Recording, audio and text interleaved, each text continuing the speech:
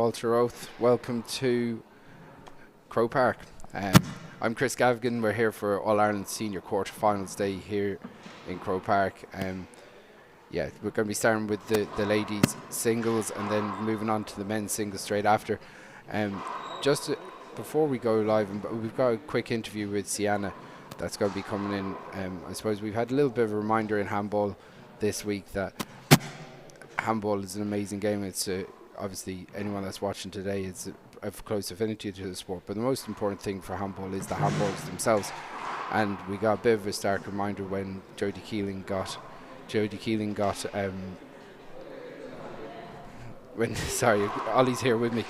So when Jodie Keeling took ill earlier on in the week, we got a bit of a reminder that, you know, handballers are the most important thing. So we just wanted to give a quick shout out to Jodie and her family, as Jodie's been had a bit of time in hospital, and she's still in the hospital in America. So big shout out to them. Hopefully you get well soon, Jodie. And we're going to start today by I had a quick chat with Ciana a couple of weeks ago in Bracky. So we're going to cut to a quick video there, and we'll chat to you in a few minutes. Just after getting to the final of the Mick Kerr tournament, it's been an unbelievable weekend here. You kind of, in your semi-final, you kind of worked your way into it, and most players would watch that and they'd almost think that if it was me personally, it'd be like an element of panic, but you were like cool as a breeze as you were getting through it. Yeah. In those situations where Molly had went 6-0 up, started really fast, how do you kind of reset? And I know you do this for a living, but there must be butterflies somewhere that you have to kind of quell.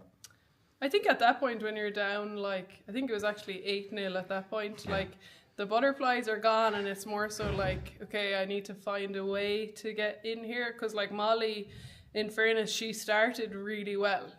So I think that's also a factor I take into play. It's you're not necessarily doing anything, that's really poor. It's your opponent has actually started really well. I started a little slow, so now there's a big difference there. I just think if I was to panic, that's probably not going to help the case.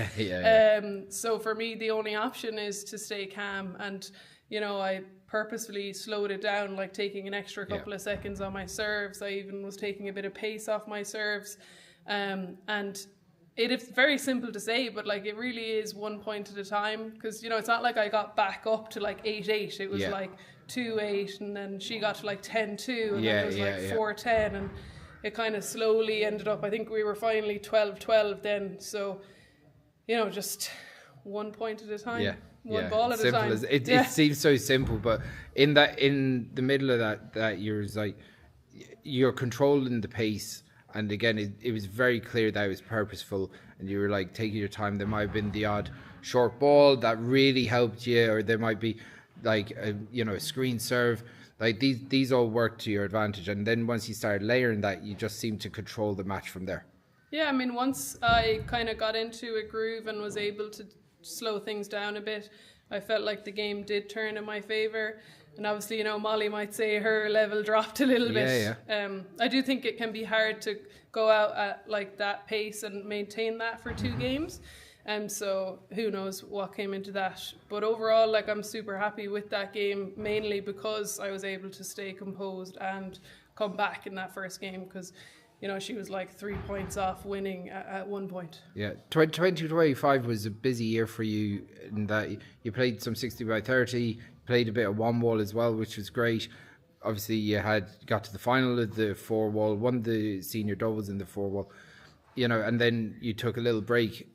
How do you feel after taking that time in the sun and go and doing something a little bit different for yourself? Yeah, I mean, I think it's important to take a bit of time, if you want to. For some people, they just want to play handball all year. Typically, I wouldn't do Big Alley, and I didn't do one wall the last 2 years, so it was a pretty intense, January through September. Yeah. But we always had planned, we're going to go away like September through December, so I was kind of like, I'm just going to play as much as I can and then take a little break. Main motivation there was to be in the sunshine a little bit, so I don't blame you. It's been a shock to the system coming back, like training with my hoodie on and like playing an intense training game and not even sweating. But you don't feel that when you're here, like in Bracky, like the courts are super warm and fast. So that's another thing you have to adapt to. But like 2025 was a great year, like in terms of handball and like personally and professionally as well. So I mean, that's always a good thing to be able to say. Brilliant. Like, one thing that's noticeable is that you're producing a lot of handball content over the course of the last year or 2 years now, and you really seem to be enjoying that part of it, and it's showing the game in a different light, and you're kind of taking on parts of new media and taking advantage of being able to build your own brand. Do you think that would be good for more handballers to follow suit and do something if it shows their own personality? Yeah, I mean, I think social media today, everyone has the opportunity to do that if they want. For a lot of people, they might be allergic to that, and I understand that as well. Like, it can be, you know, it's also not my main focus at tournaments, because that can take away from what you're trying to do on the court as well. But for me, like, you know, the things that I'm passionate about, they play nicely into performing in handball. You know, like, I think it's so important to be fit, to take care of the mental performance side and overall health and well-being. And like, I see handball literally as a vehicle to promote all those things. And it's like where I choose to perform, but really, you know, not everyone has to play handball. Obviously they should, because it's great. But as long as we're all training and using those principles, we'll probably be doing pretty well. So that's one of the main motivations I have behind what I do as well. Going into 2026, obviously it's quite stacked early part of the calendar, with the singles being on first before the doubles this year. So it's these early tournaments have become really important. And you see, like, Daniel Relhan's just after losing to Killian in an incredible match, but Daniel's form the last couple of, say, month or two has been really good, and he's performed really well in this, which shows good for the championship. Like, these early tournaments for you, I'm sure you think in the very same way of trying to get as much out of them as possible. I mean, I got back to Galway 2 weeks ago, so like, thankfully I have about 6 to 7 week block until the championship for when I got back into the country. So definitely like getting good games this weekend, which I already have, and now I have one more game to go. Then we have another tournament next weekend down in Shannon for the ladies. Then we have the She's Ace 2 weeks after that, and then championship is 2 weeks after that. So it does set you up nicely. Like, we'll all have had some really tough games. We'll all be doing our individual training outside of that. So I think we all have every reason to show up in February feeling pretty ready to go. Exciting times for 2026. Absolutely. Excellent. Well, look, best of luck today in the final, and we'll be talking to you in a couple of weeks' time at the championship. Can't wait. Awesome. Fiona will be disappointed because she had such a great tournament. Like, no, fair play to Sienna Ní Churraoin. Fiona, it's great game. has taken the shades, and the local crowd and the crowd are delighted with her.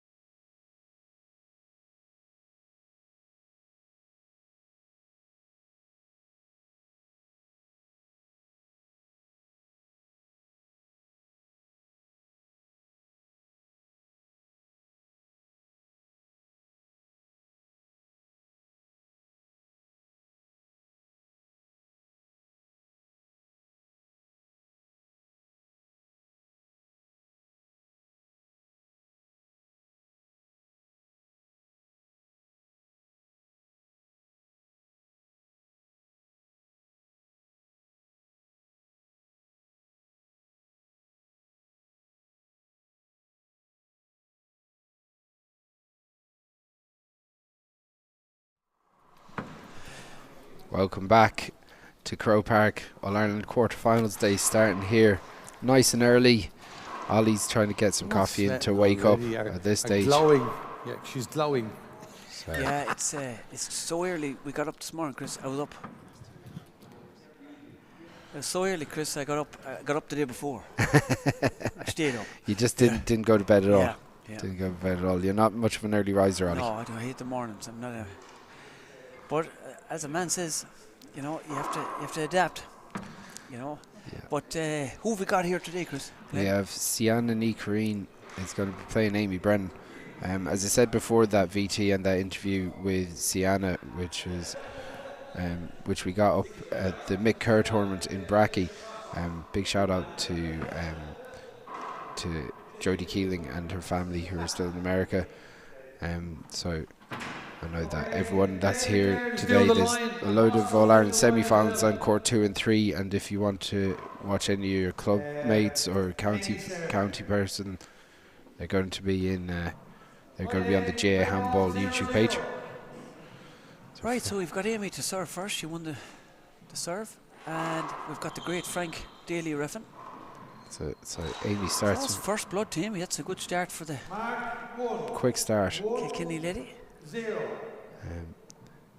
Amy, who got to the senior 60x30 finals only 6 months ago, which was played in Abbeylar, lost to Martina McMahon on the day there.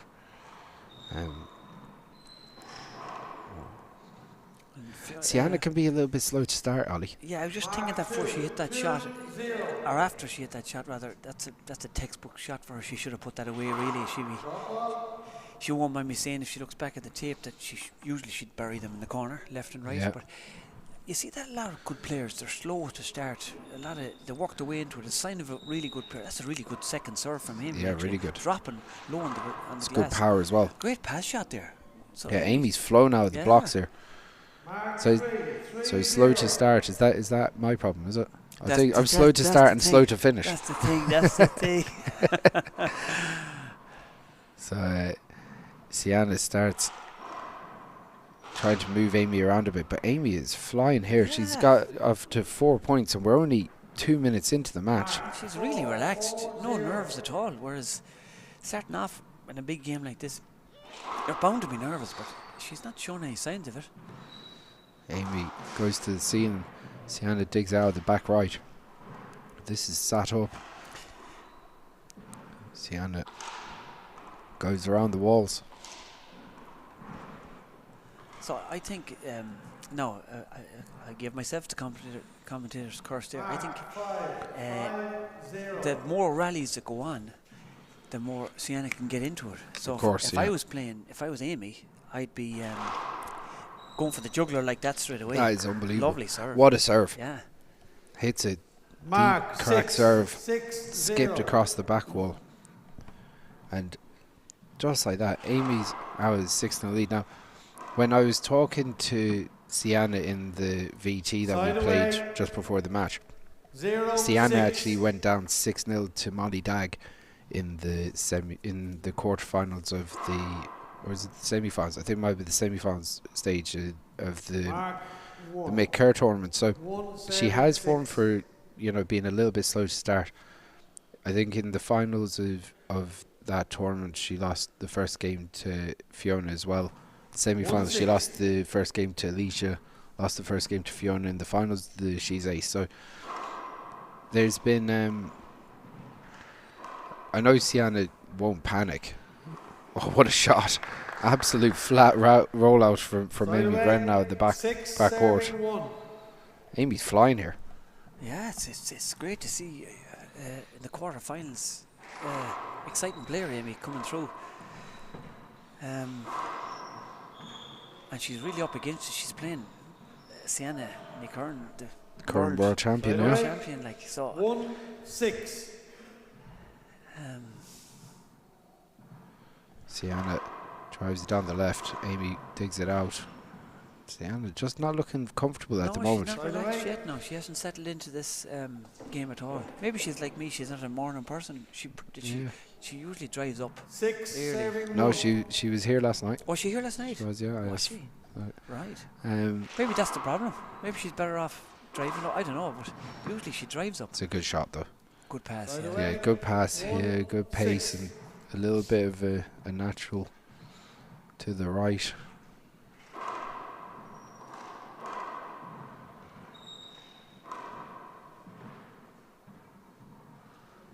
So Ciana's off the mark. 2 serving 6. Short ball. So 2-6. Amy with still a strong lead early in this match, as Ciana throws it around the walls, and then goes for the bottom. That's Ciana starting to find a bit of range here. Yeah. She definitely Mark. seemed to strike those last 2 balls, that 3 ball around the walls, and then that kill down to the right. 3. She seemed to strike them with a little bit more conviction. As Ciana drives it off the left-hand side wall, goes to the right corner. Amy does the same, and that was a great shot. Amy flying. Right away. Amy's doing really well here. Very good. Now she Again, knows how to hit the bottom. 6 serving 3.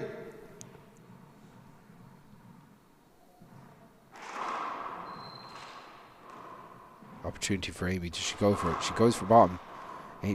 Ciana picks it out. That's a lovely pass That's a shot. good pass, Very yeah. good. And a good pick from Ciana. Right away. I think she's starting to Yeah, play now. Like she can play. You know, earlier on she was missing 3 unforced serving errors, and 6. you know, but she's starting to settle. very much so.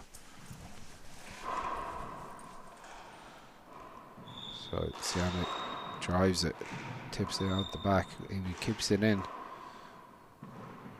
Opportunity for Amy. She goes to the bottom, and she's again not missing anything off the back wall. Ciana has to actually take. She has to take her opportunities, doesn't she? Yeah, because Amy's not missing. Yeah, I was going to say because Amy's taking them. And that's uncharacteristic. hander, No, that's not yeah. like her at all. 7 serving 3. So Amy drives it down the left, pokes into the corner. Good That's serve. a really good serve. Nice bit of spin to it. It stuck to the left hand wall. Yeah, Lovely, just- lovely serve. Kept it flat as well, didn't let it bounce up. So Amy 8. must be very happy serving with how this 3. has started.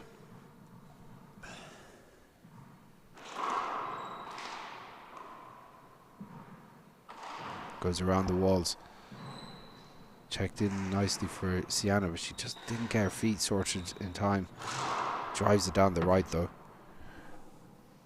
So that's one thing with Ciana. You don't want to leave the ball 3 sitting up in front of her. serving 8. She can hit the ball a fair lash.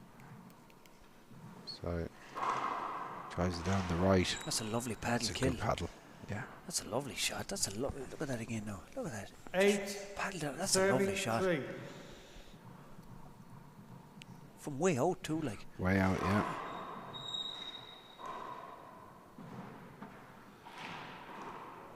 So Amy going for every opportunity she can.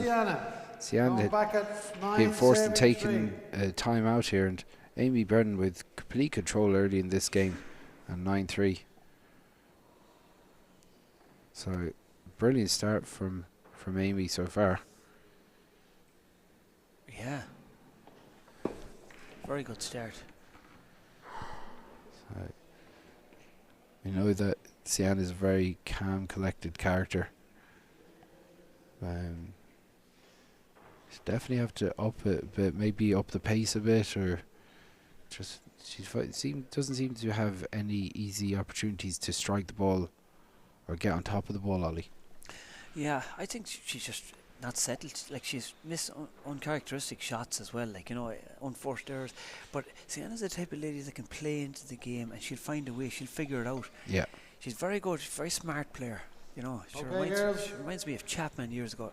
If you didn't take your chance, he'd outthink you. And Ciana's a bit like that. She's very, very clever. She'll work it out. Yeah, you know.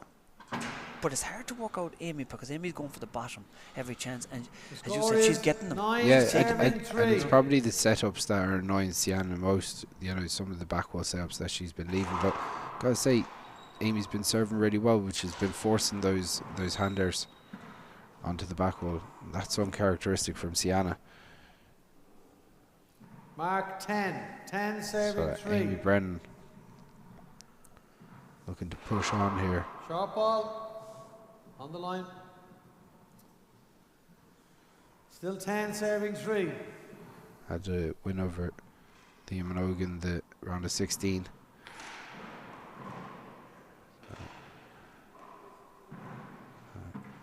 This is up off the back wall. Amy goes for the left corner.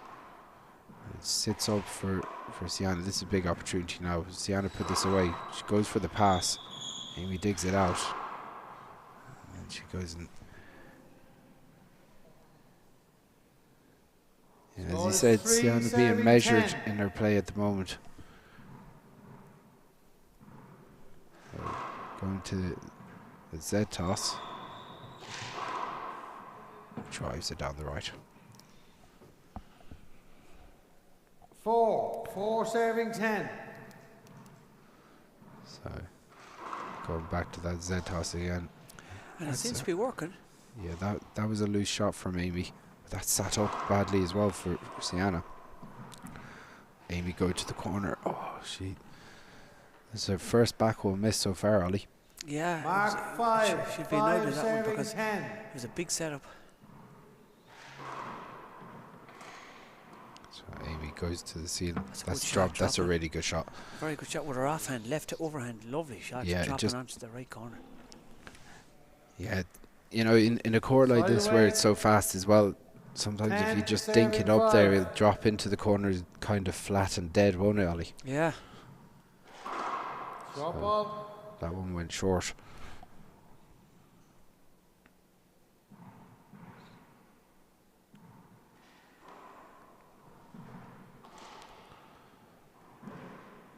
So Amy Brennan goes to the corner. She got it that time, Chris. The corner she went for it and got Yeah, it. And she's only missed 11. one of them so far, 11 really, that one serving off the 5. back wall. So she hasn't really... Gotta say, Amy's really grasped the nettle and started super strong. No nerves. That's a great shot as well. she's really taken the She's going for chances, it. like, yeah. 12. That wasn't 12 her serving 5. smoothest stroke, but she got the desired result. Yeah. I'd be expecting Sienna to have another time out because I just think to you calm the need fire to. a bit. Like, I'm surprised she hasn't, but she will. No, I was Ooh. going to say she will if Amy gets this. Yeah, You know. she wasn't far off. Yeah. Side away. 5 serving 12.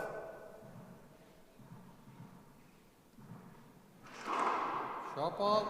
Both players not getting their first serves in right yet. Yeah. So, yeah, Ciana's just seemed to be searching for something that's going to work almost. She's moved to this might be her 4th serve that she's gotten going so far. That one seemed to work a lot better. But you just have that feeling Mark if 6. 6 if serving Ciana went 12. back to that lob toss off the sidewall, then maybe Amy would go for that bottom right hand corner again because she's getting a lot of success out there. Right. So we'll see how Ciana goes with this one. Does she go Z toss or 2 wall? No, she goes straight off the sidewall. Ciana drives it out the right.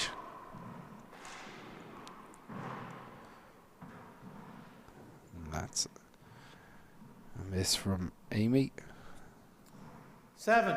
Both players missing them now. 7 Sienna missed serving one earlier 12. down off the roof onto the glass. It's an awkward shot in fairness. Ciana very much back in the game though at 7-12, then being at 5. Yeah, she seems to have played her way into it a bit. Yeah. 8. 8 serving 12. So a little bit of pressure coming on Amy here early in game 1. Ciana starting to take again a great shot from Lovely Ciana. mouse Like, across the floor Gotta there. say, like if you want to 9. learn backwall technique, 9 that's as serving flawless 12. as you're gonna get.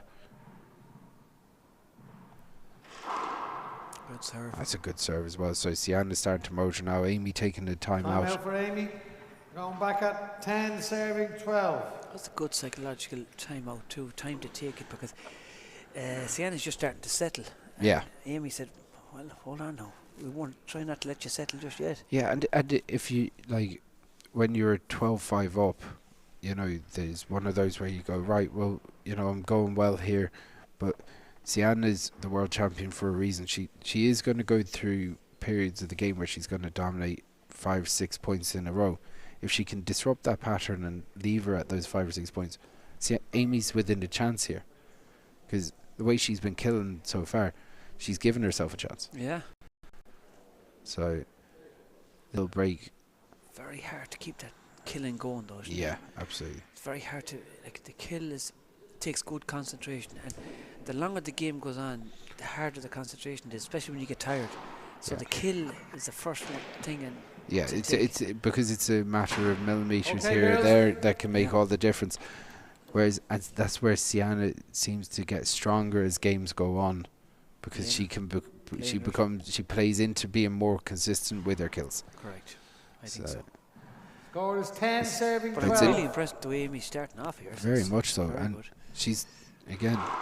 Short ball. So let's see, does that timeout work? Has she unshelved Sienna again, or has Sienna settled? Close. Very close. Very close. Now, at this stage now, 11, Ciana serving would be 12. strong favourite to win the first game because of her experience. But Short ball. if Amy can just get rally and pick a couple of points, maybe get to 15 or 16, then she puts Ciana under massive pressure. Opportunity for Amy. She goes to pass this time. She go to the corner. She does. Ciana picks it. Good. Dinks in the That's a corner. So that's a lovely good re-kill, start. yeah. So that's exactly what Amy needed to do. Had to get Ciana out of her comfort zone there. 12, But serving earlier 11. on, Chris, if you notice, Amy was killing the Killing first the shot. first shot, yeah. Off the right corner. Sienna wouldn't have picked it. But that's the difference now. Can she maintain this kill? So Amy Brennan pokes it up to the ceiling. Awkward ball dropping. This one's coming around the corner. Amy drives it down the walls. That's good. That's a point on the board for Amy. That should give her a little bit of confidence.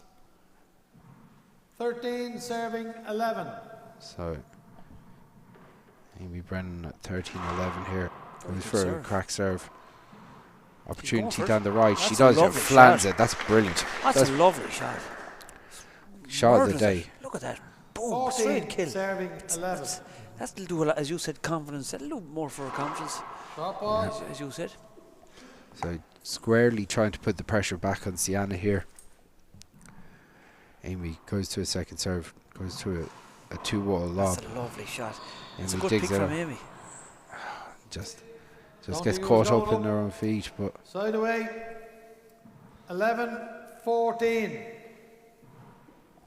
so Ciana looking to Short ball. get things going again. So That serve, that she first just hasn't serve, got it in yeah, really, has it's, she? It's not coming in like she wanted to be at the. Yeah, it's he hasn't really got it going yet. That's a great serve though. That's an unbelievable second serve. Yeah. Like that's even 12, that's even a good serving first serve. 14. If she Exactly. like she's gone back to her other serve again now, but I'd be going for that first serve if she could. 100%. Big setup here. That's Takes a it. good shot. That's the first time Ciana's really kind of settled into that 13, left-handed stroke as well and gone for the 14. bottom. So 13-14. Amy digs it out. This is going to be an opportunity for Amy. She goes and she takes it again. Been brilliant Side off the away. back wall all game so far. Did you stand on her foot? We'll play the ball again, and if you stood on her foot, we'll play the ball again. I missed that. No, I was looking Sorry, at the crowd Sienna, I coming didn't in. see that, okay? I What didn't happened see there, it. Chris? Did you catch it? 13, Well, 14. there was contact, but Ciana, was that after Ciana had taken the shot? I don't know. I didn't see where the contact was made. Ciana using her experience to get a replay either way. That's Side away. Conviction. Yeah. Kind of conviction, like she. That kind of motivated her, that call. Big a bit, time. if you like. I know I didn't see it, so I can't 14, comment on it. yeah. I don't know No. where the contact was made, so it's hard to make that different.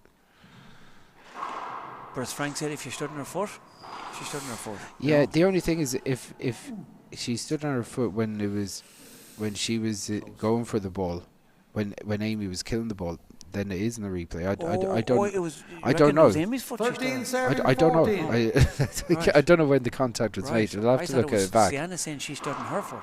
Yeah, I don't know. Right. Oh, it was Amy. Mark. I thought she said Amy. Oh, okay. Fair play to Amy. She admitted it to. She said, "Yeah." Okay, both disagree with me, so sharp ball. So going to second serve. Frank's call overturned there. That was good refereeing too, wasn't it? Well, Amy asked for the appeal. So Oh, right. Okay, and she got it. yeah, that's a Yeah. good shot from Ciana in fairness. Loose return from Amy. They Together at 14. And we've a cracking first game. Very good first game here, Chris. So Sienna Ní Churraoin. She caught her left hand there. Now, hope she's not hurt. You could hear it up here off the Mark, glass. 15.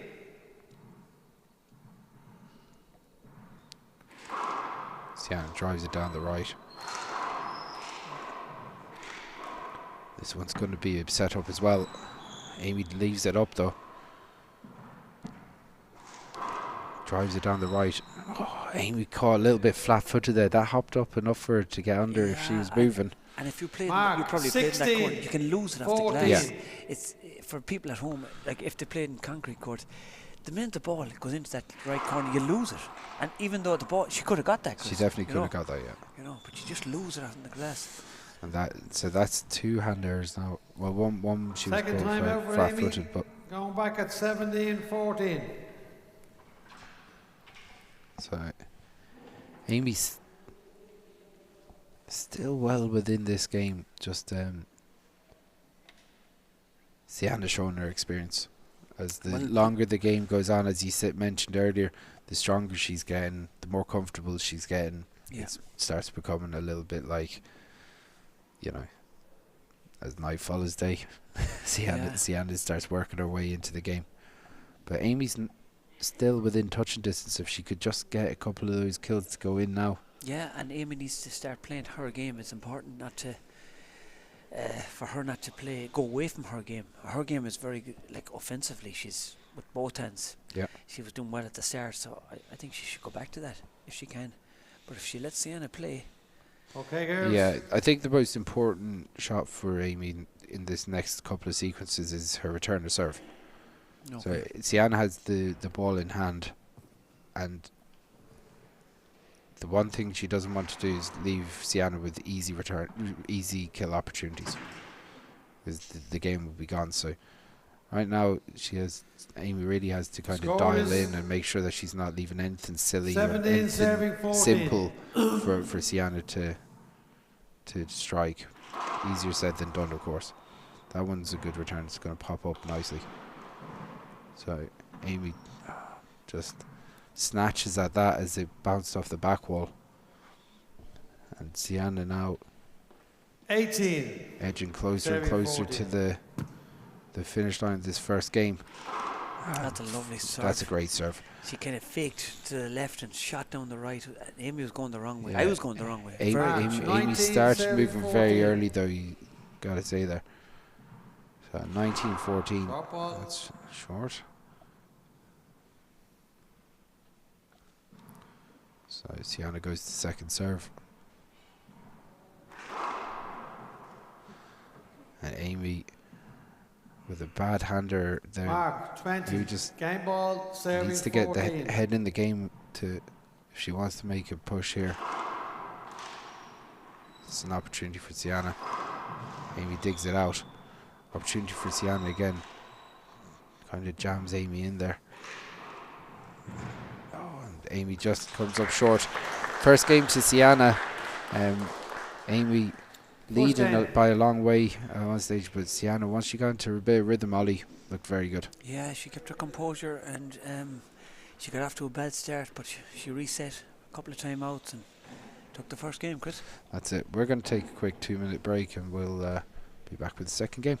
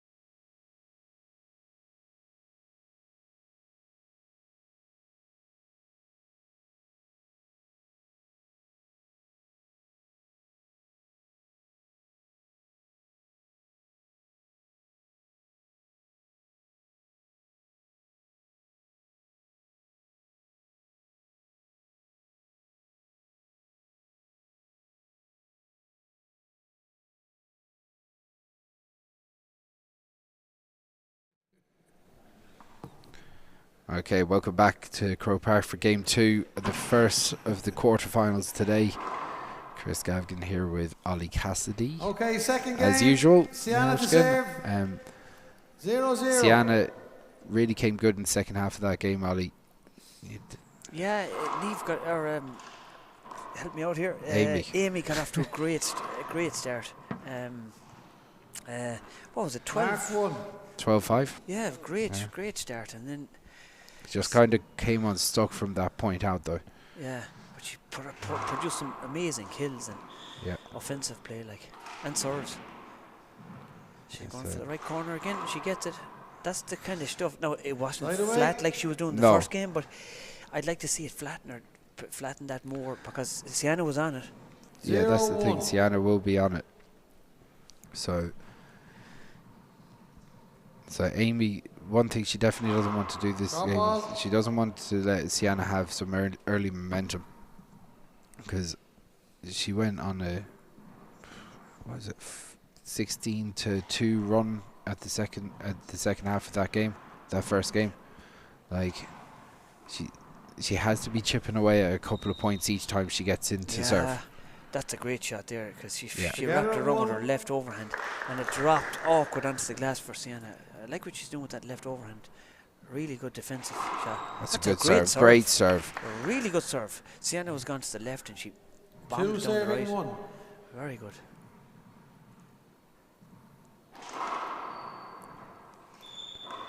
This is a big setup as well. Can Amy put this away? Oh, she just, again.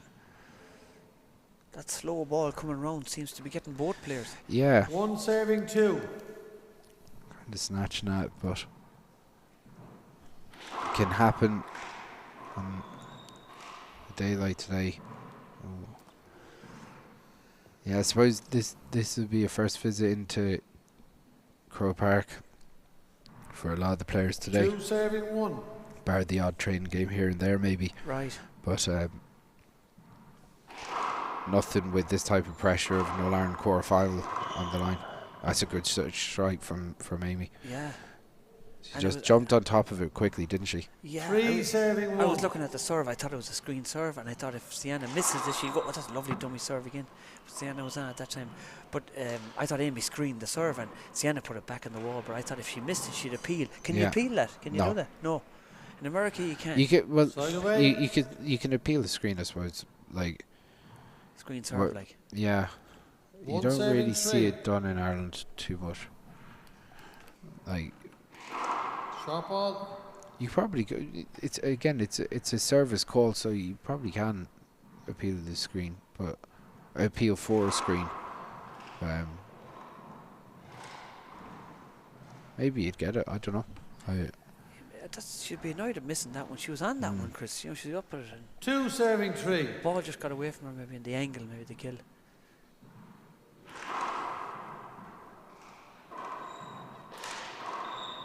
Opportunity for Amy. Goes down the right.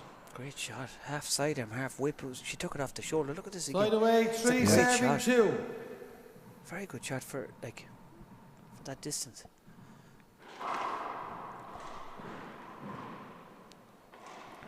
So Amy pokes up to the ceiling, then goes around the walls from Ciana.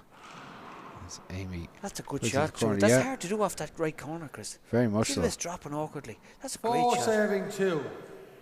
Caught Ciana a little flat-footed there, though, as well. Probably wasn't really expecting it to go that way. As Amy goes for bottom, Ciana pokes it out, gets a little bit of luck as it clips the sidewall. 2-4.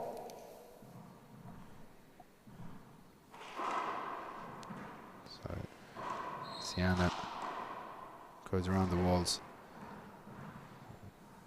That's an awkward one as well. That one bounced weird. Just kind of. It wasn't what Ciana was expecting. It kind of went sidewall, front wall, and just kind of made her caught her off guard or something.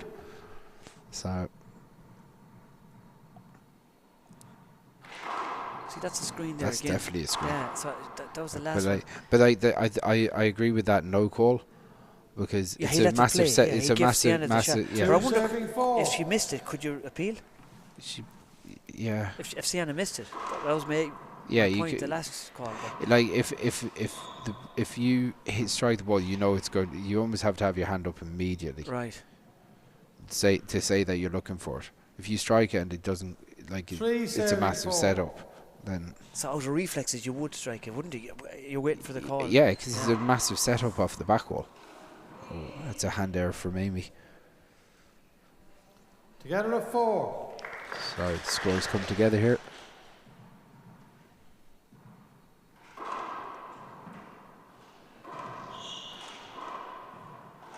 So Amy pushing around 3 walls there. Catching Ciana. Ciana's missed a few of those today. Yeah, it's 4, uncharacteristic 7, a bit now. Yeah, it's usually one of her strengths. Yeah. But so Amy driving good one down the serve. left. That's a really good serve, that. This is Yeah. a big opportunity. Oh, and just Side away. It looked down, Oh, but that it looked was a really point, down, yeah, to she be got honest. it, yeah, see the glass and put 4, you up 7, from up here. 4. We're back. I would have said that was I could see your body language. Yeah, you yeah. thought what I was thinking. was that, yeah. Yeah. I think I even said it. I was like, well, that's unfortunate. I thought that was a miss, to be honest. No, the glass is deceiving up here. Play the ball Contact again. Now, it was Amy's shot.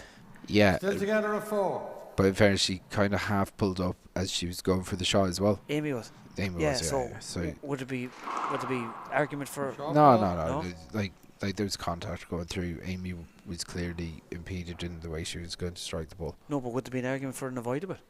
No, Because Sienna was very close on No. the backswing. Because the ball was set up for a kill. but Ciana was in front of her, so Right. it's not much she could have done there. I'm just trying to disagree with you. 5, You're 7, trying. Trying 4. to get you. You You're know. trying to. Yeah, but you're too kill clever you from. can be. You won't get involved. You can't. You keep, won't get involved. you can be wrong all you want, Ollie. Yeah, but That's a you good see- serve. Mark. That's a really good serve. Didn't 6. come off the back wall. 6, And serving probably 4. less Look at than that. an inch over the. Jesus, really as- good.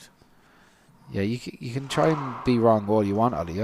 I'm okay with that. Yeah, but You- you're usually you- good at telling me I'm But wrong. you should be used to it at this Serving stage. 4.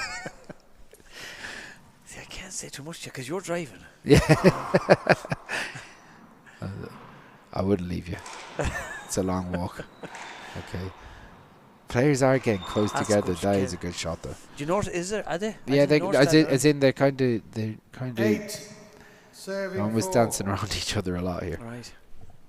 So Ciana getting a little bit of purchase out of this, served straight on the left. That's a bit of a poor hand error from Amy. She'd be disappointed that she didn't settle 9, into that shot. serving 4. So that came out probably a good 4 or 5 feet from the back wall. She won't miss that one though. It's going around the walls, off the back wall. And that's a Oh, great wow. shot.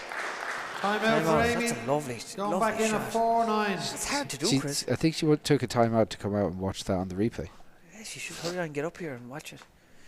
But that's a lovely shot, textbook shot. She waited for it to drop below the waist and fluent swing, followed Yeah, through. great lovely, shot. lovely shot. Perfect, like. Yeah. Well, we got 4-9 coming back. Yeah, like Amy would want to just kind of be on Ciana's coattails to try and get into that last push.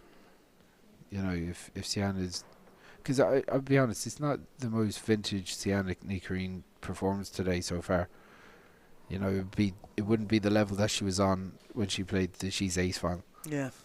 So, we've got a legend in the house. We've got Owen Kennedy walking into the building there. Okay, girls. Amy, so Owen into taking the views. So Ciana.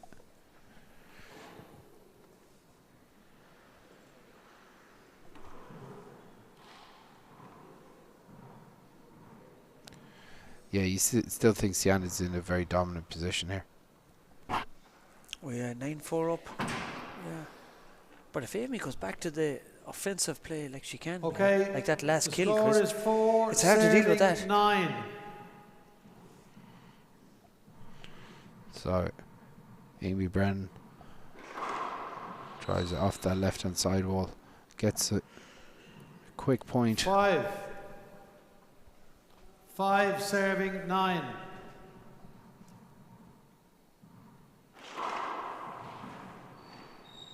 Very good serves. Oh, that's a good shot as well. Just broke kindly for Amy. She's taking her chances. 6 Bit of a 60 serving by 9. 30 swing from Amy there. So Short ball. he goes to the second serve. Ciana flicks it up to the ceiling. Amy goes around the walls. And Ciana puts into that left-hand corner. And Amy is having a bit of... 9. She's 6. shipping aces out of that straight left into that left-hand corner, Ollie. Yeah. Made 3 or 4 errors out of it, so needs to tidy that up a little bit. So Set up here. Oh, and that's... that was 2 bad shots. Ciana should Yeah. have took the setup, and Amy should have took the return. But I suppose it was coming with power on top. 10. Yeah. We're a 6. good bit back here, and we don't realise it. On the Power. speed, I think sometimes you need to take in the game from side of court just to It's a big difference, realise isn't the it? pace of Yeah. the game. You know, it's 11. 11-6. so Ciana drives it down the left, kind of jammed up on her in the right hand corner. Goes around the walls again. Bit of a That's a hand from error Amy. for Amy. Yeah, like Amy's making Mark. some poor hand errors 12 in this serving game, 6. just not really settling into Short ball. good periods of play here. So Ciana, the great Joe Cummins comes into the arena. Ollie ready for his All-Ireland semi-final later on. I was talking to him earlier. He's made a good comeback. He was very sick last year. He was, yeah. Good to see Joe around the place. That's a good pick for him, Amy. Yeah, she changed Good change of direction, It was yeah. good footwork from Amy. Look at that, how she changed. That's great athleticism. Very good. 6 It's serving hard to do when you 12. go one way, like in this court. So Amy Brennan back in at the service Oh, line. is That this looked gonna like be it was good? short. Thought it was good. I was going to say, what's 3 the of us P thought it on was it? good. Yeah. What do you think, Chris? It was close. 7 serving I 12. probably would have just guessed that it was good, but it's very, very close. I don't blame anyone trying to appeal that. What did you think, Ollie? I can't see from back here. We're well back here, Chris. Yeah, it's hard to call from back here. 12 serving 7.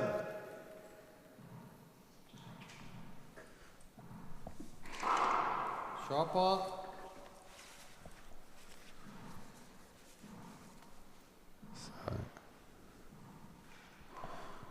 Ciana goes to second serve. That's Amy.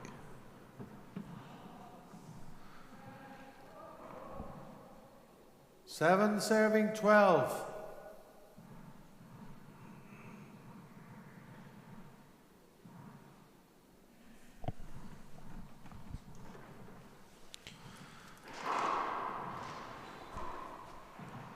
Opportunity for Amy. She goes to the right corner, and that's a good finish. That's what she started the match with. 8 serving 12. Yeah, she's got back to that kill, Chris, in the right corner. It's a good serve, yeah. Good to switch it up. She goes to the left corner, doesn't get it, but this sits up nicely for her. Yeah. Just No, a there little. was 3 bad shots there, Chris. Yeah. She goes for the left, she sets Ciana up, and Ciana goes for the kill and And pops sets it up out. Amy. 12 Yeah, serving so- 8. That ball can really fly though as well. Yeah, Like, in fairness, if it you- can, yeah, it can. The power is in it. if you do hit it a little bit wrong, that's a lovely. great shot. She made up for it then. That's a great lob up to the... That was actually a great serve. Yeah. She just put any bit of the 8 hand on it at serving all. 12. Very good shot. That's a good serve to get in. That's a really good serve. Yeah. First serve to get in there. So Amy 9 serving 12. getting a little bit of a run of aces here. So tying it up. So it's going to come off the back wall. Sienna doesn't. Oh, did she get a hand? Oh, that's good. Both very good shots there. Yeah, very good shots. Good hands from both players. 12, serving 9. So Sienna back into serve. Short ball. Yes, Sienna wasn't caught on her heels there when the ball popped up anyway. That last rally, so she goes to second serve, and Amy goes around the wall. It's kind of a little bit of a miss hit, I think. Backing up into Sienna. Sienna just about getting out of the way. Yeah, I was just about to say, it was lucky she got out of the way this time, because she let her hit the shot. In fairness, she got out of the way. Has to be done. So Sienna drives it off that left hand side wall. Amy seemed to have shored up that left hand a little bit, but that ball popped up a little bit awkwardly for her. Mark 14 serving 9. So Sienna trying to reapply the pressure. Yeah, she's trying to put the pressure on now and get that first serve in, but it's not working so far. Yeah, that's her better second serve has been this 2-wall serve. Yeah, it's been her best serve all day. That one was more straight out into the middle to give Amy an opportunity on her right hand. Sienna goes back up to the ceiling. Opportunity for Amy here. It's from deep. That's a great pick. Really good pick. Amy takes a second chance. That was 2 good shots from Amy, and Sienna had to scramble to get that first one up. Really well put away by Amy in that last shot. 9-14. So at 9-14, can Amy pick up a couple of points to put the pressure back on Sienna to... That's a great shot. Lovely shot. I'm surprised there isn't a timeout here.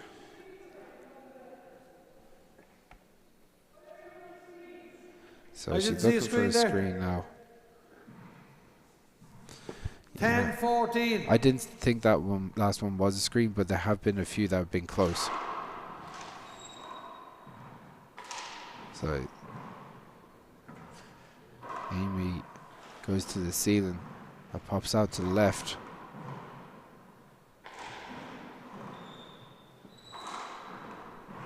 That one's going to be off the back wall. Amy makes a hand there. Side away. So Sienna back into serve, Ollie. 14-10. 14-10, as Frank says. It's still very close. No one pushing on, but Sienna will be hoping to get this first serve in, which is not going in.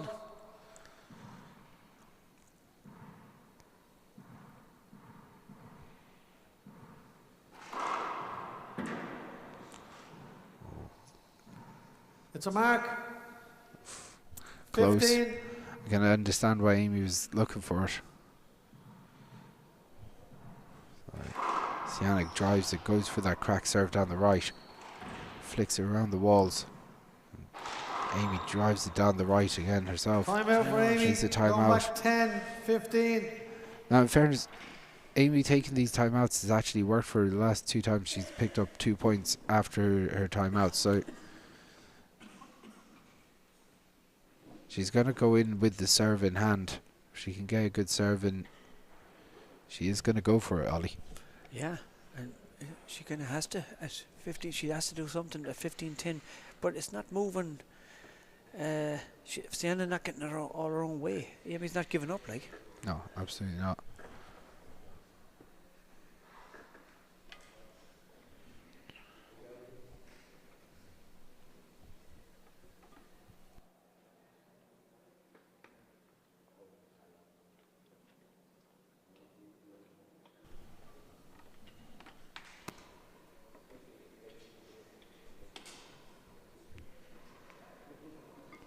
Okay, girls.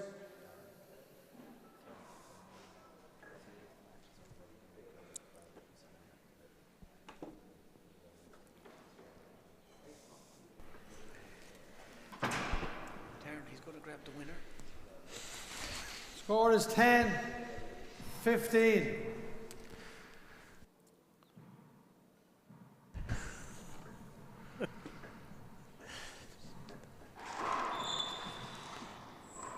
So Amy Again, Side away.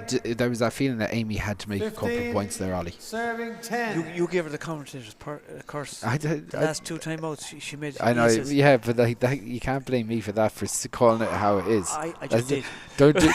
Don't have any analysis of the game, that's that's a great fly. shot. That's a lovely fly kill. Quickly changing the subject here. Chris, I like what you're doing. 16, serving 10. Okay, so Ciana only 5 points away from the finish here. As Awkward ball dropping. She got it. Big setup here, Chris. that's a poor miss from Ciana, though. She seemed to reach for that one. You were blaming me for the commentator's curse. She seemed to 10, reach a 16. bit Yeah. for that one, Chris. Maybe she's soft-footed, maybe. Yeah, but it's been quite a patchy performance from Ciana by her high standards.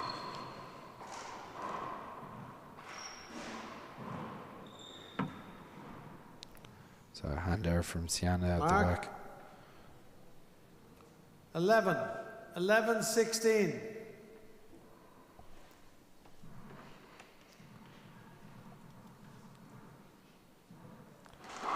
So Amy gets the serve going.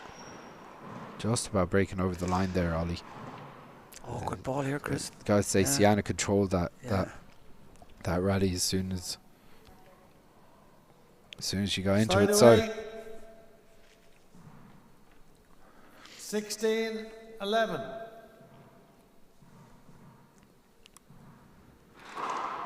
Short ball. I was about to say, did she Still get the first 16, serve in, Chris? 11. She didn't. It was short. no.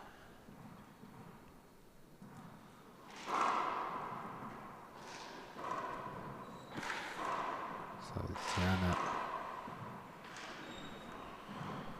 drives it down the Awkward right. ball. Very that's- good on the roof, Sienna. She'll push it back into the right and left corners if you let her. 17, Yeah, Very eleven. really control. good technique. Yeah, very good control on the roof. So Ciana trying to That's a drive her good way serve. to the line. That's a good pick from Amy out of the back court, but that's a good shot as well. Yeah, the serve, there was wrinkle on that serve. It was Yeah. lovely. And as you said, she did well to get Mark, it back in the wall. 18, 11. So Ciana at 18-11, storming the way to herself into the All-Ireland semi-finals. That'll be on next weekend here in Croke Park, just 3 points away. Drives it down the right, and Amy with a hand error. Amy with a little bit of a look at dejection 11. there. Well, Sienna's putting under pressure now. As you can see, the first serve is going in. Yeah. You know, and when the first serve goes in, it's a very good serve. Mark, 20, game So ball. at match point, 11. Ciana's close to the finish line now. Goes for the crack serve and gets it. That's it, and that's the first. That's the first First of our game. semi-finalists today, Ollie. You're going to go down with the winner, Chris, and have a word. And we'll be back shortly for match number 2.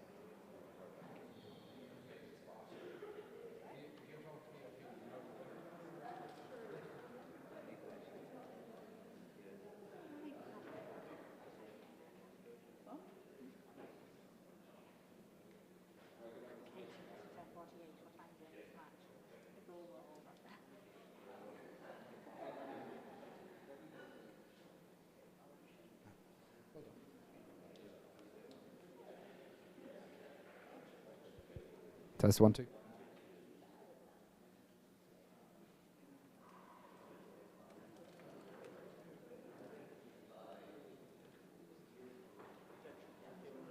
Big L there, I suppose. Yeah, perfect. That's what I like to hear. So I wish I needed.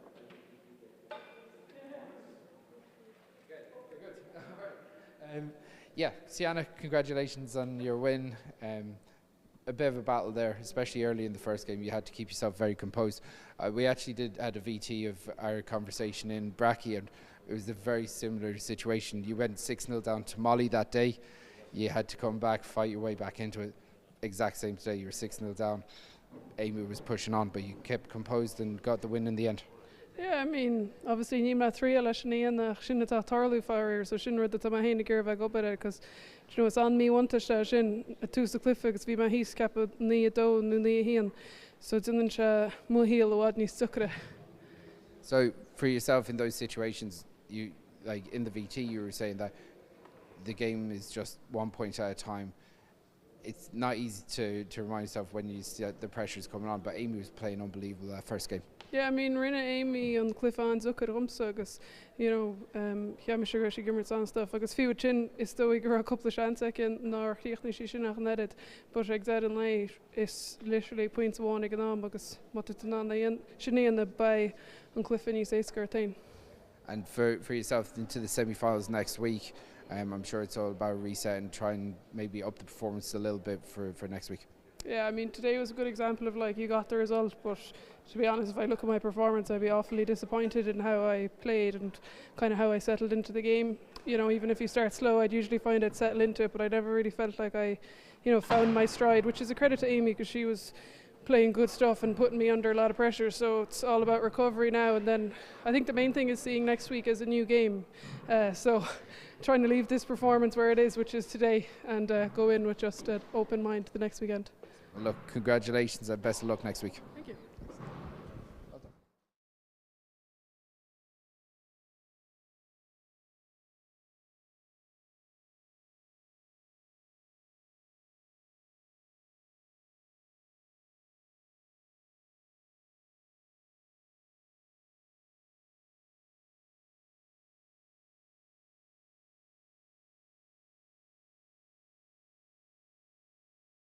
Killian, big win today in Old Cork affair. How are you feeling after a big win against Michael? I feel pretty good. I mean, physically I feel drained, but mentally I feel pretty good. We were talking earlier and you were saying you haven't played that much since the Worlds last year. Obviously you've had a busy year in your personal life. How does it feel to be back in the court? You know, as I said, mentally it feels really good. You know, it's nice to be back enjoying it, and you know, just playing very competitively. Something I missed, and you know, just kind of getting back into the swing of things is very enjoyable. Physically, you know, I just trying to not get injured is the big thing because you know I just wouldn't be in the best condition to keep going, I suppose is the word. So we'll see how it goes. Almost like your muscle memory just puts you in such good positioning, and your footwork just seems to be so in tune just over the years of playing at such a high level. Yeah, look, I've always felt that, you know, I've always had good form and good footwork, and it kind of comes naturally, and even if I took a year off, I don't think it really affects me much. As I said, it just kind of affects, I suppose, the percentages go down, you know, I don't kill as much and stuff like that, but you know I can still play handball, which is good, and you know if I ever decide to come back to it, I'm pretty sure it would only be like a month or two to kind of get back on form. But as I said, look, life got in the way, and I'm enjoying the other side of things too, and you know if I'm not back playing, then maybe I mightn't be, but maybe I will be. Sure, who only knows. I was talking to Daniel earlier, and I was mentioning how Cork handball is in such a strong place at the moment, and that really showed this weekend. I know obviously between yourself and Michael and himself, that's 3 out of 8 quarterfinalists, which is really strong. I know you're playing out of Boston, but you add the likes of your brother Ty, and you add David Walsh in the men's elite level. It's up there with where it's ever been at in Cork. Yeah, look, I don't know. You know, Mallow has been very fortunate, the amount of players that have come out of there. I mean, like, just even thinking off the top of my head, we had like Ryan Harkin, Pat Hurley, my brother, Tyke O'Neill, David Walsh, me, another fella called Mickey O'Malley, even Keane O'Driscoll, who lives in Armano. Just like, you know, all of them were like low senior to high senior standard players. You know, and even David Walsh had a chance to be, well, he is ranked. He was ranked the number 1 in Ireland, but did not even take championship, which I never even took. You know, and even going back before that was Stephen Palmer, who hit Of course, it all off. yeah. So, you know, we just Tony very and- fortunate yeah, as a yeah, club. it's But, you know, you go fantastic. the rest of Cork, Brendan Fleming, Tony Healy, Yeah. you know, Daniel, Michael, as I said, like, you know, and there's another slew of players around there. You know, Katrina Casey's brother was a very good handballer, Yeah, John Casey. John, so, yeah. So, just been very fortunate. The problem is there's just injuries, life, things get in the way. But Yeah. you'd swear if we could just stick around for 1 year for the interclub, That'd be some interclub team. You'd nearly play the All-Ireland final in the county itself. Yeah, it's an incredible place for me, and especially across nearly all codes. You look, Cian Dunning coming through in the one wall this year.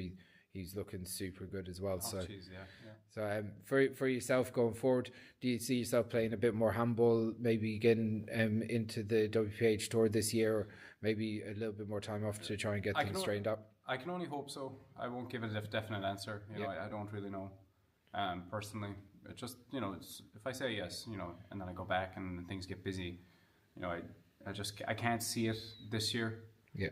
Personally, like I do have an interest to come back, but it's really just got to be worth my while. You know what I mean. It's just there's other things in my life that are taking priority right now, and of course, and that's the way I just see it. And if it fits me to come back, I'll come back. If not, you know, I'll always be involved in handball in some shape or form. Yeah. But playing full time and being on the tour and even coming back, I think the only definite answer I have right now is I don't think I'll ever be back for championship. Yeah. I think I've made my peace with that, and I think I'll leave that. Yeah, fair enough. Daniel drives it. It's going to be off the back wall. Can Daniel put this away? He doesn't.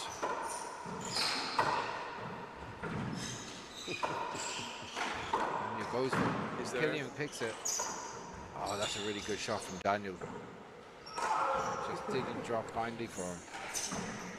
Killian's everywhere here. He gets it. Oh my God, Daniel has it. This is a crazy rally again. No. Oh, what a rally. For yourself, an All Cork affair tomorrow, but it's a very special tournament, I'm sure, for yourself and the family with the Mick Kerr event. Oh, definitely. Yeah. Do you know, I mean, I suppose they're my family now, but, you know, they put on a hell of an event and the whole family gets together, and, you know, they're really proud of this tournament, and, you know, they do a hell of a job, you know, especially now Kerr, who's doing a lot of the grunt work, but, you know, as I said, like, the whole family's involved, and they all do a great job, and they all really enjoy putting on this tournament for everybody. And as I said, like, you know, it just all comes together, and you know, I think I only hear great things from the players. Yeah, that this is exactly a phenomenal event. Yeah. Which it is. You know, it's just a good time of year, and it's good to see everybody, and everyone just is getting enjoyment. Enjoy it, yeah. From everyone, it's great to see you back playing on Irish soil, and, you know, best of luck tomorrow in the semi-final. Yeah. I just have to stop you there because I didn't give a shout out to the best Cork player ever. It was Katrina Casey. Katrina. Jesus, you know, if I named all them players and I didn't name Katrina, I'd be in trouble. So. 100%. Well, look, hopefully we see Katrina back very soon. I'm sure she's itching to get back more than anyone. Oh, definitely, yeah. You know, I really want to see her back. You know, she still has. Yeah, she's missed big time. Look, she's still got some things in her mind that she's got to accomplish, and I really want to see her do it. Yeah, 100%. Well, look, it's great to see you back playing and playing so well. That's the good job, man. Best of luck tomorrow. Thanks very much, Chris. Yeah. Sure. And just before we jump back in action, pile on a bit. Here we go. Here we go.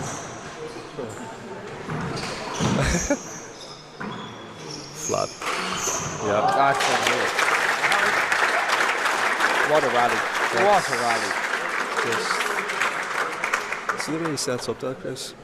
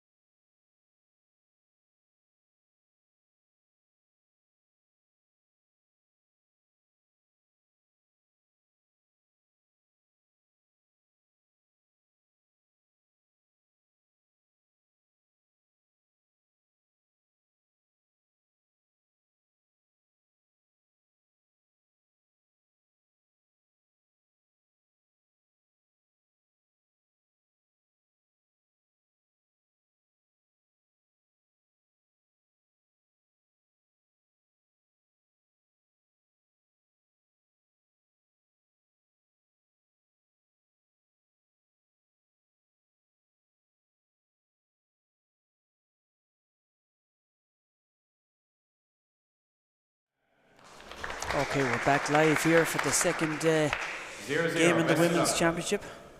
We got Fiona serving here. She won the serve against. So Fiona got first blood. Sorry, girls. We have 2 line judges as well if you want to appeal. Sorry. Over here. All right. 1.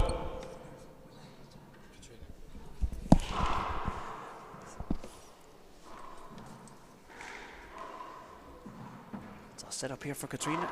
She goes for the pass.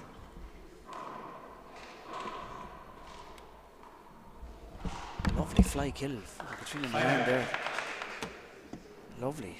Love one. Good start from both girls here now.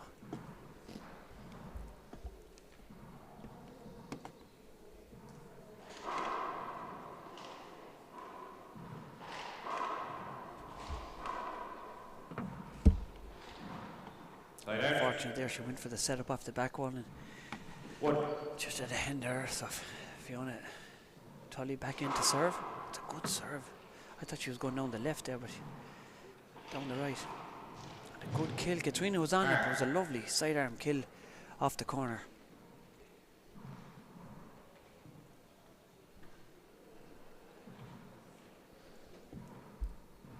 So the Roscommon lady getting a good start here. Lovely fake kill and fake shot down the left. She kind of body moved down the left, body check to the left and serve down the right. Really good serving from Fiona Tully. This time she went to the left, really putting Katrina in the off foot from the serve. That's really good serving.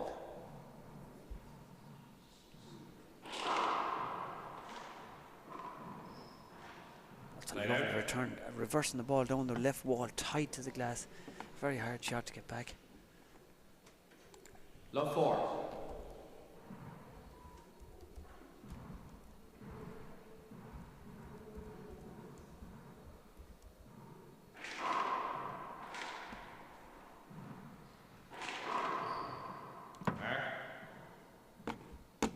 That's a good serve from Katrina. Put a small bit of insurance on it.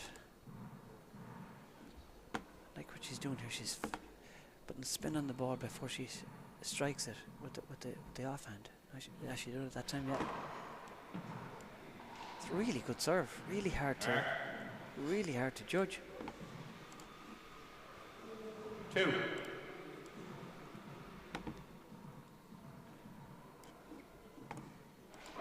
Short. Second serve. So going for the underhand lob, second serve.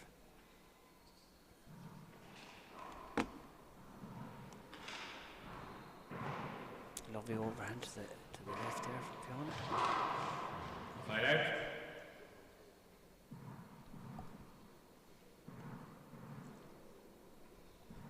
So that's a good shot. 4 phase 2.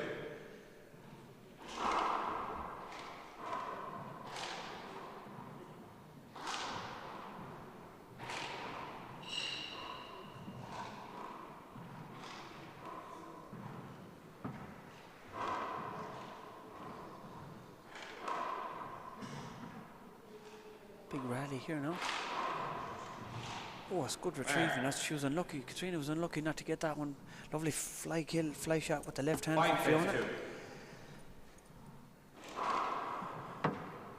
Oh, lovely spin, and that's there. The ball didn't come off the back wall.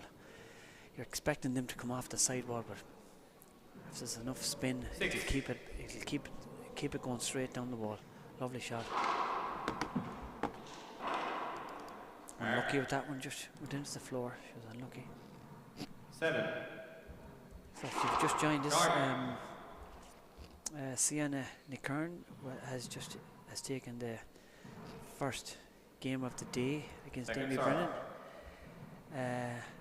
and we're at the second game of the day. Oh, it's a lovely serve. Sorry, I'm concentrating on the game here, but it's a crack serve from Fiona. Really starting brilliantly off the blocks.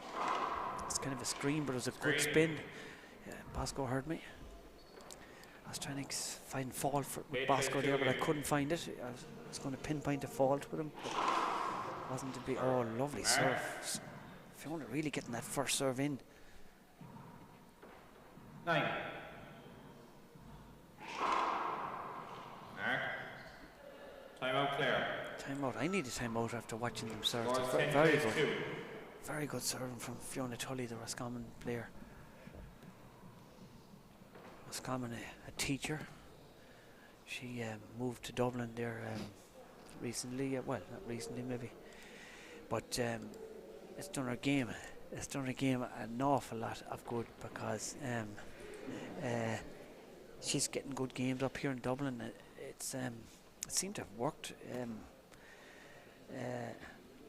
It's improved her game, I think. Yeah, and this court too, it takes a bit of getting used to, and Fiona seems to be at home here at the start of this match anyway.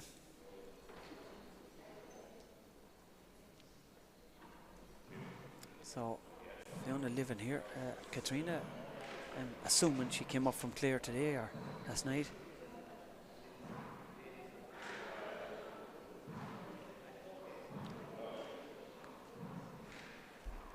Alright, time.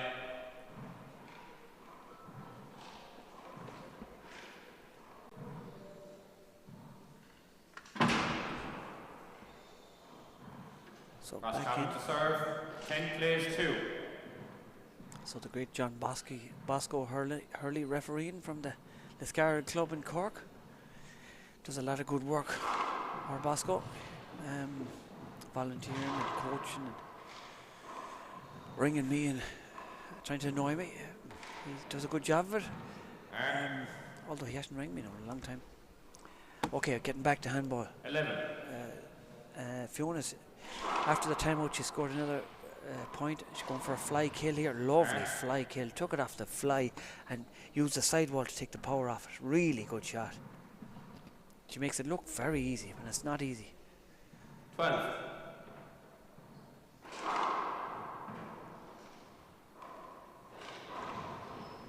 Replay. Yeah, it's a good call from Bosco, I have to say. The ball was up. 12 plays 2. She could have got it.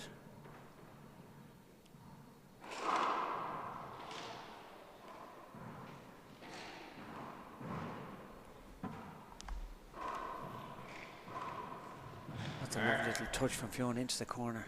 Took the pace out of the ball. 13. Short. Second serve.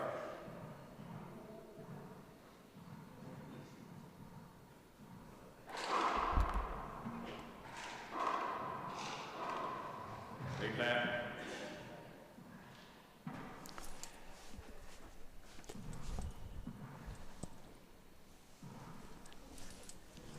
Plays 2. That's a lovely dummy serve from Fiona. Faking to the left and down the right. Really good serve. 14. When your serve comes in, I said it before and I'll say it again. When you have a good serve and you can use it, it's half the battle because it's a free shot. And a lot of players don't, including myself and Chris. Chris does it more than me. We don't capitalise on the serve enough. Luckily, Chris has earphones in and he can't hear me. He's doing a bit of work, editing a few videos, but so I can slag him all I want. He can't hear me, so that's great. You know. 2 plays 14. But big shot, big serve. Line out.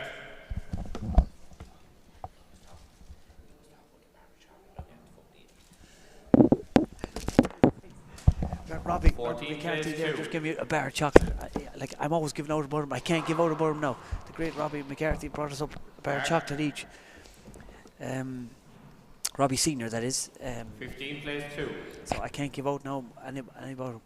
But that's a good serve for Fiona. Getting back to the handball, 15-2.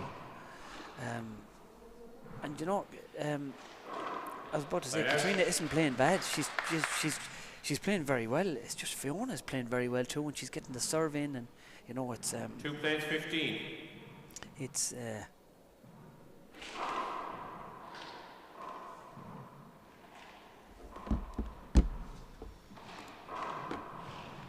side out. like Katrina's a great reader of the ball. She knew where that ball was going, but she just couldn't get her hand to it. So 15 plays 2. 15 plays 2, says John Bosco Hurley. That was a Mark, I called it good. I look short from up here, Bosco, but Good, he called good, it a mark. good. He's nearer to it, in Mark. fairness. He's down there where the action is. I'm back at the 16. back. Very hard serve to read Mark. because it's spin on it. It's kicking to the left. Time out, Claire. It's a really good serve, second. Fiona. 17 plays 2. She's done an array of serves here today, this morning. Really got off to a really good start.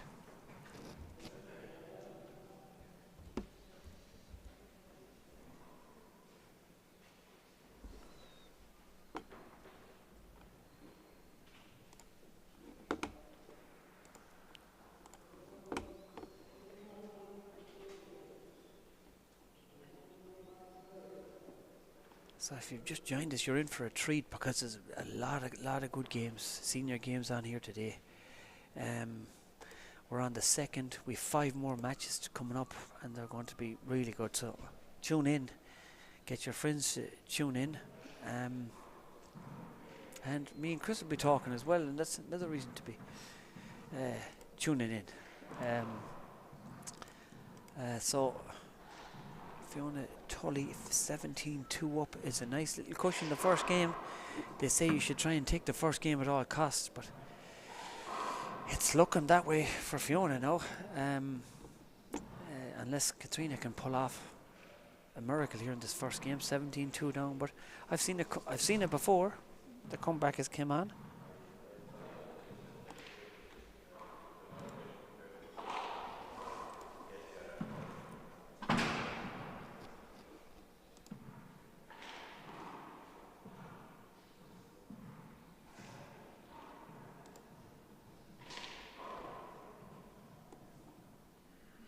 Okay, getting back ready after that timeout. 17-2, Fiona Tully serving from Roscommon. Another big serve from Fiona, but Katrina's there.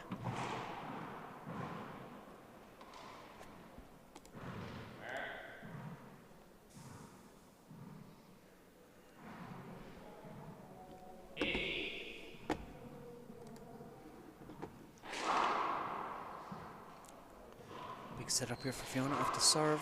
Fiona hit that one erratically a bit, but big rally here on now.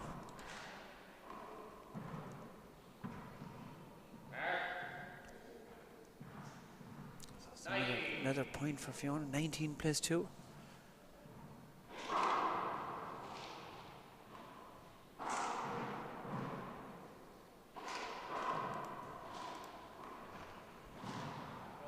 It's unlucky she took that ball off the fly. She had Fiona boxed in. I could see what she was doing. She's trying to keep her box in the right and take it on the fly, but she just missed it there, put it into the ground.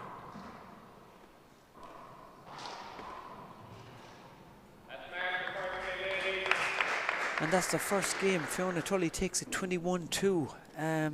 We'll have a quick break and drink of water, and we'll be back for the second game.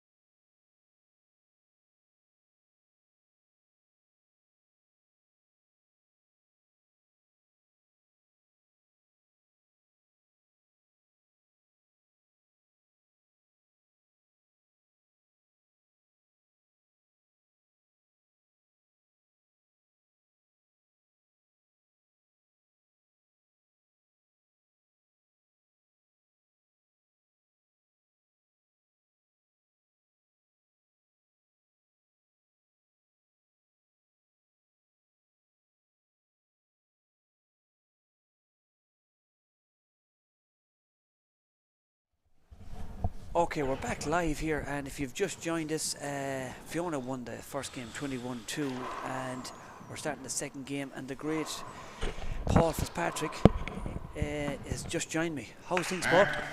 All good, Ollie. Yeah, looking forward to a big day of handball here in the National Centre. Missed the first game, I understand. Amy Brennan played very, very well against Ciana. Really good, yeah. We were just talking about it in the break there. She started off really, really strong. And before we knew it, she was about 12-3, 12-4 up in the first game. And we got, like, she was just playing very well, Paul. Very well. Killing, like, taking the shot and killing. You know. Yeah, I suppose we're always guilty of nostalgia in handball, but we'd have to say the standard of female handball at the minute is absolutely through the roof. You just said it, as Fiona doing a cracker of a serve. She faked to the left, and she was doing. You missed the first game, but she was doing that the first game. Watch this first serve; it's getting in, and she's taking the opportunity. And Katrina isn't playing bad, Paul. It's just Fiona's playing. Look at that pinpoint. Pinpoint, yeah. She's just playing very well. You know, she's so well conditioned and so fit, and she's able to play at that high intensity. And of course, she has the experience of playing in a final as well. So, and with Martina McMahon out of the competition, not that they'd be afraid to play anyone, but Martina out of the competition, all the players are going to be thinking there's a path to a final and a path to a title here, I would say. Yeah, it'd be like saying with Brady out of the competition back in the day. Exactly, yeah. You have a chance, yeah. Especially with the run that Martina was on, she was totally dominated the field in the last 18 months. Yeah. Anyway, have you heard from her? I wonder how she's doing with the injury. I haven't heard anything. No, I haven't heard either. No. I hope she's doing well anyway. She's rehab is going on. I don't know now, but Fiona very impressive here early doors. And after this, then I suppose possibly the game of the day coming up. Both players Alicia McCurry and Neve Hefernan. Yeah, it's very well matched. It's one. Sometimes one player beats the other, but there's no the consistency. It's tit for tat back and over, so it's a big cracker. Fantastic serve down the right by Fiona. She's putting a nice little bit of spin on these serves. Yeah, it's not coming off the back wall. It's tight to the side wall. Now, is that a slight screen on that one? I was thinking about that the last game, and I was trying to call Bosco out on it, but he was sticking to his guns. He can't hear me talking about it. Well, I've only sat down here, Ollie, and I've only seen her do that serve twice. And the first one was certainly a screen, I'd have said. Myself and Chris had a discussion there in the last game. Like, I was saying, is that not a screen serve? And Chris had a good point. He said, yeah, but she's taking the shot. I said, yeah, but so can she take the shot and appeal the screen? Like, out of reflexes, you're going to hit the shot, you know. So in America, they take the shot and then they appeal it, don't they? Yeah. I don't know. Or are you the old school? Should you give them a shot and I'd say I gave you the shot? Or what do you think? I think it's a grey area, and I did undertake a refereeing course a while back, and that was the lesson there was that you, where possible, give the player the shot. It's almost like the advantage rule, but it does leave, there are grey areas within that as well. Like it's very difficult to be a referee. But personally speaking, I think for a screen serve, the referee probably has to just call it. But they're subjective too, aren't they? Because they're so close. Yeah, they're so close. Yeah. Katrina taking a time out here now, so it's hard to know. Like, we've all been in that situation where you're playing someone who's playing so well and putting you under such pressure from the service box. It's just hard to know what can you do. Yes, a timeout's probably a good idea to break the momentum. Yeah, and there was a lot of Amy used an awful lot of strategic timeout in the first game, and it seemed to be working, because when she came back in, she scored aces in 2 timeouts, and then Chris mentioned that. And then the third one, he ruined her. He gave her the commentator's curse, like, and she missed the aces. And I told him about it, but he wasn't taking responsibility. Oh, well, that's typical. Yeah, typical of the man. 7 plays 1. Yeah. What is she going to do here now? Fiona's going back down the right.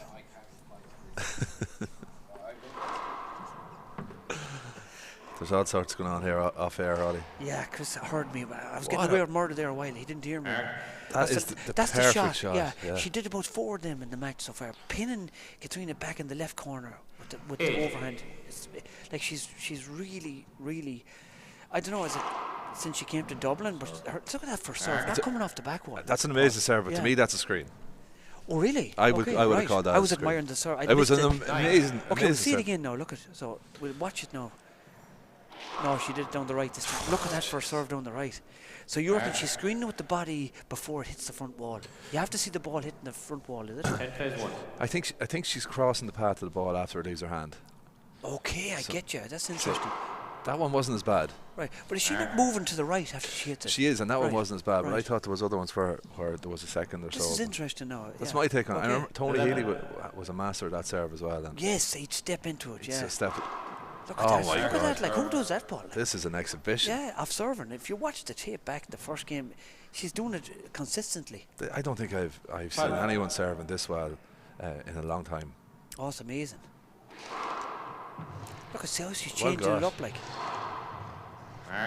Katrina did well to return that ball. There's not much else she could have done there. Yeah, she's playing very well. Like, it's just Fiona's just serving. I was talking to myself there the first game. If you have a serve, now that was it. Was it? What do you think of that one? Well, I was actually watching her feet because I thought it was a foot fault, maybe. Right. So, I was just saying, that's an awkward ball drop. Yeah. I was just saying the first game, if you have a serve, it's a free shot, and most players don't capitalise on it. But Fiona is. She's taking the free shot and she's making the best serve she can and getting it. Yeah. But a lot of players don't do that, including myself. And most of us. Yeah. Bar these elite players, but that's why they're elite. Exactly, and she's obviously spent the time practicing that. Like, it's a. You'd have to be impressed with the way Fiona's hitting the ball here. Yeah.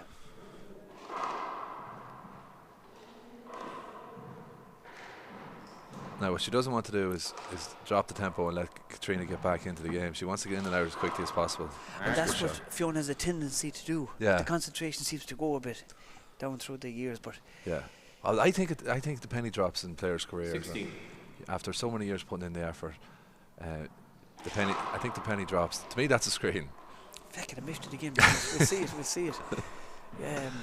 Chris Gavin giving us the thumbs up here. Chris Gavin isn't supposed to be watching because I'm giving out about him here, and he can hear me. But as I was saying, he tricked me. He's one of the earplugs. Good shot. Good shot from Katrina. What I was saying there earlier is, I think there comes a point in a player's career where it's kind of, it's now or never. You just have to go and get it done now. You have to go and win that senior title or whatever it is that you're building towards, because for the first few years when you break through, you're competing and you're building, but you eventually have to get there.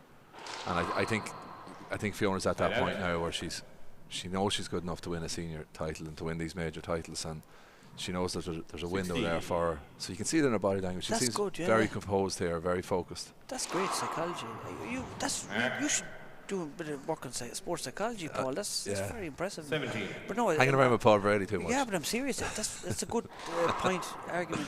That's called pop psychology. It's pop psychology. But it's good you pointed that out, because she's probably thinking the same thing. Like, when am I going to, Well, she's lost a lot of finals. Yeah. So like. But I've never seen her playing as well this year. I was down at the Nationals and she's playing unbelievable. She is. Yeah. And sometimes when a player loses a lot of finals, then there's an overcorrection and they win a load of finals in a short space of time. And Fiona will be looking for that to happen too. Well, you mentioned Brady. Brady kind of started out like that with Healy. Healy was dominating the game for a while, and we were wondering, is Paul ever going to win one? That's right.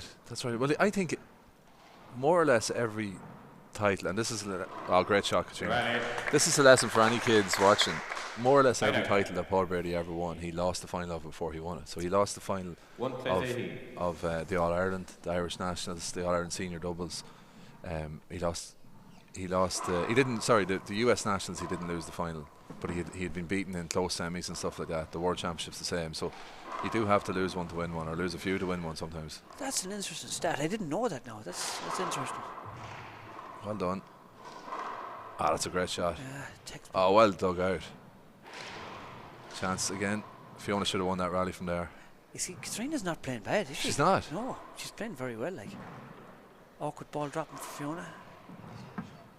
Well done, Katrina. Long rally this. There'll be a timeout after this. I need one watching this. No, I thought Fiona might have actually attacked that a little bit more aggressively. Yeah. She's, as you said, she's taking the foot off the gas a bit. She's keeping Katrina in this rally a little bit too long. Katrina might shoot this. This must be the longest rally of the match, Ollie, is it? Yeah, of both games. Right corner, maybe. There it is. Oh God. Great power with the left. Is there going to be a timeout? I think I need a timeout. Jesus. No timeout. Jesus, these are fit ladies. As you said, they're elite. They're not elite for nothing, like. We see Neve Hefernan and Alicia McCrory have entered the arena here. That's a screen. Yeah, for me. I agree with you there. I have to agree with you. Yeah, you caught that one. What do you think, Chris? Chris called it 2, so it's 2. Chris has changed his opinion now that he's outnumbered, Ollie, you see. Maybe that's it. That's it. You see, Chris said he'll change his opinion because whatever Ollie's opinion is wrong. He loves arguing with me. But big setup here for Fiona. Is she going to take the bun?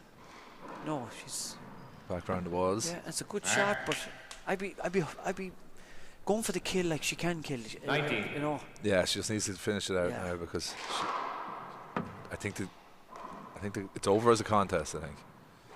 Yeah, what's the score? I'm forgetting this. 19. Okay, right. That's a great pick. Unlucky. That was a great pick at the back. Yeah. This is a fantastic performance by Fiona Tully, absolutely. Oh, yeah. 20 really good. Really good. Good shot. Oh, great pick. It was a good serve, like. Yeah, it was. Yeah. She's got great hands, Katrina. Yeah, and a really unusual style. That's a good serve too. She was giving the first few serves. She was giving Fiona a bit of trouble. You couldn't read them because she was spinning the ball with her offhand. You see a lot of the American players doing that. They spin it with their offhand and they hit her with their good hand. And I was kind of figuring out which way she's going. And for the first few times, Fiona had trouble too. So it's nice to see players doing something different. Yeah, it is. I missed that now. I'd like to see that. Ah, what a serve! That's some finish. That is some finish. Fiona Tully smiling as she's well entitled to after that performance, through to a semi-final where she's going to play Molly Dagg from Kildare. So we're going to have either Fiona Tully or Molly Dagg in the senior singles final. We know that much. Right. Okay, that's interesting. We're going to have a quick break here now, and we'll come back for the next game up with Neve and Alicia.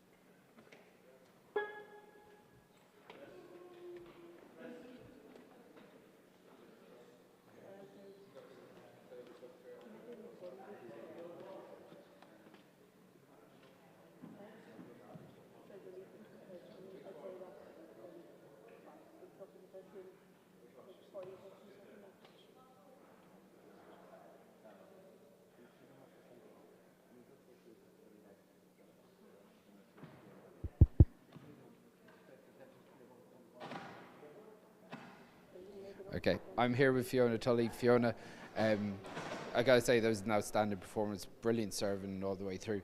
I know Katrina actually played quite well in there, but you just never took your foot off the gas for 1 second. Yeah, no, I'm happy with how I played.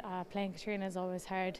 She's such a good player, like she's a really smart player. So even the scoreline today, I'll take it. It doesn't always come that easy against her. In fairness, she's really good. Like she had 2 super wins this year, and even a really good game against Ciana that she's ace. So I never really knew what to expect. So yeah, I'm thankful with the scoreline there, even. But yeah.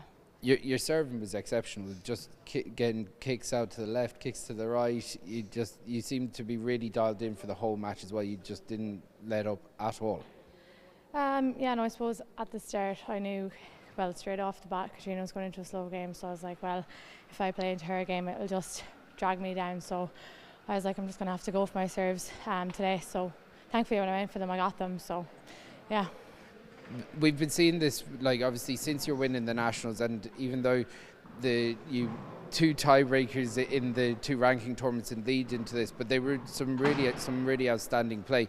You seem to be really enjoying your handball at the moment. Yeah, I suppose lately I'm more so enjoying my handball more than wanting to win, to be honest. I think when I was growing up, I feel like I was kind of up in the top 4 when I was like really young, and like I I wasn't able to win, like I wasn't good enough to win. So now even being up in the top 4 is it's great because there's so many good players, like, so the top 4, like, in fairness, and then even the other girls, there's like nothing between all of us anymore. So yeah. Very much a very open championship at the moment, and it feels like it's all out there for anyone to win and grasp the nettle. Like, yeah, I suppose like everyone's kind of had their wins this year, and like with Ciana and Alicia like playing off in the She's Ace, like that was a super game as well. So there's nothing really between us at all. So it's anyone's game, I suppose. Well, look, best of luck. Congratulations today. Best of luck for the semi-finals next week. So Neve, coming up to the senior championship in the next couple of weeks. We're here at the She's Ace, and it's been a real kind of, I suppose for you being a Galway player, a real special weekend, I'm sure. Yeah. Especially seeing so many females playing the game around here. Yeah, it's great to have She's Ace in Galway. I don't know when's the last time we had a competition in Galway, so it's kind of nice that we only have 20 minutes or a half an hour to get home. And that's for me, and I suppose Sienna's only 5 minutes on the road, so it's handy for her.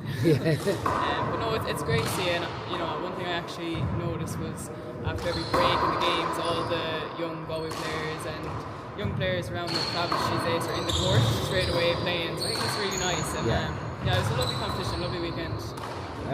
Last year, obviously, you won the senior doubles and retained that title, and that was obviously probably the highlight bar.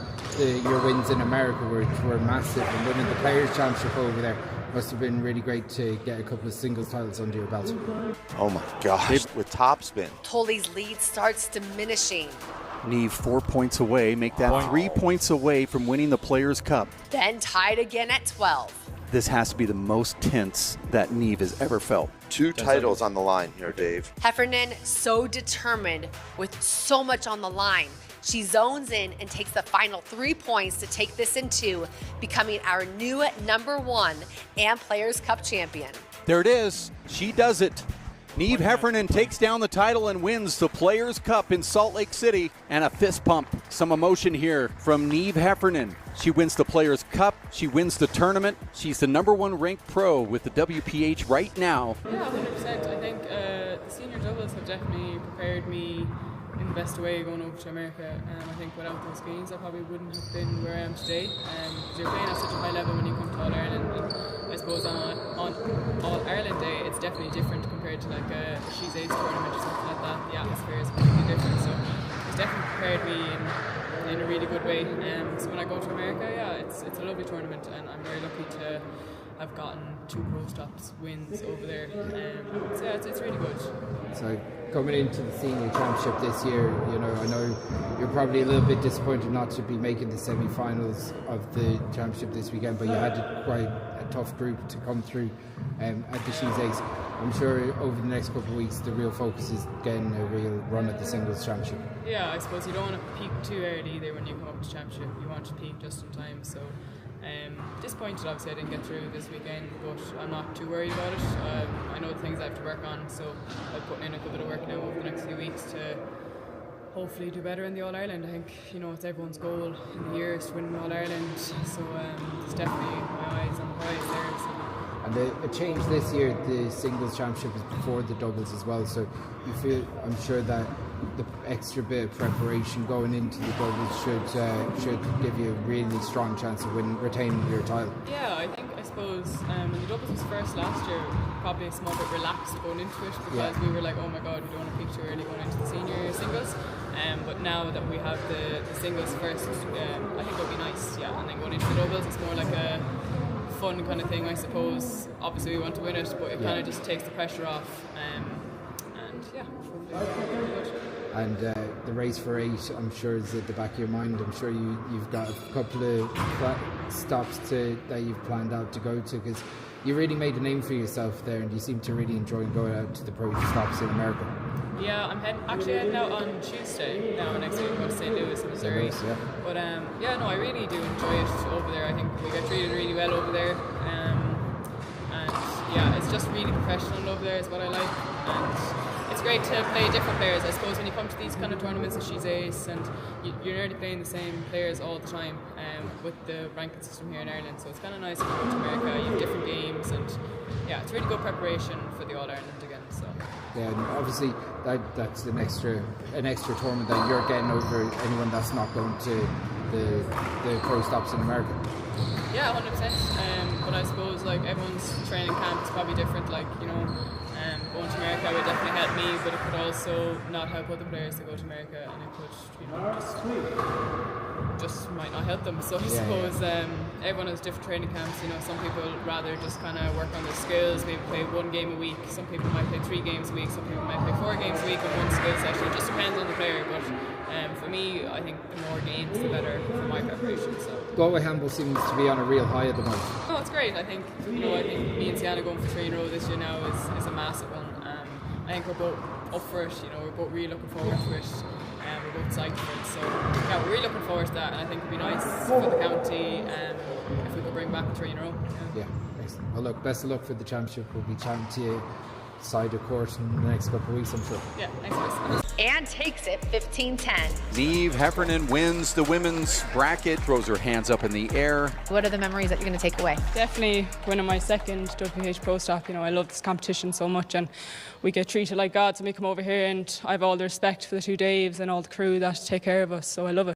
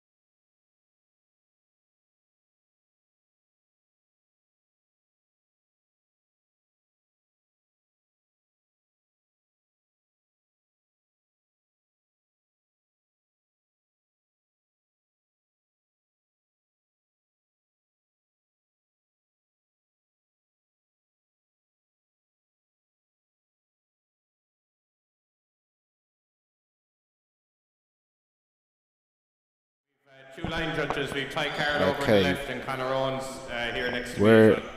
We're on for game 3 of today's. Serving representing Galway, Neve Hefernan, and receiving representing Tyrone, Alicia McCrory. Yeah, so today's 3rd match in the senior singles quarterfinals, and the final ladies game of the day is the one I think everyone's been looking forward to. We've got Neve Hefernan and Alicia McCrory. And in the commentary booth with me, I've got Paul Fitzpatrick. Well, Chris, yeah, looking forward to this game is right. I was a wee bit late getting up the road from Cavan, but I wasn't going to miss this one. So I agree with you. I think it's potentially the most evenly matched, sort of intriguing game of the day. Neve's off to a good start here now. I don't know what that last one would that count as a hand error by Alicia. The one before that certainly was. But look at this serve that Neve is starting off with. It's a hard Z serve. Do you know what? Alicia got a good purchase on that for a little poke with the left hand as well, didn't she? She did. She really did. Yeah. We're after seeing Fiona Tully put on an exhibition of serving in the first game. So let's see what Alicia goes with here. She's going to go low down the left. Good serve too, but a little bit high.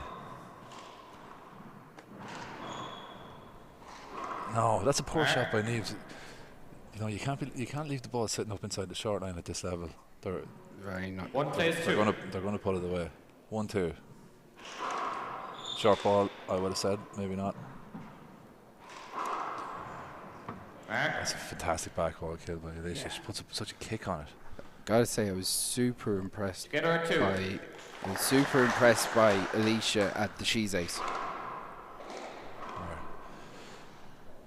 Yeah, I wasn't at that event, but she did really well at that event. I thought she was brilliant on the day. Brought Ciana to a tie break, but the first game early, she was electric.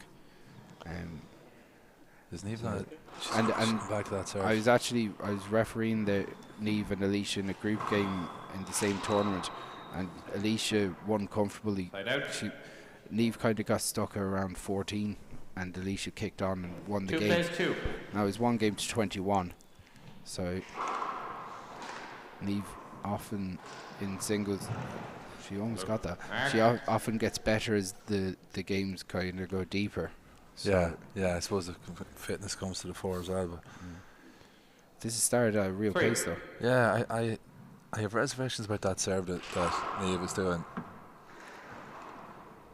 My theory would be that if you're playing someone like Alicia who's got a wicked left hand and a perceived weakness on the right, you don't hit it hard to the right. I'd be more inclined to hit it straight and make Alicia actually set her feet and swing. That's a much better serve from Neve. I think so. The only thing about going to a very deliberate tactical serve like that is it shows intent and it shows that you're tuned in and ready to go. Messy rally. Still messy. Putting it away. That's a poor rally now. Yeah, you can see the two of them are making the same hand expressions, like put it down and finish these. But you know, often it's the rallies that go viral are actually, you know, for people like us who watch a lot of handball, you know, it's actually not great handball. Yeah. Because if it's great handball, it's not going to go to 20 shots because someone's going to kill it. Yeah, exactly. That's a good serve. That's better. That kicked off the back wall and really kicked to the right. More of an angle on it. It's more effective. Who's going to win this game, Chris? Putting the colours to the mast there at 4-3.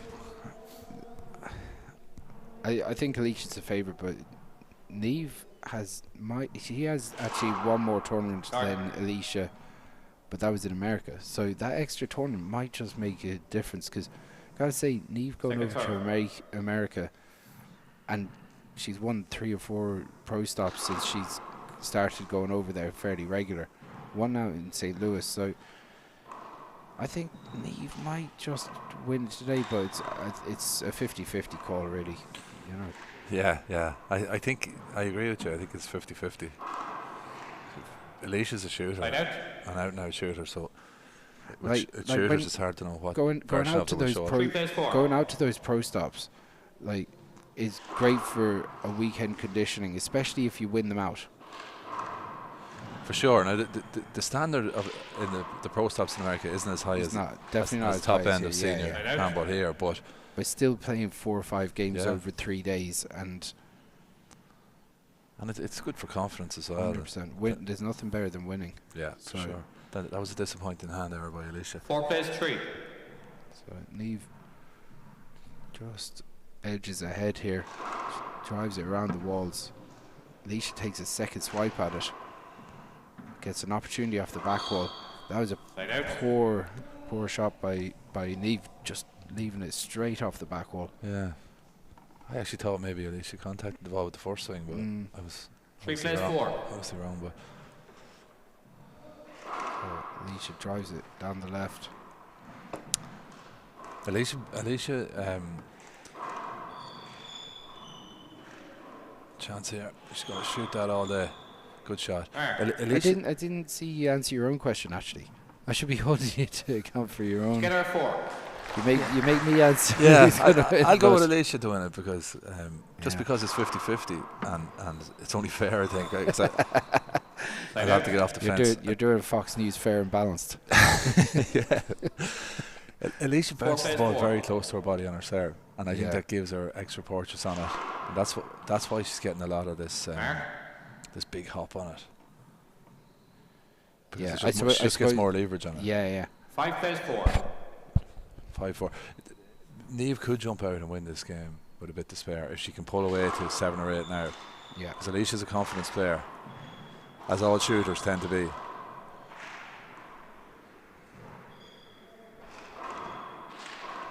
Neve is leaving a lot of balls sitting up inside the short line. Therefore, like that's got to be passed. No, it was a good shot. But yeah, it wasn't really killed, was it? Like no, it was there for Alicia. Well, looking at the close. replay, it was a pretty good shot. Now we're holding them to a high standard, but that's a compliment to both players. So you're kind of relaxing into this a little bit.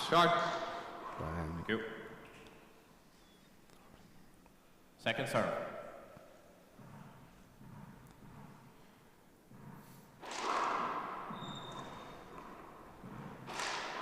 That's a nice shot. Yeah, that's shot. A smart shot. Mark. Delivered the ball to Alicia at a tricky height and speed. Yeah, like you gotta be impressed by the fact that Neve has had some significant wins in big matches, not just in singles and whatever, but like those doubles wins have really kicked on her game as well. Like, Short. Absolutely. And after being razor close and losing to Cork, what, 2 years ago? Second serve. 3 years ago now.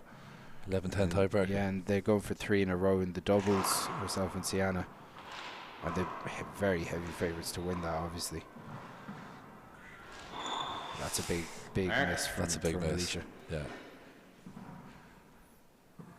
Alicia's strong on her right side arm between sort of hip height and shoulder height. So you've got to be delivering the ball higher or lower than that on her right hand to force hand errors. As we saw there, like when she can set her feet and swing that right side arm, and again, pretty solid on it. Yeah. That's unlucky. A nice build. They're nice when you get them. They're absolutely horrible when they go against you. So I said 2 or 3 minutes ago if Neve could jump out to 8-4, 9-4, she could win this game with a bit to spare. So she's reached 9 now. So probably not a bad idea for Alicia to call a timeout, even though I hate those timeouts, as we know. Let's start another broadcast here about timeouts. That's a hand error.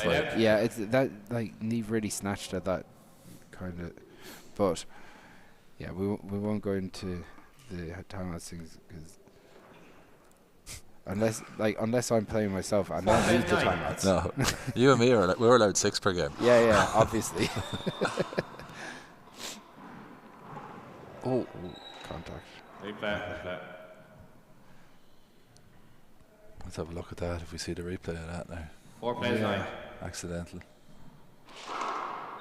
So that's good short. serve. It looks short here, but it actually looked good on the screen. 5 plays 9. Yeah, I watched it on the screen and I thought it was good. Yeah, it looked like it hit the line when. So Alicia goes for one. Comes up short. Alicia's making hand errors here, but at least she made that one on her own serve. 9 plays 5. Now Neve hasn't thrown any low ones down the left yet, which is her natural serve. I know she's going into Alicia's left hand. There it is now. She must have been listening to you. There you go. She has an earpiece in. Tyrone. Yeah. 10 plays 5. Yeah. Again, that was another soft one, but Alicia hadn't had to deal with that serve. Yeah, that one kind of. Yeah, that was one that just kind of caught her flat-footed. So I think she was expected to go down the right, to be honest. So the prize for the winner of this is a crack at the world champion Sienna Ní Churraoin in the very much so semi-final, and the other semi-final we've got Fiona Tully and Molly Dagg. Yeah, so guys, I don't think Molly Dagg getting a buy into the semi-final helps her in any way, especially looking at the way Fiona was playing today. Well, when we have the timeout, I suppose, and you've brought up the issue, like I don't know what your thoughts are on the structure we have in the ladies' championship at the moment, but to me, it's sort of legislated in such a way that it almost legislated a walkover into her last day, because when Martina withdrew from her round of 16 game against Carmen Kelleher had the option of playing senior or intermediate, and of course the rite of passage through the senior is to win that intermediate. She's a young player. She was always going to go for the intermediate, and it's a more winnable goal for her.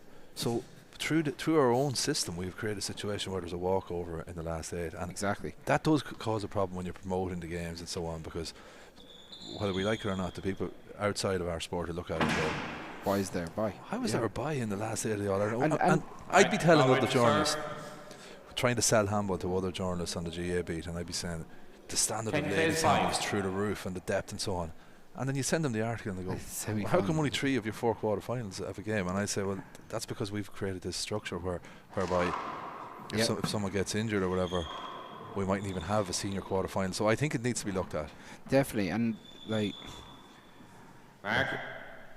maybe, and I know there's say when you look at the rest of the provincial championships except the senior championship, there's actually rules around being able to put in a sub side out from not just from your own county but from your own province, to make sure that there is a semi-final being played. So say if and it happened, I think, in the junior doubles 2 years ago, where Wexford pair couldn't make the semi-finals. That's right. Or they couldn't make the finals or whatever, and the Kilkenny lads that lost the provincial final came back in and won. Actually, they beat Gavin. Exactly. Right. So there's workarounds within the game that exist, but they don't exist at the moment in senior handball. Yeah. So I maybe Carmel could have actually played the two championships.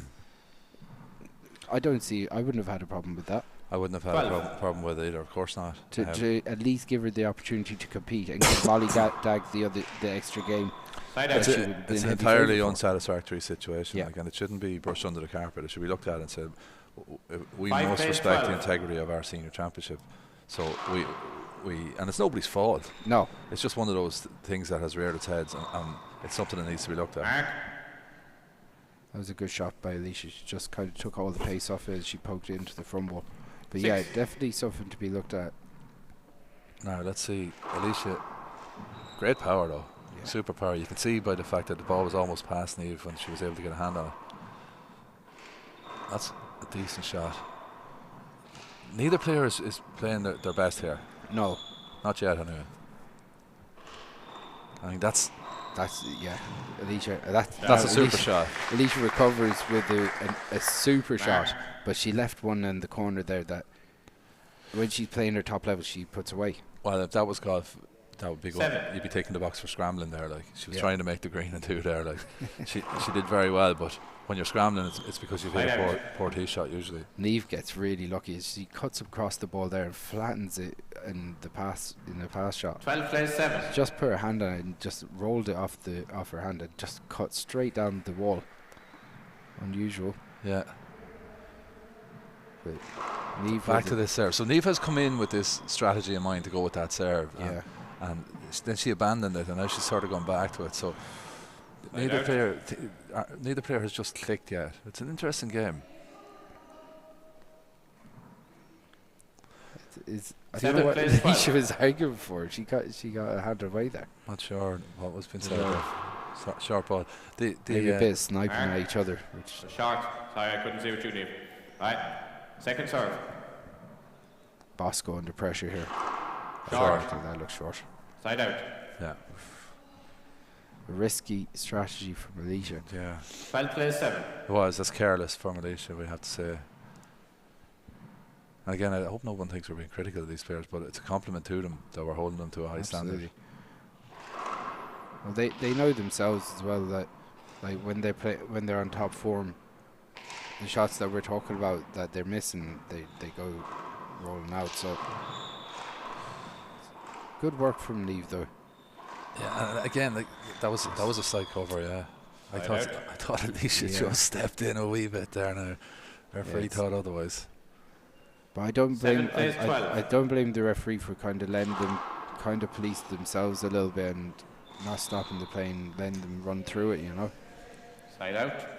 Alicia looking a little bit disappointed. 12 plays 7. 12 plays 7.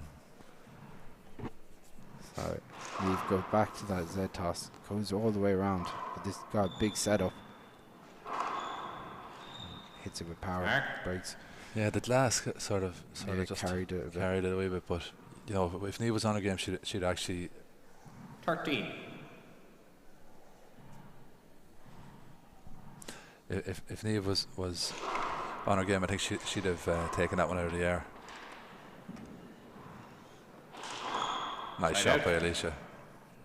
So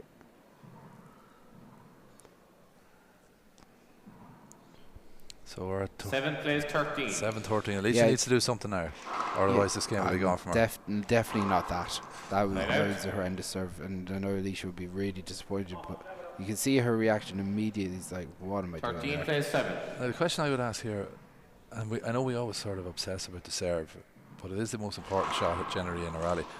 Well, apart from the last one. But the question I would ask is, should Neve be going to a slower serve here now? Yeah, I think Alicia loves a fast tempo. So by hitting this fast serve, are you dictating that the rally is going to be fast and low, which is what Alicia wants? Yeah, and to be honest, in this court of all courts, what a serve that drops into those corners is just naturally difficult. Yeah, it's that little bit darker. There's a camera in both sides of it, so you just sometimes you don't see. You see it in the men's game more, that especially say with Jeremy hitting the slow 2-wall serve. He did it against Paul brilliantly in the semi-final. Well, some fans would say that going away from that serve maybe cost Jeremy in that tiebreaker. Possibly.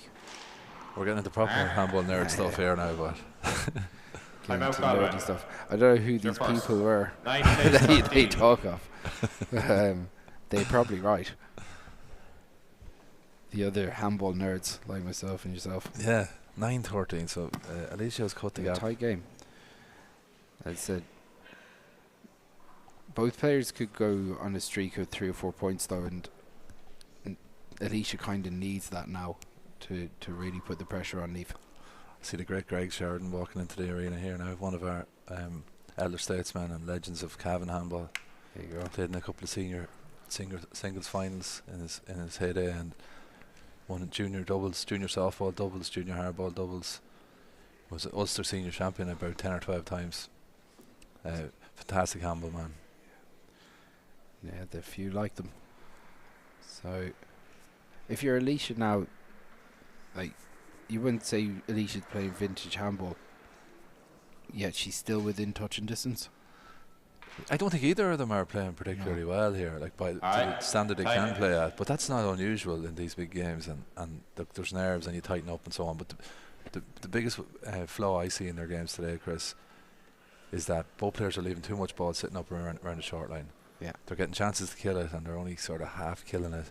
They're hitting it maybe 10 inches up, and it's coming back out of the short line, and the other player's doing the same thing. There's a lot of ball going around the corners, and all sort of congregating back in the centre of the service box. Okay, you both have 2 timeouts each left. I'm really watching the referee's performance, to be honest, making sure that anything that Bosco makes a mess of, I want to be here for it. To be honest. So Neve goes in, drives it down the right. Alicia sets up off the right. Neve gets her hand on it. It's good picks from both players. Alicia unusual shot choice, yeah. Neve goes to the corner. Alicia picks it up.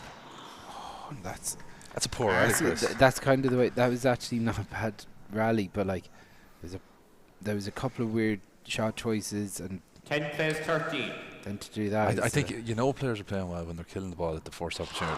Yeah, we haven't seen much of that in this match. And you know what?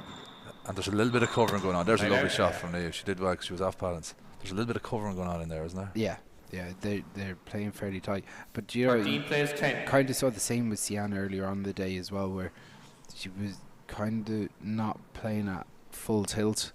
The only one today that you could say has been very impressive so far has been Fiona. Peel, I call it short. That was definitely short. Yes. To my 2 agree, short. He looks a little bit disappointed at that call. It was certainly short. It looked like it actually bounced just inside the line. It wasn't even on the line. Yeah. Tricky one. That's going to drop dirty as well. Well done, Alicia. Chance for Neve. So Neve goes. Not striking the ball cleanly. I think she changed her mind. When Alicia pushed in, I think she was going to go with the sidearm and kill it in front of herself. And when Alicia pushed in, she said she pushed the ball back down the right and ended up doing nothing. It's here for either player. This is Neve. Big opportunity. There's a lot of nerves on show here, Chris. Yeah. It's there for either player. If either of them just becomes a little bit more clinical, they'll pull away and win this first game. Yeah, 11. They're both suffering the same kind of nerves at the moment in this game, but. Side out. Oh, that's a wrong shot choice. Yeah. That was a very low percentage shot Alicia went for. Yeah, she, again. 13 plays 11. A few questionable shot choices so far. It's Neve's gone back to this sort of powerful Z serve. Oh, that's better. That's a better angle. Yeah. Now she's got a chance. She's going to go down the left. She gets it. It wasn't clean, but she gets what she wanted to go down that left hand side, but she did not. 14. It nicely at all. Does it count as a fluke when you want to do something and it happens? I know. But it doesn't happen the way you wanted it. So Neve pops up. Alicia has to put this away. Oh, Neve gets it. That's again. It's well dug out now. Yeah, that was well dug out. It actually wasn't like, as far as misses from Alicia goes, like it's not the worst shot of ever. Because she half got a cover there as well. We're going to learn a lot about both of these players in the next couple of minutes because, I mean, this is knockout championship against another ranked player, and it's coming to the boil in the first game. We're going to see what these players are made of. Yeah, and like what we want to really know is 11 plays which 15. of these players are going to put up to Ciana next week. Yeah. And are they in a position to do that? One of them has to kind of grasp the nettle and, drive forward and go, do you know what, I'm going to take Ciana out, because none of them are here to just make up the numbers. They're out to win. And Martina not being in the championship definitely gives a big opportunity to someone to. It's a real shame though that we don't see Martina and Katrina Casey. Yeah, two massive losses. Handball forgets very quickly. Katrina's such a loss. What a serve! Time out, Tyrone. That's your second. 16 plays 11. Good time to call a timeout. Yeah. Well, for Alicia, for anyone interested in the sport of handball, there's never a good time to call a timeout because it entirely detracts from the spectacle. Just when I said, and this is a further example, I'm getting into it now, I don't care. just when I said, it didn't take long. Just when I said, Chris, we're going to learn a lot about these players. We're reaching this point. This is knockout handball. We're past the 11 mark, which is like half time in a handball match. Let's just see who's going to do it. Ace serve, timeout. Please, someone address this in handball. It is greatly taken away from the spectacle of the greatest sport in the world, and we have reached a point where it's become stop-start. Well, like the thing is, and especially in the men's game, there's even more stops because they go to ground so often and they all go for the towel. So you have to go for the towel if the court is wet, naturally. Well, no, I actually disagray with that. Well, because we had the King's Court shootout this year, there was which is a time format. There's just something like 90 games in the day from 10 a.m. to 6:30 in the evening, and not once did any player look for a towel to dry the floor because they knew it was a time game. So you weren't supposed to waste time. And was there any skids? No. Was it unsafe? No. It's just a habit. It's just because it's almost like you're sort of playing the role that this is something you have to do. 100%. But like, say if there is a wet floor, then it has to be cleaned up. But like that on top of the timeouts and glove changes and all this stuff is just making it like at this level where Neve is just after it's just a momentum disruptor. Yeah, exactly. And the thing is, our sport is naturally stop-start because, I mean, 20 shots is a very long rally. Yes. So the ball is going to be out of play a lot more than it's in play. So we don't need to add lengthy breaks in it. The other thing is, if a timeout's a minute, is it a minute? Yeah, well with some referees, in fairness, Bosco is using the app there, so you could see exactly what the time is. Yeah, great shot. That's a good shot. I think Neve's starting to look like she's relaxing a little bit. Yeah, her body language is 16 improved. plays 11. This is where the real competitor is going to come out here. It's a better serve as well from Neve. Alicia pokes it up. Alicia gets it in again. Oh, leaves it up though. Unlucky, but that's what I was saying earlier about the ball being up in the air, and Neve, when she was playing well, she would have attacked it in the air. So we saw her doing that now. We've seen a change from Neve. Now Alicia has to respond. That's a big hand there. Side out. Yeah, the only thing I will say is she went for it on her own serve. So, yes. You know, 16 plays 11. Probably had to go for a kill there, but it was a bad swing. But an opportunity for Neve to push on and try and take this first game. So we're at 16-11 here. Neve drives it down the right, comes up short. Second serve. I wonder would you consider a lob serve here? Maybe not on the second one. Second serve. I think she'll go for. She's going to go for a 2-all. Yeah, we'll take the bit of pace off it here. Yeah. She hit it hard enough. That's going to come around the corner. Neve pokes in. That's a good shot. Yeah. So Neve and Heffernan for the Galway club. Just 4 points away from taking this first game here. Drives it down the left. Alicia leaves it up off the back. Big setup. She's got a lot of power on that, but Alicia did well. Pirouette from Alicia. Look out, has pulled it away. Does. Good shot. Side out. Yeah. The thing with a shooter is it only takes one shot. I know, yeah. And next thing is they're 5 points. yeah. 11 plays they can kill 2 at a time, like these shooters. Yeah. So that's why a player like Alicia is so brilliant to watch. Yeah. Pure rhythm. It's a better rally. Neve does well, dig is out of the corner. She probably shouldn't have left it back to the back wall. It was kind of dying. She had to step across the ball as well. She probably should have taken it on her left. 12. Gotta remind everyone that's watching this today, if you do have a club person that's playing on court 2 or 3, as Alicia gets that one, you just have to go to the GA Handball YouTube page. And they will be online there. Alicia's still alive here, 13-70. She gets it back to. Hit ya. Okay. Ball again. Yeah. Okay. Side out. Bosco is letting them both hold that. Alicia's being a little bit too nice there now. If the ball hit her. Yeah, there's a replay. But I didn't see it. 17 plays 13. I don't think Bosco saw it hit her, but yeah. If she said it hit her, you just have to replay it. Well, I don't know. Do you have to? But you mean? Well, if she said it here in the shoulder. Yeah. If I would like to think if I was playing and I said the ball hit me, I'd kick up a racket. Yeah. At least I wouldn't go it hit me, but yeah. No. Do you know what? I've lost this game anyway. That is actually something I might do. So Neve big ace serve there down the right. 19.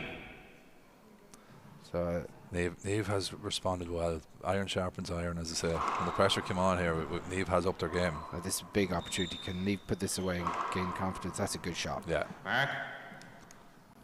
So Neve Hefernan game ball in the first game. I'd say it's a commanding lead at 20-13. She finished it off the first time. Drives down the right. Then makes a hand there. Let's see the replay of that one, Chris. I don't know what shot Neve was trying there. I think she was trying to sort of a wrap around shot. 20. Yeah. So Alicia drives down the left.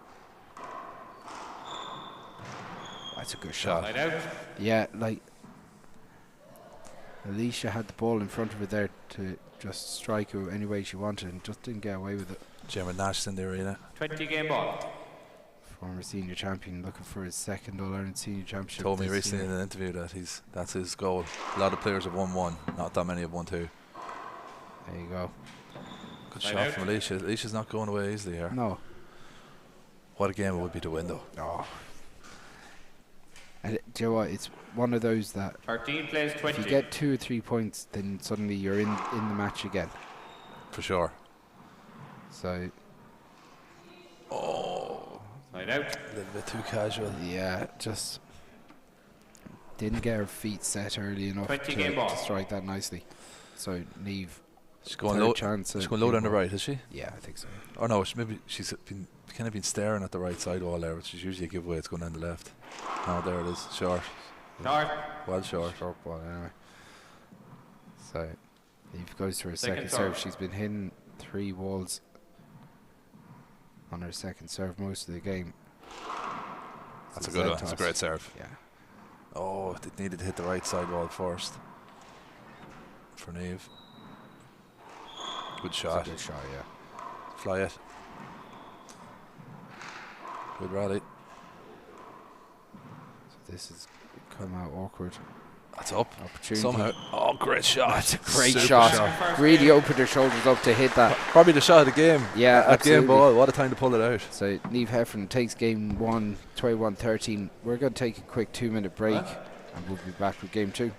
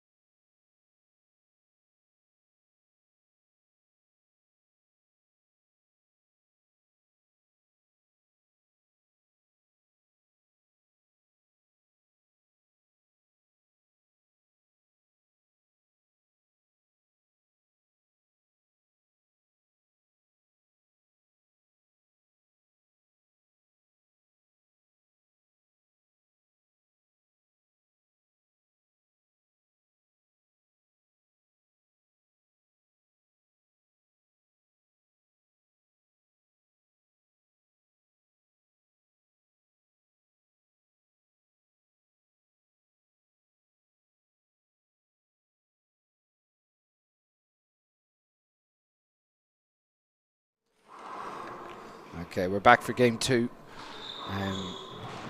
Neve Hefernan, Clare Galway in Galway, won game 1, 21-13. It said 0-0. Alicia definitely has levels to go here, Paul.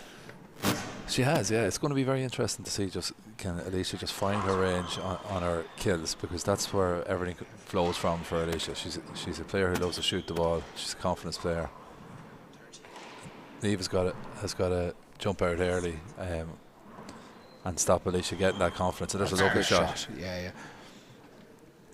And a few shots like that, it's going to go early. It's exactly what Neve needs to do. The counter opposite of what Alicia needs. Two of them, again, if they get a few early kills, could blow this out. Like some people getting in touch here. Chris, someone says that second serve. Paul Brady's structure and timeouts, 3 things you have psychological seepage about. I think it's very, very insulting here. Oh God help us, but I do definitely have a hobby horse there about the timeouts. There you go. Mark. Another talking point that was sent in to me there, Chris, was about Masters players not being eligible or not being allowed to enter the senior championship this year, where we had a situation where junior players were, which was a bit of an anomaly, and especially as some of the Masters players would have certainly played in the senior championship and probably they would have been stronger well. than the junior players, to be fair. Like I think if it was head-to-heads between the junior players who were in it and the Masters players, I think the Masters lads would have won. So that was another interesting one. Look, you're never going to get a system that everyone's happy with. 100%. So and like I know that like the grades that we have, like at Masters, Silver Masters, they're very hard won as well. Especially that like the level is so high. It's that these lads are competing at the top end of the senior championship. And I can understand the school of thought that says you're a Masters player or you're a senior player.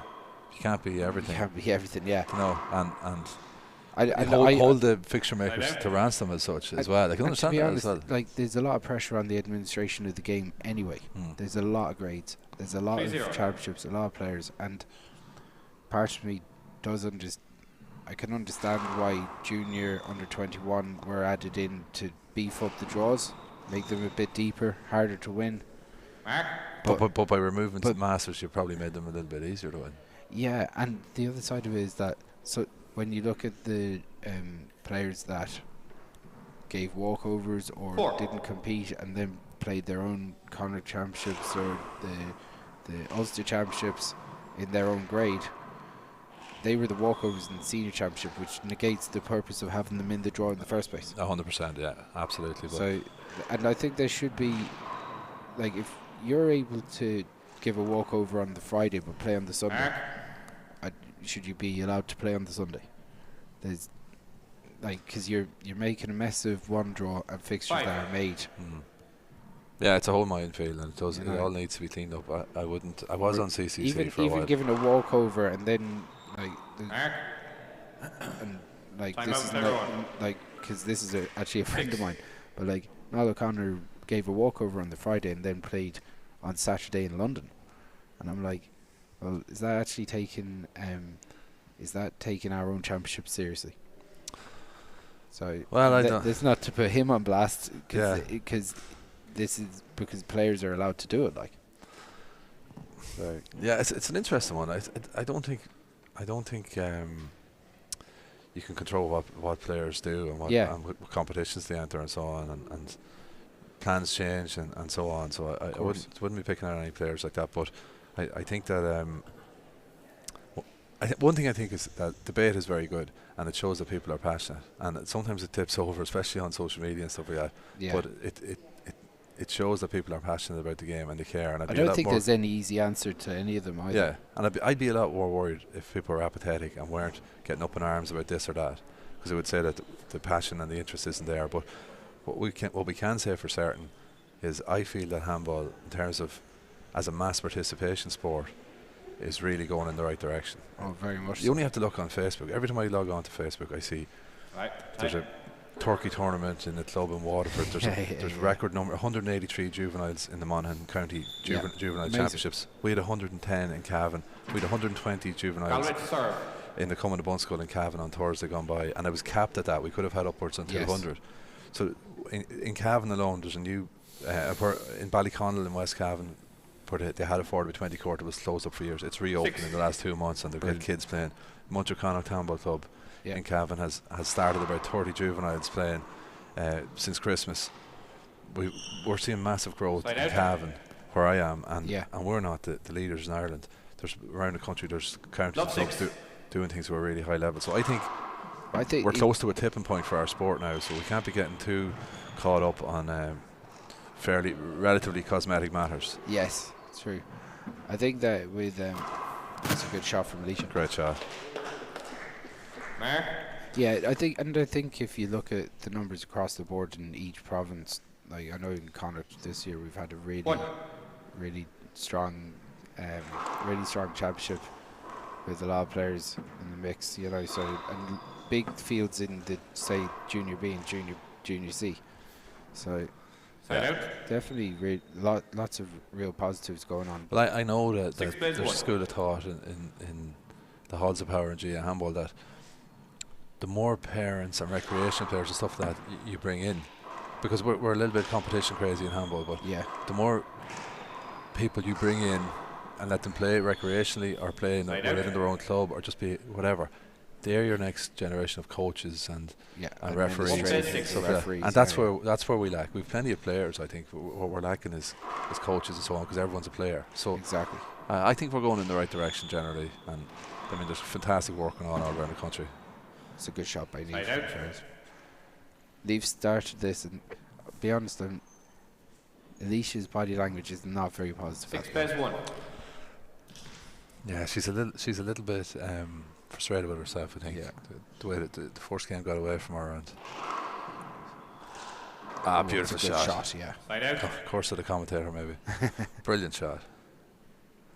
Well, that's what we want to see from Alicia. As I say in golf, 1-6. She's battling her swing a wee bit today, isn't she? It's just not. I think so. Yeah. It's not just happening for Alicia, and there's another into the floor.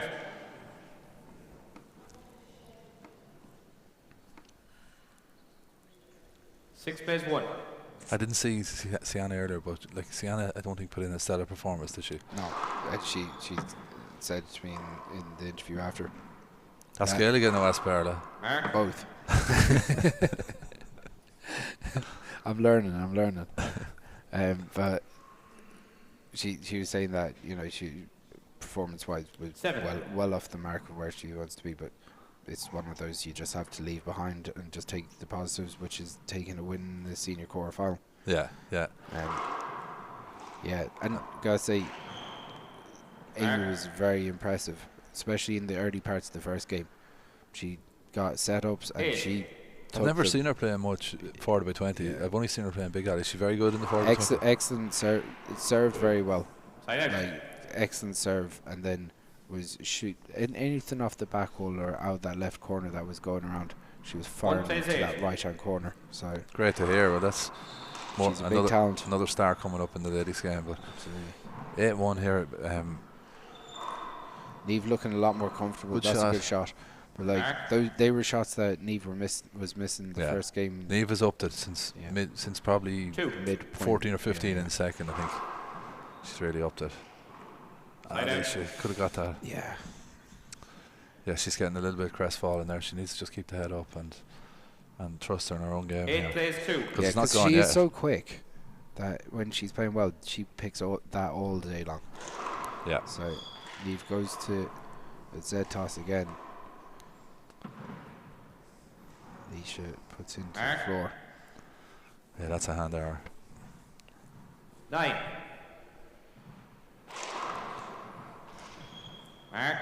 There you go. The serve I was sort of disparaging is working now. Seems to be finding a little bit of range. 10-2.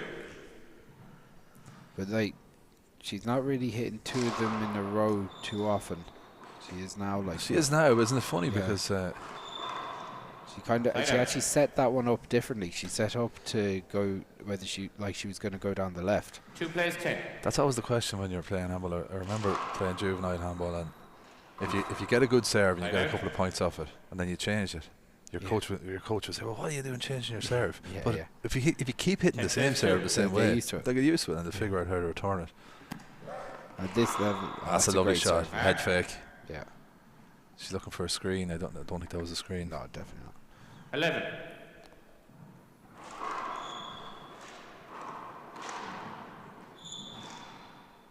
Mark. Time out, Tyrone. That's your second.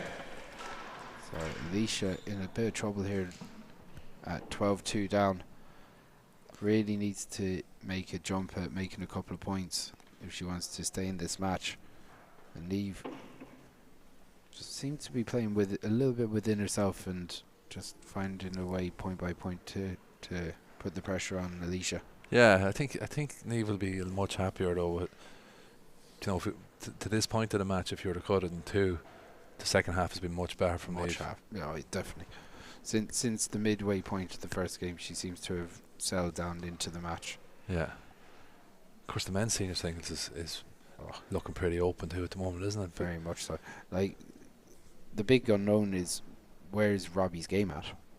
Like, how, like, obviously comes out, pulls out halfway through the senior softball final with injury. And he indicated he was retiring after that. Indicates that he's retiring. Then doesn't really play anything. Didn't. He's such an amazing player.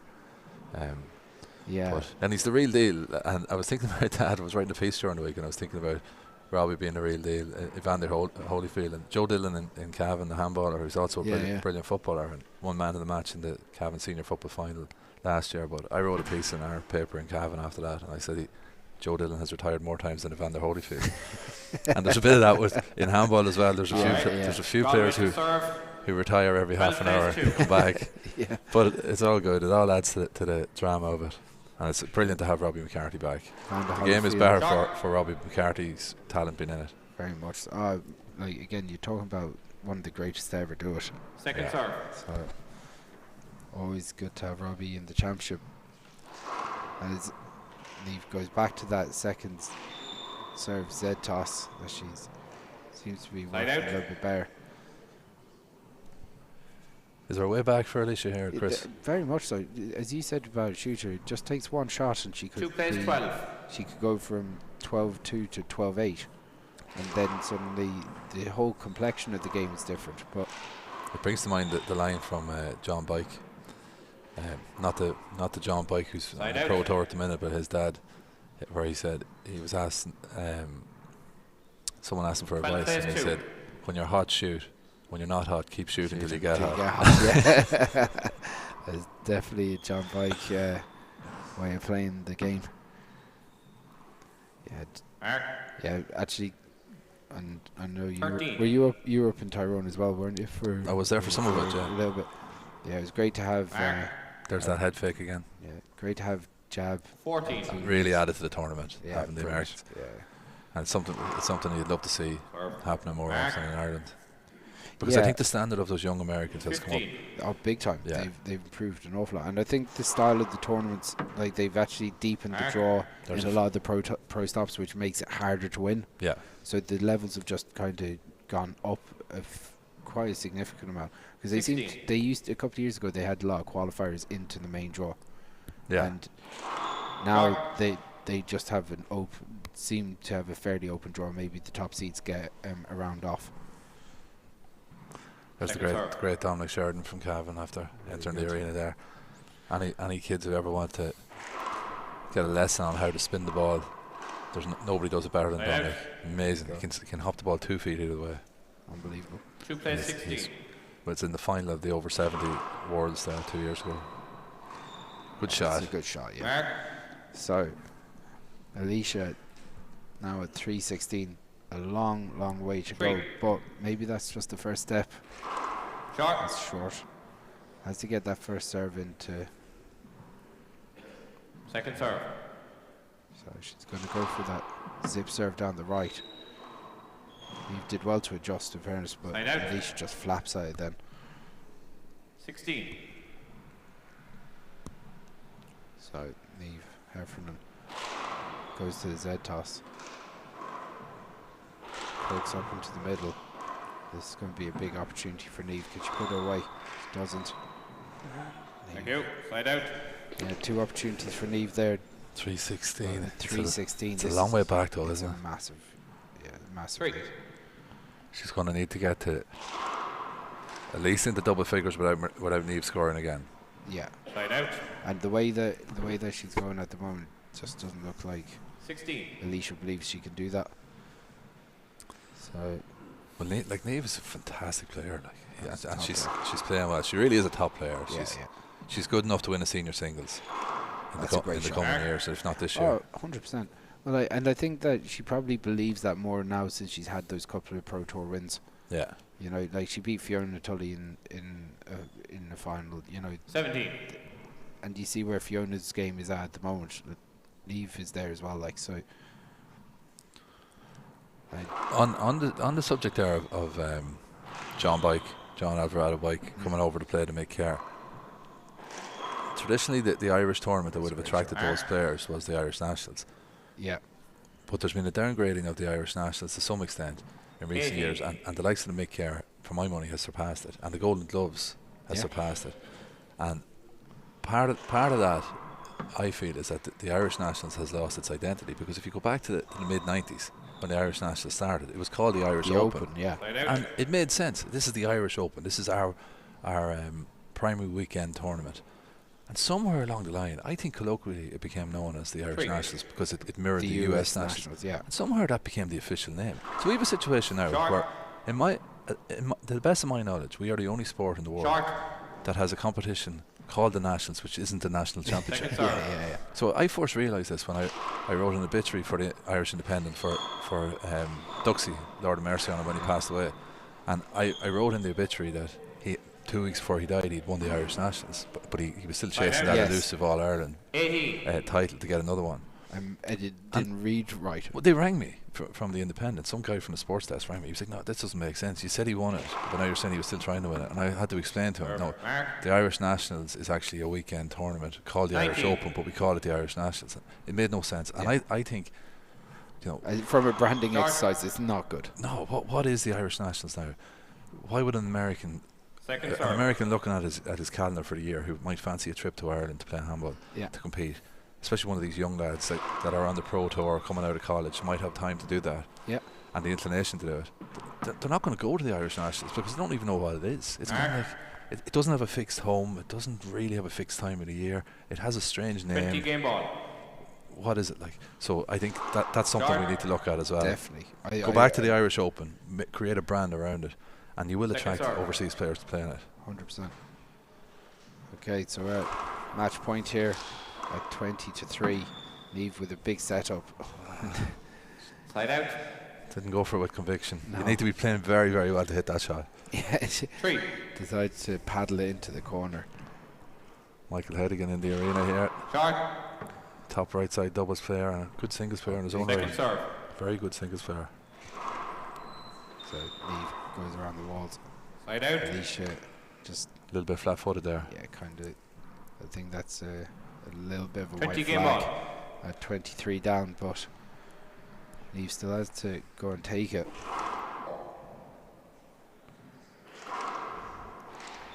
That's a good shot. Side out. Few handball fans getting in touch, Grace, saying it's great to hear a bit of debate about some of the issues in the game. 20 again, game ball. Yeah, we're not getting it anyway. It's no one's these are all just sort of perceived issues. I think the game is going in the right direction. Yeah, it's in a good place. But debate is good, and it's always good to raise issues because it shows that people are passionate. And that's it. That's the match, end of this game.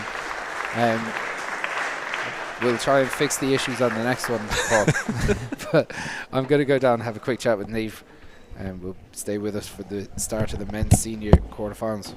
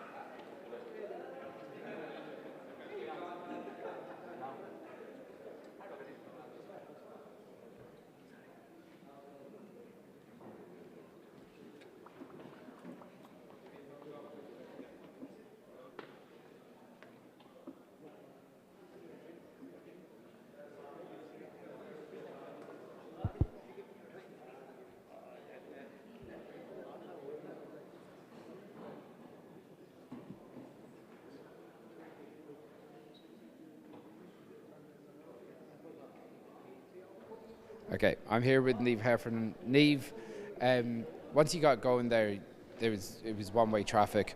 Probably not Alicia's best performance herself, but that can't take away from you anything from your performance today, because in the second game especially, you're super clinical, got in, you served well, you kind of got consistent, and all the way going forward, there was only going to be one winner. Yeah, I suppose, first of all, Alicia's a great player and it's always very hard to play her. I think the last 3 times she's beaten me, so I suppose you can't keep going in with the same game plan, you have to change it up. So yeah, I just tried a new serve today, a different angle, and I know Alicia loves to kill up front, so just tried to keep her back as much as I can. But yeah, I was happy enough with my game today. So. It was neck and neck in the first game, even though you were a couple of points ahead, but like there was rallies that you were in, you were out, no one was really kind of taking. Then you got to around 15-12 or 15-11, and from there you just didn't look back. Yeah, I suppose, you know, it's just point by point, and like if you give Alicia a serve, if I miss a shot, Alicia gets in, like she could have got 5 or 6 aces in a row with her serve. So when I got into serve, I was trying to be so clinical, just serve and just try to kill, you know, 3-shot rally, and that's it. So before the match, we went through a VT, which me and you had done at the She's Ace, and we were discussing how, you know, your games on the Pro Tour and those wins that you've racked up there, and being the number 1 player in America at the moment has really given you a boost of confidence going into these championships. Yeah, I love going to America, but I think, you know, playing the players over there has definitely made me better coming back here, especially with the ball. We play with a heavier ball over there, so I do think when I came back with the dark blue, my serves were kind of lower and faster. So yeah, it has helped my game a lot. So next week you've got a big singles semi-final against your doubles partner and county woman, Ciana, someone that you've obviously trained with a lot. Yeah, I'm looking forward to the game. Obviously, look, me and Ciana know each other very well, but it's going to be a very tough game, and yeah, I'm looking forward to it. Look, best of luck in the semi-final. Well done today. Thank you.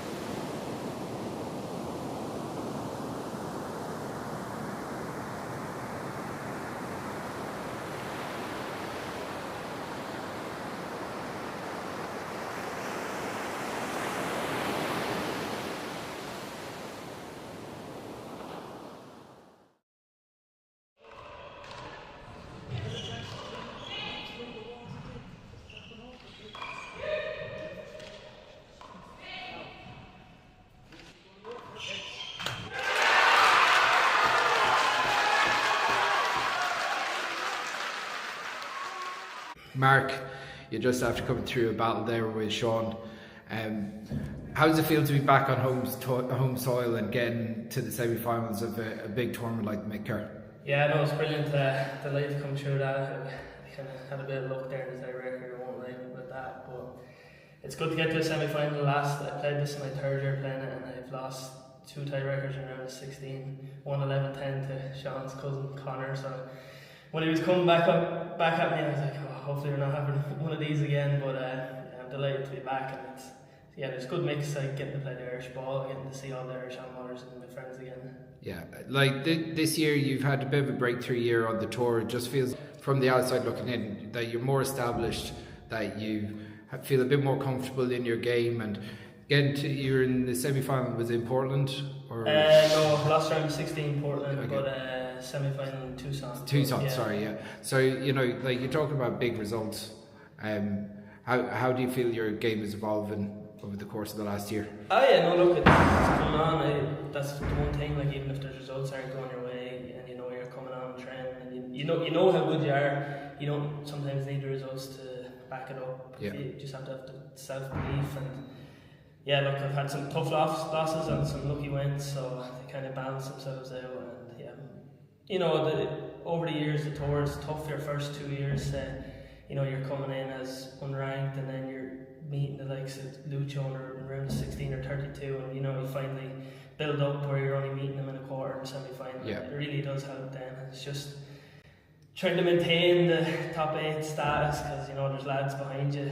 I'd say from maybe 5 to 15, anyone could be anyone on any given day. Like, I lost to Jeff, the guy who was the 6th seed. Jeff was the, that beat would be 12 or 13th seed, and he beat me.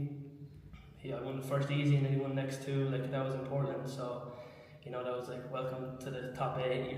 You're dumped out in the first round.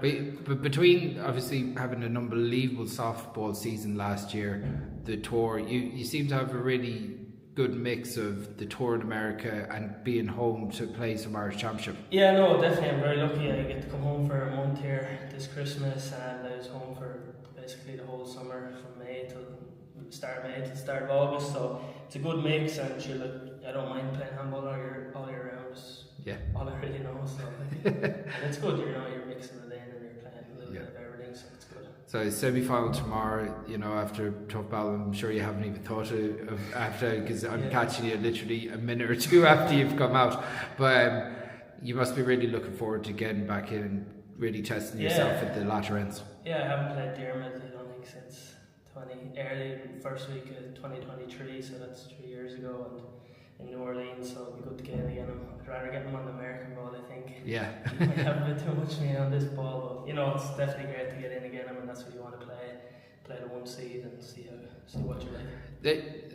I was asking John Alvarado Bike when I was talking to him earlier about, you know, it's such a difference between the 4-wall ball in America and the 4-wall ball here. Yeah. And there's obviously, like, they've almost diverged in different directions. Maybe the Irish ball is a little bit slower, but takes a bigger spin or a bigger hop. Yeah, no, definitely it's different. Like, the roof shots are, well, you know, up here it's so fast, it kind of helps. Yeah. The adaptation isn't as big, say, for me and John coming over, Killian, Mark, whoever's coming. But I think a lot of it's just the power of the kill shots, you know, like you hit a shot that's a foot high, and in America it's probably a winner because it's going so fast out of the line, but here it's kind of staying around the short line, and it's a bit of a setup for lads like Sean and stuff to have quick hands. So that was the one thing that I was like, you know, you just have to really put it down. Yeah. So look, congratulations, great to see you back on home soil and playing and getting to semi-final, and we'll be seeing you tomorrow. Yeah, thanks very much. Awesome.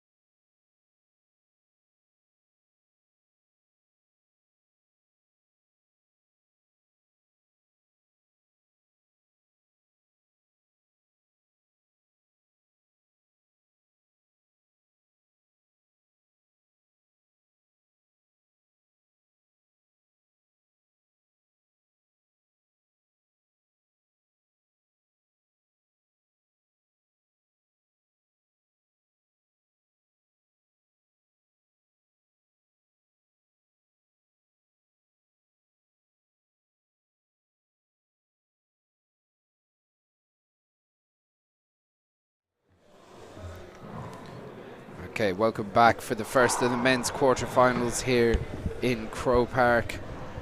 We have a big match here today. We've got an all-Munster affair between Michael Hedigan and Jimmer Nash. Jimmer Nash, former All-Ireland senior champion, former US Nationals champion as well. So he's going to be playing two-time or three-time senior doubles champion. Michael, definitely two. Anyway. Two-time, yeah, definitely two. Yeah, so we're going Okay, Michael lads, Hedigan from Liscarroll as well. Yeah, so big match, Paul. Big match, interesting game. Obviously, funnily enough, even though there are different statures of lads, obviously Michael's big, tall man, 6'2" or 3", with a long reach. Jimmer's a different stature, but they play similarly in that they both like to fly the ball in around the short line. They both like to cut the ball off. So there's going to be a lot of battling going on for that centre court position here between Nash and Hedigan. The two lads who like to hold that area and drop the ball into the corners. Jimmer is, one of the most adept we've ever seen at fly killing the ball, both hands. Doesn't have a wicked power serve, but he's got a very accurate serve, and he's able to put a little bit of spin either way on it as well. Whereas Michael is obviously tall, rangy, and one thing about Michael is he's clutch, as the Americans say. Like we all remember some of the shots he hit in those doubles games, really tight moments in those senior doubles games along with Daniel Rallihan. Michael Hedigan was pulling off spectacular shots. So they've met a lot in doubles, they've met in singles. Nash has had the upper hand, but he hasn't always had it his own way against Hedigan. I think Hedigan has given him a lot of really good games, so it has the makings of a good game, but Nash is the favourite. He's been consistent on the tournament circuit, making semi-finals and finals and winning some of those pre-championship tournaments, and the word is that he's been trained very well, and he's whenever you're ready. His game is in a good place. Yeah, Michael, like I know Michael would have been watching Jimmer coming up. He's probably a couple of years older than him. Jimmer then Michael's brother Shane would have had many battles as juveniles, and they're similar enough in certain aspects of the game, Shane and Michael, but Michael has he's a real winner's mentality. Not saying that Shane isn't a winner by any means, but like he is a very tough player. Yeah. And this is not an easy game for Jimmer.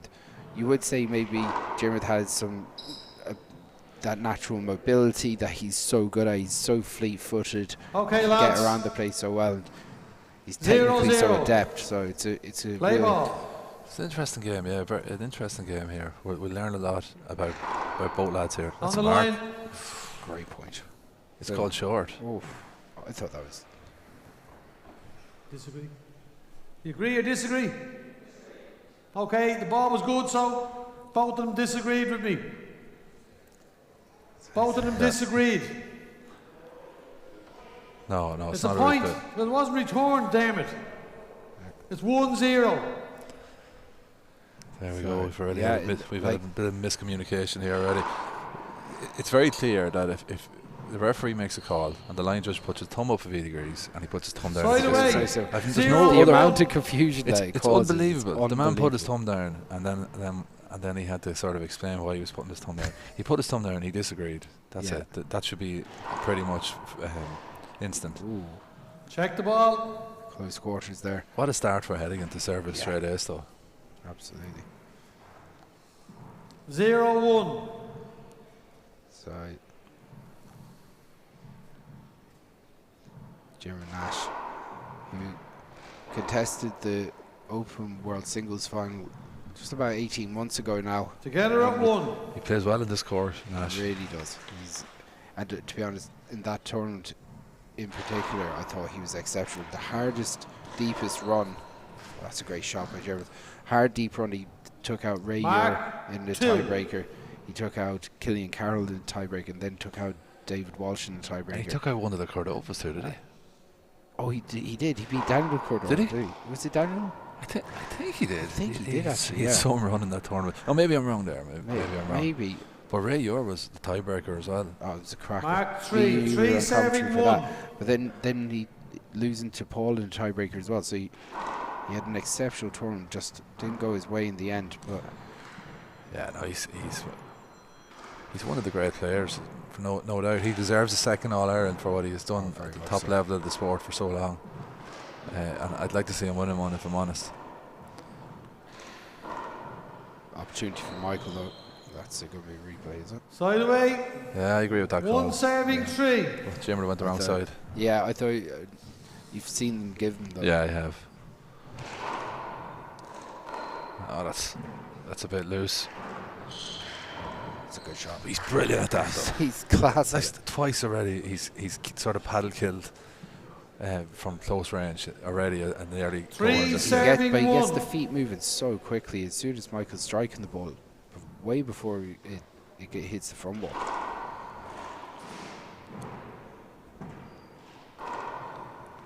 Michael digs it out. Jerry goes back down the left. That's a sort of a fake too, isn't it? He sort of went right. You think he's going right corner, and he opened up the body at the last second. That's so crafty. That's a great serve. An inch over the short line. Mark 5 serving 1. I asked Jeremy before about the fact that he wears straps on both elbows, and he explained to me that he had chronic problems with his elbows. I think he might have had tennis elbow or golfer's elbow, which a lot of handballers get. And it was chronic. He had it in both elbows, but I think it was during COVID, and the forced layoff basically cured it for him. No way. Yeah, so because there were no games, he just had the rest. But when he came back playing, he stuck with wearing the straps. He said it helps with soaking up sweat, and it's an extra little bit of support. But he doesn't have any elbow problems at the moment. Okay. Yeah, I think most handballers that play at every level have had some of those issues. Yeah. With their elbows at some stage. Yeah, absolutely. And they're usually issues that kind of they come and go, either your body adapts to it or whatever. But that's a good shot for Michael. Yeah. He really uses those arms to get a bit of purchase on that one when he went first. So he kills the ball from hip height quite a bit too, as we saw in that last shot.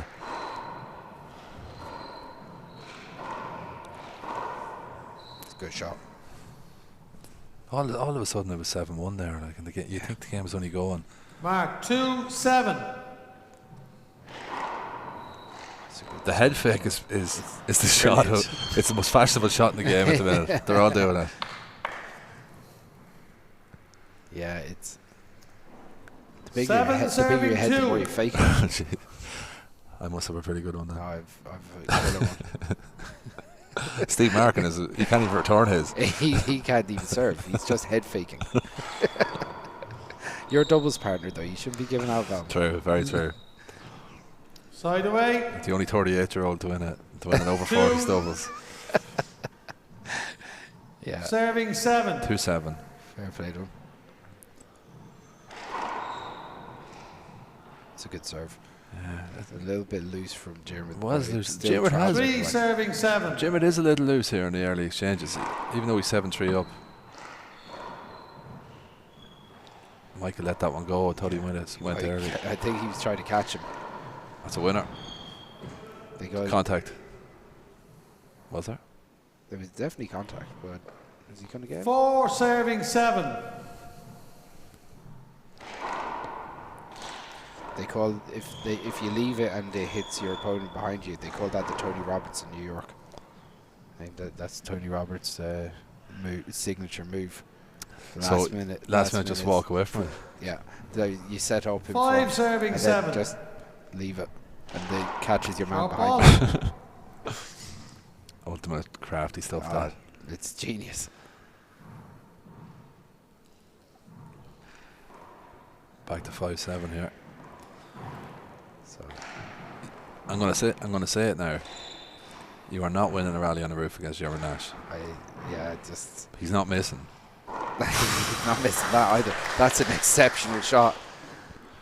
7 serving 5. What a finish! What an idiosyncratic style he has up the back. Do you know what? That's not easy. Like that ball is dying off that back wall. It suits Jeremy because it's short. Ball. He kills them dead weight. Yeah. Ball was short. Yeah, it was well short. He hits a sort of a modified underhand off the back wall. He does, yeah. Not many players hit that, and he's particularly good at that when it comes around the corner. He follows it all the way around, and it suits that swing. Absolutely. There it is again, exactly like that. He just lets it come all the way around, and then it's sitting up beautifully. 8 serving 5. And the thing is, he can see where his opponent is going to be. So does he have to change last minute, go left, go right, which he can do.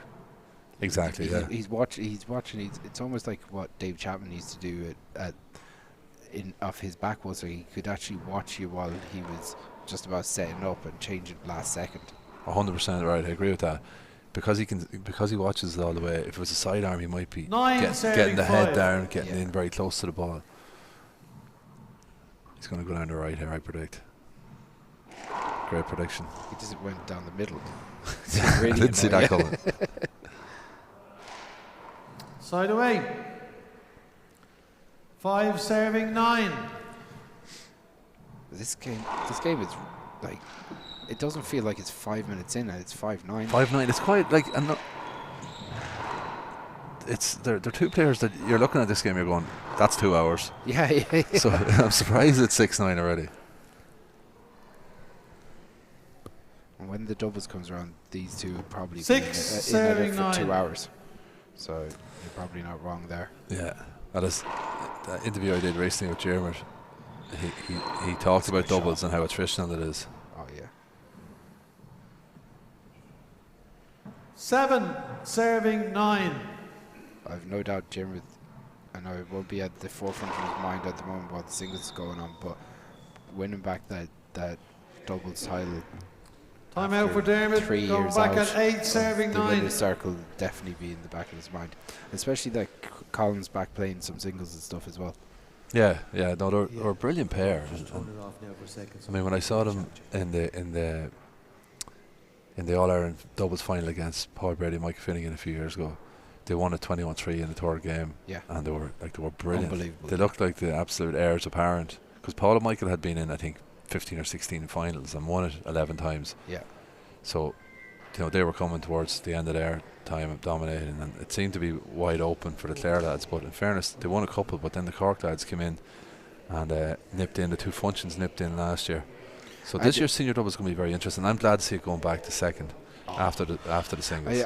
I was actually happy enough with the change, thinking that it would have produced better singles, after the doubles. But I actually think the singles being first sets up the doubles much better than the other way around. Well, I'd always commend them for trying something new. Yeah.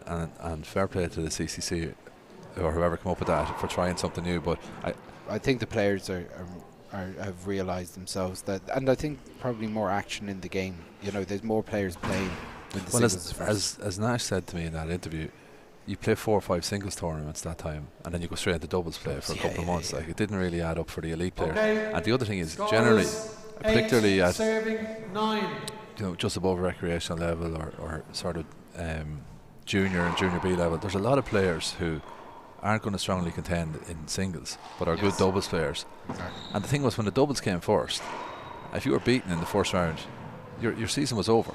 Yeah. Whereas this way, it's a great pick from Michael. Brilliant backhand.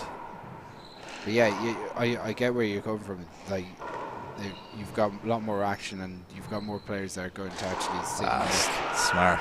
But I think this way, so when the singles is first, those guys that are kind of right side doubles players, they'll enter the singles for the game or the games. 9 serving and then 8. if they get knocked out of the singles, they can keep training while the singles is going on. So more handball will be played. More people are playing handball. It's still in competition. It's like the one about the manager who said, the longer we stay in the dressing room at half time, the longer we're in the championship. There's an element of that in it as well. So I'm glad to see it going back that way. Yeah, true. Nash was a wee bit annoyed when Hedigan got back there and he called that timeout, and there's a little bit of spite in his shots now. There is, yeah. Well, not in that one. Messy stuff. I like these long attritional rallies do tend to suit Jermouth over you would imagine. Mike's explosive, and when he's playing well, especially from the middle of the court, he goes for that left hand corner. Loves. Yes, which is an unusual shot. Yeah, 9-9. We did, like, as we said, 5 a second ago. As we said at the outset, though, Hedigan has given Nash trouble Together before. at 9. Yeah. Styles make fights. Hedigan just seems to match up well against Dermot.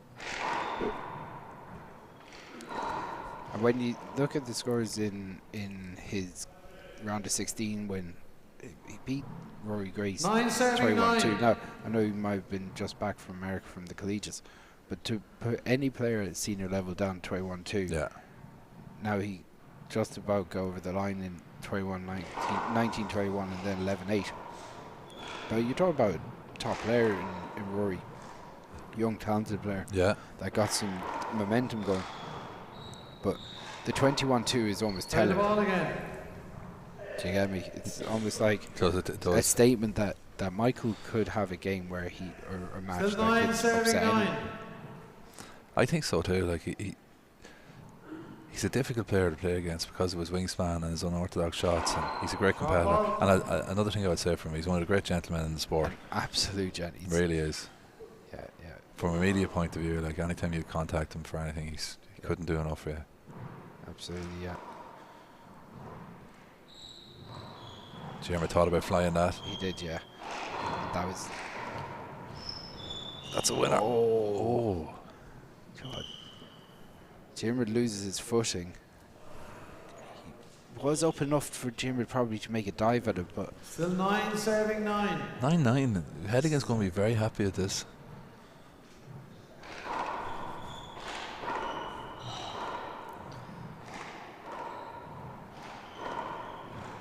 There's a lovely shot by Michael Hedigan. From a strange height, off balance with the left hand, and comes over the top of the ball to keep it down. Going back at 10-9. Here we go. For anyone that didn't hear that properly, like the soul was leaving Paul Fitzpatrick as soon as that timeout was taken. I could actually see the ghost of Paul Fitzpatrick just wither away out of his body. Make it stop, Chris. 10-9. Hedigan gets in front. A lovely kill with the left hand. The skill involved in that shot, coming over the top of the ball, keep it down. You're like, whoa, is the upset on here? We'll tell you in a minute. We'll tell you in a minute. Go and make a cup of tea there. That's it. I do appreciate a good timeout when it annoys you. Yeah. That's the only good thing about them at the moment. Yeah, well, I'm saddling up my hobby horse now for the day. I'm gonna. Not like you. I'm sure everyone else is waiting with bated breath for something else to come up now.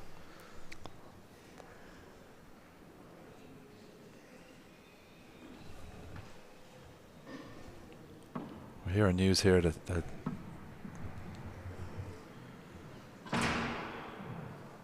sorry, miscommunication there. Jeremy Nash back in the court. Michael Hedigan back in the court. Okay.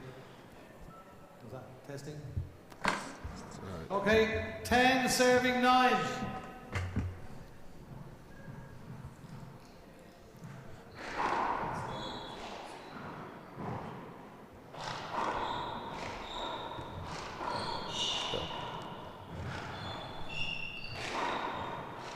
Big pick from Michael. That long reach. Jeremy puts it away at the second chance of asking. 9 serving 10.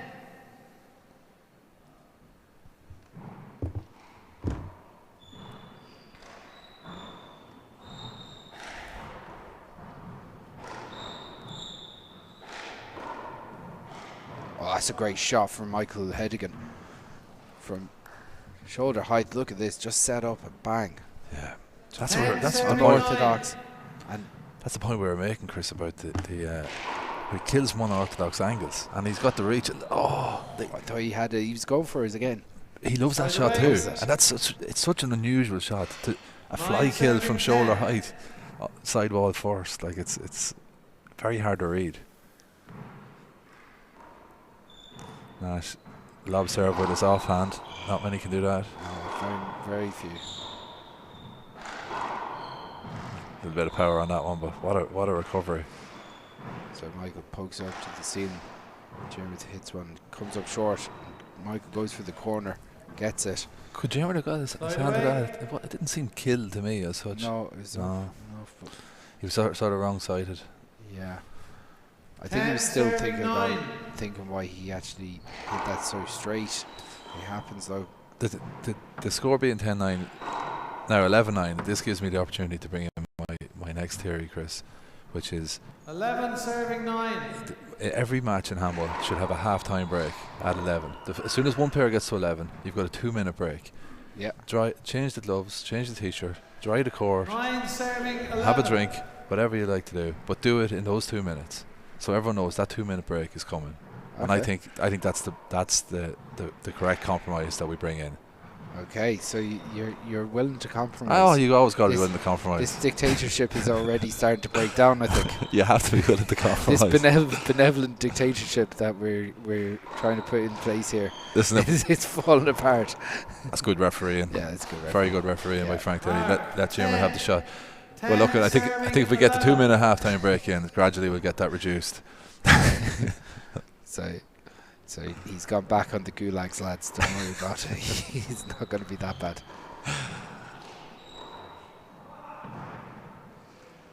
So right corner. Oh, he went left corner. Wrong shot. It's easy to know the right shot from up here, isn't it? Yeah, it is. It's the wrong shot when he doesn't kill it, but I think if he did kill it. Together at 11. Scores come together. Still a few kind of pattern in and out of here. With you might see on the screen up on the side of court, but there's probably good 80 or 100 people here that you probably hear. 12 serving 11. There's also a scatter of overage All-Ireland semi-finals going on court 2 and 3 here. So, and tomorrow, we've got All-Ireland semi-finals in the men's junior and intermediate over 35 grades, junior B. So loads of handball here in Croke Park over the next 2 days. Busy time of the season, isn't it? It really is. That's great. Like, be in Croke Park the next 3 weekends. You're staying in Dublin tonight, Chris? I am not. I'll go back to Mayo and back up in the morning. So Jimmer looking for replay. I would think that's. We might see the replay of that ourselves. I think that should have been a replay at that time. 11-13. Oh, that's a cheap point to give away. I mean, Nash is well able to kill that ball, but 12-13. Michael looks very confident here at the moment. He doesn't get very ruffled anyway. No, it's the type of personality he has.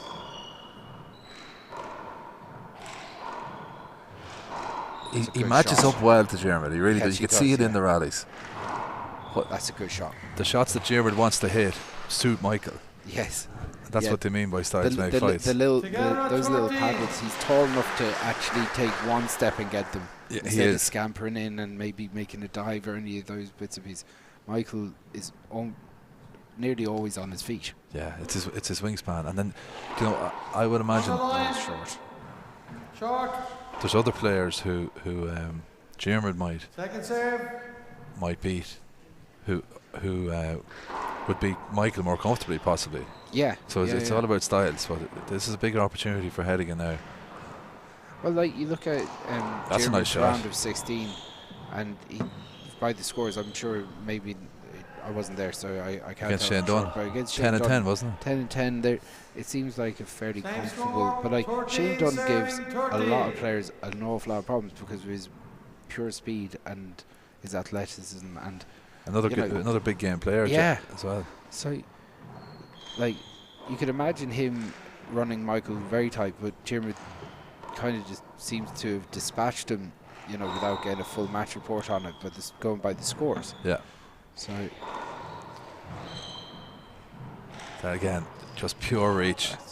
Dug out that last one for Hedigan. I feel Jeremy has another gear. Yeah, he's another couple of gears, I think. 14-13. It's easy having them. It's hard to play well against a sticky player like Michael Hedigan. And I don't say say sticky. That's probably doing him a disservice. He's a very good player. Yeah, these are the shots that Jeremy that was 6 inches high. 13 serving 14. Really close to where he really wants, or he maybe where he needs to get to be winning this All-Ireland Senior Championship, and you're talking about marginal stuff. I don't know if I'm right in saying this. I'm going to say it anyway. 13. Has any player served an ace since that first serve that Michael Hedigan hit? I don't think so. Every rally has been sort of bitterly contested. But it's not like the game. The game doesn't feel like it's that old either. There's a lot going on. There is a lot going on. 15-13.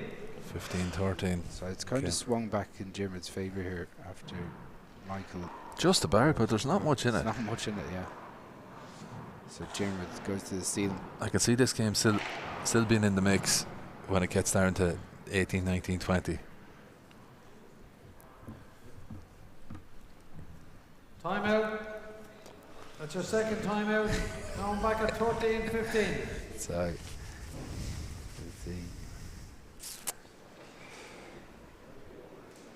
What else is happening, Chris? Well, Chris Doolan's just after landing into the arena from back in, hanging out in Mayo and the west of Ireland for a couple of weeks. Did I hear a rumour that Chris Doolan's transferring to Swinford Handball Club? There might be rumours, but you can't believe everything. It's more tabloid press stuff. Okay. You can't trust everything. We'll have to get it from a couple of sources before we can bring that one to print. Yeah. We'll see what happens. Yeah, good to see Chris. Obviously, been playing handball in Australia. We'll have him on the stream later on today, and he can tell us all about it. I'm watching some of these games. Talented handballer. He's a senior player in the Big Alley. Yeah, won the junior singles in the 40x20 as well. Hard one. David Hope in the final of that a couple of years ago. And okay, lads.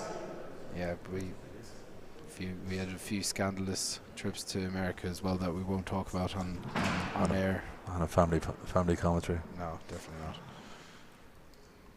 13, when we were sensibly young lads, 13-15 now. Okay. How dearly Hedigan would love to serve an ace here.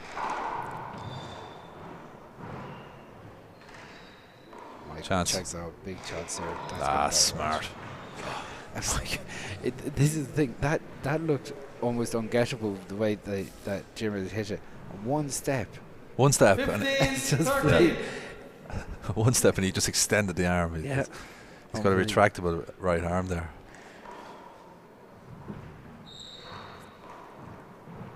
So Jeremy goes back to the ceiling, drops into that corner, nasty little drop there. Ah, lovely touch. Yeah, like Jared kind of forced it. He's shaking the head, he's not happy. Yeah, like he set up to go to the corner, 13, but I think 15. he was expecting Michael to take that step inside, and he actually changed his mind. So Michael drives it down the right. Jared.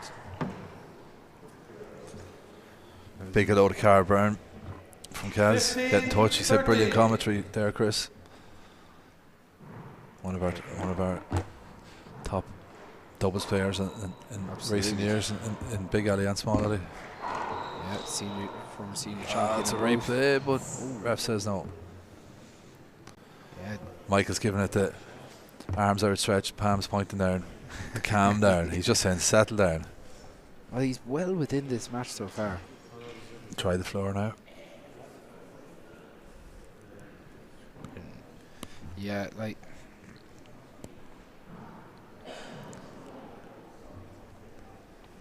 It'll be, yeah, we're getting into the real nuts and bolts of this game at the moment, and Jeremy with a 2-point lead, but okay, a good 5 minutes for either player could win this this first game. Absolutely.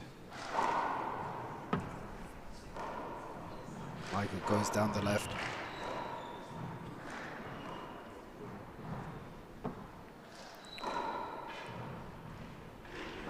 That's a great shot. What a shot.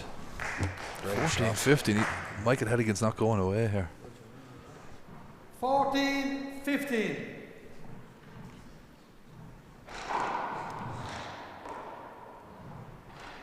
Oh, wow. Great shot. Unbelievable. That's ridiculous. Look at the replay here, Chris. Bang. You called it. He loves that left corner. Yeah. And you see it in doubles because he does a lot of damage out there as well. together at 15. Michael trying to put the foot down, going aggressive on the serve. That's a wee bit loose, but he's going to shoot that. He sure is. And he gets it. 16-15. Just like that. 3 quick points from Michael Hedigan. 16. Time out. Going back at 16-15. So, game really on a knife edge now. That's 16-15. Big shot you see here on the replay. Michael just going with the left hand into the corner. Yeah, super effective shot, and you see that a lot in when he plays doubles with Daniel. That I meant to ask, was there any white smoke for a new president in Croke Park? The new president is Derek Kent from Wexford, who has a handball background. I met him at Handball Congress in Offaly, and had a chat with him, and he was telling me that he won. I can't remember, did he tell me he won a Leinster under 14 doubles or an All Ireland under 14 doubles back in the day. He was in school in Wexford. He's a Wexford man. Interestingly, he's a successful businessman in his own right. And interestingly, he's one of the few presidents to come from the private sector. Well, a lot of presidents come from a teaching background. Yes. So I read a piece he wrote with, or Colin Keys wrote with him in the Independent 16, a few weeks back. 15. He's all about value for money and taking a business approach to things. So he'll have a different approach to what we saw before. So it's going to be interesting to see now, can he put his mark on it. But look, he's familiar with handball. He attended Handball Congress, and I have no doubt he'd be a good friend to us. Absolutely. Well, I look forward to seeing him here, hopefully in a couple of weeks. Has to be put away. Oh, he buries it. Great shot. Big pressure on Michael to put that away. And we've seen players fluff their lines and those opportunities come. Michael definitely didn't there. So it's 17-15. Michael's making a break for it, and then hits a big serve. The second ace serve of the match, and what a time to pull it out. Look at this with a big reserve. Just kind of kicks it to the right as well. Yep. That's your third one, Dermot, okay? So Dermot taking a timeout, trying to stop Michael in his tracks. But it has to be stopped. The timeouts thing is taken away from the spectacle. Nobody can tell me that.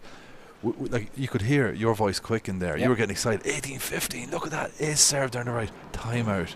It's killing momentum, and it's killing the spectacle of the sport. That's my last comment on it. But it really is. It's reaching. I'm laughing, but I wholeheartedly agree.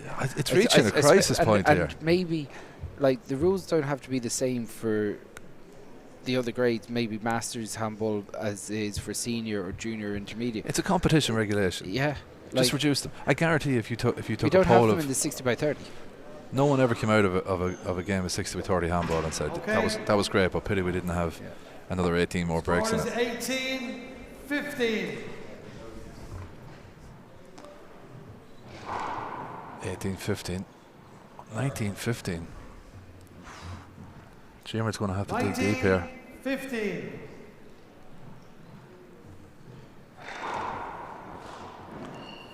Hedigan has upped it, and Nash has had no response in his last few rallies. Yeah. Michael's pushing, and you know what, he's bouncing around confident at the moment. He's going to shoot this. That's a good drive. That's a winner too. It's a real good shot. Now the pressure's on Jeremy big time because he has to shoot the ball. But if his shot isn't perfect, he's lost the first game. So he's under a huge amount of pressure here. Jeremy's been stuck at 15 since he was 15-13 up. Michael goes to dive in, and he thinks he was there. What an opportunity! All he needed to do was contact the ball, and with the position where he was and where Jeremy was, just get it on the wall. It was probably going to be a winner. Now, can Jeremy put a run together? He has to go 6-0 to win this first game. Well, he's got to win 6 rallies. Hedigan's got to win 2 rallies. Yeah. So, a bit of a bend on that. Shoot it. Michael does well again, and he gets it. Whoa! It's contact, but I think it was contact after he'd actually missed the ball. On the droid. Jeremy looking for the replay there. Michael was very pointed in how he went over and picked up the ball. He's trying to cut that one off at the pass. No, he's not looking for it. The referee was right, I think. Oh, you got to get the mop in there. Oh, no. Yeah.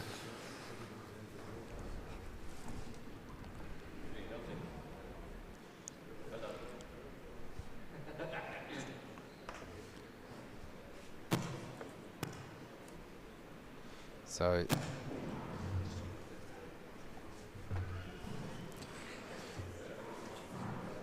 Michael Hedigan now will have his second serve. Okay. At game ball in the first game. Score is 20, serving 15. So Michael, I don't think anyone was overly anticipating the first game win. They weren't going to rule it out, I'm sure, but this is a little bit of an upset. He hasn't got there yet. Well, he should get there now. He is there. Does, and that's it. That's a great first game from Michael Hedigan. Absolutely at brilliant. At one stage, 13-15 down, and held Dermot to no score for the rest of that game. That's exceptional stuff. So really exceptional stuff. First game goes to the discard man, 21-15. We're going to take 2 minutes here, and we'll be back.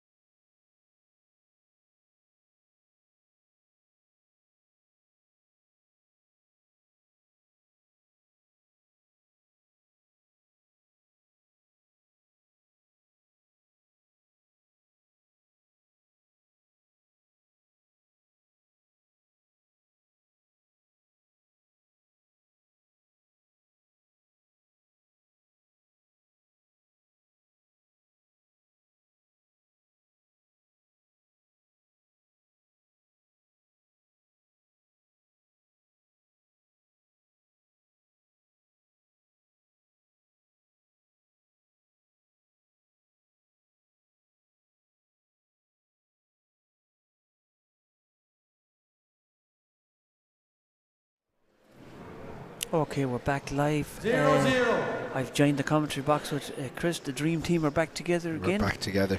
You can't be giving out to me now. No, see, I thought you had the earphones on. That's why I was stabbing you in the back and everything. But you're back. And great first game, Chris. Oh, unbelievable. Oh. Play the ball again. So I think Michael, I called it, okay? I'm sorry. But you know what? But you can recall it, as you said, in the way up. Yeah. I think he like 0-0. Like Michael had made a last minute decision to let it go leave to it the to the back wall. wall, Okay. and he probably 0-0. was hoping a half would just let the ball hit Diarmuid as well, but Frank is a gas man. I called it, Michael. I called it. I know. Well, I can understand Michael's. Oh yeah. When you're playing a player against Nash and you get set up off the back wall, you have to take it. and he did take it as well. Yeah. Like so, but it was after it was called. So it's like, yeah, fair enough. He called it. He did call it. In fairness, early. It's like one of those. It's yeah. That's a good return from Michael. In fairness, Mike's playing very good. Yeah. But Diarmuid can up it. He can up his game anytime he wants. It's yeah. He's one of those players. He'll think it out. You know. He'd be annoyed with that. He was getting them in the first game. He'd be annoyed with that shot now. That was a present right there. Yeah, that was a loose shot from Michael. 2-0. So Diarmuid straight off the mark, 2 points. And Diarmuid actually looks like he's up the pace a bit. Yeah, and he had to. Because he's 3-0. Michael's the type of player he can kill 5 or 6 aces in seconds, like, you know. He's an unbelievable kill to the left corner. I was saying to Paul before the game, I was like, if Michael can get into a bit of rhythm where he's at the lines and he can shoot the ball into the left corner, he will hit them all day. And he does it. He's excellent at it in the doubles as well. Yeah. Oh, Michael's not taking his chances, like, and Diarmuid is annoyed. He's annoyed with himself serving like that. He's shaking the head there. That's an awful serve to give a senior player. Well, any player, to be honest. That's a dream setup. Hopped out high off the back wall as well, but sometimes it's too easy. See, Michael was getting them. They're, but he put it tight to the sidewall this time. But Michael was picking them the first game, wasn't he? Yeah, I think in the first game, Diarmuid was actually going the other way around the corner a lot. He was going side wall, front wall. So he's actually trying to straighten them down the walls. Use a little bit more power going through the game, but at the hand there from Diarmuid. It's an opportunity though. How did Michael get that back? It's two unbelievable picks. How did Diarmuid get that back? This is a great pick in here, Chris. Unbelievable. Oh wow. What a rally. Big rally. Diarmuid goes to the corner and gets it. What a rally. Great. That's amazing. Clinical stuff from Diarmuid Nash. But the picks, Chris. 6. Too outrageous. That back of the hand from Michael, and then how do you it's crazy stuff. That's a great pass, and Diarmuid got it back. It looked like a disease, but Michael took the bun the next shot. But see, the Diarmuid just floated that back. That's a great passing shot from Michael. Incredible stuff. Yeah.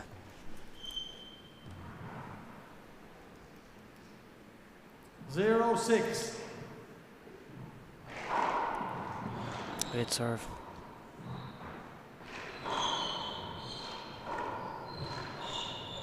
Diarmuid goes. Oh, that's a replay. But he's let play through. Oh, yeah, I like it. You shot, Michael, and you took it. Okay. It's like. What? I didn't see your hand going up. You played your shot. This is where. Yeah, I could 6-7-0. understand why Mike was annoyed by that, because that was a clear play over.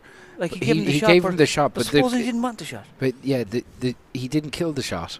So So if he misses the shot and dumps it into the floor, what is it then? Yeah, exactly. So what's the grey area? So like, what do you do? You have to get. I think the way that it's almost like playing advantage in a game of football or whatever. If the ball trickles out and they take a shot and it goes over the bar, then that's fine. That's the advantage you took.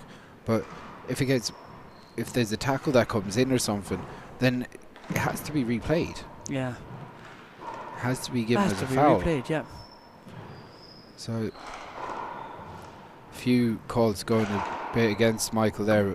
Jeremy's actually starting to up the pace a lot now. 7. As he said, Jeremy will think it out and try and get things going.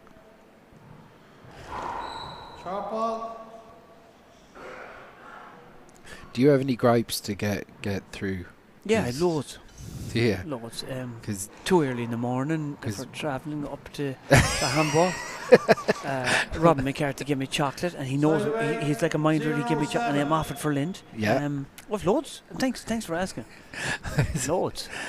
Anything to do with handball? Oh, sorry. Is that what you meant? Oh, sorry. Yeah. Sorry about that. Because Paul Fitzpatrick has got rid of his gripes. Oh, was Paul Hedigan? I'd love to be in there for that. Yeah. Yeah. The timeouts and the gloves. Timeouts. In fairness, I agree with them on the timeouts. I think they are a massive disruption to the game. They actually don't add an awful lot. They add nothing. I don't think they had anything to the game. And was there many in the first game?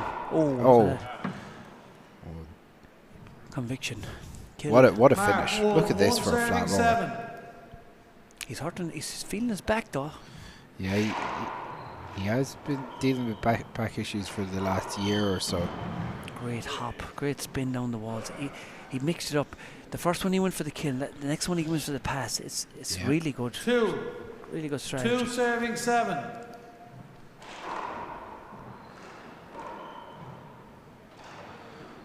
But yeah, I'd say Paul was getting rid of the dirty laundry in his head to do with handball. So he thinks that there should be a half-time, 2-minute half-time break. Ball again. 2-minute half-time break at 11. Okay. Get rid of all timeouts. 2-minute half-time at 11. And at that point, so anyone, you can leave the court. You take 2 minutes at the halfway point after 11. Oh, at 11 aces, right? Yeah, okay. and then you can go in, tidy up the place, or wipe down the walls, or whatever you need to do. Right. I have to think about that one now. That's a lovely textbook kill. Jeremy really boxed in the right hand side, and he used the walls to hold him there. That's a great shot. Going back at 4-7. Strategic timeout there. Michael was coming back, and Dermot said, "Hold on now, hold on a second now. You know, I'm not happy about this." We got Chris Doolan in the house, Chris. He is, yeah. You can see him dropping stuff all over the place. Yeah, very good, very good. Chris Doolan in the house. I'm sure Dermot is at home watching this. So big shout out to Dermot and Trace and Leona and Andrea and all connected with the Doolans. Yeah, we're at Martin Hennigan's Hall of Fame induction there in Mayo, and he had great big things to say about Chris Doolan's dad. Yeah, he sure did. He was very, back in the day, Chris Doolan's dad was a tough man to play. Yeah, very good in the big court. Very good in the big court. Yeah, very much so. I seen him playing once. He had great power, great shots. Open hand, whereas we'd be fisting, he'd be open hand with the power. He's very good technique. But back to here, Chris, can we see an upset today? Oh, look, Michael, it wouldn't have been it wouldn't be the craziest upset at this stage for Michael to win an All-Ireland quarter-final. He's so talented, he's got great power, he's 2-time senior champion in the doubles, yeah, and a few hardball titles as well. So it's a lovely kill to left hand. Great shot. Jeez. Left hand. So you like Michael could beat anyone on his day. Being perfectly honest, you know. But even a player of Dermot Nash's experience. That looked short to me. It did look short. But Michael was saying, I'm so refereeing. Yeah, Diarmuid is funny story about Frank, Chris.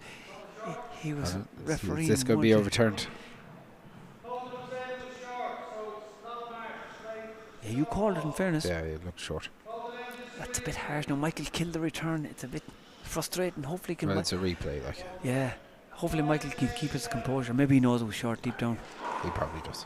Yeah, what were you saying? Funny story about Frank. He'll kill me for saying this, but I gotta say it. You know, Frank was refereeing the game, and the ball hit. Who was playing? Was it Gary? Gary in the way in. Gary said, "Hit me in the way in." And Frank said, I didn't see it. I was there. And then Bo turns around in the audience. It was very funny. I seen it hitting him. Well, Frank said, "You're not reffing, Bo." You know, Frank's a character. Like that was did that. It was a family debate that was going on between Boo and Gary. Yeah, you're not reffing. Yeah, you're not reffing, Boo. Frank is just a great character. Yeah. Oh, what a pick! Two great picks. Great pass shot. Jeez, Michael has some reach. The reach is outrageous. He's a hard man to play against. Michael the ball has to be, look at that. Oh, Diarmuid gets it. And he has the shot. Oh, Michael, the hand error. Michael, will you go home? He's done all the hard work, like. Was it Tim Dooley? They were sent down to them as kids, and Tim said, I don't know whether to take them out the back and shoot them like a bad dog, or well, if Tim seen that shot, like, he'd shoot him, you know. Oh, stop! But like, he'd be annoyed with himself at missing it because he'd done everything right. Yeah, that was.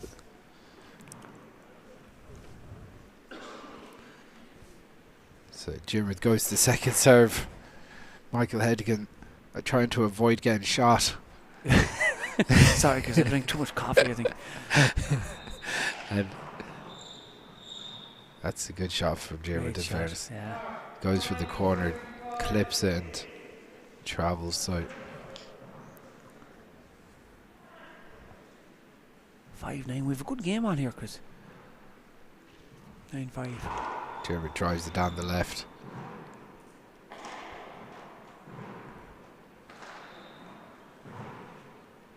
Tim Dooley didn't give too many second chances to the dog, did he? No, he did not. If it was a bad dog, he'd shoot him.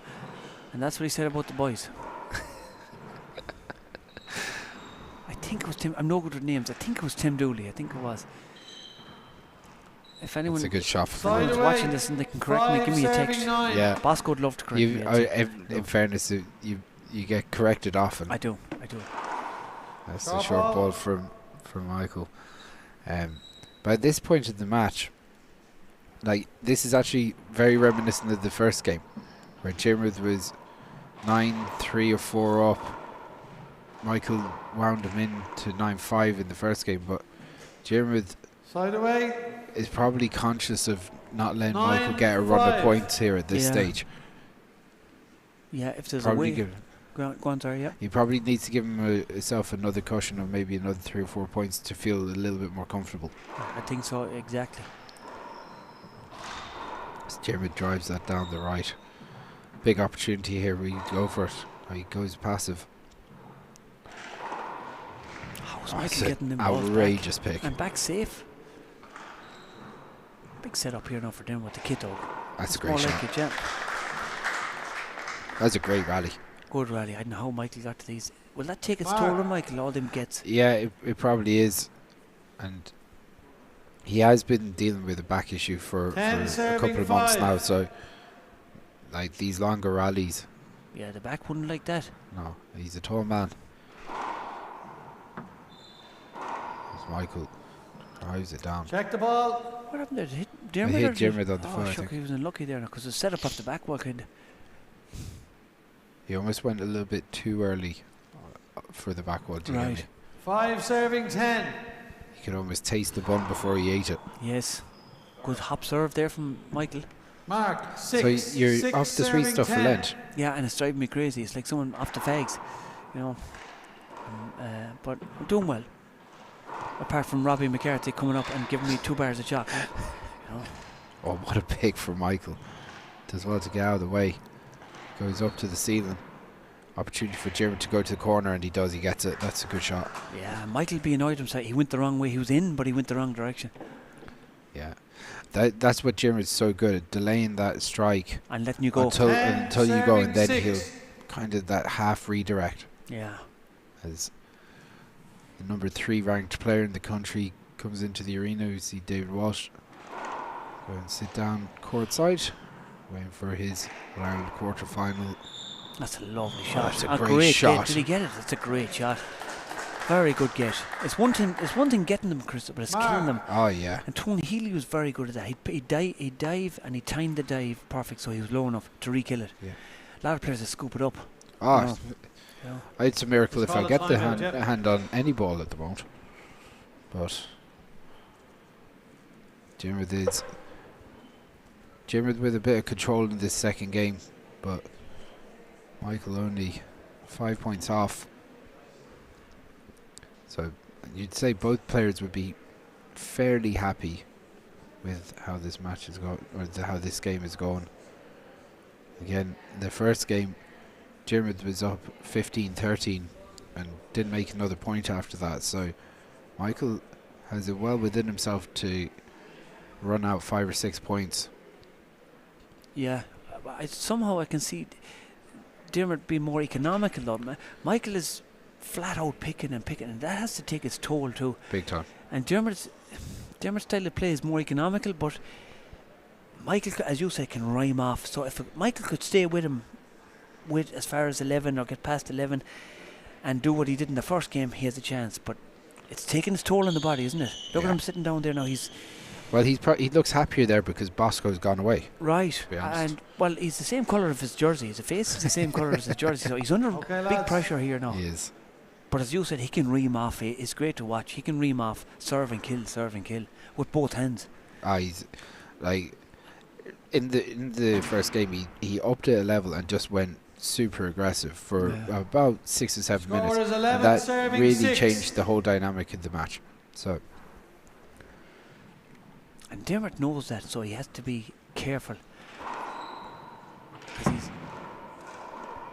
See how clinical he is. Serve, so good. Take the kill. Serve, take the and kill. That was the type of kill. It isn't a flat, Mark, 12, sexy 12 kill, but 6. it's so effective. He paddles it, takes all the pace off it. Switching to serve now. He's really putting him on the back foot. Really moving shot. Michael now, isn't he? Yeah. Mark, 13. So Jimmy putting the foot down. 13 serving 6. Michael probably has to eat into that lead kind of now if he is going to try and win this second game. 14. 14-6 though. 14-6. Yeah. Dermot really playing into it now. So Jimmy drives down the left, breaks off the sidewall, and he's picking up. This is where Jim is really Mark, 15, effective, where he's at the lines and he's just picking off little 2-3 points in a row. At 15-6, only 6 points away from the win the second game. Now Michael needs to do something now, because Tim is be getting the shotgun loaded, like. Well, he is a tiebreaker if he doesn't win this game, so don't shoot him just yet. You'll have Liscarroll after you at the end of this game, to be honest. Look, they have great patience with me. So good shot there from. Nice kill off the ball. That's what he does well, isn't it? Yeah, he's brilliant. Yeah. Comes over the top of the ball and forces it down. It's a good serve. So Michael digs out to the left. Dermot does well to put a hand on it. Michael puts it around the walls. That's a good shot from Dermot. Great flight kill. Very good. He's motoring a bit now. He still feel like Dermot has another gear to go. Yeah, he's very economical.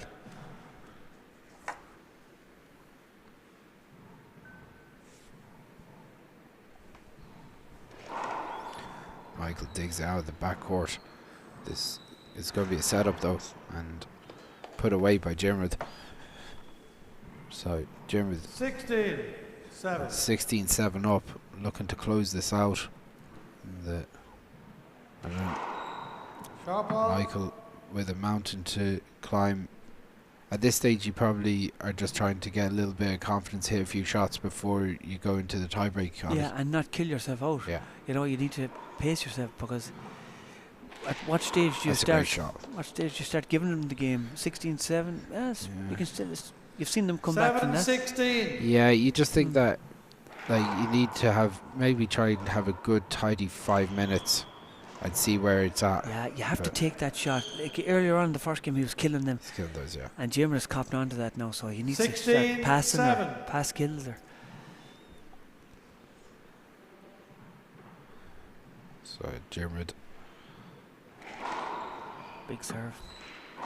Drives it down the right. Great return of serve, isn't it? Great return of serve, yeah.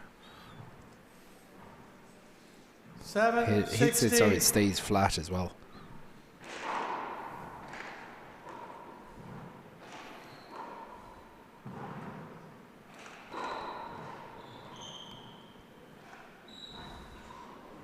Jared did well to put a hand on that as well. Yeah.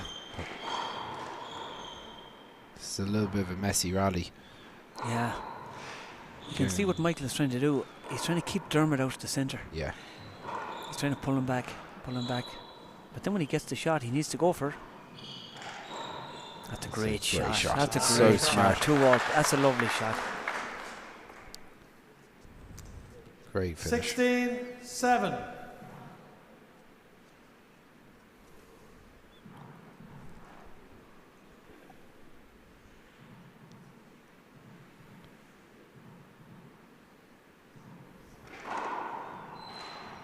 That's a good shot. Nice shot, nice angle.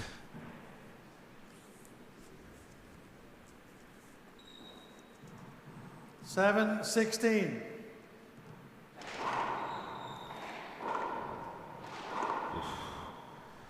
Another ace by ace, yeah. Yeah.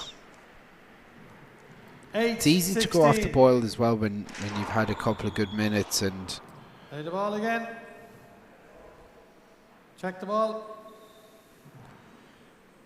Yeah, Jim would want to make sure that he's not losing it 8, too much 16. more than this with such a lead.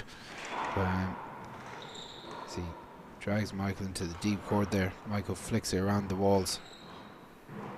Opportunity for Michael. He goes back up to the top upstairs though.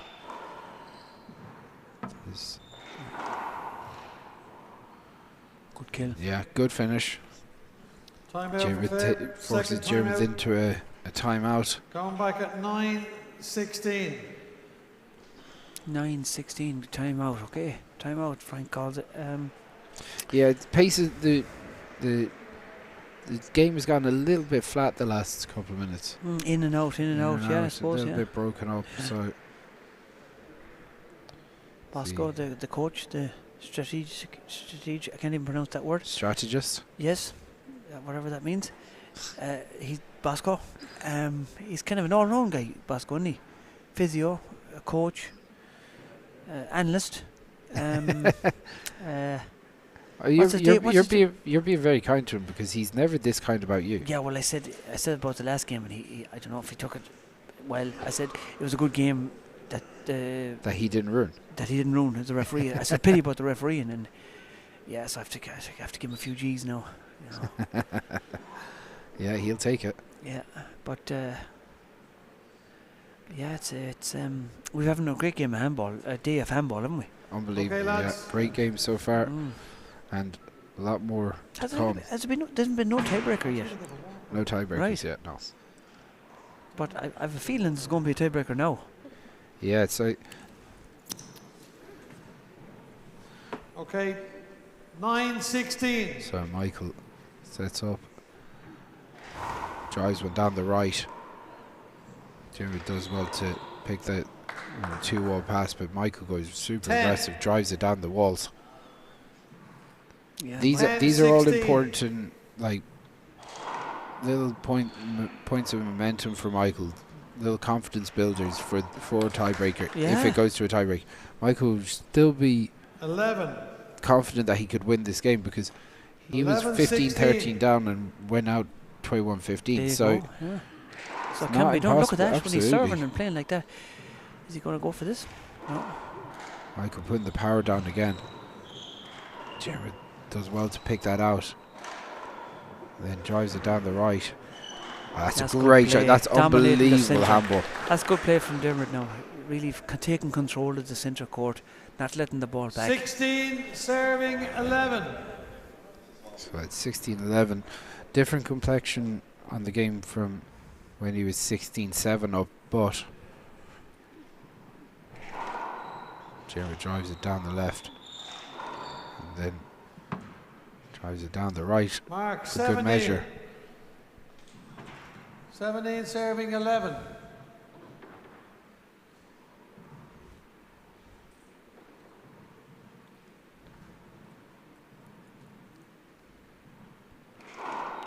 That's a good serve. It's the first time he zipped one down the right in a while, so kind of caught Michael a little flat-footed. 18 serving 11. So Jim with it, trying to push his way through to the tiebreaker here. Short ball.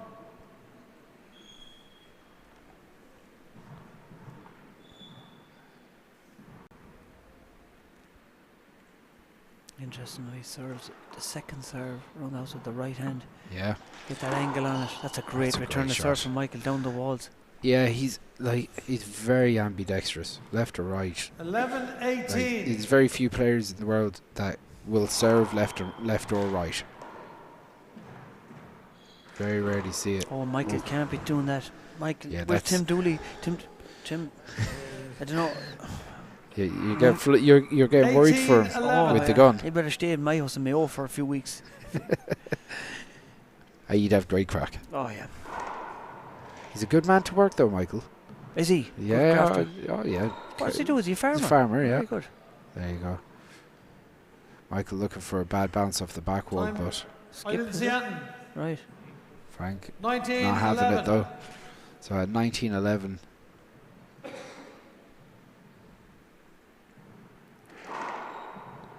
That's a good serve, good pick. Fly kill coming.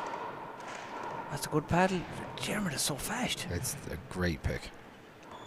Opportunity for Jeremy. He goes to the corner. Oh. Michael doesn't get it. He doesn't really look for it either for Frank. You see other players. Yeah, Frank had to look up. He was waiting for Michael to call it, but he didn't look for it. So, Jimrid to serve out the second game. And he'll have the serve in the third game as Jared Nash takes the second game 21-11 after Michael won the first 21-15. So we're going to a tiebreak here. We're going to take a quick 5-minute break and we'll be back with the tiebreaker between Cork and Clare. Mark, you just after coming through a battle there with Sean.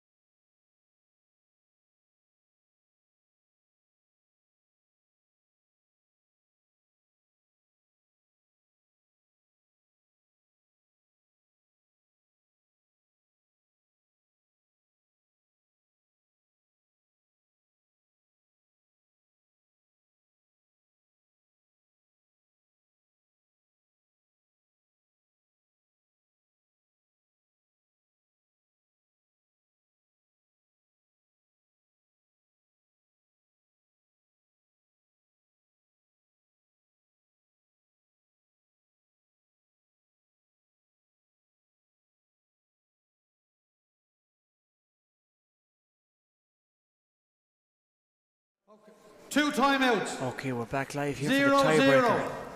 Michael takes the first game, Dermot takes the second game, and we're back for a tiebreaker to 11. So it's a race to 11. Let's see what's cooking here with this serve now. Dermot's going to pull out down the left. It's up.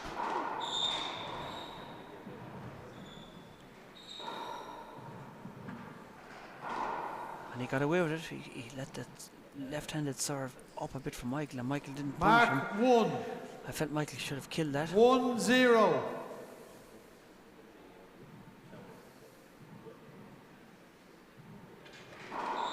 Sharp ball.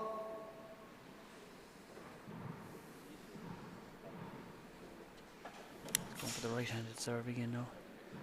Push Michael back into that. Go on.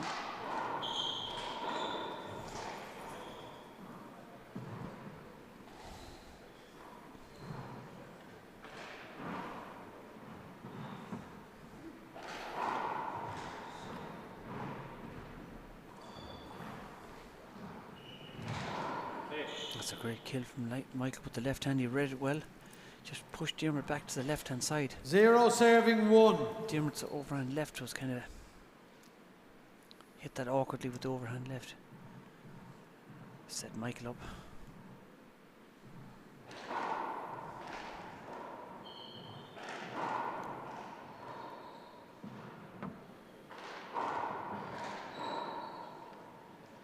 Side away.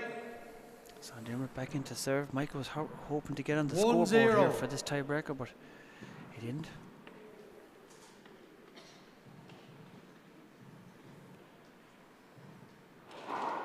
Sharp ball.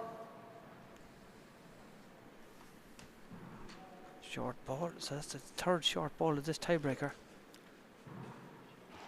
Interesting enough, Dermot goes for the left hand. Second serve, this time overhand. Lovely paddle kill for Michael. We got our kid back in the commentary box. 0 serving 1. Very good. How's he getting on? In 10 seconds, sorry. Okay.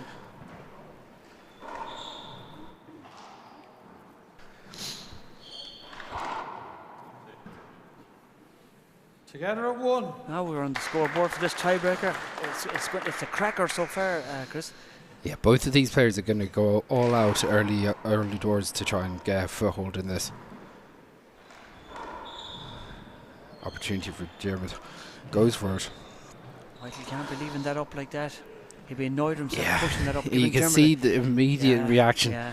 You can't leave the ball up with Dermot at all, really. Give him a second chance of killing it there. You know. But these are big moments, Ollie. Especially in a tiebreaker, you have to take their chances. Short ball. Dermot hitting a lot of short first serves. Yeah.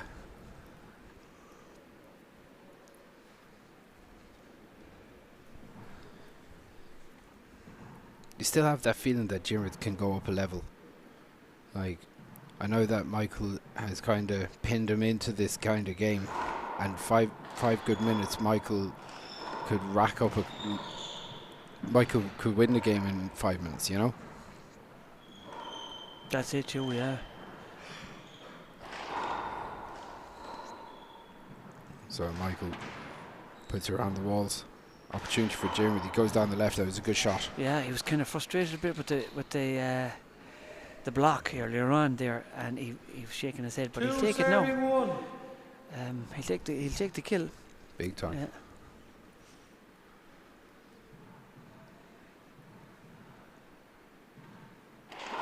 But it was unlucky because it was a great dummy serve. Yeah.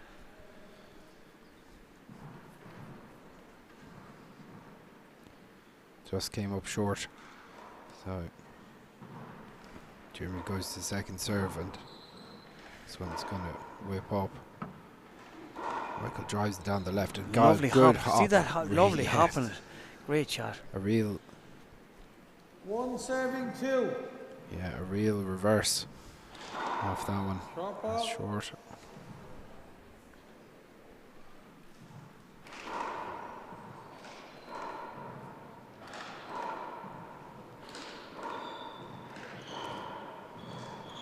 Michael had his chance there to finish that in the second serve. Jimmy gave him a bad shot off the back, after it was a shot before that, but off the sidewall. He should have finished it, especially in the tiebreak. And that's Michael's game, finishing big time. You know. So, yeah, but when Michael's finishing well, it's first strike, it's gone. Yeah, I suppose it's tiredness too creeping in. Absolutely, and again, you have to get it right because Jim's so quick, he'll pick it anyway. Yeah. Still 2 serving 1.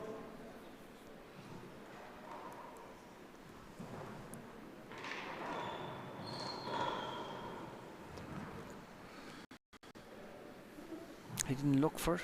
No. Mark 3 serving 1. Not the best body language for Michael at the moment, but one shot could change all that, I suppose. Like them serves they're not great serves, you know. So Michael should be taking advantage. That's a great shot. Yeah, he took advantage there. Yeah, he's stretching out the back a bit on a more regular basis. 1 serving 3. Lovely shot. See, that's the difference. Dermot is taking advantage of a mess up of a serve, but Michael be annoyed himself there. No, he lifted it up. So it's 3-1. He'd want to be. I can see a timeout coming here. If he gets any more. I think at 4, maybe away until 5, if it gets there.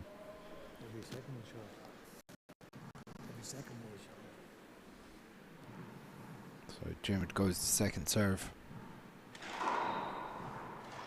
Goes around the walls. What a good pass. He's making Michael work. What's Jim thought there was contact. Okay, play the ball again. Yeah, so Frank with a little bit of a delay there. There must be something because Jim seemed to stop playing. There was contact. I called it 3 serving 1. Yeah, Frank just left that maybe one shot too long. 3 serving 1.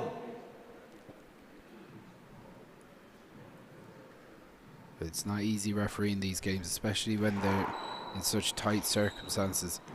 Michael puts that up into the ceiling. Jim does the same.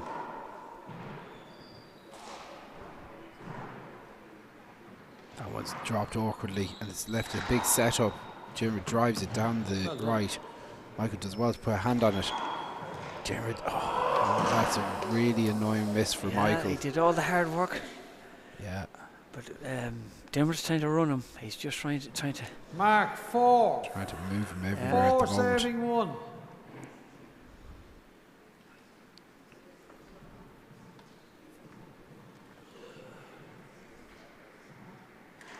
So Jimmer drives it down the right.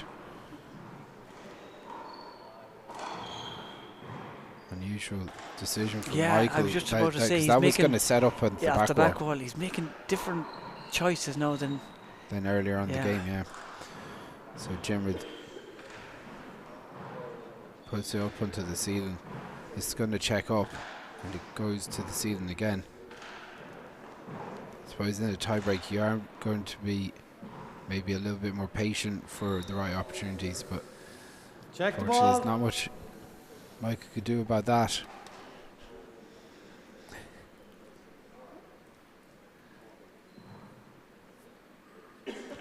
Still 4 serving 1. So, but all these replays while Jim is serving, he's happy enough with.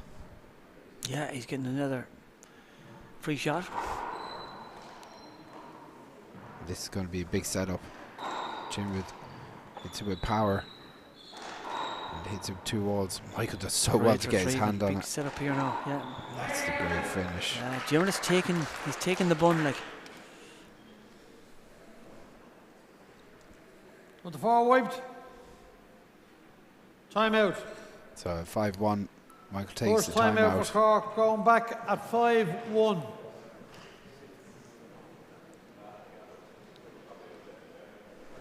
Yeah, this is a big lead for Jim at the moment. Michael has to really get a big push if he's going to change things around. Yeah, I think fatigue is setting in, and the concentration is starting to go with Michael because he's working awful hard. Yeah. Dimmert is working him very hard. Yeah, it's Michael. If he could get one kill, he might get 4 or 5 and put the pressure on. That's the thing with a Dimmert. tiebreaker. It suits him, yeah, that way, yeah. Definitely. I'm getting hungry, Chris. Are you? Well, I bet you're hungry if you're not eating sugar. Yeah, Jesus. It's really affecting me. I'm not myself. I see Robbie McCarthy and Owen McGinty waiting in the wings here, ready to go in for their quarter-final battle. I wonder would they have any food with them? Paul Brady's not here today. He won't need the bananas. That'll be okay. For him. That was a score is 5 serving 1. James is there, but he didn't have. He probably One. has a stack of bananas in the car the whole time, just in case. That's right. Now that you told the whole world about. That's right. The gorilla in the cage. As long as Paul Brady didn't hear it, that's the main thing. You know. I'm sure he has. Okay, Jimmy goes to the ceiling. Michael pokes that around the walls, gets a little bit lucky that that's going to pop up as well. Michael gets his hand on it. That's another pass. Michael's reach, unbelievable. So you can see what's happening here. Michael is he's flat out at his feet, and Dimmert is rallying. Mark 6 serving 1. You could hear him thinking in there. He's so smart. So Michael is playing his game now. Michael's game is shooting, but Dimmer's game is out thinking you. And the longer the rally goes on, I think it suits Dimmert. Absolutely. But he gotta say that Dimmer's not really shipping too many kill opportunities to Michael at the moment. One here. Play the ball again. Michael knows himself there. Yeah. See, earlier on, the first game, he was taking them shots. Yeah. As you said.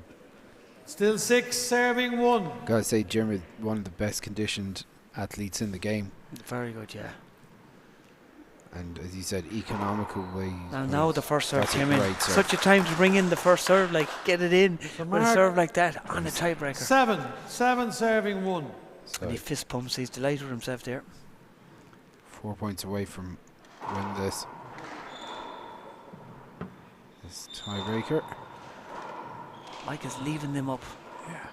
And it's a play funny. the ball again. That's twice now. Dimmert hit him with the whip.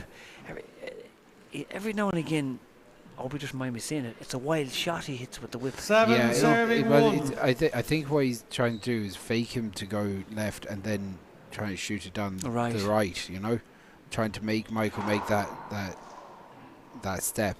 And maybe Michael would have made that step earlier on in the match, but I think at this stage of the match, Michael's kind of waiting a little bit on them. But those are also opportunities. That's what Michael needs. That's more the Michael I know.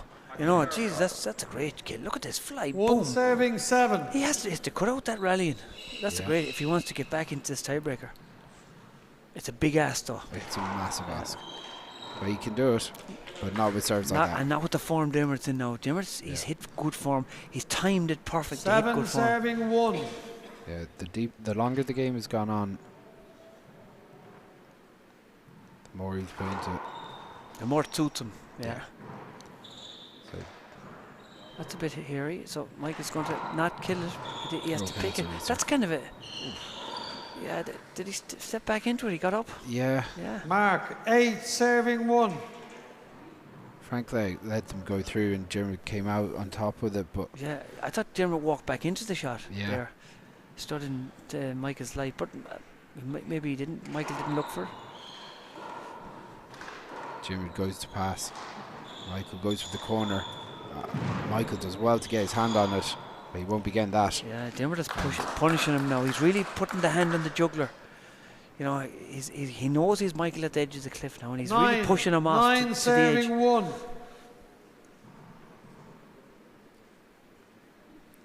for some reason, Dermot likes tiebreakers. Absolutely. Look at the Worlds. How many tiebreakers had he in the Worlds? I think it was 4. Unbelievable. Was it Daniel Cordova, Ray Ure, David Walsh, and Paul Brady? Was it a tiebreaker? And Paul Brady was a tiebreaker. He just won too many. Yeah.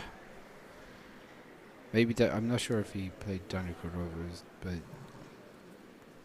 something Paul said earlier. I was like, Mark, kind of triggered 10. Me. Game ball, serving so 1. it's hard to know. Someone might correct me. This is match point anyway. It just goes to show. And Dermot changed his mind. He went with the fist instead of the whip fist. Usually he'd go for the sidearm kill there. So it's interesting. 1 serving 10. So Michael with a fair mountain to climb. He's only going to be able to do it one step at a time though. Opportunity for Dermot off the back wall. Puts the 2 walls around the corner. Big chance here. Takes it. You've got to say, Dermot, since the middle of that second game, has been super impressive. Oh yeah, he's up. 10 serving 1. He's up this game, and he seems to be peaking the right time of the match.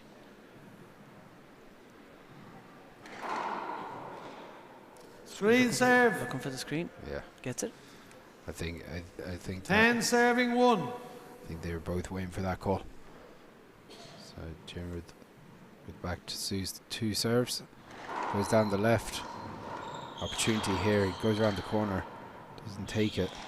And Michael is there, but he'll take it this time. That's a good finish to a good match. Great match. Congratulations to Michael and pushing Dermot all the way, but wasn't to be today. I'm going to go down and have a quick chat with lads. Good man, Chris. We'll be back shortly for the next game coming up. Don't go away.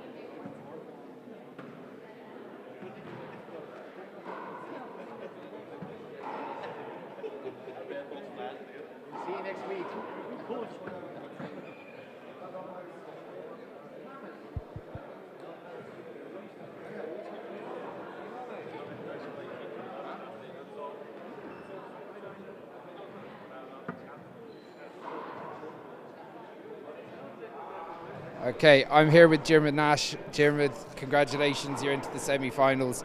As you just said, nothing easy about that, a real battle. Michael played very well, but you came, as the longer the game went on, the stronger you got. Yeah, I'm a bit out of breath. He was playing super well. Jeez, he served unbelievably well. You know, when a guy's playing like that, it's you know, you can only, obviously, like, you're trying to get into the game, but I wasn't really let get into it, you know what I mean? So it was, I kind of, you know, just started to kind of dig in a bit, and I wasn't moving maybe amazing in the first game, but as the game went on, then it was just like, you know, championship is like, it's win or go home, so it's very much like you have to just keep going, and started moving a bit better in the second game, and kind of the dump kills kind of started to work a bit better, and then, you know, once I won the second, I thought I felt comfortable, like just felt good and loose, and it was just about continuing that on, and thankfully got over the line, so we're on to the next one, but not easy.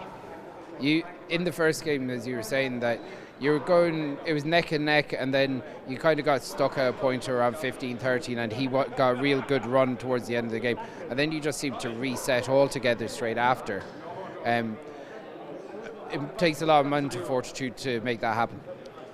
Yeah, I mean, no, for sure. But I mean, you know, I was thinking I was 15-13 up, but I was probably up 7-1 maybe as well in the first game. But there's a lot of, you know, momentum, you know, can shift and stuff. And I didn't think I did a huge amount wrong. I probably missed the kill at 15 to go to 16. But then, so he got in, like, he served unbelievably well. So he got to maybe 19 without me kind of making a mistake. He just played well, and so once, you know, he won the first game. So it was just more about, like, listen, you know, forget about it. Reset and just, you know, try and get into the game, you know, as in when a guy's playing well, like, you just got to accept that, and when you get the shot, then you got to make, you know, as much as you can out of it. But like, I thought I just, like, sometimes it's nearly easier if a guy's playing well because against you, because then you've no one to blame, you know what I mean? You can just, like, it's very easy to kind of blame yourself in handball at times, but it was just like, he played well, you know, suck it up and go again, you know. In the tiebreaker, you didn't let him get any momentum at all. You just jumped straight out, jumped straight into it, and you ran the whole tiebreaker then.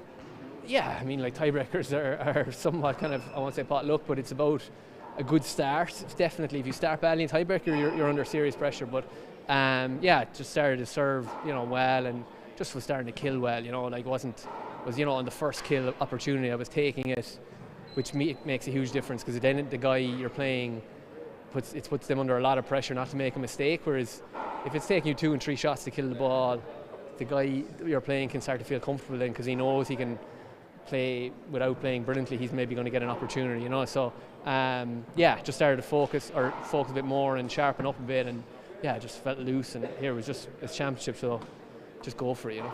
Well, look, congratulations. Looking forward to seeing you in the semi-finals. Thanks. So, John, how's your trip to Ireland been? It's been awesome. We got here on Wednesday, myself and Ryan Watkins, and we drove down to Wexford. Had a good time there for New Year's, hanging out with Mark Doyle, got to see his court, see his club. It was just a great time. Then we drove up here yesterday, about a 4-hour drive, but it's been a great trip. This is a really nice club here, and the courts are perfect, and they play fast. It's just a great place to be, and the community's been so nice, so, like, welcoming, and just going above the mile for all of us. Like, it's been awesome. That's awesome. And you didn't have an easy draw. You had Brendan Fleming yesterday, and then today you had Sean Kerr, and then you played Paddy Murphy. Yeah. So, like, again, deep draw in this championship. How's the body feeling you're in overall, and, you know, like, having the standard of play, how's that been for you? It's been good. This is a great field. Brendan was really tough yesterday, and I really had to serve well and move around and hit good shots to win, because he was pushing me, and I was really close to not pulling either of those games out. I was able to pull the games out, but I had to work really hard, and then today came up just short against Sean, 15-12, 15-12. He's a great player. It was fun, and he's like, I'm having a good time here. I like the ball, actually. Yeah. I don't know if I like it more than the 21. I might, but I do like it though. And these courts are very nice. But it's a great field. Right, excellent. Your father famously won an Irish Nationals title in Ireland. I'm not sure if you played over in Ireland before. Is this your first time? First time over here. Yeah, I couldn't go to the Worlds last year because I was student teaching in Minnesota, and I just couldn't take off those the 2 weeks. But first time here. Yeah. Did your dad give you any tips on how to come out here, or did he just say enjoy yourself, mate? Yeah, kind of a mix of a little bit of tips and enjoy yourself, kind of. But I know he won that Irish Nationals. He has he has the Waterford trophy, the Waterford Crystal. He has a few of those, and those are really cool. So I definitely know there's some history with my family and coming over here and playing. So I'm happy to be able to have the opportunity to play. Yeah, Irish handball fans and Irish players would obviously know the Alvarado and bike name from the years. Was it a big weight to carry, and obviously a big legacy to carry on, being back in handball? There's definitely some pressure. One thing about my family is, like, they really don't put that much pressure on me. They want me to be happy and do what I love to do, and I really do love playing handball. And there's added pressure just because, like, especially you come over here and everyone knows that, like, you're related to Gotti Senior and John Bike and all that with all that lineage. So there's a little bit, but I'm just happy to be here and play and get to represent myself, and American handball and what we can do, and I'm really happy to be here. Yeah, you'd be used to seeing Irish players on the Pro Tour anyway. Obviously, you'd be training, I'm sure, plenty with Mark Doyle over the last couple of years, but then Martin and Jim Mulkerns are currently in America as well. Yeah. And like, I suppose it's nice to see American faces coming over here for a little bit of a change. Yeah, no, definitely. I can't say what's in the future, but I would like to come over once a year and then play in one of these tournaments. I know they have like 4 or 5 tournaments you guys do during the 40x20 season, and like it's a great community here, and I've really enjoyed it. And if it's up to me, I would come back at least once every single year. That's my goal. And obviously the WPH have the Pro Tour going at the moment, and it seems to be going from strength to strength over there. Yeah, definitely. It's another great season so far, and got some big tournaments coming up. There's St. Louis, which is going to be a big one, end of January. There's the Mexico Open in Juarez early March, and then the LAC. Yeah. Big tournament. I think maybe Darren Nash is going to that one. So I know the Function Brothers came out last year, and they had a great time. The Pro Tour is definitely in a good spot. So they got the Pro Tour, and then you got these tournaments, and it's just great for the sport of handball to have all that top play, players being able to play each other. It's awesome. Any goals for 2026 that you want to put out to the public? Yeah, one of my goals for the race season was to finish in the top 8. I think I'm at 11 right now, maybe 12. I didn't have my best tournament in Tucson, so that hurt. But definitely want to make the top 8. That's been my goal for this year. Awesome. You're close enough though at the moment. Just 9 at the moment, or 10? Maybe 10 or 11. I might have been 10, and then I might have went down 1 after Tucson. But you're not far off. Not far off, and the game's trending in the right way, and just got to keep working hard and get some good results. You know, you never know. It could be 1 point in one game. That's the difference, and that's a win versus a loss, and then you never know who's going to win. So you just got to focus and do your best, I would say. Well, look, it's been great seeing you over here in Ireland, and obviously best of luck for the future in the Pro Tour for the rest of the year. Thank you so much. Awesome, man.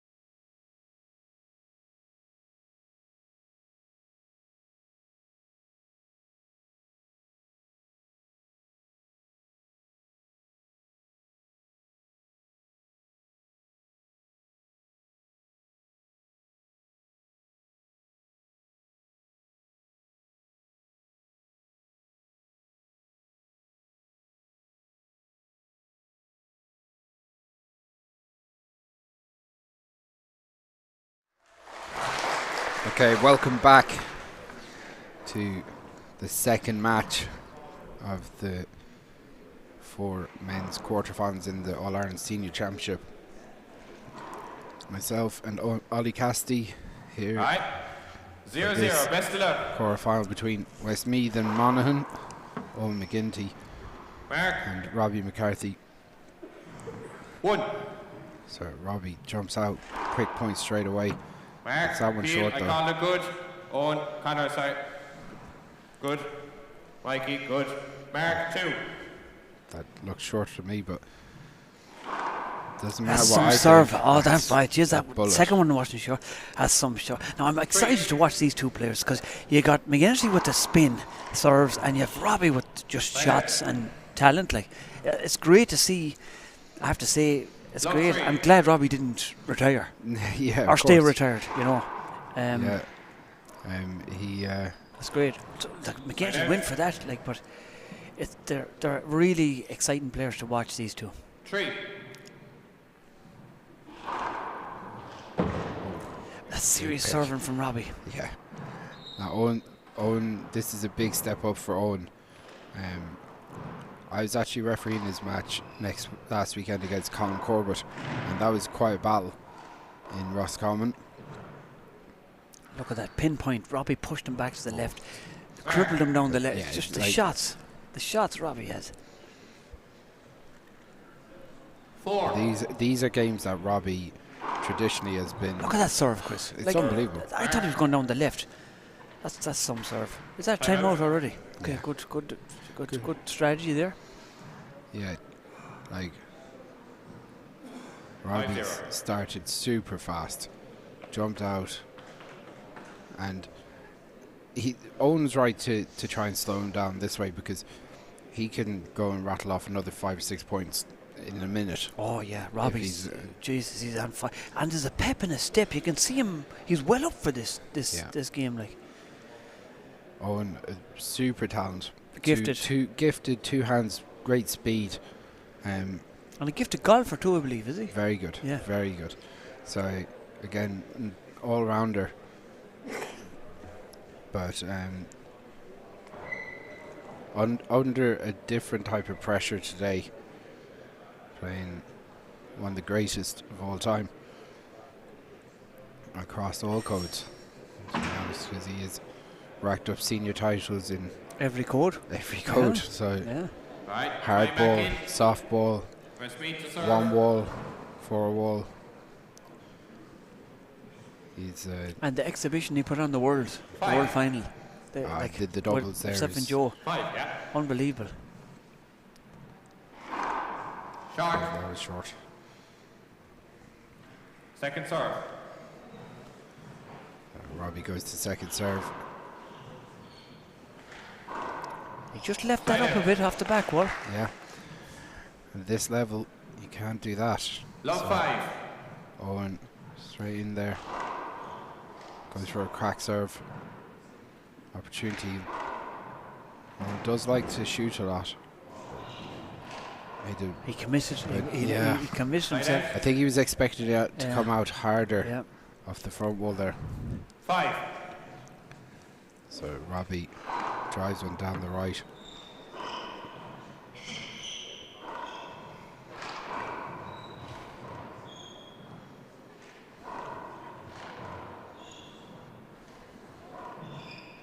That's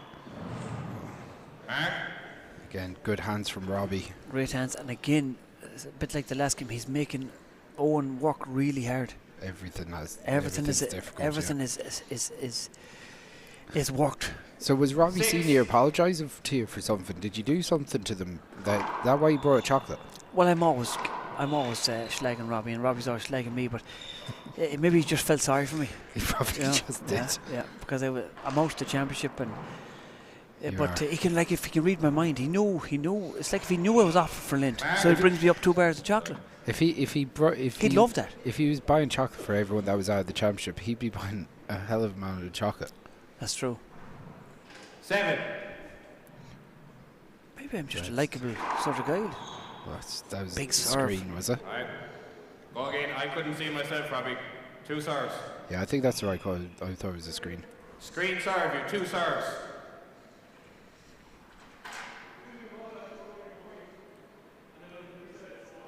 I hadn't called anything.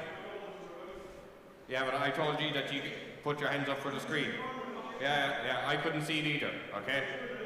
Yeah, it was good. It's 2 serves with a screen. You 2 serves, it's a screen. The ball was good, but it's a screen. Robbie, it's a screen serve, 2 serves. Sorry. Second serve, 2 serves, sorry. 7-0. Robbie trying to put a bit of pressure on the referee. Is Bosco going a bit weak there? I don't know. It's a fair discussion for a screen ball. Yeah. Owen snatches at that, trying to force it. That's one thing that he doesn't want to get into, is this battle of just going up and onto the roof. Some serve, the spin on that ball, and it's bouncing different when it hits the floor. Watch it again now. It's carrying when it hits the floor. It's something, whatever he's putting on it.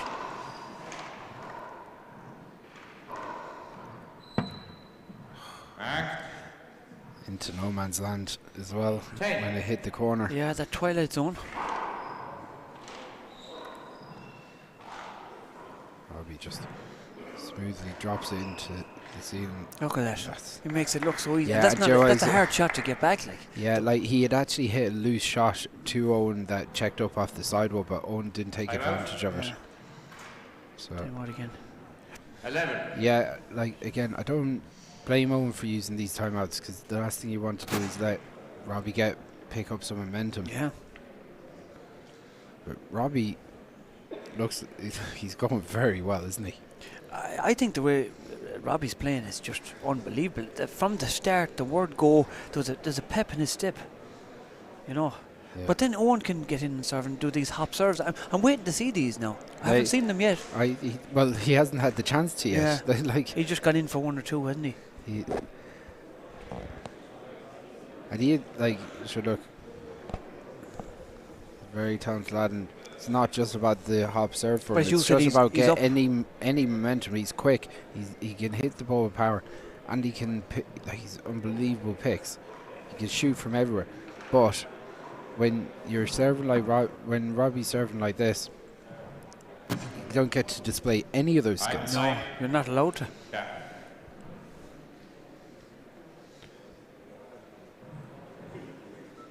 So, Owen McGinty, who won the intermediate championship in 2020. Right, Owen, 1 timeout left. Westmead to serve. 11. That's a great serve. Owen did well to get a hand on it. Like everything. Look at the second shot. He's putting on the pressure. Every shot is under pressure. And it didn't look like Robbie actually hit that cleanly, but it just checked up off the sidewall.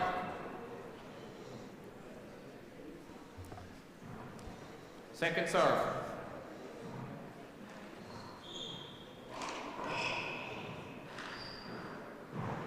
So Owen goes up to the ceiling. Let's go check up. Nasty. Mark. You can't leave loose shots like that around Robbie. Yeah, he's very good with that paddle kill, isn't he? Or that serve again. A serious serving down the right. Using the angles. That's just textbook. It's serious. He makes it look awful easy. It's not easy, like. We're 5 minutes into the game. It's 14-0. So like it's serious pressure here. And Owen. He's in shock. Owen's in shock here with the pressure. Yeah, he's like Robbie's mind. I don't know. I'm not a mind reader, but he's going in to give you the brush. Oh, 100%. That's the way he's thinking. 15. 100%. That's a great serve as well. I wonder well to get into it. Robbie digs it out. That's good play now by Owen. He did well there. Very good. Side out. See, can he get on the scoreboard here now? One of these hop serves. 15. See if we could put something on this anyway. Short. Yeah, it's gone short. Again, yeah, Second serve. Hard to do though when you're under constant pressure. Yeah. One mistake puts you all over the shop. That's a good return as well. Dropping, look at that's a good kill. He's on the board. Yeah. Good kill now. Mark. 1. I see he's delighted to get the 1. Oh, listen. Yeah, I think we all know that was a great serve. Robbie did really well to pick that. Robbie digs that one out as well. Owen shoots it up to the ceiling. Look at that, he pushed him back and dropped it pinpoint on the back wall. Deadly. Time out with speed. 15. So two things I noticed, well, one thing I noticed, Dermot and Robbie, they look really comfortable in that court. Oh yeah. Like Dermot at the previous game, you could put the ball anywhere and he'd get it. And he can control that ball in that court. Robbie's the same. Yeah, he can like put that ball. the one thing you'd say is that Dermot was playing a player that has bags of experience, has won senior titles. You know, he's interclub, hardball, four wall. Michael Hedigan's an excellent softball player. He's got contested the All-Ireland semi-finals, the softball as well, like in the intermediate. So you're talking about a top player that's been at a high standard for a long time. Owen's still a developing player. He's in the senior ranks 2 years. That's right. So it's a big jump. That's the big difference, and it's the gap, and it's a gap in comfort levels. Michael knew that he can perform on the big stage. Yeah, but not taking it away from Robbie. That's not Robbie's playing unbelievable yeah, here. Yeah. I would say like if you put Robbie in against either Michael and Jim today, it's a totally different game. But because Robbie's the type of player when he is comfortable, he's exceptional. Second serve. Yeah. So that's a good hop. Came up a bit. Oof, and that's a nice shot. Again, I can see what he's trying to do, trying to slow down the swing a bit so he hits the ball cleanly, but that wasn't the one. Robbie's so good inside, like he's leaving him in there too. Look at, he's so good. He's controlling the game from inside.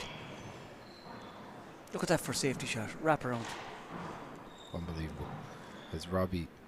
And that was a good two-wall pass from from Owen, like. So, like, it's exceptional handball for Robbie. It's serious. And it's just showing different levels of the game here. All I'm going to say, it's the biggest, it's the best I've seen today yet. The best handball I've seen today. I don't know. I thought Fiona was unbelievable. Fiona was good at the serving and killing, yeah. But but it's a similar thing. So a player that's been at the top of the game for a couple of years, and seasoned, and a developing player in Katrina or Owen here, is not. There's similar enough traits here, you know. Oh, that's a great shot. Mouse. We got the mouse. Side out. Robbie goes for one of his overhand dump shots and it just popped up. Owen punished him. Now can Owen get a couple of so it's just a lovely spin from Robbie. Did you see that spin off the back wall? Massive. That's what Robbie loves to do, that paddle game inside.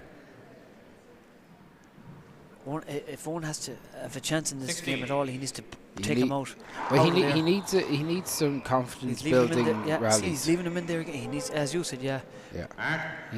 Between now and 21, there's a lot that he could build on to give himself a little bit of a chance in the second game. He was always going to be the underdog in this. You're talking about multiple time senior champion, the four walls.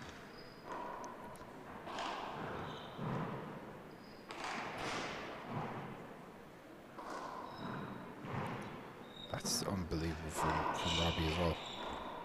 The control he has. Yeah. It's serious.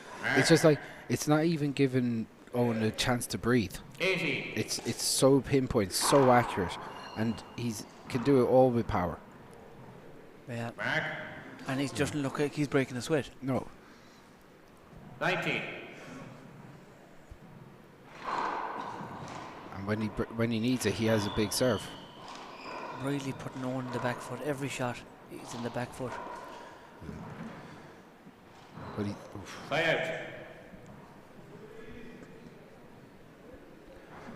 a rare hand error from Robbie McCarthy there. 1.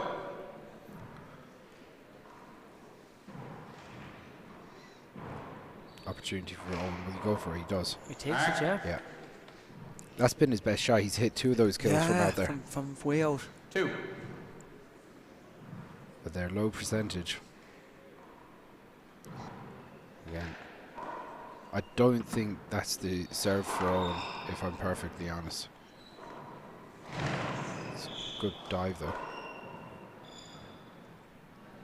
Side out.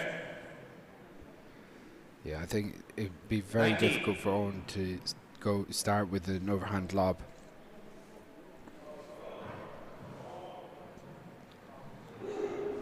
So I think it's very hard for Owen to start with an overhand lob serve and get himself into a position where he's going to beat Robbie in many rallies. Okay, with the overhand, right.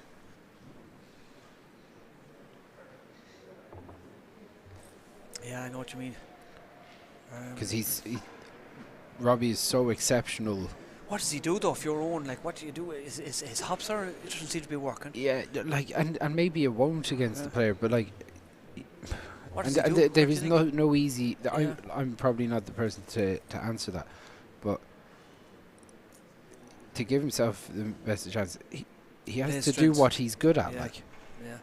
And if it is hitting power serves, which is what he did all day, all Saturday last week, because I was referencing good serves. He was hitting great serves. Right, Westmead to serve 19. Are they going to be good serves against a player McCarthy. Robbie's level? Yeah. Probably not, but at least you're doing something that you're good at and you might improve at.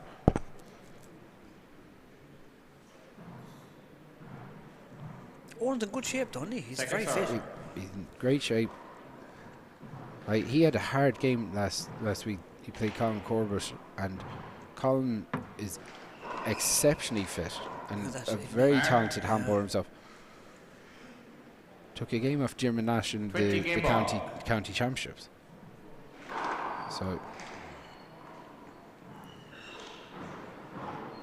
Robbie's a genius. Market first game, lads. He is in fairness. You have to call it. You have to just see, like, he's just genius to watch. And when he smells blood and he's in these positions, he's absolutely exceptional. Yeah. So we're going to take 2 minutes. We'll be back with game 2 between Robbie McCarthy and Owen McGinty.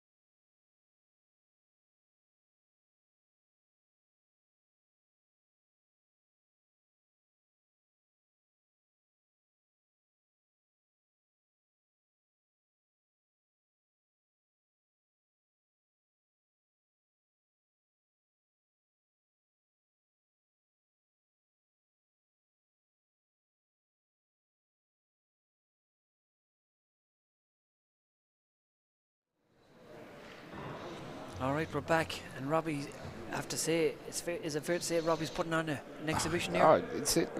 Like I said, in these situations, I don't know if there's anyone, maybe Duxie, when he had a player that he was a good bit far ahead of, or he felt he was on. That's a great start for Owen. Yeah, and good serve. Yep.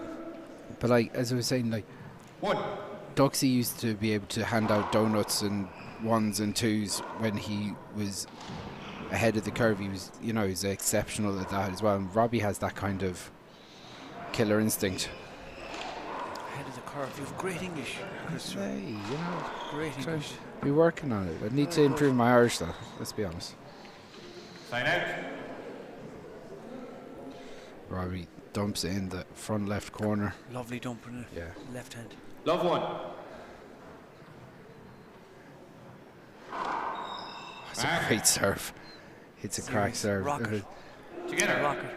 But that, again, as we were saying, that they only happen when you're feeling really comfortable. Hitting them left, hitting them right. Second serve.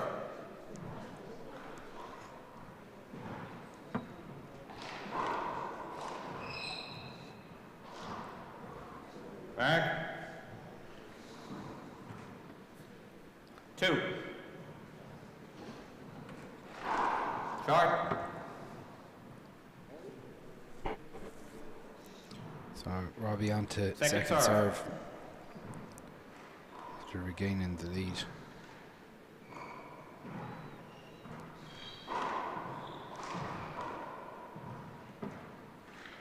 That's a great shot.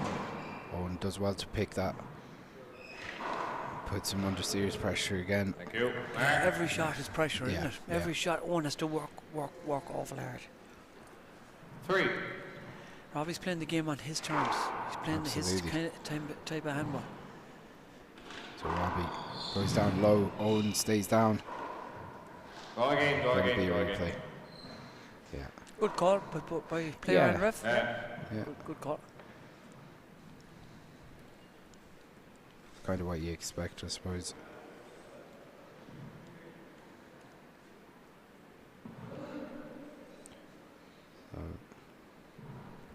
Three. Robbie drives one down the left. It's flicked around the walls.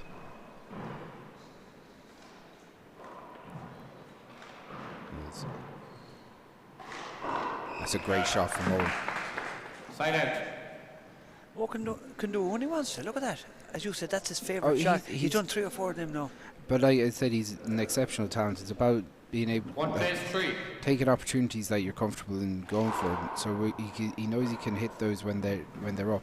It's putting those type of shots down that he needs to do now.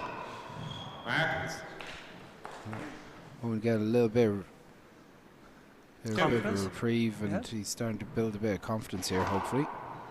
Big hop.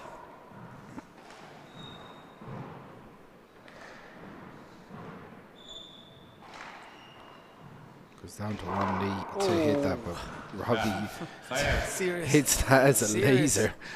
Chris Doonan enjoyed that one. He sure did. 3 plays 2. So Robbie drives one off the crack on the right side. It's a big hop in the middle of play as well. Big hop in the middle of play from Robbie with the left hand. It's a big chance for Owen. Hits it with power. Takes the bread, takes the biscuit. Everything is food related when it comes to Ollie. So yes, I like the way you're talking my language. I'm trying to keep you engaged at the moment. I know what you're doing. It's good. That's a good serve. Good crack serve from Owen McGinty. And that's the way he has to. That's why I was saying that going to that overhand toss was almost like a sign of giving up at the end of that first game, because that's not what his game is going to be built on if he's going to get anything off Robbie. So Robbie drives it out the left.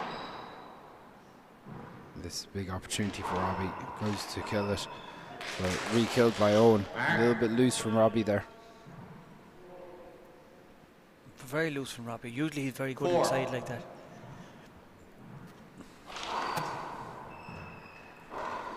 Robbie driving the 2 walls, and Owen taking the opportunities now, building that little bit of confidence from those first couple of kills that he got.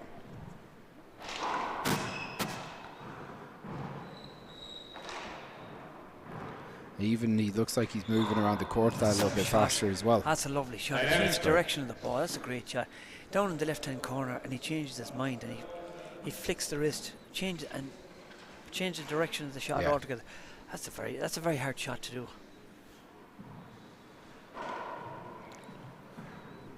There were some protests at Congress earlier on. I heard it was cancelled because of it, because of the protests. Yeah. Did no one tell them that there was plenty of seats in here if they wanted to come in and scream and shout? It'd be great. Could do as many people in here as possible. Right. The only thing is, there wouldn't be enough food for me then. That's all you're worried about. The food. It's all about the food. Well,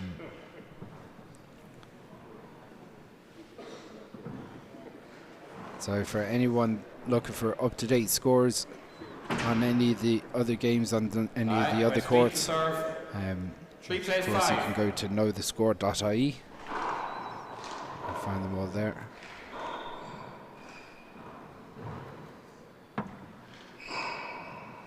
Owen really good shot, yeah. Up in the game a bit now. He has to. Well, like his game is an aggressive game, so when he's playing well, these are the type of opportunities he's going to go for. That is a great serve. He's found a little bit of form here. Yeah.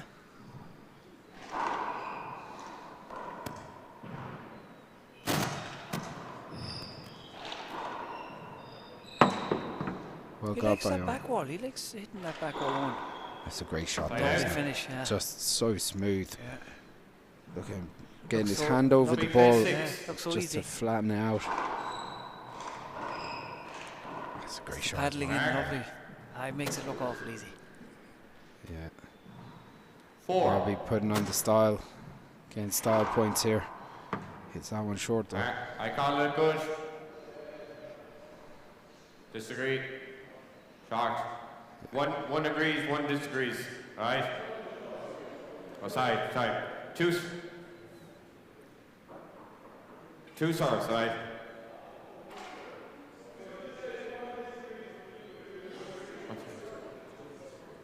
Side. Short. Side. Second serve. Side. 4-6. Well, I'm glad that Bosco's making a Hames of that call. I was just confused. See, the pressure's on. It's confusing enough when the one disagrees and one agrees. So which do you go with? I think I find the way that I go appeal on the serve. I called it this. One agrees, one disagrees. Okay, Gets it in. Gets it. When I word it, I can actually figure it out. That makes sense. But that's just me. There's others that wouldn't do it that way either. Side out.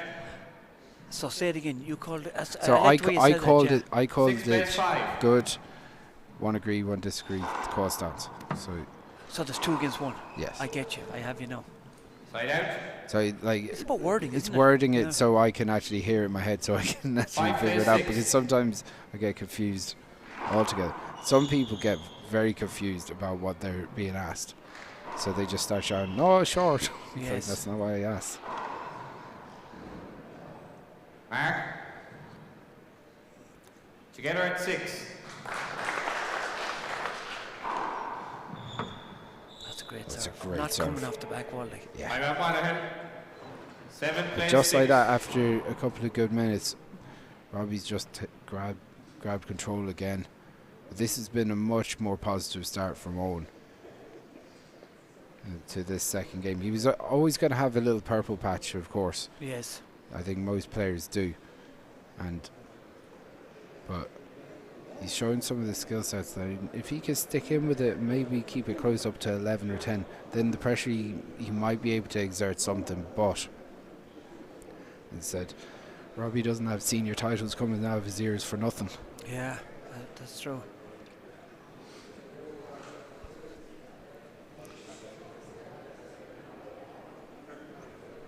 And matches outside as well. A lot of good games outside. Lots of good games. The other 2 courts. Not that we're biased or anything, but I wonder how's the Mayo contingency getting on out there. If anyone's listening to us and wants to WhatsApp into the Mayo group how the results are going, because it's kind of hard to go through know the score when you're on commentary, to be honest. I would really appreciate that.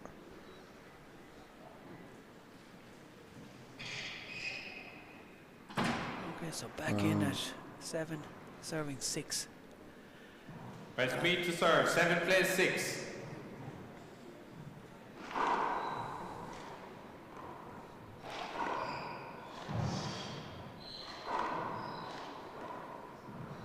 Good hands from Owen there, because he was jammed up with both of them.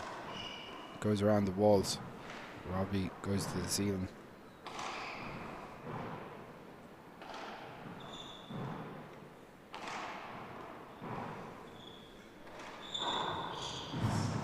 Thank you. That's good sportsmanship. Well done, Owen. That's a good call. It was a great shot from Robbie. He goes to the corner. He looked like he got it, in fairness, but he knows himself. In the Silver Masters, Dominic Lynch is currently 6-1 up on James Brady. Martin Kelly from Mayo is a game down and 9-1 down to Tommy O'Shea, I think his name is. Not sure. I can't see the full name on the scoreboard, but it's 9-1 in that game, the second game. So that's a good shot from Owen.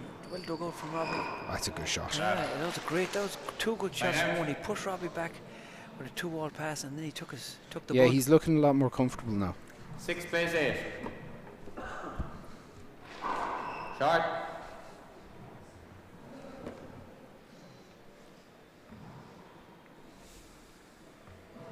Second serve.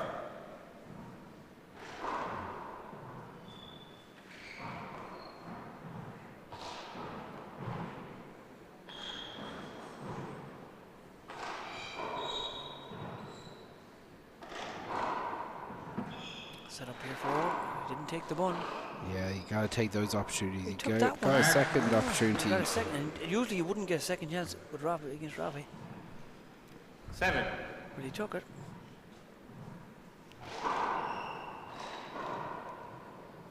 Feel I called it good. Good. Side out. 8 plays 7.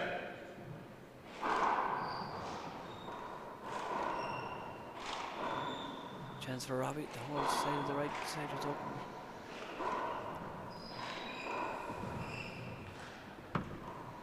That's good anticipation by Owen. Oh, that's unavoidable if ever there was one. At the whole side of the court. I'd like to see that again. Yeah, so would I. Replay. If there's a replay of that, it would be handy to have a look at, because in real time it looked like Owen had turned around and took a step back towards him. Okay, look at it coming here now. Yeah, that's it. Yeah, he could have got out of the way. I think he could have gone out of the way. Yeah, That paddle, look at that paddle. Gee, that's unbelievable stuff, Robbie. Ah, sure, the control he has.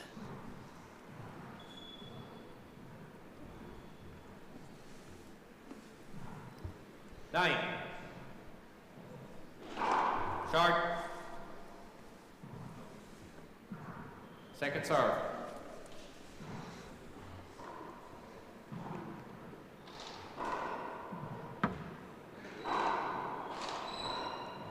Both players now getting yeah, they're getting tied to each other now. That's a good shot, That's though. a very good shot with the left hand back foot. Look at this again. He was on the back foot and wound up with the left hand.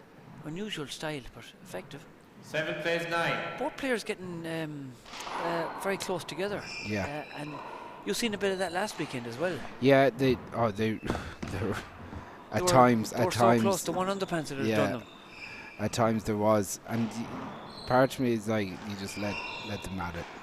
They'll figure it out themselves. Look at that control from That's Robbie. great. Like sometimes he goes for the kill dump, then he went for a pass dump that time. Yeah. And it looked like he was going down the right. Yeah, it took all the pace off it as well. This is very good. This is an opportunity for Robbie. Well, he's kind of checked up off the sidewall. That's a good shot. Overhand tomahawk, and he set up. That's a great shot from Owen. It's overhand tomahawk. Owen's staying in this game. He is. But far more competitive. Yeah, and he doesn't seem to be tired. He's fit, like, because he's working awful hard. Short. It's a pity that that ball was short because it's a good serve. It is, yeah, it's straightened out. Second serve. So Owen goes to second serve, drives it down the right, but that's checked up off the back wall. Robbie's so fast to get in there. Not alone is he picking, but he's re-killing. 9 plays 7. That's a big serve.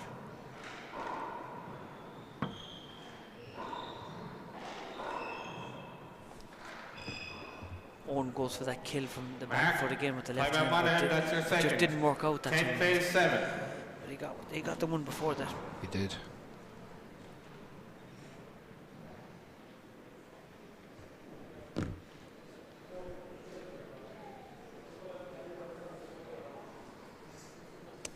So another timeout here. Robbie is out to collect his thoughts. Much more competitive second game. Robbie not getting as many aces off the serve anyway. No, and he's kind of, the fire has gone down a bit. He's turned down the gas a bit, but Owen is playing out of his skin. Yeah, he's really doing well to just stay in with He's him. hanging in there, like. You still have a feeling that Robbie could blow out a good 5 minutes and be up at 18-7. I know what you mean. His ability Is to that turn just it on. ability to right? I'm going to scorch this for a couple of minutes.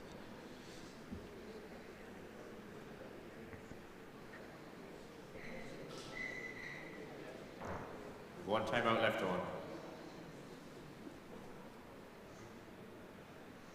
One thing I will say, that having the Ciana Championship with lots of other grades around on for 3 weeks in a row, so we see Gavin Buggy sitting in the crowd.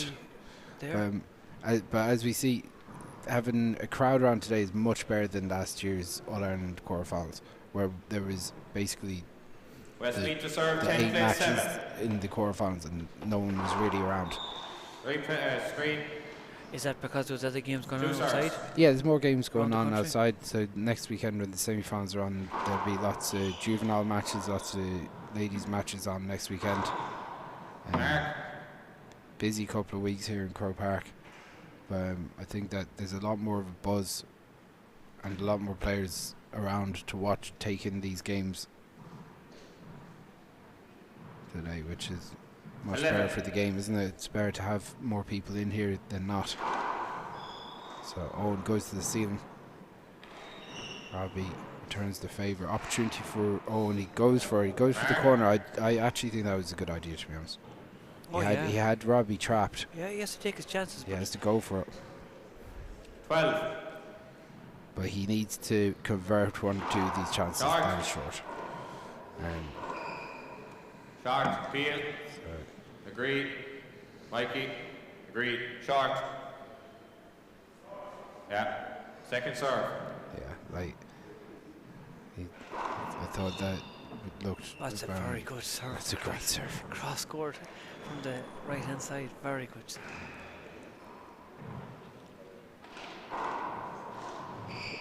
Robbie going down the left. Owen does well to slide across. This will be an opportunity. Side out.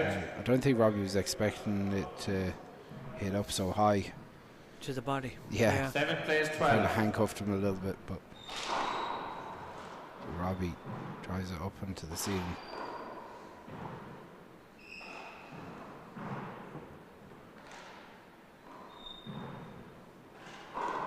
That's a lovely shot. Camouflage. You don't know if he's going down the left or the right. Look at, he changes the wrist the last minute. 12 plays 7. Shot. So Robbie drives one down the right.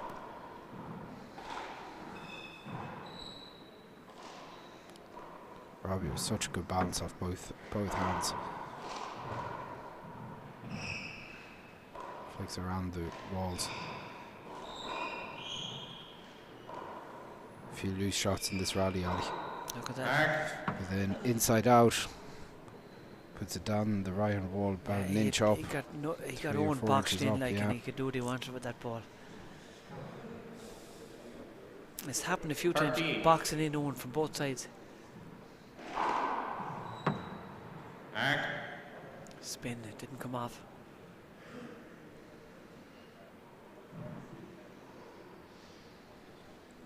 $40.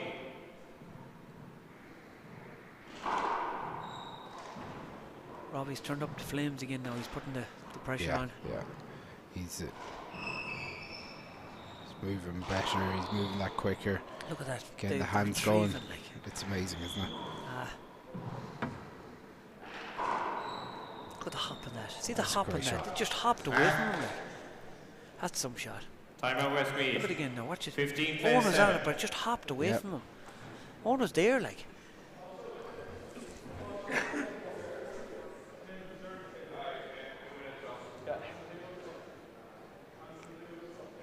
So we're going to a 2-minute glove change, I think, on top of the timeout. Yeah. As Daniel Rellan comes in, scouting out what potentially could be ahead of him in the semi-final. We got is it fair to say the ex-president here, or is he ex-president yet? Oh, he's the ex-president, Is he? The new president is Kevin Cook from Crinkle in Offaly, so a big shout out to Kevin. Yeah. So Connor was actually at Congress across the road earlier on. As a dignitary for handball. Was he which is causing great. all the trouble back there to cancel the meeting? Was it him? I'll have to ask him, why were you causing so much trouble? I'm just putting it out there, like. I've never seen a Congress postponed till he went to it. We'll have to have words with him. Yeah, that's we'll have to keep an eye on that. I'm going to blame him anyway. I would blame him if I were you.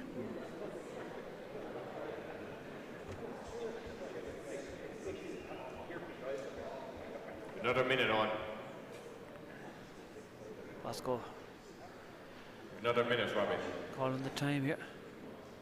So he's actually saying you've got another minute. No, there's a minute, yeah. So he's out the 2-minute glove change or jersey change. Yeah.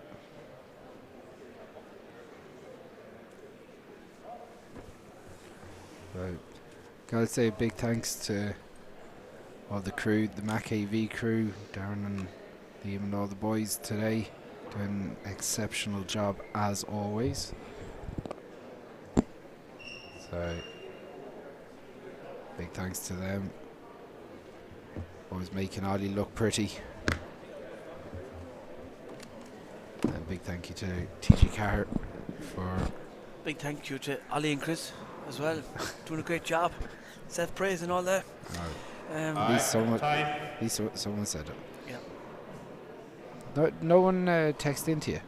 No, I'm just looking at the phone here. I don't think they did. Jimmy Mahan didn't text into you, no? Jimmy Dehin, big shout out to Jimmy Dehin. He's probably watching here today, and your old buddy Martin Maloney be watching the handball. He's back from Sweden. He is, yeah. He's over here causing trouble himself, and Stephen the Cowboy Kelly are doing a gig in Port Ireland tonight. So if there's anyone around Laois tonight or tomorrow night. Very good. 15 plays 7. That's lovely. So look at that. What do you do with that? Like? Yeah, it's exceptional. That's control, and that's not lucky or flukes. It's just control. It reminds me of a snooker player controlling that cue ball. He can put the ball 16. where he wants, Chris. When you can control that ball, it's great to watch. That's deadly. So Robbie flicks it to the ceiling. Look at this down on top of his left overhand. And then kids, sure, it's at his ease. He's having a party in there. Like he's enjoying himself. He's enjoying himself. Yeah. That's exactly what he's doing. 17. He's enjoying himself. And when he's enjoying himself, whoever's in there with him are usually not enjoying himself. It's a great. Patrick Murphy texted me, and he said dry roasted or salted peanuts. So that's good. He's thinking about me. He's going to get me a few peanuts. That's good now. But you're not until after Lent. Well, the peanuts are allowed, aren't they? I don't know. Are peanuts not a confectionery treat? Oh, that's a big word like marmalade. I don't know what confectionery means, but it sounds bad for me. Just ask him. Tell Ollie, is he cheating on length? That's unbelievable. That's unbelievable serve. Under the ball, forcing the ball down the sidewalls, left and right. Opportunity here. Robbie's going to finish this, and he's going to be serving for the match. Once Robbie got on top early in that first game, he hasn't looked back. And even though Owen pushed him early in the second. And Owen isn't playing bad in the second. It's just Robbie's so exceptional today. Look at that forget, Chris. He can move. Oh, he's unbelievable. Side out. I say Owen has shown a lot of heart to stick in the way he has, because it hasn't been easy. 7.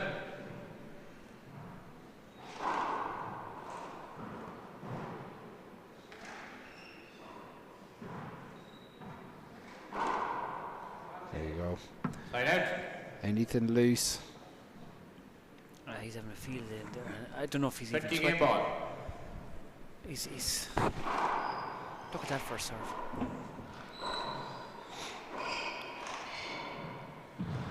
And that's the match. Serious play, serious handball, serious game of handball there. Lovely to watch. And as you said, Owen was up against it.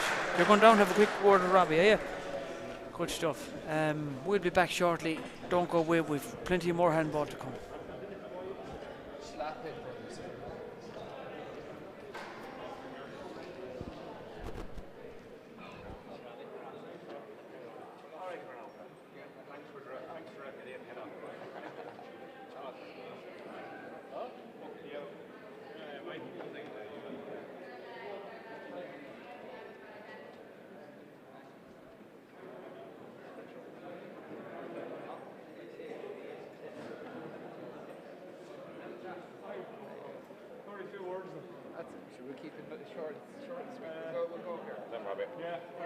Hey, Bosco, thanks very much for that.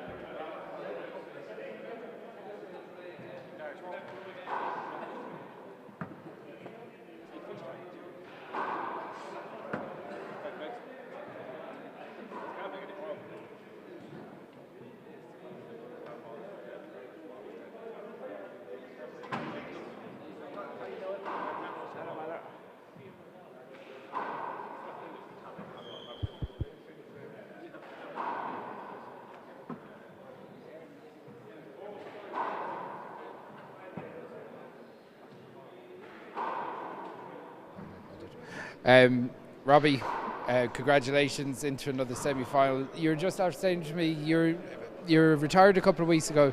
You made a mad burst at it, and here you are in the semi-final. You're exceptional there today. Yeah, I packed it in after the big alley, after a legendary hiding I received from a very good Gary, in fairness. Yeah, I wasn't coming back.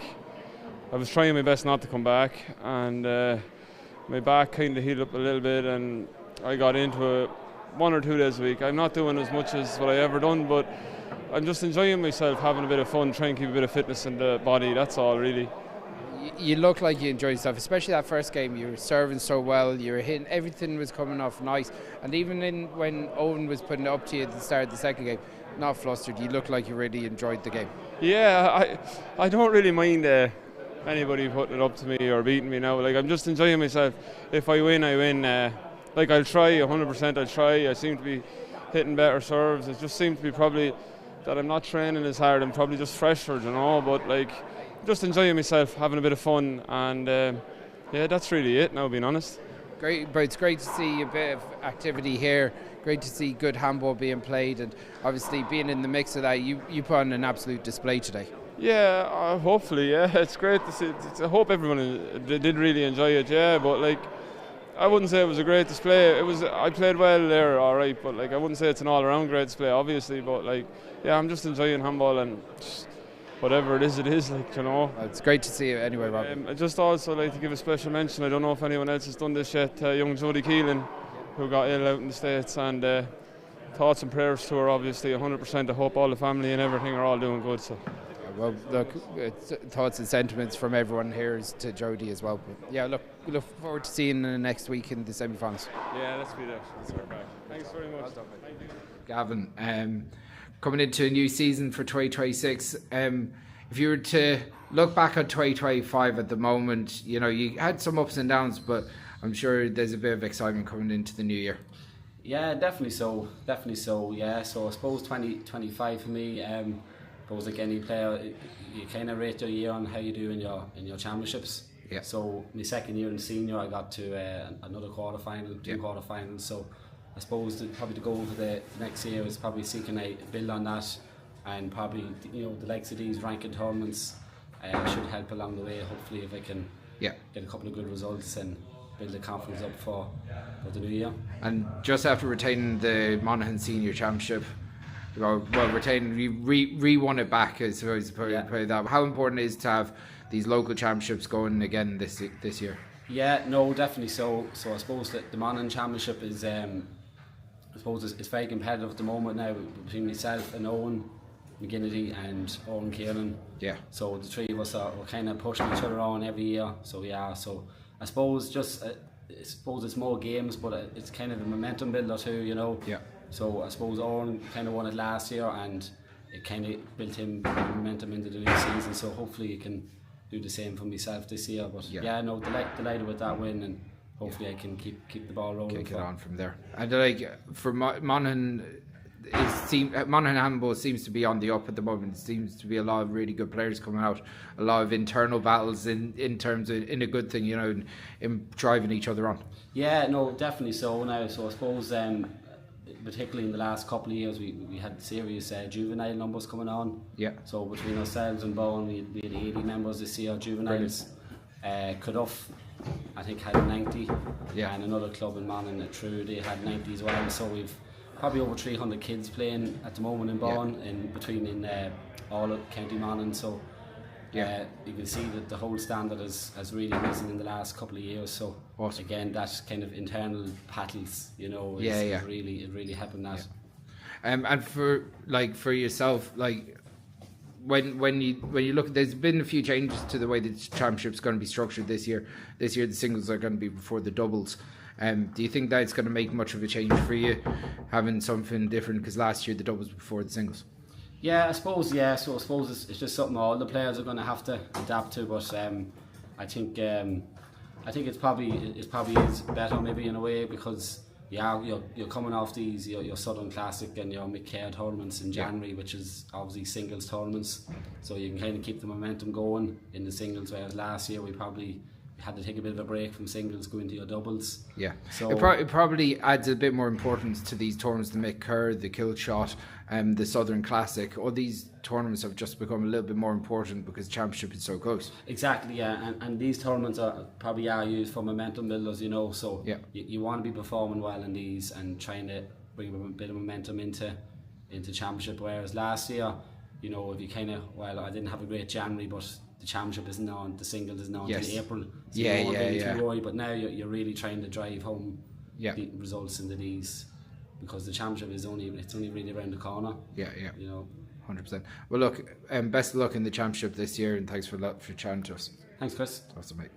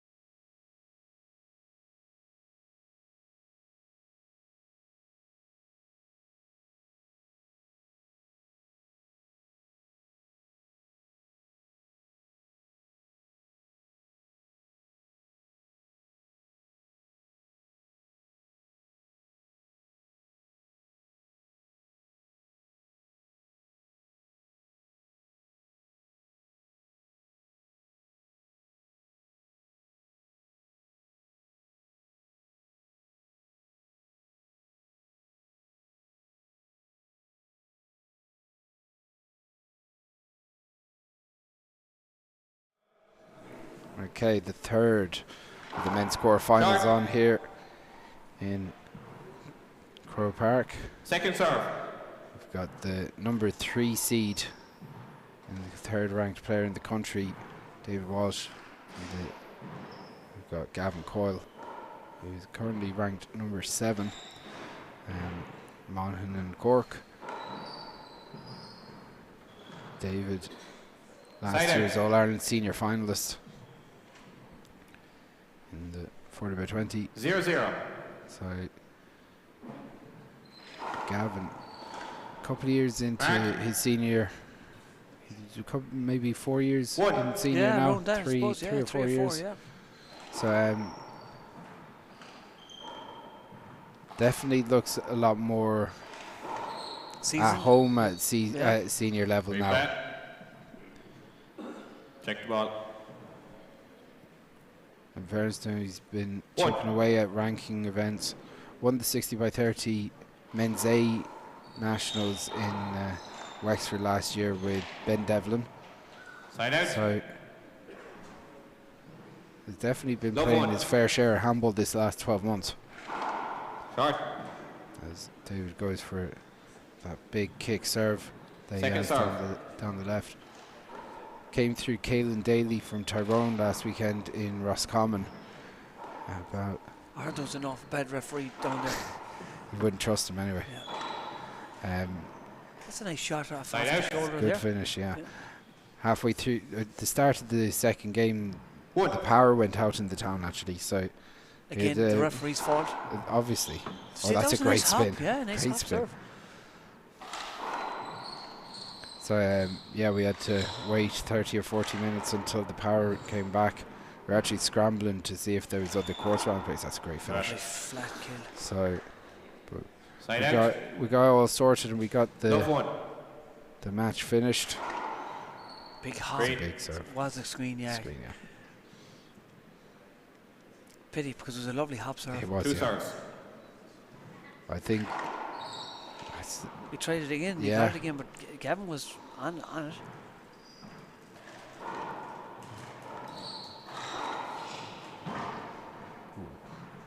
Slide out.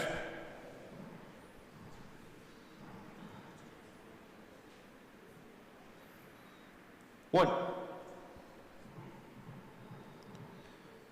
Gavin. Setting up to serve from the Bawn Club in Monaghan. Monaghan handball going exceptionally well the last couple of years. Had 183 juveniles across all grades in their juvenile championships. Wow, that's a lot. That's good going. They've won 2 of the last 3 intermediate singles titles as well. So I'll say Monaghan going very strong last couple of years. Side out. Monaghan. Clonus, the Cyclone from Clonus. Clonus Cyclone. So Clonus Love Cyclone. one. Barry McGuigan. Yes.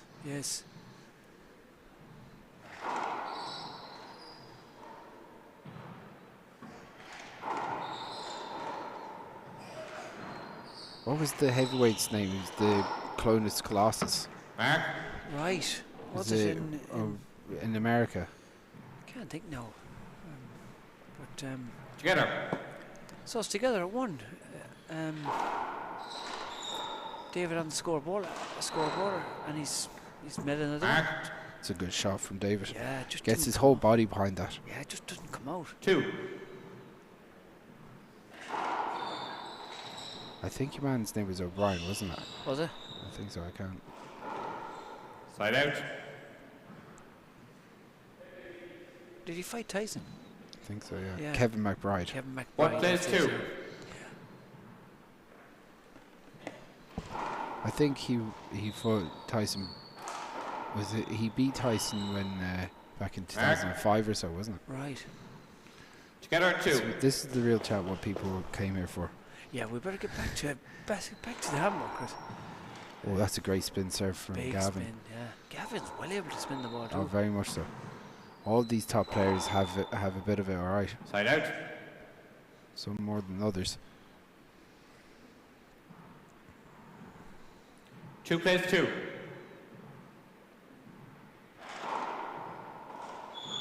David puts one down the middle.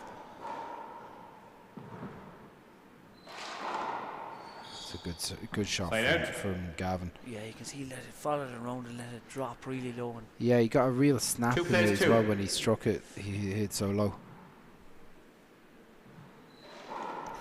Short.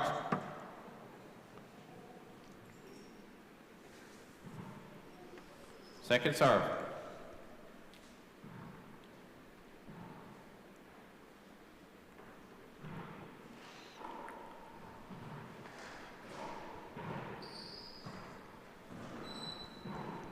Side out.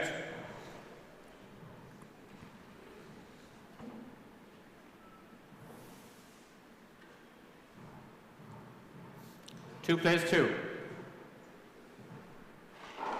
Short.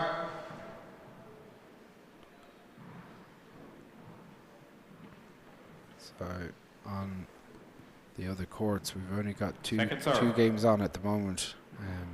Charlie Coyne from Ballinrobe in Mayo is 12-9 up on his Wexford opponent, so that's on court 2, I think. You're watching this from out. You want to switch over, but David goes for a big kill there, didn't he? Yeah, they were roofing for a long time back and forth, and then David got the setup and he went 2 plays 2, but just went in.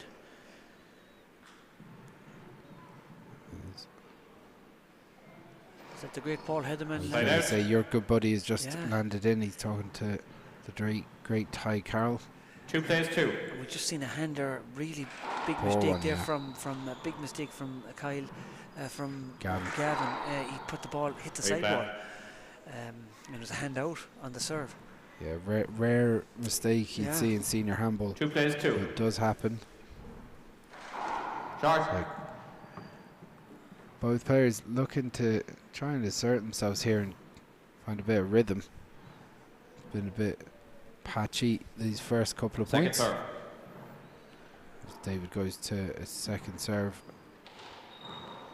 Gavin puts it around the walls. It's a lovely touch in, overhand touch. Gavin went the wrong way round there, didn't he? Yeah, and David stood his ground to let him go the long way around too. Yeah. Big hop. Oh, what a serve. God, was that in? Was it short? Yeah, it was looked good. It looked good. Tommy. Someone called it short. Short. One agrees, one disagrees. All right, it's good. Okay. Gavin not happy with that when he's shaking the head, but that it was a great serve. Outrageous great serve. hop. Another big one. Oh my God. Just serious hops. Look at this second one. Yeah. 5 plays 2. Oh my God. It kicked about 3 feet to the left. Yeah. That's the biggest hop I've seen in here, I think. Very good. Side out. What a finish from Gavin. 2 plays 5. He hit that one with anger because of the hop of the serve before. Set up here off the back wall. That's a good finish. 3.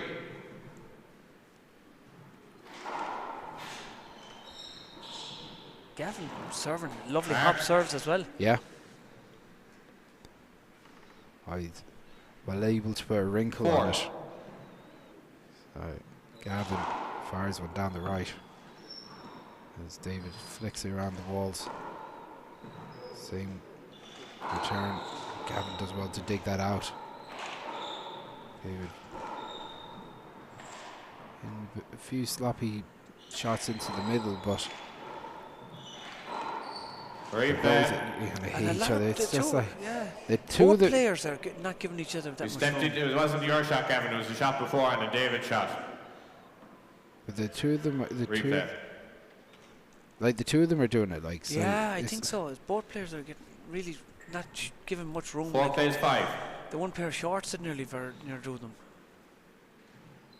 They're that close together. 100%. You might even lend them a pair of shorts if you want. Yeah, I might a few days now. David puts Gavin back in the back court. Hits a loose one off the back wall. Oh, some sound off that, isn't there? This is big rally. What a rally big rally, and that's a great shot from Gavin. A big point as well. That's great retrieving by both players. Great retrieving.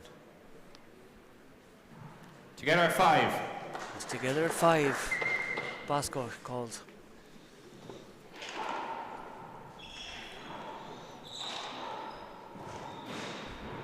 David goes up to the ceiling, looking for a bad bounce off the ceiling there.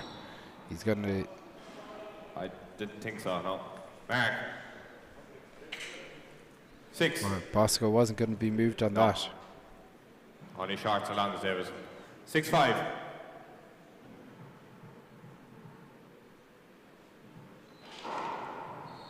Big hop. Yeah. Gavin's going to be in there. Oh. Side Just out. got his small finger to it. He did, didn't he? Yeah. That was enough to make it up to the front wall. You see Gavin, the way he's moving back to the 5, back wall. 6. He has a lot of self-belief here. Believes he can cause an upset here. You could tell just by the way how positively he got back into his position for a return serve. Yeah, the belief. You see a lot of the way a player moves into that position, how they really feel. Walking with confidence. Gavin is definitely full of confidence here at the moment. What do you do with that? What though? do you do with that? It's they're actually easy to let go of because there's nothing you could have done with that. Short. Second serve.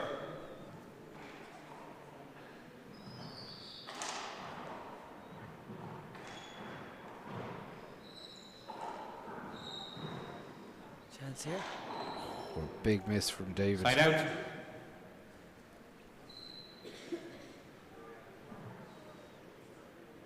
Six base 6.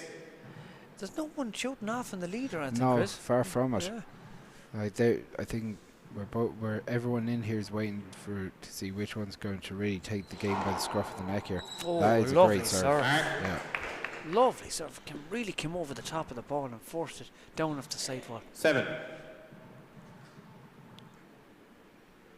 Gavin drives the next one down the right. I always wonder, you hear crack serve down the left. At least go for the second one. 6 base 7. But I'm not a senior player, Ali, so what do I know? Well, I suppose at our level, Chris,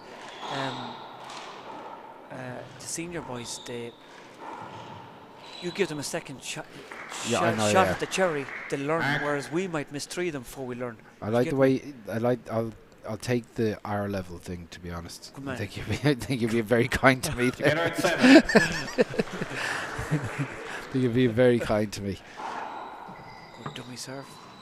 He didn't get the spin he wanted though. Off the lovely shot, wasn't it? Yeah. Gotta say Gavin's moving very well though. 8. He's almost on top of that. Big hop. Big serve, yeah. That's a good shot. Yeah. 2 fly kills there to finish the rally. Serve and fly kill. It's really textbook 9 stuff, base isn't it? 7. Absolutely. But close game so far in the early parts of this first game of the third quarterfinal in the men's senior singles championship between David Walsh and Gavin Coyle. Who have we coming up next? We will have Daniel Relihan and Peter Function, current Irish Nationals champion and senior doubles champion Peter Function against former senior doubles title winner Daniel Relihan. Yeah, it's going to be a real battle between the number 4 and number 5 seed players in the All-Ireland Championship. I cocked to serve 9 base 7. So David drives it down the left. That's 3 fly kills in a row there after serve.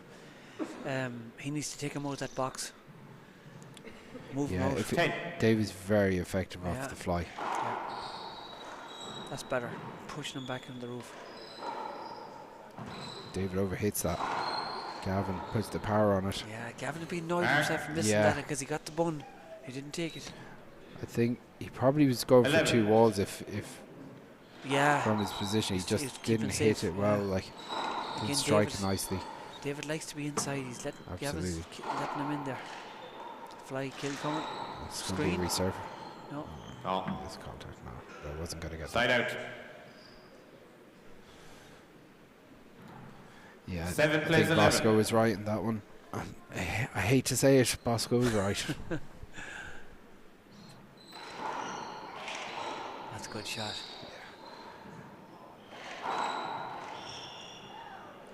Replay. Got hit with the ball on the way through. 2 serves, 7 plays 11. That's a lovely fly shot kill. That's a Side good. out. That serve was a bit loose. It didn't come down low enough, and he fly killed it. Gotta say, I'm very impressed with David's fly. Like he likes to take on the fly a lot. Yeah, it's working He's for him. very consistent. He found something that's working for him, and Look at that again. Left hand this time. Yeah. Very good. Very effective.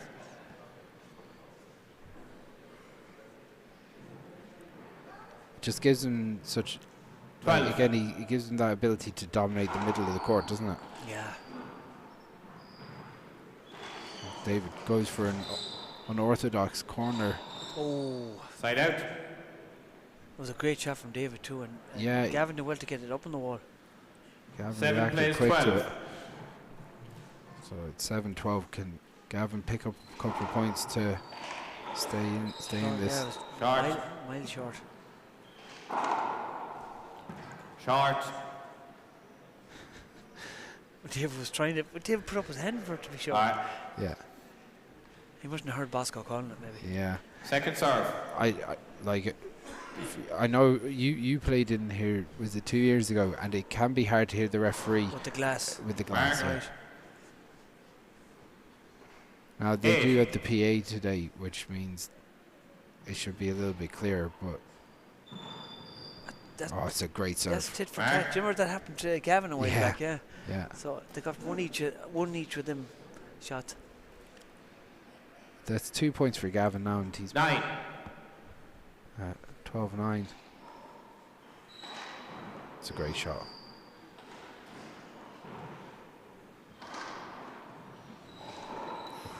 Side Gavin out. went for it. Yeah, he wasn't far Went off. aggressive and 12 plays 9.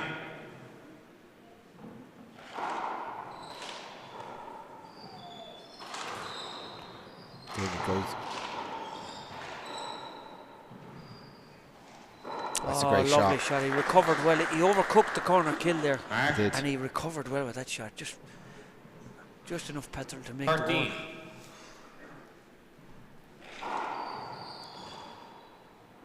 That's dirty ball, but David dispatches it with power. Putting the foot 14. down a bit now, Ollie. Yeah, he's starting to. This is the first time we've seen a break. What a serve!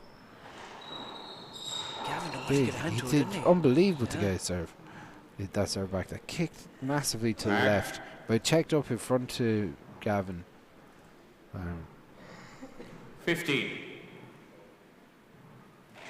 Short.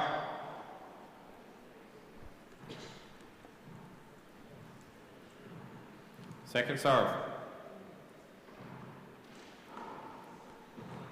I have to give a shout out to Mr. Tom Sweeney as well. The great Tom Sweeney. Side out. He'll be. Was he up there with his doubles partner supporting him today? Maybe he's not. He's recovering. I think he's recovering. He's in just out of recovery at the hospital, moment. yeah. So big 9 shout out plays to 15. Tom, and all the Ballon Rope crew today. Great fist kill. Oh, it's a great How shot. did Gavin get to it? I was about to congratulate David Mark. on the lovely fist kill, but how did Gavin get to that? 10 plays 15. Gavin not going away easy, by any means.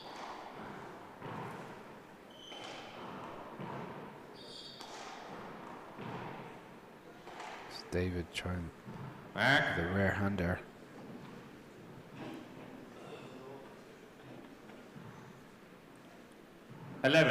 His Tom's doubles partner won the first game 21-14. Very good. Big chance here now for Gavin. Can he pull it away? That's really well picked by David as well. Dave put this away. Here's another shot at the cherry. No, they're not putting this. They're not Replay. putting this away. Yeah, 2 opportunities for David there. Yeah. He put in the same spot twice. Yeah. Usually he'd murder them like.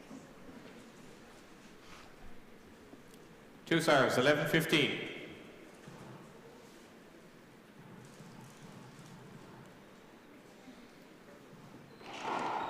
That's short.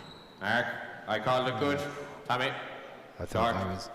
Short, 2 disagree. Short, second serve. Yeah, that was probably an inch too short. Now, not to give Bosco an out here, but it is very difficult to referee from that position in the court because you are quite low down. Yeah. So you're seeing the ball come out at quite a flat angle.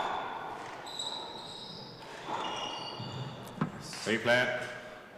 Yeah, I'd agree with that. Right next to Gavin, he had a chance.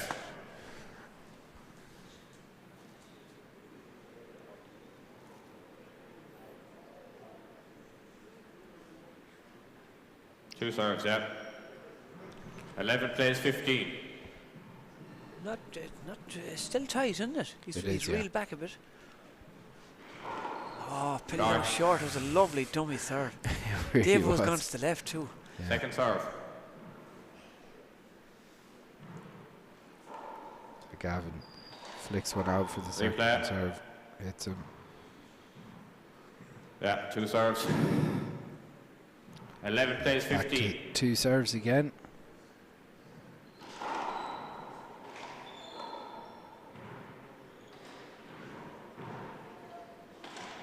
Gavin flicks that one up.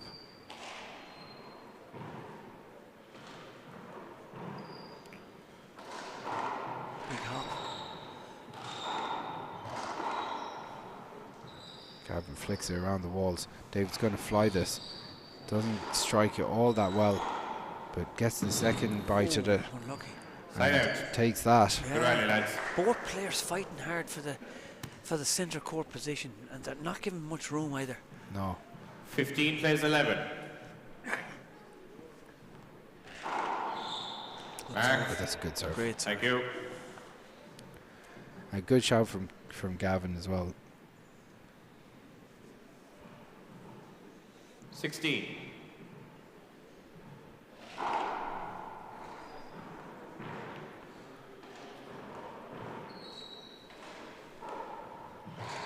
Oh, it's a great shot. Seriously, if Unbelievable he gets shot. a smell of opportunity, Mark, Todd, time out. he goes for the fly. Monaghan, that's your second. That's a good 17 time plays out, 11. yeah. Good time to take it too. Yeah, you have this feeling that he really had to break up David's momentum anyway. Yeah. You know, Just to and get back at 17-11, he's probably Yeah. not out of the game anyway. But just to get back to Paul's gripe, did you draw it out of him? Like, did you? Or did he say it himself? Like, oh, trust me, I didn't have to draw anything. trust you. Trust me, he said. Trust me. Hey, the people know. The people know. That all gripes were taken organically. Organically, very good. Very good. No, there's no forcing anything out of anyone. Poor Paul, he went home. He was upset about the timeout. he was so upset he decided went to. home. He said, "I've had enough of this." I do agree with him on a lot of what he was saying. Like, the game is broken up. Momentum in the game is broken up. Like, you get to an exciting point of the game, and next thing, timeout. Right, You have to just ruminate on it for a couple of minutes. Yeah. So it doesn't. When the game gets exciting, like if at senior level in 17 60 by plays 30, you don't have to take. You can't take timeouts. I don't Short. think we should be doing the same in 40 by 20. Yeah, it was an American thing they brought back here, I think. Second serve. Yeah, when probably. we was. started playing first, we'd never heard of this timeout business. You know, but I think the Americans have a lot to answer for. Side They out. do. They do. But having said that, I love me timeouts. You do. I love 11 You plays sure 17. do. You're a timeout master. Yeah.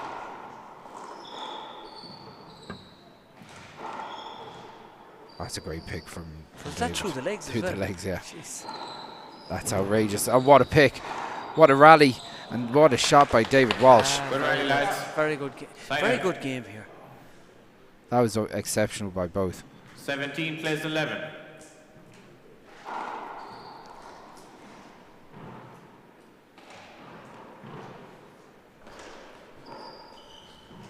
David with a big setup here, doesn't take it, then gets unlucky. Replay. Yeah, there was contact on there the was right and the swing, I suppose, it affected him. 17 plays he 11. did get lucky because that was a bad bounce off the back wall. Like the see that. See, big hop. That is magic. Second serve.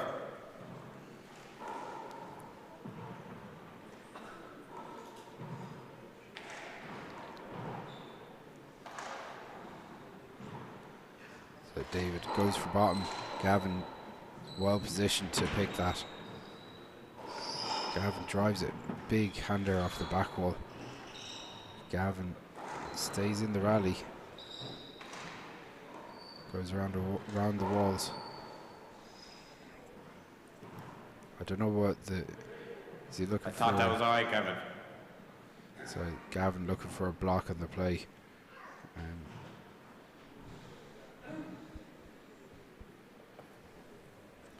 18. Again, that looks short, but it's a big hop serve.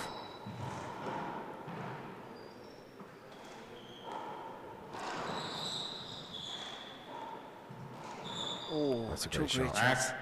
Gee. So he's appealing the serve. It did look short. I can't look good, Tommy. Good. Good. One agrees, one disagrees. It's good. Good. Yeah, I would have said that was short myself. Would look 19. Just inside the line, but again, hard to call.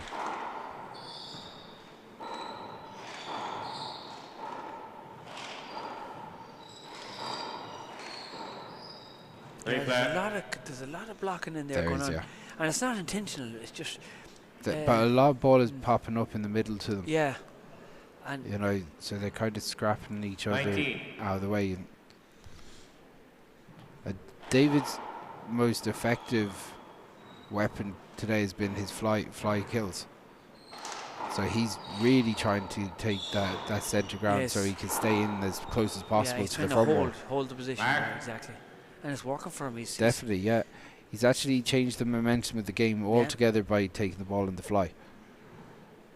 So as we get to game ball, David Walsh with a big second half to this first game and a massive hop serve. He kicked it straight into the... Again, he does something magic with that ball. Takes the first game 21-11. We'll be back in 2 minutes with the second game of this quarterfinal.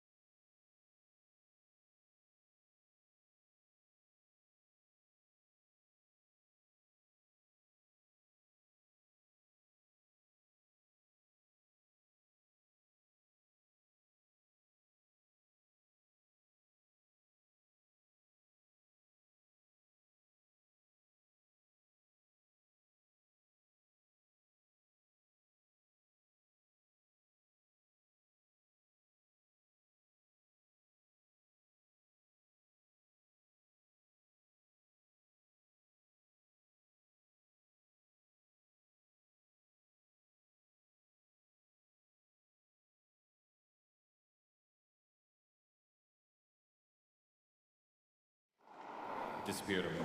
All right, we're back to the Monaghan to serve game 2. And we're back for the second game. Bosco calls the players in and 0-0. 0-0. So if you've just joined us, David Welch has taken the first game. Big hop serves and fly kills. Side out. Really, really impressive stuff. 0-0.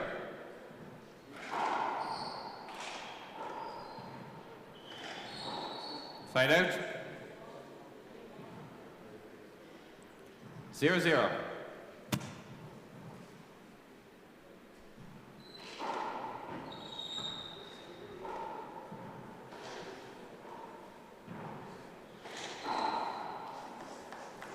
Side out. Good kill from the left-hand side there. He 0-0. He missed the first one, but he didn't miss that one.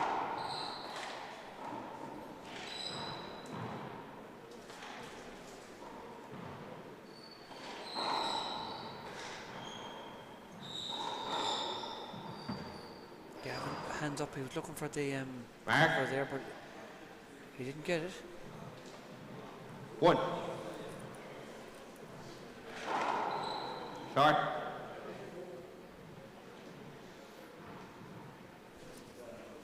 Second serve. Second serve, John Bosco.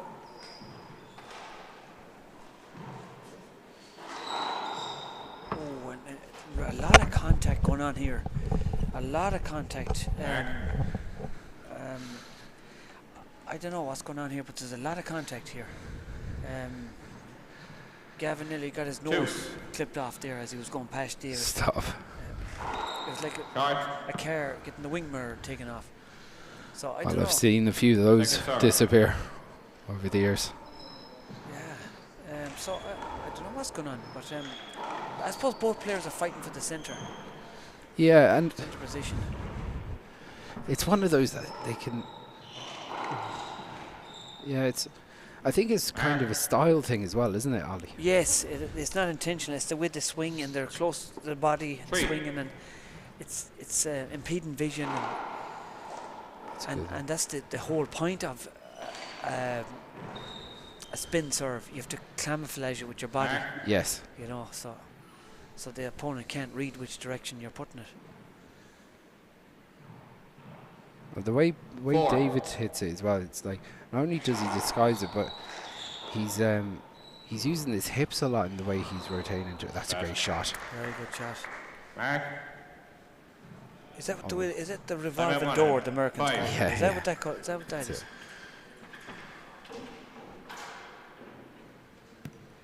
Gavin looks a little bit frustrated at the start of this second game Yeah, here. there was a couple of contacts he didn't get. He put out his hands, but Bosco wasn't having it. Bosco's a mean operator. Yeah, he's standing firm.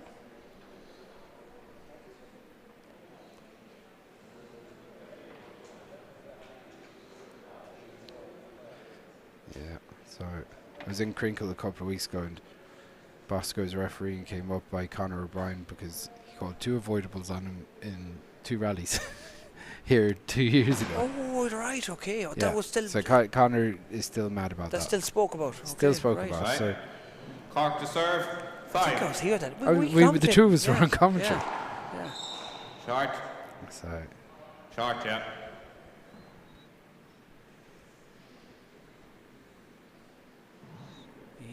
He didn't serve. forget it. no, it definitely hasn't been forgotten. He can forgive it, but he can't forget it. I don't even think he's forgiven Really? it first. No. Okay. Conor might have been under a bit of pressure when he's playing Paul and James Brady. 6.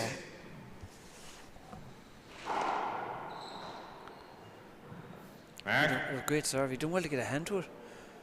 So David really starting strong here off the blocks in the second game. 7. I think he finished the first game really strong as well. He's just kind of continuing straight through, isn't he? Yeah. He's finding something that's working for him anyway. Second serve. He couldn't get a calmer customer on the court. I suppose. And off the court, is it? On the court. I mean, like, yeah, he's just. And off the court too, is he calm enough? Yeah. Side out. Didn't see him get too excited, but he's in great shape. I wouldn't like to steal his chocolate. Or, you know, you would. Or food. I would, yeah. You would. If it stayed in front of me, I'd have to, like, you know. But you'd promote him out of it. Yeah.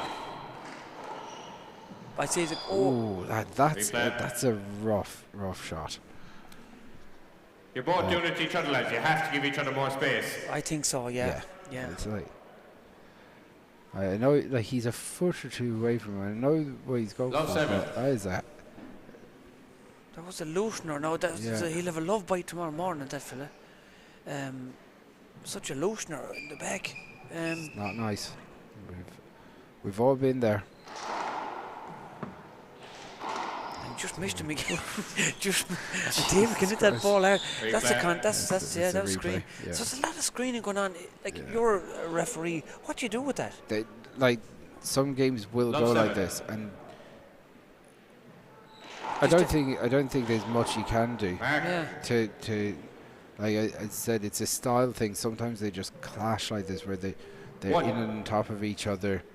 They're both exceptionally quick as well, so nothing's really gone, but they're both fighting for the same space, you see. Right. Good left-handed kill there. When you were watching Michael and Jimmer there earlier, you wouldn't have seen that much, because Jimmer a lot of times is kind of going around Michael and Michael's frame.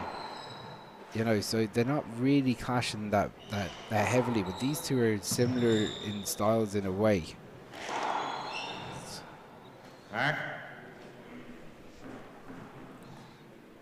So it was exceptionally fast. That was very close to David's right. That could have been a replay in itself. I was expecting.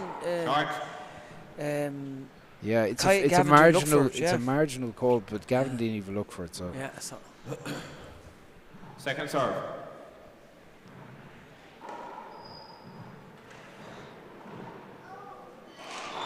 It's a good pass. That's probably one of his best shots in his arsenal, where he just hits a 2-wall and just flattens off that second wall. Power. And David drives it off the left-hand side wall. Again, both players getting in their way. Look at it, hands up, Like both players. I thought it was a spin that cost you, Gavin. Sorry. I don't agree. I don't think so either. He's calling it before what can he do? He's calling the shot before he hits it. That's short. That is short, yeah. It looks short from up here anyway. But whichever of these loses this rally, the other one's going to appeal. Side out. I thought that David would appeal if Gavin didn't, but 1 plays 10.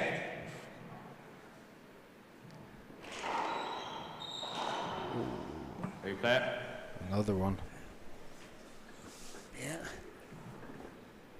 110. Mark. Little by little, is he coming back into this match? This game, I mean. It's a long way though, it's 2-10. a long way, yeah. But in fairness, Gavin can shoot the lights out, and if he's given a run at it, he could put 5 or 6 points. Much room there. See that replay there? 3. Yeah. They're on top of each other. They're on top of each other. David had to wait till the last second to hit that shot because Gavin wasn't budging. And I think you're right, it's styles. It's just a style of play. It's not really intentional, but it's styles, as you said. Yeah, and there is a mental battle to try and hold your ground that you don't want to give way to your opponent.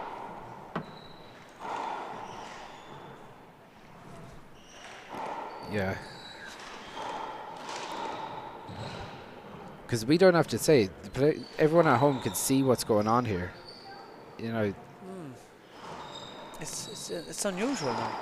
Yeah. But the players are being let play through it. Yeah. So you either play through it or you call everything. Okay. So Bosco's letting the play go. 5 plays 10. Yeah. Like, no one's gaining an advantage of it, to be honest.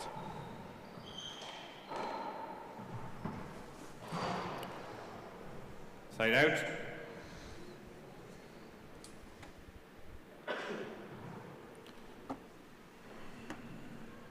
Ten plays 5.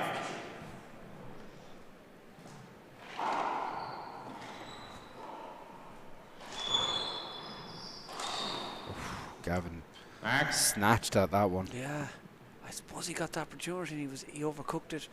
11-5 it's 11. He's reeling in a small bit. That's a great serve. Just flattens out really well.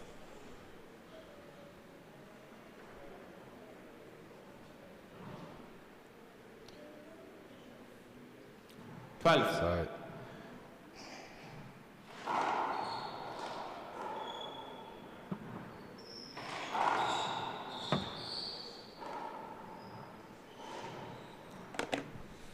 replay. Again, contact with the ball. Players getting hit with the ball. It's a tough game to ref. yeah, not an easy one now. David flicks that one to the ceiling. Gavin slows himself down to really hit that.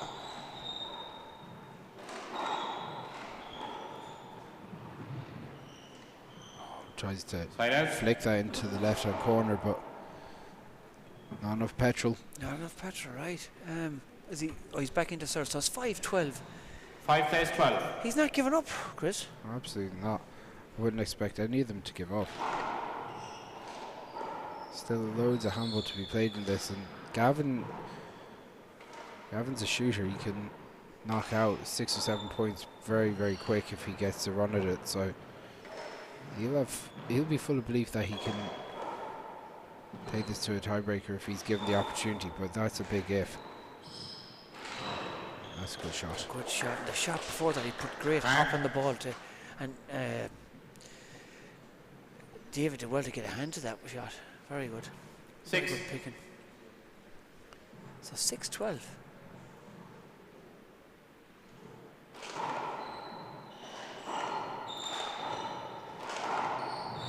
Ooh, I hope that's he's alright. not He's stretched out there. Right, Gavin. Yeah. Good flexibility. I hope he done the splits there, Chris. Yeah, a little bit of hyperextension. Yeah, he seems alright. He's great at it. If I did that now, I'd have to carry it out. Oh yeah. Great serve. That's a Just great didn't serve. come off. Stuck to the sidewalk. He hit that with enough spin to make him think that he was going to go around. Just kicked it enough. Like, it's a great shot. Side out. David snatched at that. Really tried to force that left-handed 6 plays corner 13. kill. Didn't get it. So Gavin goes for the crack. Back.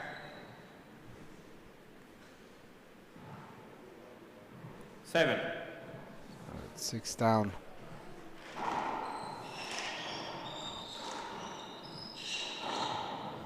Side out. So Gavin, few loose shots there. Yeah. Just David took advantage. Yeah, even from the serve, he didn't really get things going on that. 13 plays 7.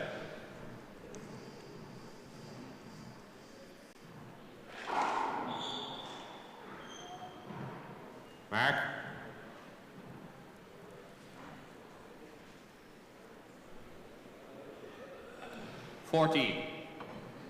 So David pushing on at 14-7.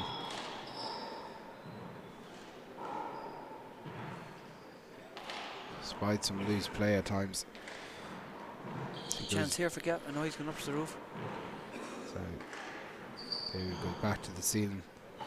Gavin goes down low to the court. Doesn't get anywhere close to getting that kill, but he paddles that one out. It's a really good shot. That's a lovely controlled shot there. 7 plays 14. Short. Second serve.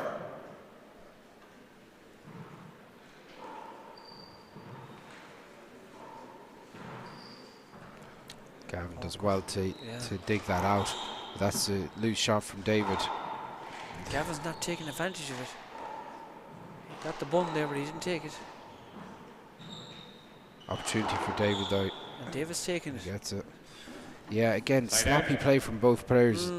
Like, both will be watching this back, I've no doubt, and be thinking, do you know what?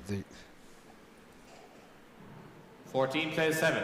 Just some scrappy play, which will happen from time to time. Big hop. It's a colossal jump, isn't it? Right. Mark.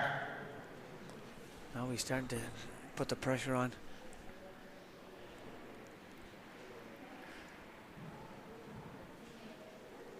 Great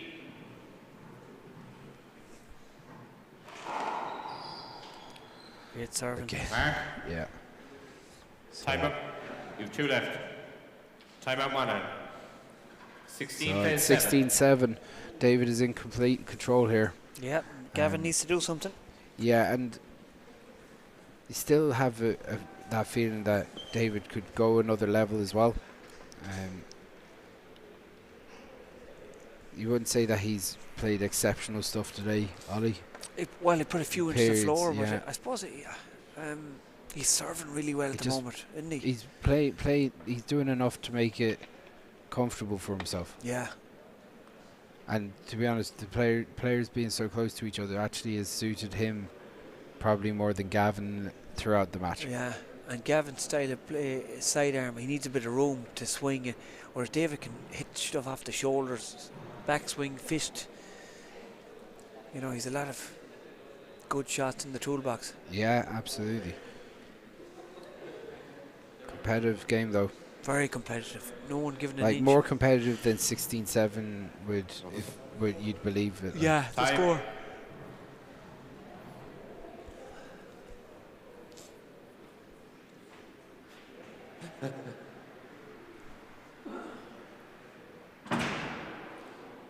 Alright, Cork to serve. 16 plays 7. So David Walsh back into serve. Big serve. That's a great serve. Big serve. Mark. So hard to read. 17. David really makes advantage of being in the service area when he gets it. Second serve. Puts all sorts of pressure on his opponent. Goes for the corner. Side really out. well read by Gavin and put away. That's what he needs to do. He likes the ball down that 7 plays 17. So a bit of big hill to climb for Gavin, but I would say David, huge favourite to win this match now. Slide. Yeah. Slide. Check the ball there. I wonder, is that the gloves or?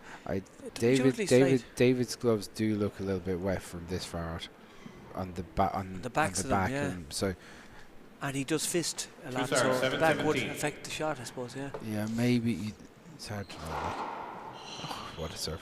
Again, Gavin for the spin serves himself today.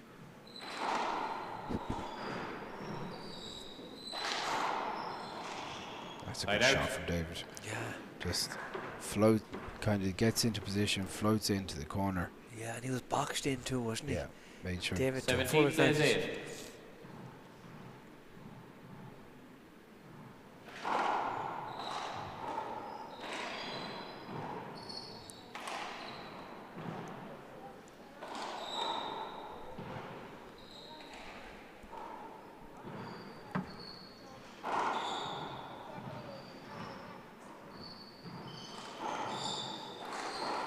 The one thing I'd say is I think that David's returner serve has been more effective and more stronger than Gavin. He hasn't shipped many points in bunches over the course of the match. 17. You know, Gavin might have got where he's picking up ones and twos when he's into serve. Just shows that David's not conceding loose points at the rate that Gavin was today.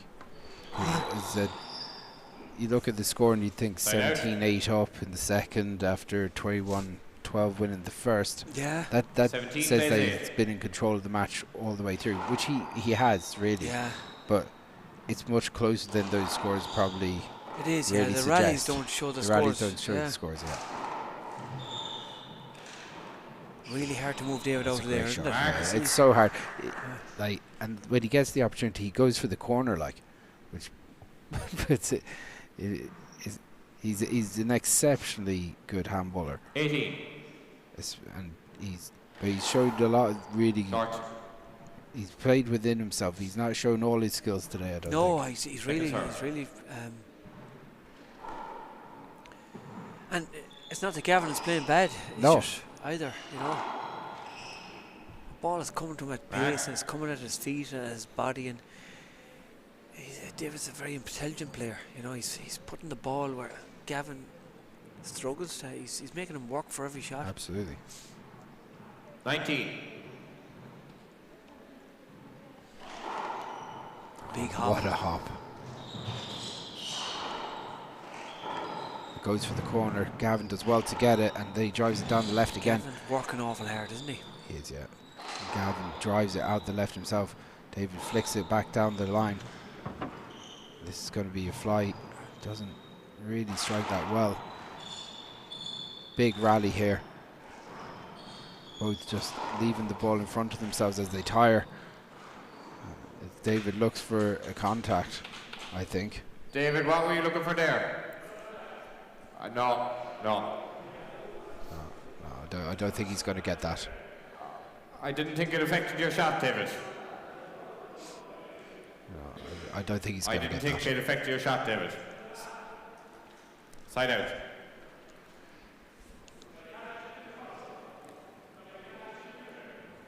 No, I just didn't think. I didn't think there was anything in it. No, I didn't think there was anything in it. You took your shot, that was it. No, I didn't think the contact affected your shot. I didn't think so, Do you know what, like, as a competitor, 19-8 up, arguing for that point, that shows you the type of winner David is. Yeah, you have to. An ace is like losing £1,000 to them lads. Losing an ace is like losing. Oh yeah. Yeah, you have to be. Back. Yeah. Time out. 9 plays 19. Sorry. David taking the time out, trying to compose himself. Clearly not happy with that call on the contact. To be honest, from where we were up here, it didn't look like it would have been a shot affecting contact as well. Yeah, there's so many rallies. I think I missed it. But did you see the contact? I didn't see it. Oh yeah, I saw it. Did you? Like there's contact on every rally. Yeah, yeah. with this game there is. Yeah, contact on every rally. Yeah. So it's not easy when it's in there. So that's just one of those the great things. Ty Carroll, another Mallow man, goes down and has a chat with David for a minute. So up next on the programme is the last senior match of the day. We're going to have Peter Function from the Kells Club in Kilkenny against Daniel Relhan from the Liscarroll Club in Cork. So 9 plays 19. 9-19. Okay. So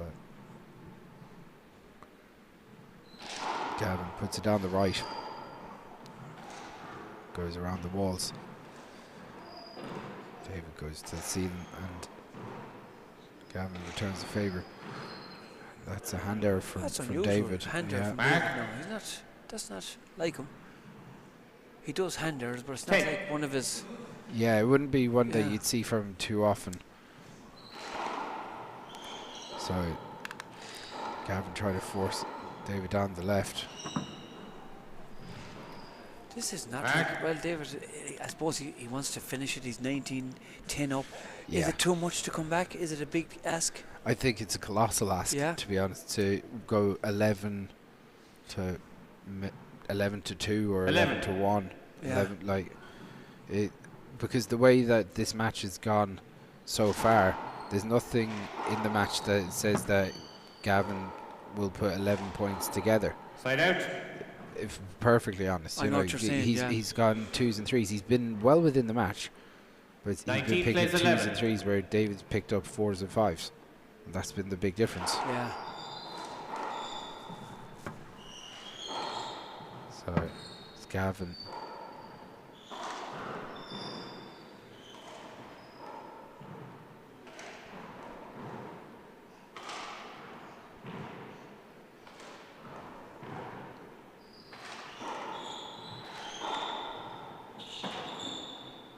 Big rally here, Chris. Big shot here. David puts it up to the ceiling. Does he go for this one? He drives it down the left. That's a great pass. It's a brilliant pass. Yeah. He's hit 3 or 4 of them today, and they're really, really good. They take a lot of power. It takes a lot of power to drive that ball off the side wall into the back wall and not come off. And not come off it, yeah. 20 game ball. Because you have to come over the ball to keep it flat. Yeah. So match point here. This All-Ireland quarter-final. Gavin That's goes a for great a game shot. ball Do at you the know left what? hand. Fair play to him. Fair play to him. That's a great shot. He's got Leroy G. I'll give him that. No, he's not afraid to back himself. 11 plays 20.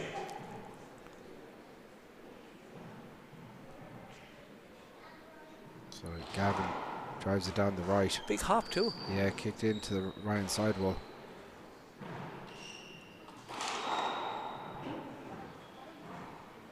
Does well to pick it out of the back hand corner. Again, letting David inside, letting him. Side out. He's deadly inside, isn't he? He's unbelievable inside, yeah. So David Walsh, 1 point away from booking his place in the semi-final with the great Robbie McCarthy. It'll be a cracker of a match. It'll be the last time them two met was the World's. Short second serve. Was it the World's quarter-final or semi-final? The All-Ireland. Was it All-Ireland? Semi-final last year. Right. Semi-final. Yeah. And David came out the winner that day. David did. Oh no, actually, sorry. It was the World's, was it? Was right, the World's, okay. yeah. Because Robbie Unless got there's Robbie won the senior. That's marker match, lads. That's the marker match. Good stuff. That's good. Good sportsmanship at the end there. Good shake hands. Christopher is going to go down and have a word with the winner. Don't forget to come back now, Chris.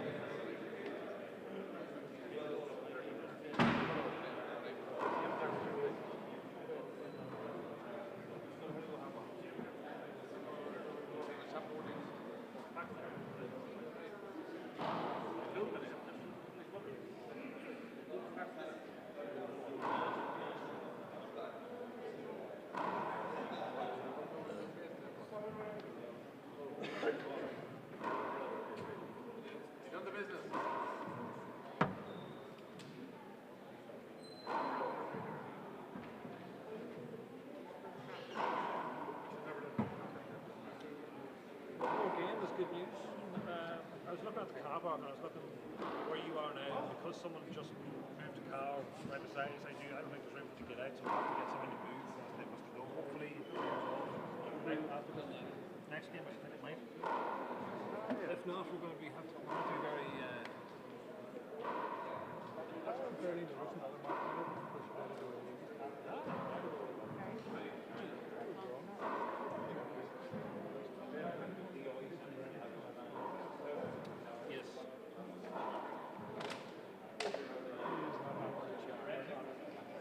He's not?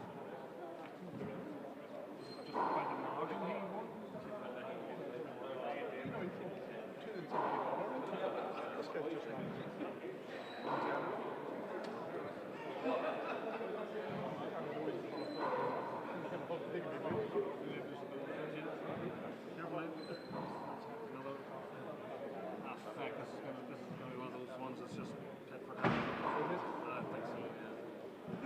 seen them both and they're both like in that tier of form. I'm just used to filming them for a long period of time. You know what I mean? I predict a general you'll be doing the third game now. Possibly. Well, I'll tell you what, in the interest of fairness, we'll split the tiebreaker. So the first like 6 points, 5 points. Point to both. Yeah. You're laughing now. You call me Babel here.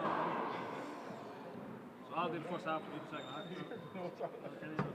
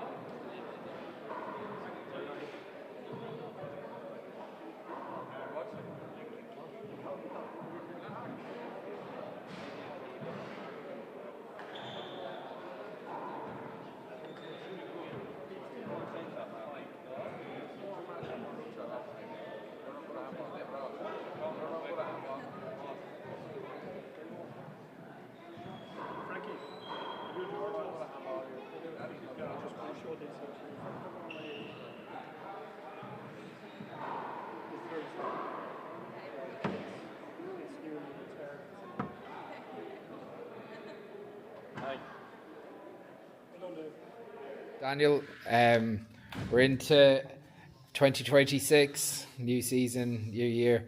When I think back to your year last year, right?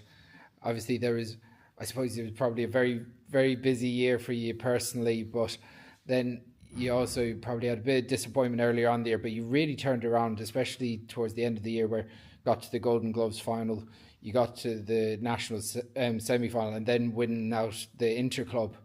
You know, you bookended it really well. How's the confidence going into 26 after such a good end?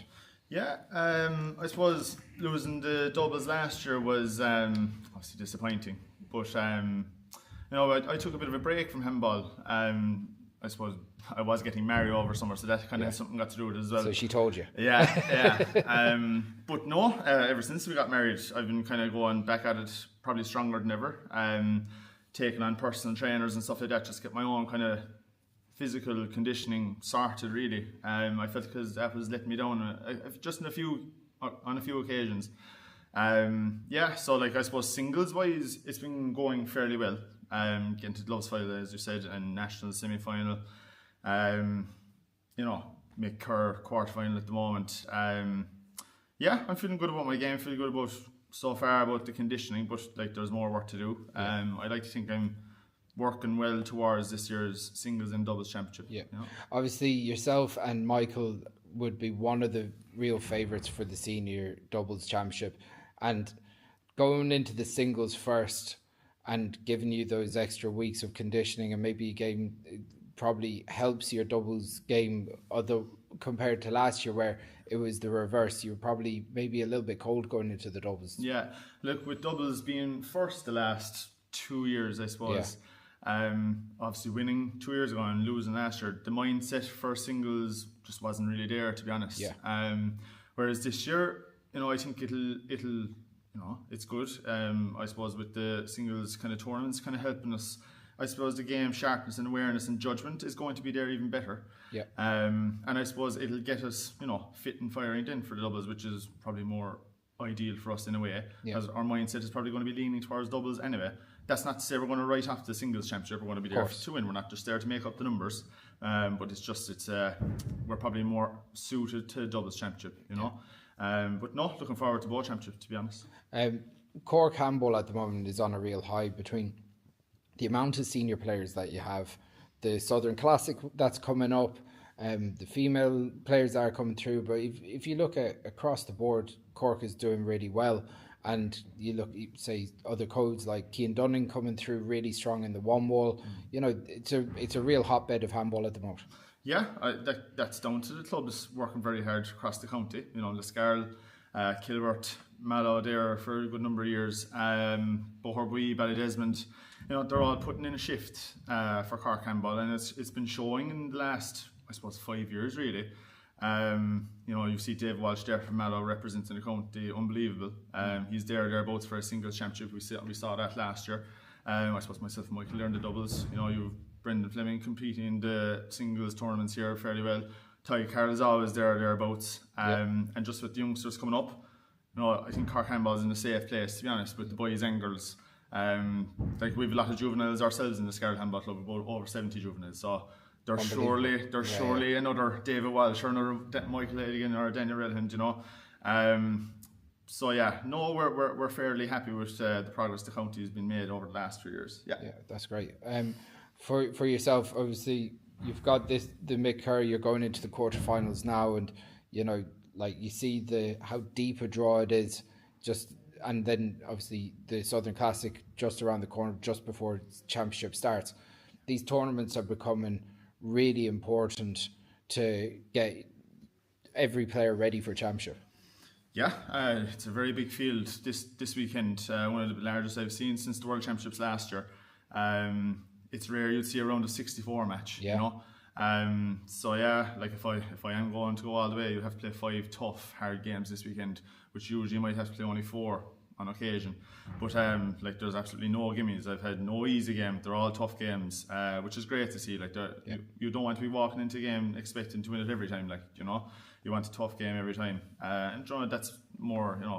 There's more satisfaction in that, and more of an award at the end of it, but no, there's tough players in it. 4 great quarterfinals now. Anything to play for really at the moment. Awesome. Well, look, we're looking forward to seeing you playing the quarterfinals this evening, and hopefully we'll be talking to you again tomorrow. Yeah, we'll see how it goes. Awesome.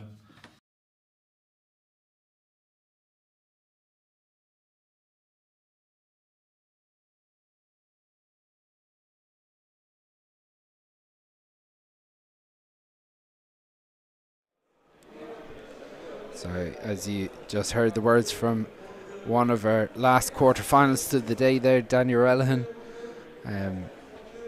player that's been in very good form in the second half of last year, winning the Interclub getting to the Nationals semi-final, getting to the final of the Golden Gloves, and semi-final of the tournament in Brackey. So yeah, and he's up against the current Irish Nationals champion, player that had an exceptional year last year with his brother in winning the senior doubles. So I'm here with the great Ollie Cassidy. I love that. Some people don't like compliments. I love it. Yeah. I love the compliments. The great do. Ollie Cassidy. And And it's so true. It's so true what you said. And do you know what? Yeah. If it wasn't a compliment, you take it as a compliment anyway. Of course. Love it. Love it. Do you know, it made my day. The one ball player from the north, he came in there. Oh, Paul Donnelly. Paul Donnelly came in with the child. What did he name the child? Oh, I didn't call it. He called it after me, and he told everyone too. It's Olivia, but Olivia. He said I was hoping for a boy, but Olivia and Ollie. I said that's great. Oh, stop! And he told The it in front of poor all the child. boys. All the boys. Vinnie The poor Moore. child. Yeah, it was. I love to be inspiration to people. You know. Yeah. Well. Yeah. He'll be in action tomorrow in the over 35 singles, and court 2 or 3. I can't remember. He's playing Johnny Delaney from Tipperary. So lots of handball here tomorrow. 0-0. As well, we've got the junior and intermediate men's semi-finals over 35s. The junior B. Lovely kill with the left hand over the shoulder. Great start from Peter. Lovely shot. Peter function into serve from the Kells Club in Kilkenny. Great power from Daniel, and Peter using the back wall to drive that ball up to the front wall. We've seen that a lot with Gavin Coyle the first game as well. Yeah. Big rally here, Chris. Lovely fly kill, floated it in. That's a lovely shot off the fly. Look at this, he took it at his ease, opened the hand and paddled it in. Lovely shot.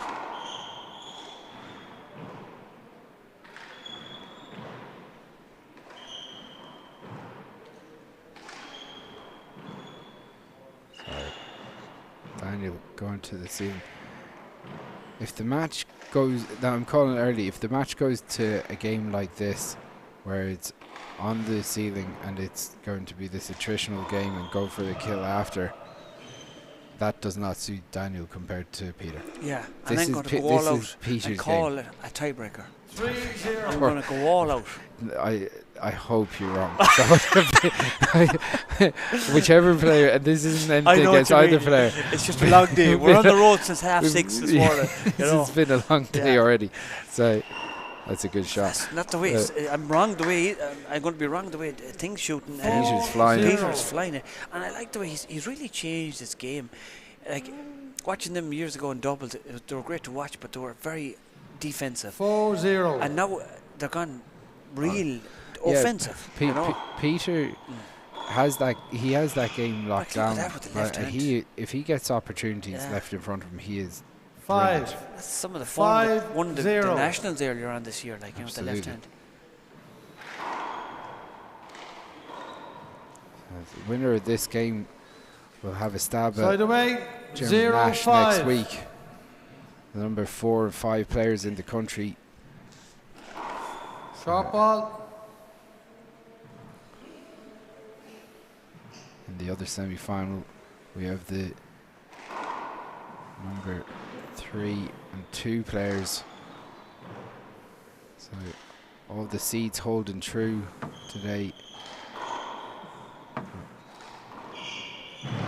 across the grades, across the senior championship, except for Neve Hefernan taking down Alicia McCrory, who was seated ahead of her. 5-0.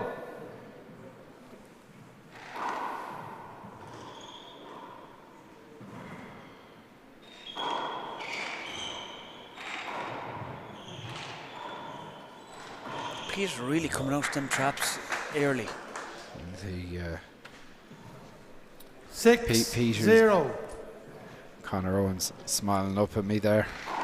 Good to see Connor hanging around the place with his big happy head. Good handballer too. Good handballer as well, yeah, and the top guy.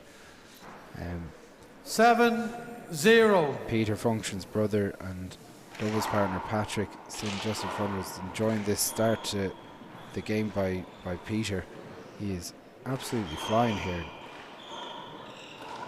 Nothing easy for Daniel at all. This is all one-way traffic so far. Yeah, this is 8-0. It's not that Daniel, again, it's not that Daniel is playing bad. It's just Peter's playing unbelievable stuff. Killing with the left and right.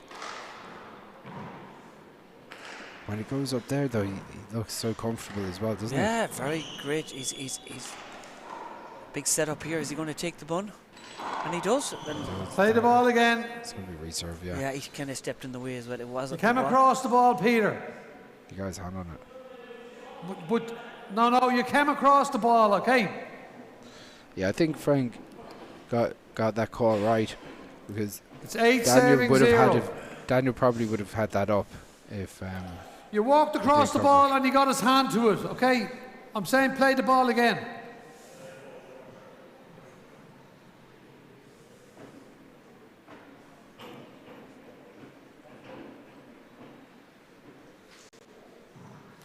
$8-0. 8-0. And again, what you said earlier, players want that point. You know, they're 8-0 up, and you know they have to fight for it. Every point matters, like you know. Mark 9. But and this is for any kid that might be watching at home, trying to learn by watching these top players, that every point is important. Any game can be turned around by one good rally, one good shot. So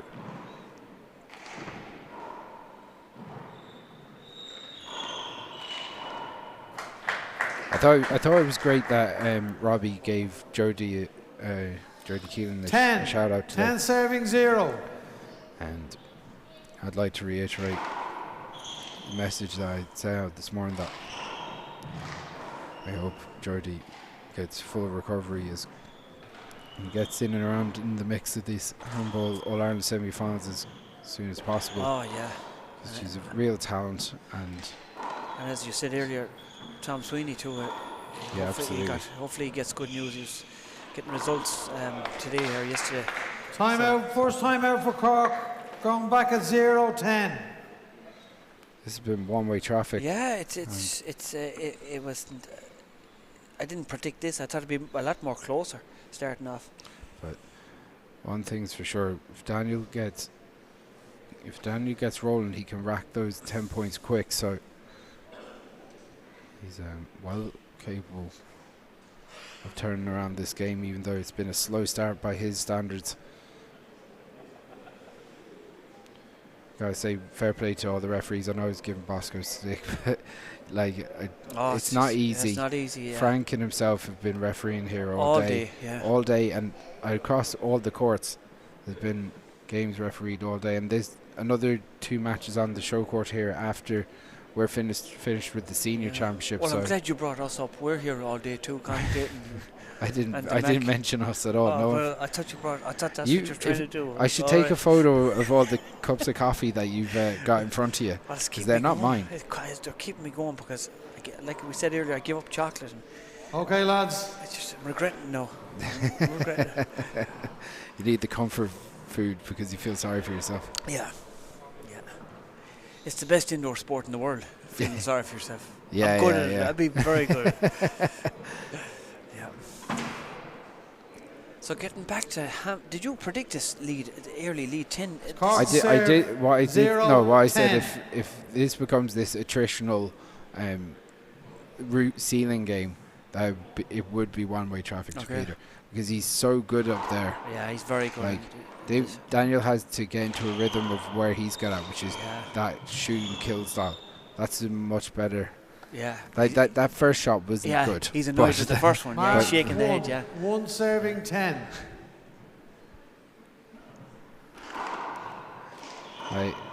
Daniel played Killian in the semi-final in the Mick tournament in Bracky, and Killian was exceptional. There's the tomahawk. There you go. But Killian was exceptional today. He was unbelievable. But I've got to say, I was very impressed with the way Daniel applied himself, and he really had a good game as well. So it was one of the best games I've watched in the last 12 months. By a long way. I thought Killian against Daniel and Killian against Mark Doyle in the final were 2 exceptional games of handball. Speaking of Mark, he won the collegiate out in America. Yeah, big shout out to Mark Doyle. Second time in a row, is it? So 2 in a row. He's won two collegiate titles. Mark 11. Claudia Monroe has won 3. 11 serving 1. Wow. Yeah, so congrats to Claudia as well. Short ball. They might be watching in America. Second serve, 11 serving 1. Yeah, Mark didn't have it easy, and Carl Jordan in the final ran him all the way, took the first game off him. 1 serving 11. Exceptional talent. Really, he's himself and Kyle have really excelled in the last 12 months. They've we played a VT earlier, where I got a chance to have a chat with Mark in Bracky. Mark 2 serving 11. His game seems to be really developing, and he seems to know what he's really good at and what he's enjoying about the game. And, VT he's playing to that. Stands for video. Just a video transmission. 3 I'm serving learning all 11. the time off you. I'm learning. But in that interview, it's just like, you could tell that he was enjoying himself in the way he was playing. Right. He was just after beating Sean Kerr in a titanic tiebreak. Side away. And he got better as the tournament went on because he's gotten 11 so fit and so serving strong 3. by playing those American style tournaments. Right. Yeah, there's so many tournaments in America. You haven't time to rest it nearly. Of course, he also won the 60x30 singles and doubles in the the intermediate softball championships. Yeah, great win to come over from America and pick up the softball again and win it. Yeah. And 12 serving 3. I was there when he played himself, and Joe Devereaux won the intermediate over them. They were excellent that day. Joe's a good player too, Joe Devereaux. Two good players. Yeah. That's Getting a great shot from Peter. Yeah, and Daniel is on the scoreboard. So. Yeah, 13-3. 13 serving 3. A long way back for Daniel here,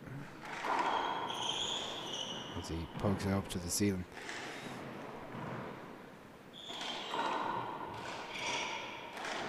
That's good. That's more like it. That's the Daniel we know. 3 serving 13. I like his runners. Do you? Yeah. The Asics. Yeah, and the red goes with the Cork jersey. So has Peter the same kind of runner? He's Asics as well, is he? He does, yeah. Stylish lads. Yeah.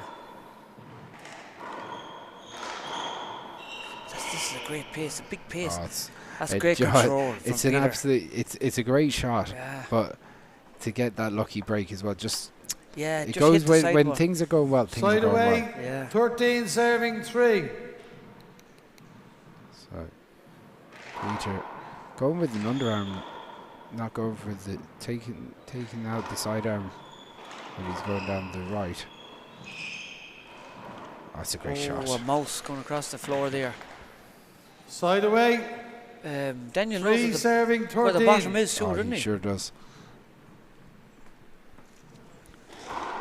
Daniel drives it down the right. Goes for the bottom. Peter does well to dig that out.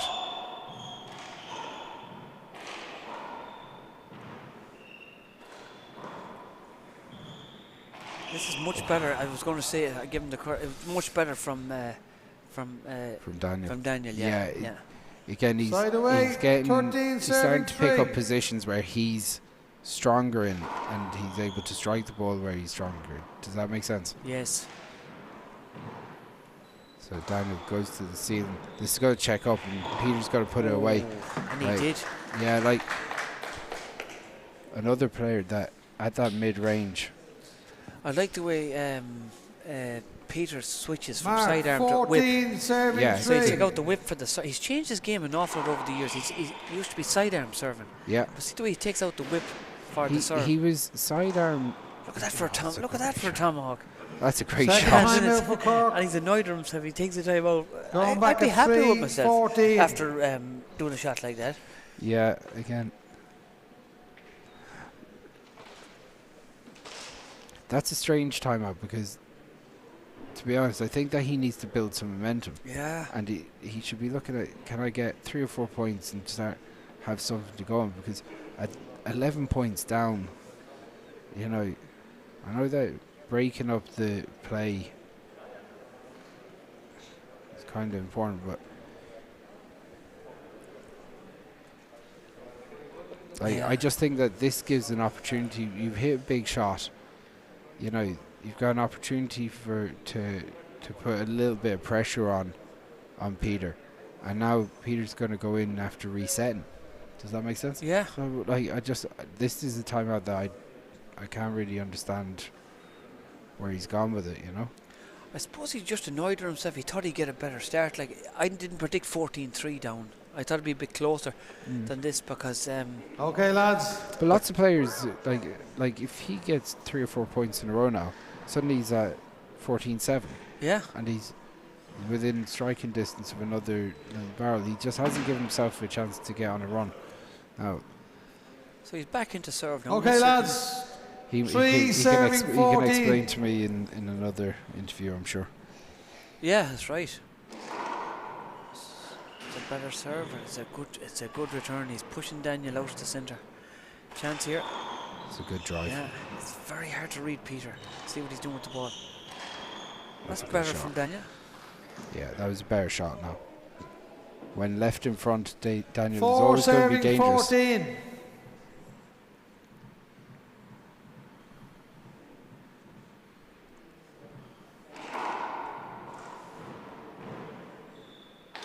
That's a lovely shot. Great shot. You don't know if he's going back up to the roof or not. Look at this again. Watch him. I thought he was going for the roof. And he's just, that's what he really does well. Yeah. Unorthodox. Big serve. That's a great serve. This is the stuff Daniel can do. Like. Yeah. 6 serving 14. That's some serve. I thought he was going down the right. One thing you'd say though is Peter's a calm character. Yeah. He won't be fussed. He'll be expecting Daniel to have periods 14 where he'll serving get 3 or 6 in a row, you know? Yeah. It's an opportunity for Peter.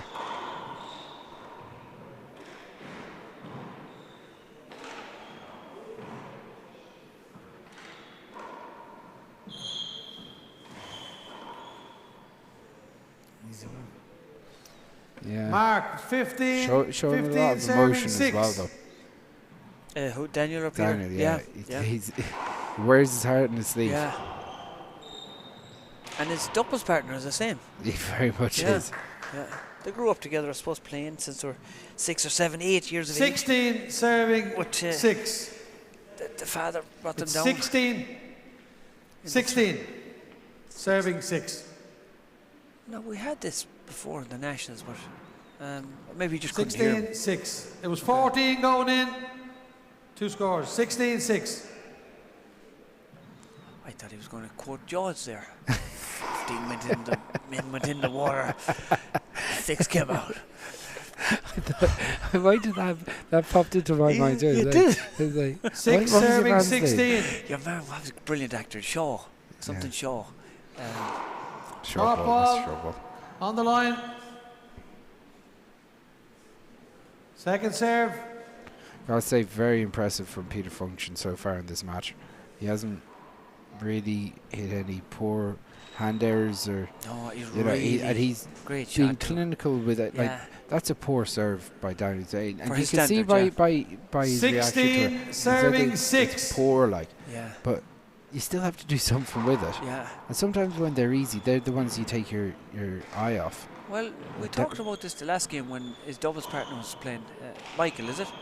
Yeah. Yeah. So Tim. 2 games over. Tim, not Dooley. I had him called Tim Dooley. Tim Healy. Yeah. The father brought them down to Tim Healy in the tractor, the 2 boys, and Tim had a look at them, and he said, "Well," father said, "What, Willie?" He said, "What do you think, Tim?" Tim said, They're like two bad dogs. Good shot. I don't know, to bring them out the back and shoot them or what? 6 serving 16. So, they came a long way for two bad dogs, didn't they? They've done mighty. Yeah. Like, Usually you can't train a bad dog, but these boys. That's a good shot. Great shot, and he's more relieved and shaking the head, but yeah, they came a long way from. 7 serving 16. In fairness, Tim coached them all the way up since they were 8 years of age, so. Daniel won a Junior B doubles title. He's also won a senior doubles title twice. Amazing. So it's amazing. Amazing statistic. Like, yeah. He's side away. Also won the under 21 doubles title with Michael. 7. I think Tim was a little bit premature on his prediction Yeah, of being a bad I'm glad dog. he didn't shoot them. No. That's a good pick. Daniel said Good. no, did he? Good Oh shot. no, he got it, did he? He said no. Oh, he said no, okay. 7 16. Was very honest of him because he looked like he got it. Why did Ting give him the ball? Why did Peter give him the ball? I think he just wants him to get the mop. All right. Or did he get it? It looks He like said no. Happy enough. He must have got it. 7 16. I thought he said no. I thought he said no as well. The man from Del Monte said Short ball. yes. You know, you've been on commentary since 9 o'clock in the morning when Yeah. you start quoting the man from Del Monte. Yeah, I'm going back a lot of years now. People wouldn't know who the man from Del Monte 2 is. shorts. 2 shorts though. Oh, did he do that? Did he? Sugar. 16 7. Tim won't be liking that. Tim up No, there in heaven. Short ball. He won't like that. Second serve.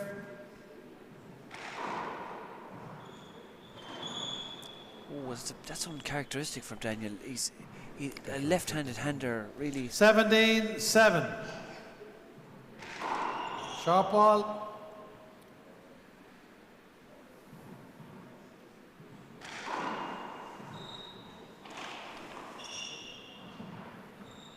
Peter flicks it around. This is an opportunity for Daniel.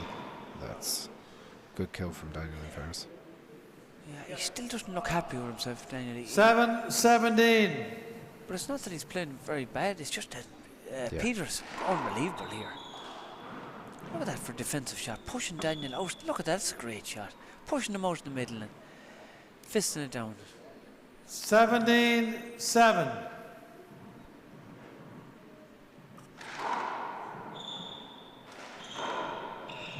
That's a good shot. Good shot, yeah. Revolving door. Is that his third time out taken? Someone get the brush there. Yeah, I suppose. It's time out. Sorry.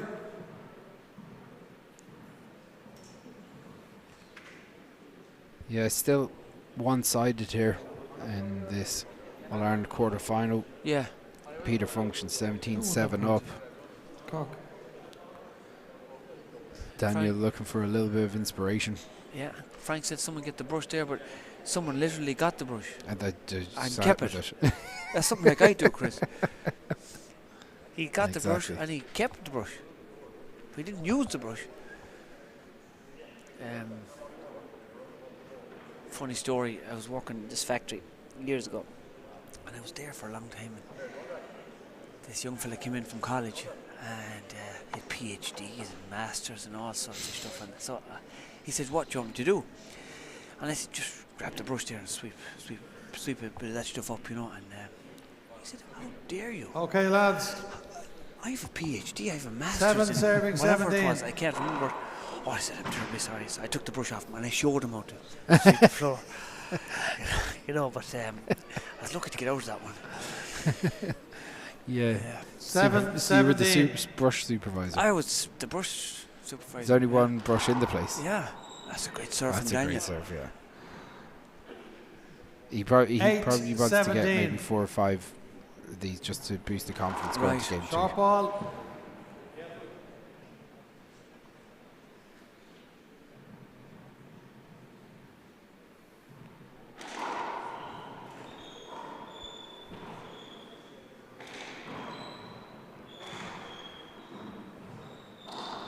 There's the tomahawk. Good shot. Good shot. It's the only one that does it consistently. It's 9-17. It's not easy. No way. It's hard to do. Short ball. That was short. It was a good serve. It's Yeah, pretty short, like.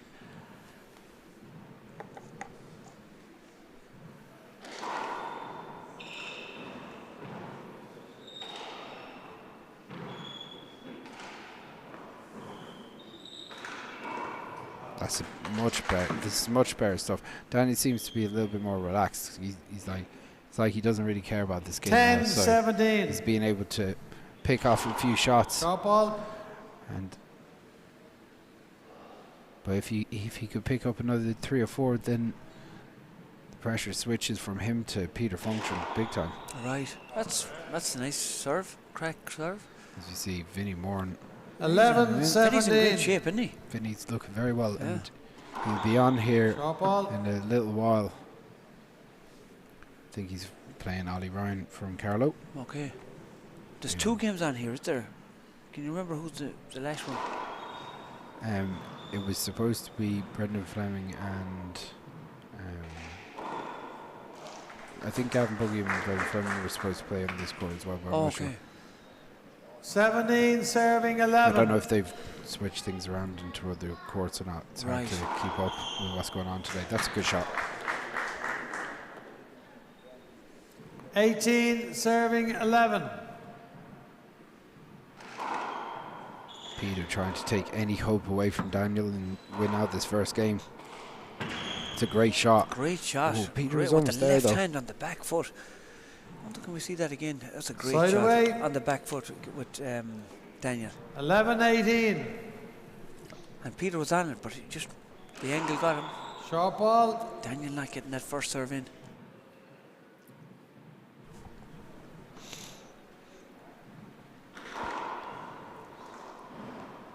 That's a long way. Okay, so that just bounced. It's nice to get. Nice to get one. Daniel will take it. He won't give it back, like. But 12-18. That ball went into the twilight zone there. So Daniel drives Short one down ball. the left. It's short. You see, 12-18. a little bit of talking to himself. Big setup here. What's Daniel going to do? He Jesus, decides to roll it. Yeah. Like, not an easy shot. Look at this. 13. Yeah, it's very hard to do, like. About maybe 3 feet from the front Yeah, wall. a lot of people missed him. Oh yeah. Try too hard, you see, with the easy shot. What they tend to do, Mark, and I actually did it only a 14, couple of nights 18. ago, where you get really close and you end up just lashing it around the walls and a massive setup of the back wall. Like a fool altogether. Not in this here, not in this house. The tomahawk down the walls. Drives it like a spike. Now a spike shot. Peter. That's a great shot. And Daniel back in this match, Chris. Like he's well back in this match and serving. Time out for Kilkenny. First time out. Good time out. 2 timeouts left. Good Those time. couple of points putting the 15, pressure on. 18. Yeah. So the talking to himself seemed to have worked, and to us, he talks. He puts his heart in his sleeve, doesn't he? He plays like, and his doubles partner is the same. It gets it out, doesn't it? Yeah, it's better out than an eye, Yeah, better out than in the eye, I suppose. But like with Daniel, like it said, he's so explosive. He can go on that run of 3 or 4 points. So he's never going to be completely out of the match while he was almost in touch. Yeah. But Peter had to push on, and he hasn't been able to do that. So we'll see. Like the 2 players know each other. They've played the last 3 senior doubles finals in a row. I was just thinking that they meet a lot in doubles. They meet a lot in doubles. Yeah. I think it was the last 2 senior semi-doubles finals, and the year before was the semi-finals. Okay, lads. Peter, and they all go to tiebreakers. They all go 11-9, 11-10. Yeah. So Daniel, I've no doubt, fully believed he could go on a nice run at. Okay, the score is 15, serving 18. But now we've got a game on our hands. Serious game now, and he's in serving. Another point had really put him in the mix. Now it's a setup. Is he going to take the bun, Chris? That's a great shot. He takes it. That was a big pressure shot because that was going to be the make or break for this game for Daniel. 16 serving 18. This is a serious comeback from Daniel. He was well down in this game. So Peter thumps it up to the ceiling, and Daniel just... He'll be annoyed at that shot now. Yeah. I suppose he went... He's gone really aggressive. That's 18-16. I've deja vu of that shot. Do you remember to win the world, Brady goes for that off the roof and murders it. Flattens it. Yeah. Exceptionally hard shot though. He missed the roof. Is he going to take the bun? He does. He does, yeah. I gotta say, Peter's very composed for this situation. Like, he's under serious pressure. It's easy to overhit that, overcook it. So you just put it away.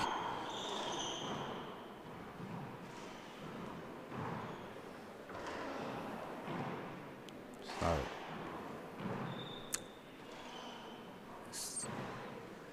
Peter goes to the ceiling again.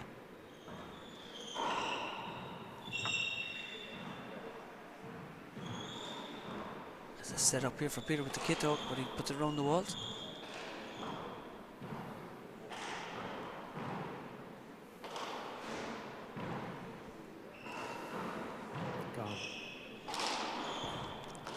Daniel will be annoyed at missing that one. He left it too high up. He'll be annoyed at himself there. Mark. He got the shot after all the roof play, and he just didn't execute it. 20. Game ball serving 16. Peter did, and Peter did. That's the difference. Peter has the opportunity. Tries it down to the left.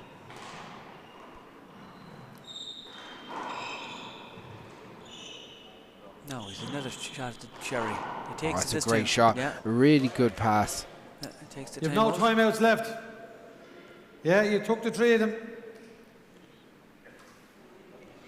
Yeah, Daniel took 2 of them very early in the match. This is where I'd be using my glove change now, because and you've seen before I've done it. You sure have. Yeah. And the gloves the back of them look wet, don't they? They do, yeah. But like, what you'd need to do is do it on 20. the next one. On the oh yeah, okay. Right.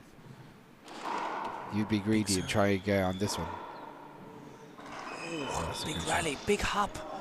There was a big hop on Daniel's return there, and Peter just caught Peter into the glass. 17-20. Now after that one. Okay, that's what you mean, right? After that one, you'd want to go for, like, you actually don't want to, because you've actually made one now. Oh, he'd be annoyed with that shot.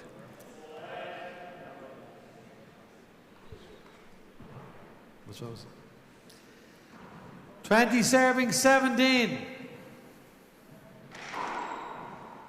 The game has changed a lot now, though. It has. Like, oh, Daniel would be annoyed with that now. That's an awful miss for Daniel's standard, isn't it? It is, but under high pressure too, situation, that's the first game to Peter function. Thanks, Peter. Yeah, and he came. Daniel came back well. Oh, yeah. Had a that'd be good too fast for flow, you. but right now we're going to You're take a quick 40. 2-minute break, and we'll be back with the second game.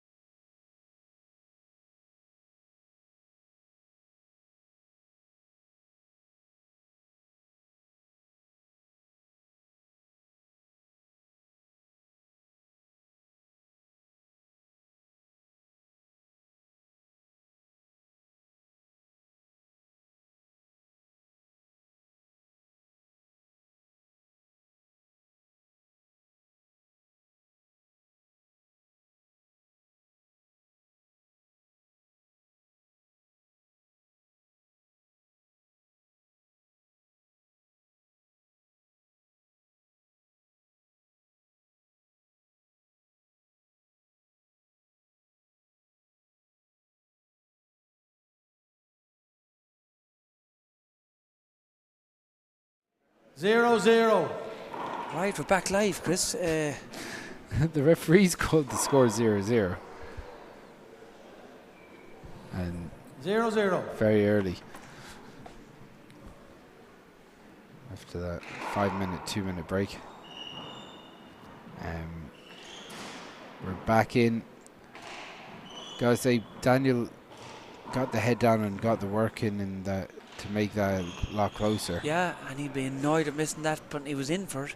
The angle got him, but yeah, he's playing a lot better now towards the end of the second game, or first game. 0-0. Yeah, what he started doing was imposing the game plan that he would want to play.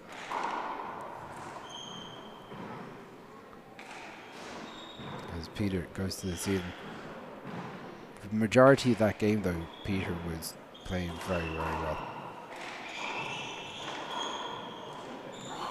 Both players missed the kind of same shot there into the floor. Side away, 0-0.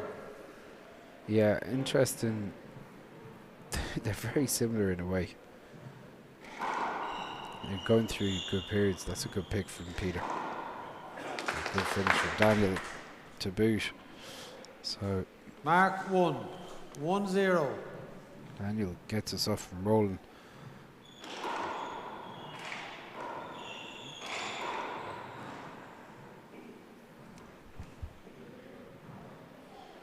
Two 0.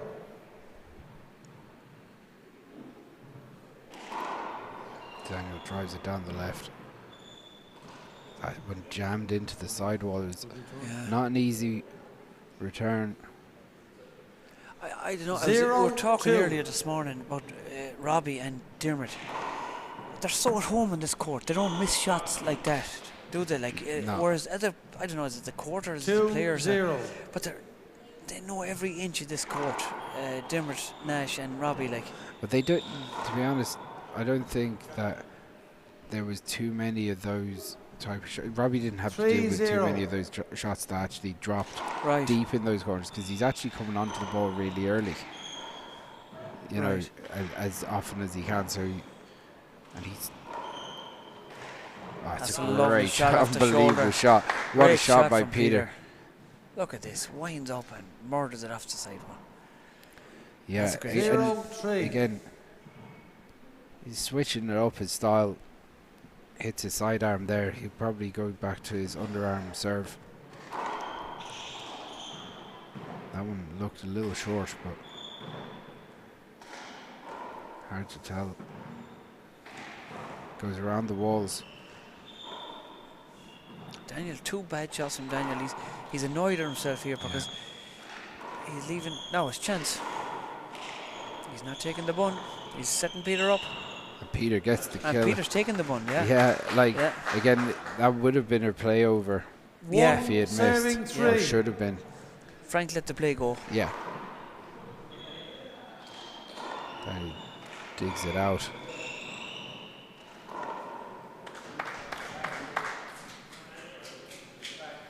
Two serving 3.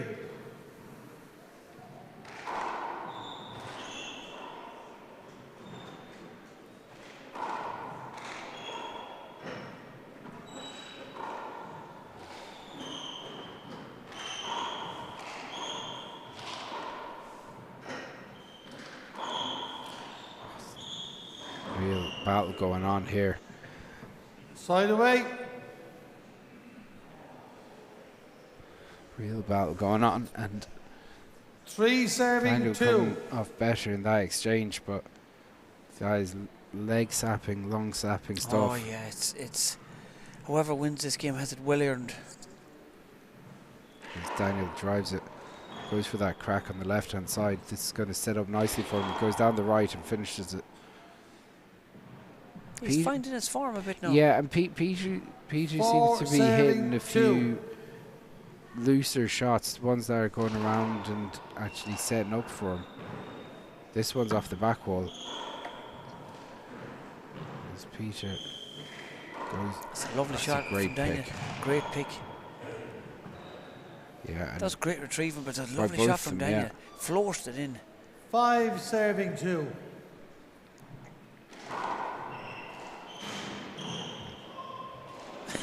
You can hear him down in Liscarroll shouting for that one.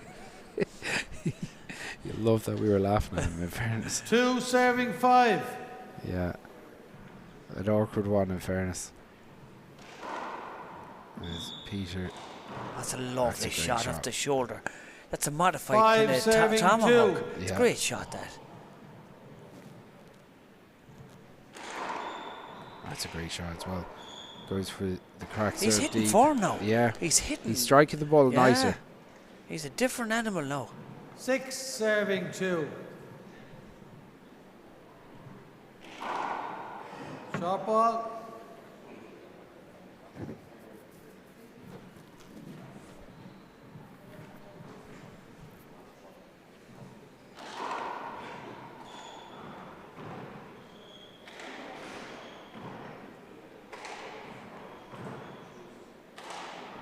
Daniel flicks that up to the ceiling.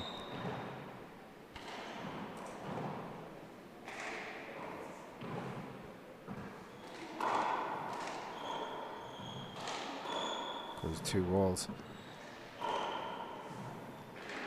Oh, lovely shot. Again, nearly all his kills in this second game so far have come from that shoulder 7. high. Yeah, and it's drive not expected. Like it's very good. Like. 7 serving 2. Low percentage shot, but Daniel hitting a high percentage of them at the moment. As he drives one. Short ball. And hits a short.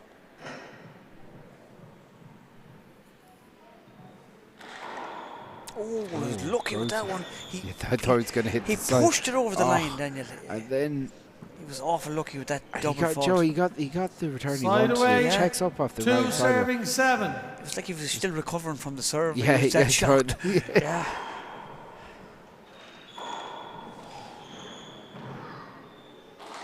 Oh my God! What a shot! That's outrageous. Who does that? Look at this. That's an awful shot. Look at this. Is madness. Who goes for that? That's the best shot of the day, right 7 there. serving 2. That's unreal. The lunacy.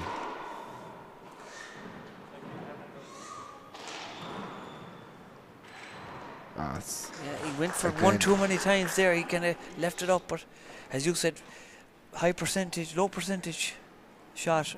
2 serving 7. Percentage of them at the moment. Yeah. Like Peter trying to establish himself back in there. That's what he was doing. With that left hand, didn't he? He's unreal.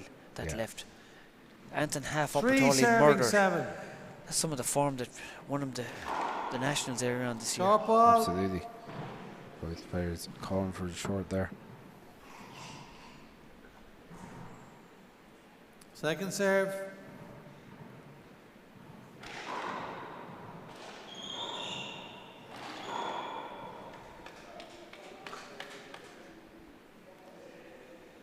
Four serving 7.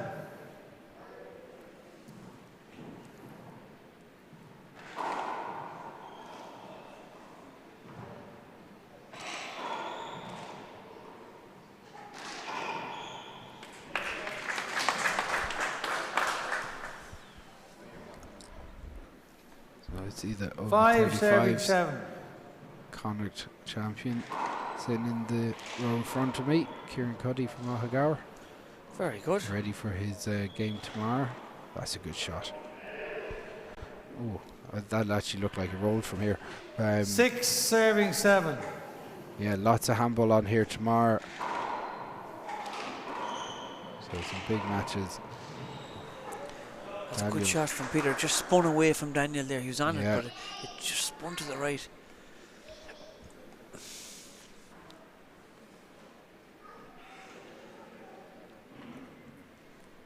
Together at 7.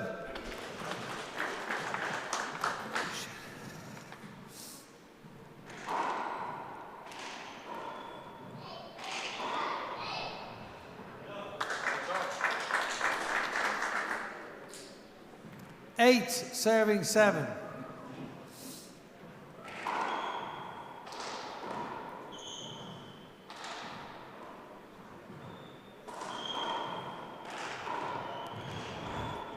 Peter going for that right hand side again. He's actually shooting more into the right hand side in this game than he did in the he's earlier very clever. Serving 7. He took his time and wound up at the sidearm, and Daniel went, and then he took the shot. Yeah.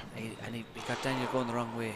Then he took the shot, so it was very clever play. Oh, that's a lovely fly kill. Did he make that? It looked like he fly killed that. No. Time out. Oh, he took back a time at out. 7-9. He did get it. He took a time out. Yeah.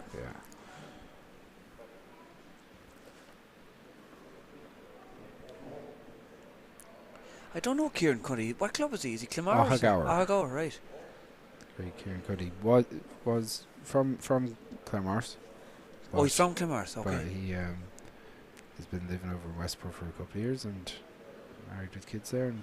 And did he give up the game for a few years and come back? Because I don't know him. Yeah, good player.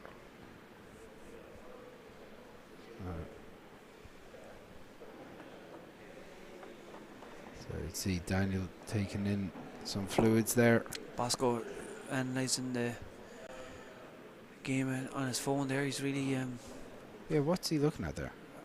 I don't want to tell you. I would, well, you said it. I didn't want to, You can see him from up here. Yeah. We're keeping an eye up here in the bird's nest. We can see everything that's going on. Michael Hedigan having a quick look as well. Yeah, he looked away, don't shame. He did, yeah.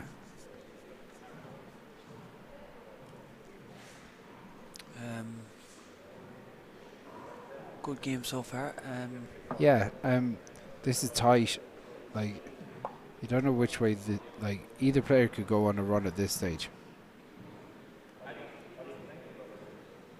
This young kid in there showing it. That's nice to see how too. It's done. Let's just be back in the day. You'd always have to run a few young lads out the court to go in playing. That's nice. Ah, good. They give him fire. Lovely. Goggles on him and everything. Gloves. Ready for action. Ready for action. Very good. Fair play to him.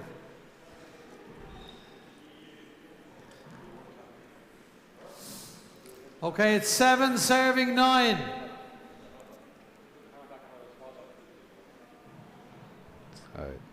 Daniel back in to serve. It was a good one. Pokes it up. Can he take the setup? Good pass, but Peter does well to Peter's dig that out. Yeah. Now, is he going to take this one off? Maybe this one? Eventually he gets it, yeah. I'm laughing at your commentary. I just expected maybe that one. 8 serving 9. I know because a player his caliber should be killing absolutely, him. yeah. Peter going back to defensive game, trying to drag Daniel into going for shots that might not be on here at the moment. The neck and neck. 9 serving 8. Right, okay, it's neck and neck is right. Both players not giving an inch here. Look short. short. Ball. I think Daniel. Second serve. Peter was waiting for that call. 8. So it's gone to Z toss.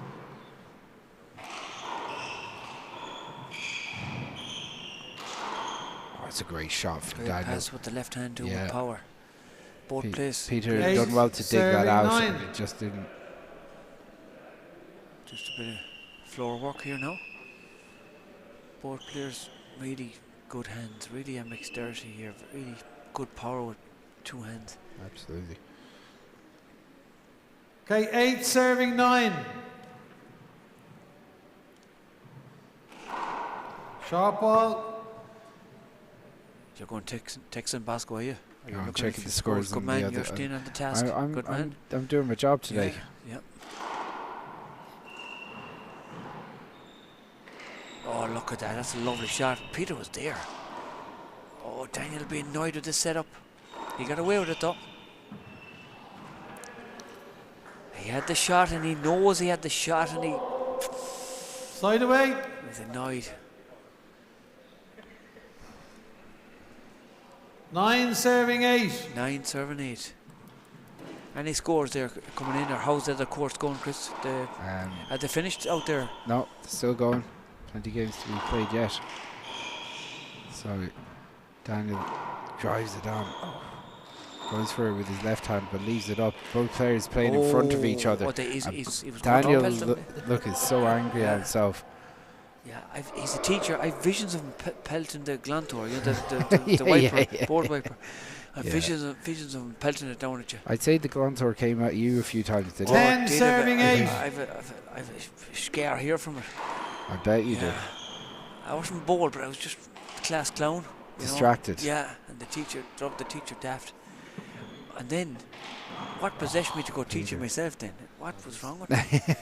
Payback. 8 serving 10. Sorry, come back to the handball. 8 serving 10. Okay. We could dissect your career choices over the next couple of weeks anyway. Plenty of time here. Yeah.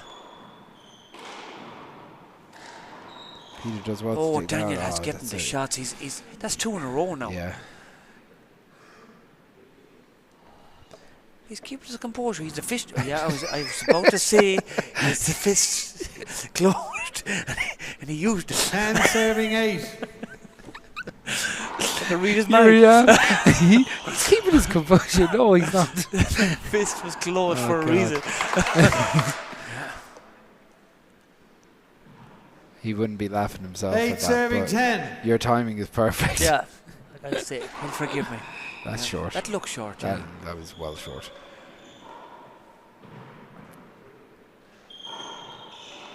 Oh, lovely. Now he's peeling a good peel. I thought the save was good. That's a good appeal now. He thought it was good. Tyke. Okay, all three say good. It's 9 serving 10. So we were wrong. 2 up here thought it was good. There's no word of that. Yeah. So.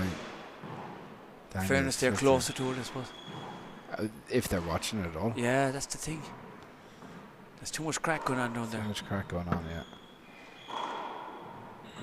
So. Lovely paddle. Lovely great shot. That's a great shot. Yeah. The backhand. What's the backhand? Backhand and just paddle. Together at 10. That's a lovely shot. That's came into the game the last couple of years. Absolutely. You know. A lovely shot.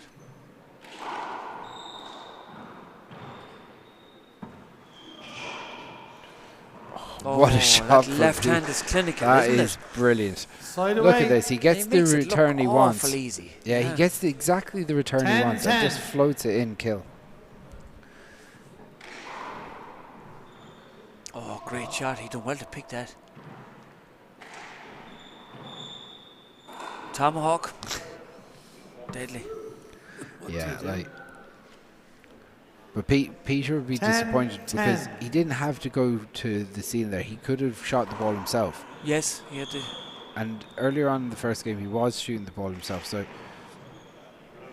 it's how he built up such a big lead. He was defensive when he needed to be defensive. He could have been offensive and he made a defensive action when he could have been offensive. Yes. in that 12, sequence. 10. That was a good serve there from Daniel. Just like that, we're at 12-10. Yeah. Daniel's serving really well now. Great defensive play from Peter to scoop that around the walls.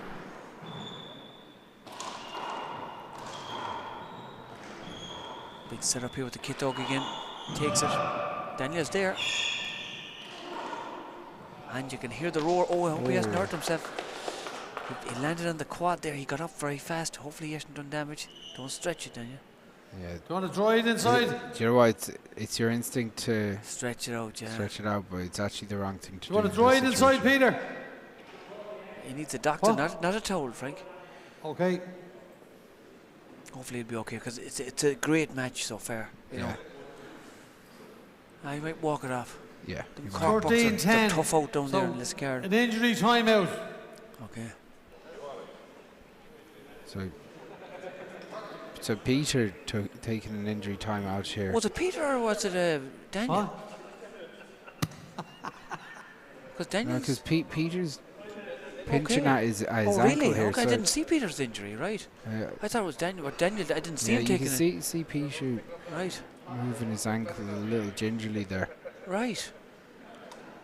Bosco's not showing any sympathy for Daniel, and he's a physio, and he's in his camp. He's more concerned about the floor. Is the floor okay? Huh? Like. Yeah. We'll have to worry about Bosco about this, you know. Well, it's better than what he was looking at on the phone. Yeah, I suppose. Yeah, at least he's showing good interest in the court. So both players picking up a little. Like, hopefully they're okay now, yeah, because like, it's a great match. The only thing, see the way that Peter's moving on his ankle there, you know, I don't know if it might be an Achilles or, you know, maybe just twisted or whatever. So, who do you reckon called the time? Was it definitely Peter? No, it was definitely, like, look, Kilkenny. Wow, Jesus, yeah, that's weird. They got hurt at the same time. Unless Peter was carrying for a while, right. Yeah. And then Simon said, you know what, let's give us a break. But yeah, strange couple of points.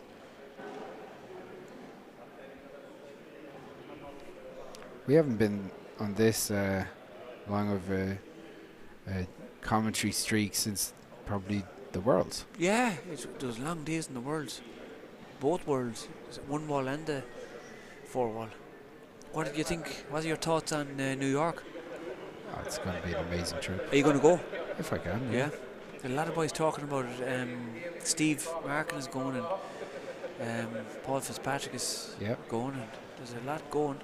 It'll be, New York is probably my favourite city in the world. It's amazing. Right, you spend a lot of time there playing. It's good. It's good place.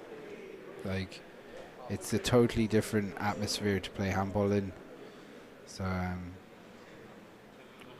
yeah, definitely. So it looks like Peter's returning, which is good.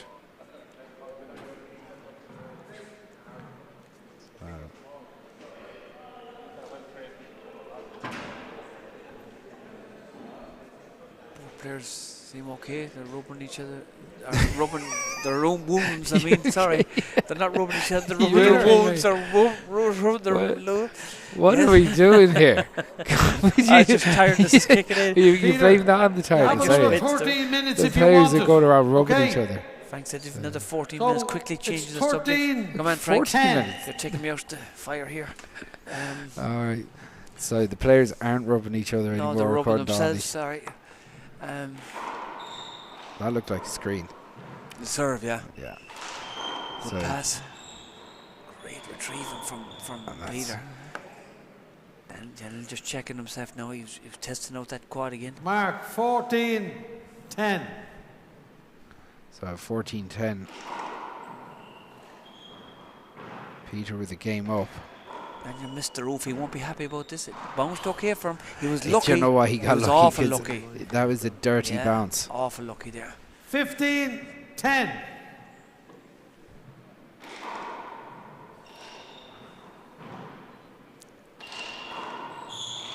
That's straightened up for Peter. Oh, it's good. I know what he's trying to do there, Daniel, but it's set up off the back wall now. Big opportunity for Peter. Daniel does well to get a hand on it. Oh, he'd be annoyed. He'd done all the hard work. That's a tough rally. He's feeling himself again now, feeling his quad. Yeah. It must be in pain. It's not easy. So Peter has 14 minutes left in his injury 10, time. 15. Daniel might take his. He said that he had 12 and a half minutes left when I looked up. Oh, right. I thought Frank said 14. He'd obviously got it wrong. Well, 11. Couldn't be 14 because they're a long time out there. 2.5 minutes gone, I think. So, well, that's a good pick from Daniel. Yeah, as long as he gets up. Yeah. Where's Bosco with the floor towel when you need him? Do you want the brush in? Lad's trying to get on with it. I think Frank is just trying to annoy Paul Fitzpatrick. His brush. Very, very likely. Yeah. One thing that Paul is 100% right that when they played the kill shot tournament, the shootout. Oh yeah, was their brush used much? 13. There's 14, 15. Like 80 games. The mop came in once. Wow. That's just goes to no, show. No timeouts, and no one made a fuss. Like, so he's saying the players are using what they can. Like, he's a very intelligent fella, that Paul Fitzpatrick, isn't he? I wouldn't say to him. Like, to be honest, don't tell him I said it. He isn't always intelligent. No, he can 14, be humble, 15. smart. Right. But No, he's a good guy. And he is intelligent in certain ways. He's a savant. That's a big word. A bit of a handball savant. Savant. I can use that one. You can use that. 15-14. Called him that.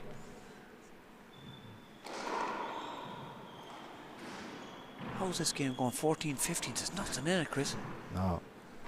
It's been a good game though. Great game. The second game is really up the game. Peter puts it up into ceiling. That's great roof safety play. Oh, look at that, great Chris. shot. Who does It's that? outrageous. That's a great shot. It's an unbelievable shot. Look at this. The roof and bang. 16-14. That's mad. I think that he's hit that about 4 or 5 times. That's it's mad. Unbelievable stuff. Big setup here for Peter, and he takes it. And Daniel, you can see he's saving his quad. He couldn't dive in right. He's saving the quad there. Yeah. He's putting that leg. He wasn't putting the leg behind him. Yeah, you can see the way that he went at that. He wanted to launch himself off his right foot, but he didn't. He's probably right. Yeah, I suppose he needs his legs. Competition. He's 16-14 up. 14-16. Frank is gas. He's talking to the Bucks and he's refereeing it. He's multi. He's an old entertainer. Yeah. Multitasking. That's a big opportunity for Daniel. Peter puts a dirty one out the back. Peter trying to move Daniel all over the place here at the moment. Oh, that's a great shot.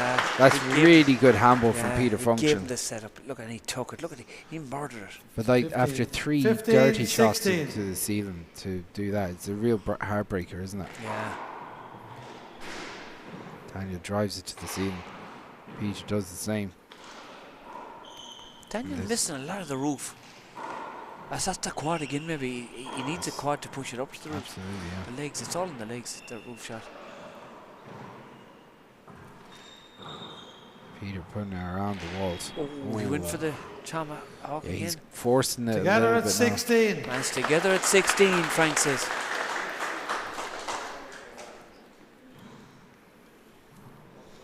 So 16 all.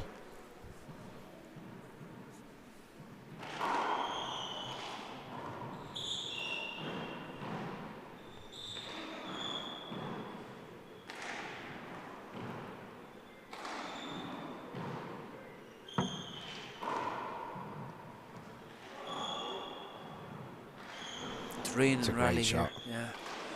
Yeah, and that's a real tester on the body as well.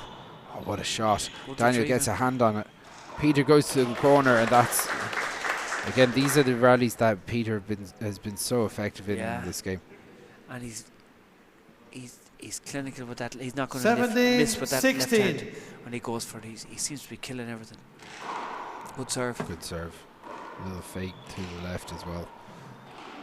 Daniel trying to go for it.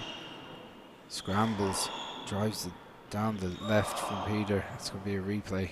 Check the ball. Daniel putting everything into this game, trying to keep himself in the championship. Still 17-16. Peter drives it, goes for serve, the crack, great and gets serve. a good serve. Gets it as you said, yeah. 18-16. 3 points away from the senior semi-final against German Nash. As Peter goes to the ceiling. He goes for it. Oh, he went for it again. He skips it in. Yeah, he's unlucky. Time out for Cork. It's the worst Second timing. Time out, one left. Going back 19-16. 19-16. Yeah, he's under pressure here now, Daniel. He's in a lot of pressure. Frank is asking the young fella, what do you think? Is that Brendan Fleming's son? I do like Brendan Fleming's son's jersey, the Southern Classic jersey that he has on.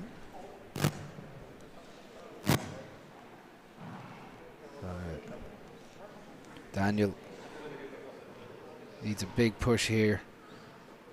Peter Function only 2 points away.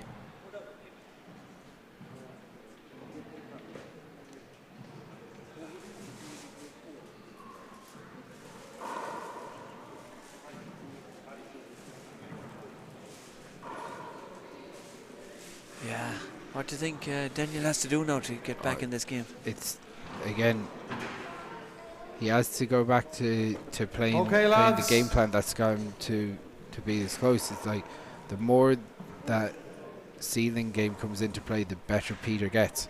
Yeah, he's very good. He picks up points in those awkward positions. So as I said, 19-16. The score is Daniel still 19 serving. Sorry, it's 19 serving 16. So Peter Function. Frank enjoying the crack down there. He is, yeah. Daniel goes to the roof himself.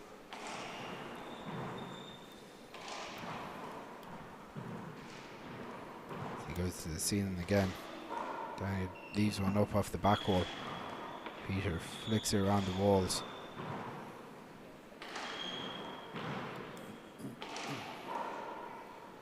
Oh, that's a dirty shot. Yeah, and he recovered well, didn't he? Recovered really well.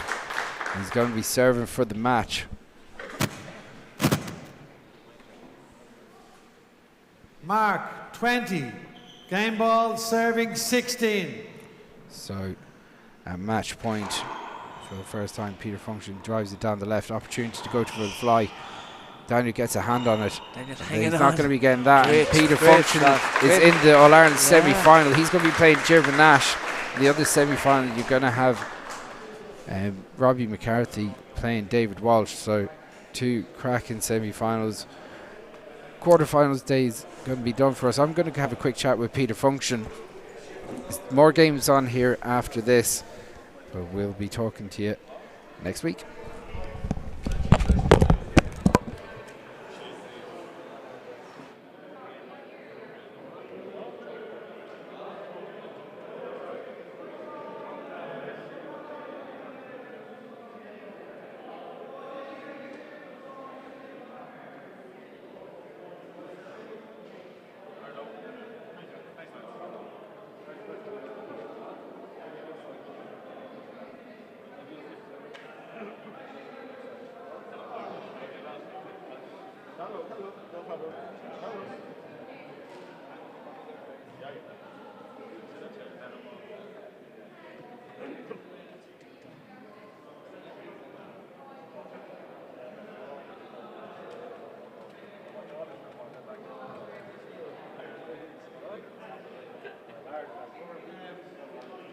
Hard luck, Daniel.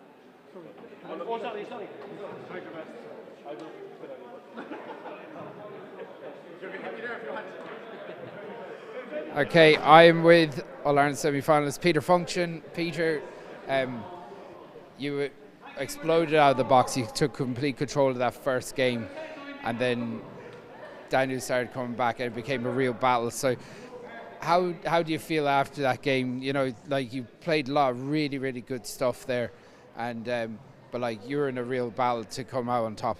Yeah, look, I couldn't ask for a better start. The first game, just Hefernan kind of came off the serves, were coming off the shooting. He missed a couple, and you know I pulled away. Luckily enough, because he started coming back in that first one, I done well to kind of pull it out of the bag. And sure, the second game was, you know, 50-50 was anyone's match really. You know, he kind of started shooting, going for Hefernan as he does. He must have got about 5 or 6 of the tomahawks. I knew they were coming, but there's nothing you can do to. You know, they're nearly impossible to get. You can't read them really. They're just good shots. There's nothing you can do. But yeah, no, look, he probably deserved to go to a tiebreaker, and I'm thankful it didn't. But you know, we're always close. We like it's 50-50 when we pair up. But look, it's going to stand to me next weekend. You know, playing Jirvan Nash, I've seen him playing here. He's on fire. So I'll have it all to do. Like, when you were going well in that first game, you just looked like you were in complete control.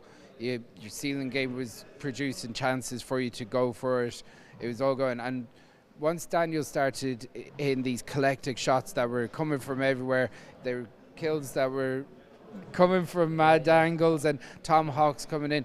It must be so hard to start recomposing yourself to try and force back into your game plan. Yeah, like I even thought the second game was gone for me, but I really tried to dig deep. But even I passed him, I had a lovely passing shot on the left, and he reached back and killed it. And then I done another lovely one down the right, and he reached back and he actually passed me back down the right. I was like, what am I going to do here to win this second game? Because he was playing really well. But I just thought if I could just try and stick with him, try and take my shots when I can, and not force any shots. I kind of forced a few shots I shouldn't have taken. But I just tried to stick with him, and luckily enough, I came out on top in the second one, so happy enough. Looking forward to the semi-final. It's more of a stylistic match for you, as in like you're more closer in styles, and maybe mannerisms and habits and the way that you go about the game. It's probably a closer matchup than what you've gone through today. And Jim probably the same. Yeah, look at the Irma is going to be a tough match for me, but look, I have nothing to lose. I'll try and pull more out of the bag, and yeah, we do have similar styles. Probably he likes kind of playing it safe, and I play a lot of the roof, so it's going to be interesting. But I'm definitely the underdog going into that match, so there'll be no pressure, and I'll be ready for it. I'll be up for it anyway, 100%. Congratulations on your win today. We'll see you next week. Thanks a million. Cheers.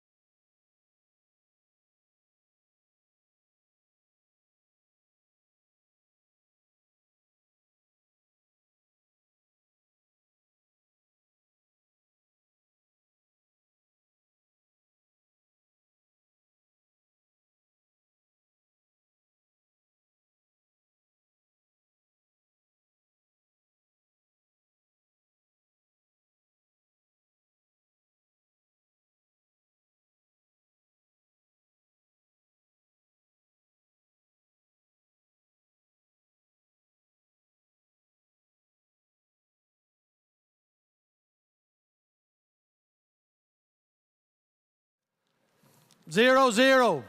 3 timeouts in the 21 games and 2 in the a tie break if you need it.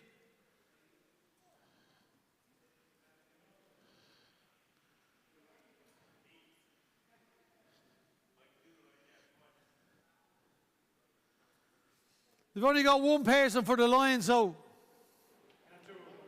Oh yeah, he'll do the other one. Shane, no toilet breaks this time, okay? I looked for him in the last game and he was gone. I know. Okay, the 2 boys are doing the line. 0-0. He's fine where he is. Sharp ball. You didn't need any more for that.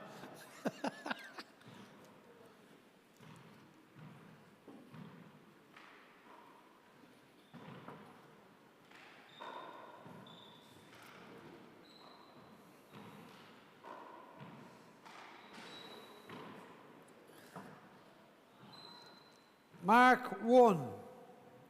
1-0.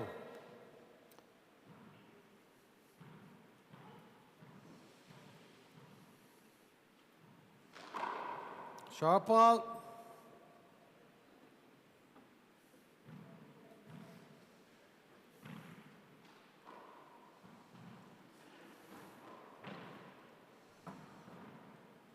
Side away. 0-1.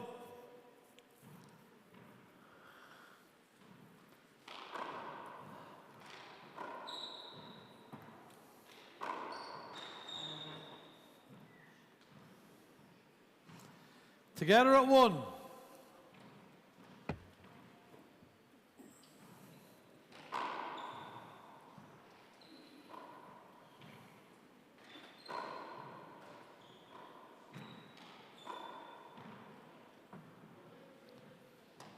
Two serving 1.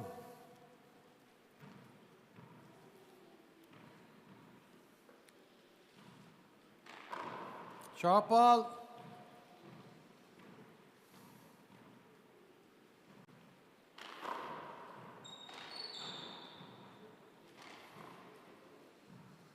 One serving 2.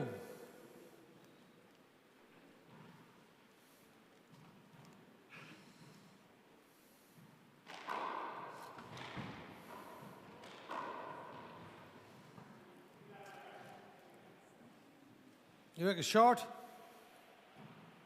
Short as well? Okay, second serve, it's a sharp ball. 2 of them disagreed with me. 1-2.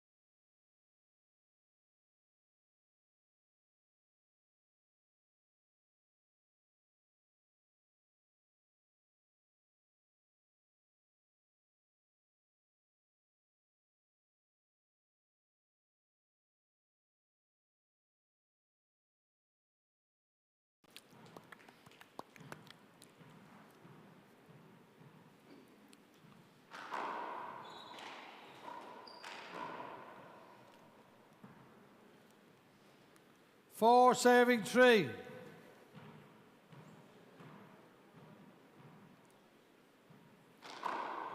Sharp ball on the line.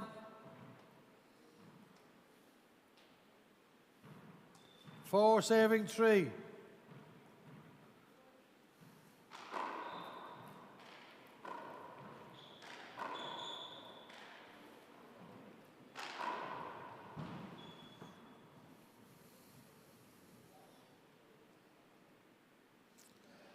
Five serving 3.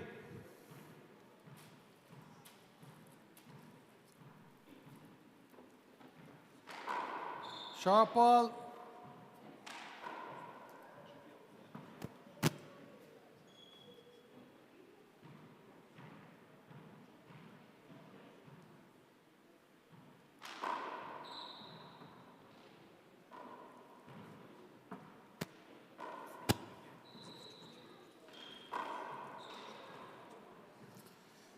Side away, 3 serving 5.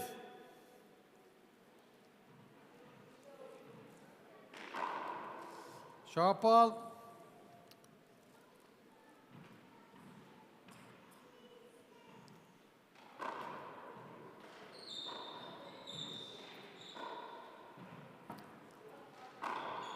Play the ball again. Still 3 serving 5.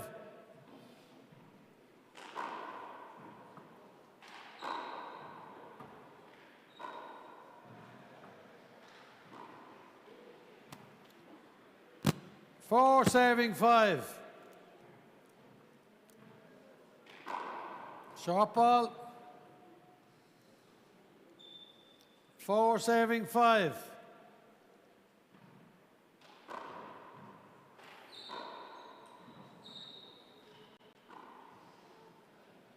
Side away, 5 serving 4.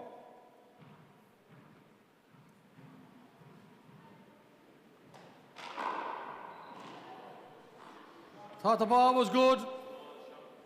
I'm not asking you. You thought it was short? Short, okay. Short ball, second serve.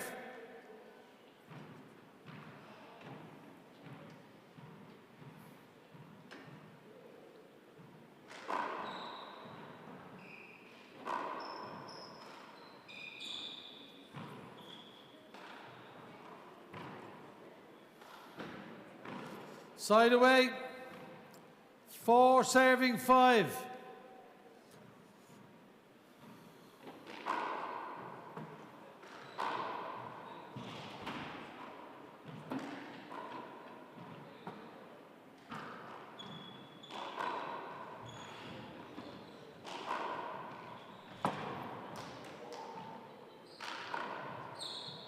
Play the ball again.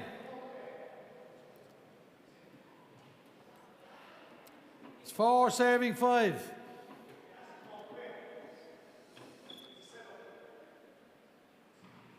You missed it. 4 serving 5. Timeout called.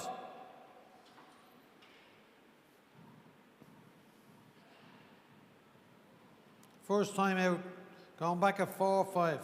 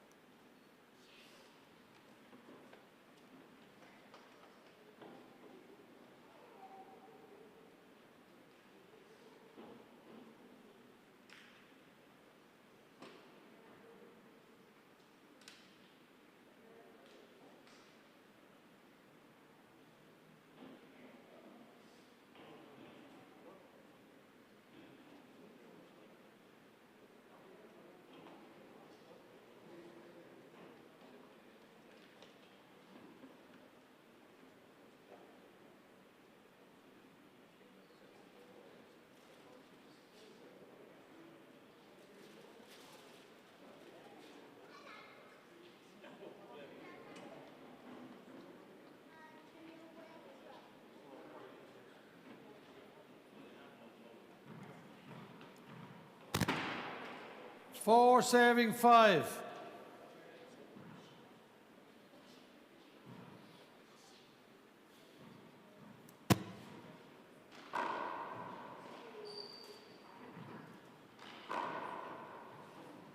Together at 5.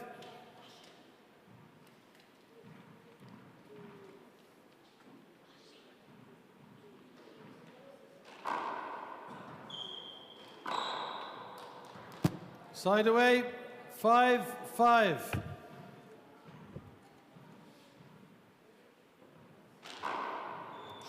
Sharp ball.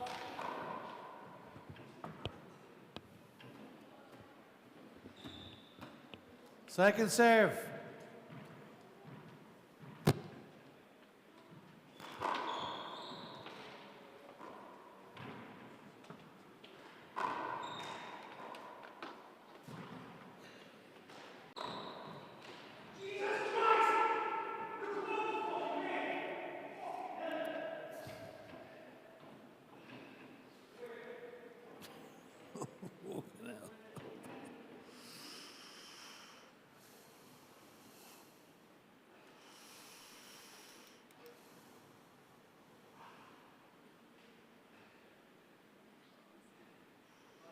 It's a handoff.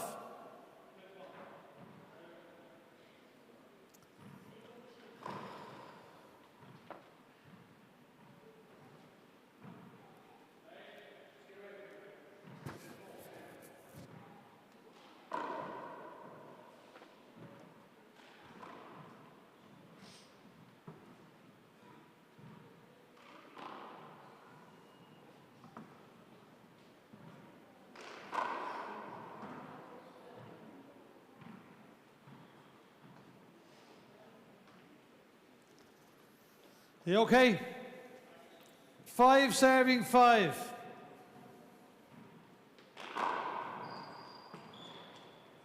Mark 6. 6 serving 5.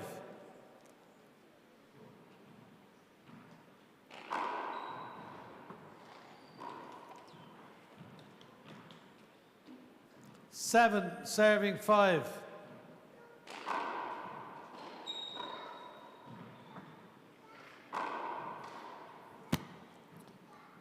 Mark 8. 8 serving 5.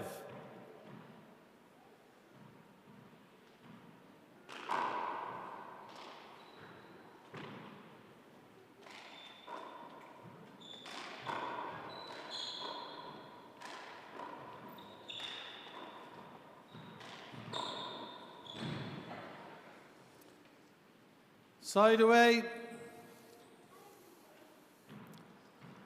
5 serving 8.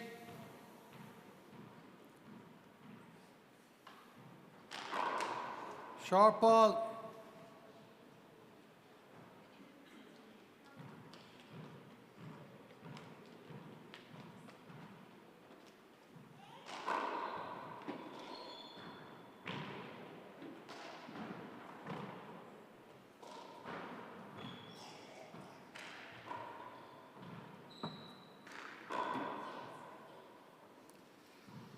Eight serving 5.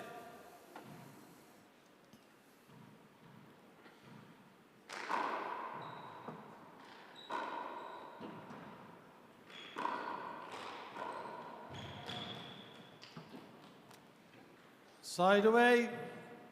5 serving 8.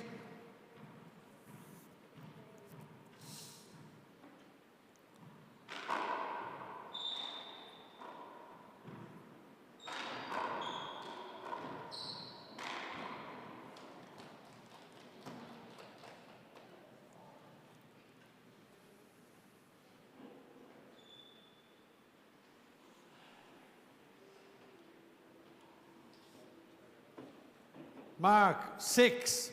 6 serving 8.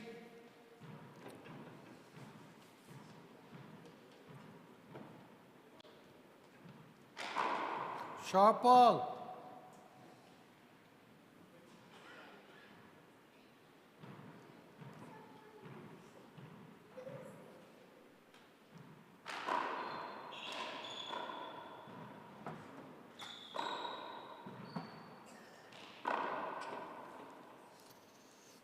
Side away.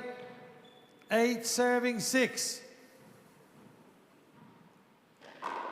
Sharp ball.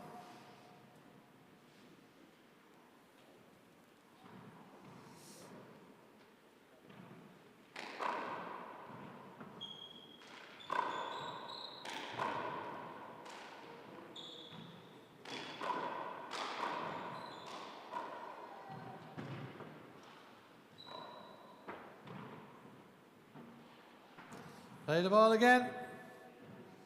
Check the ball.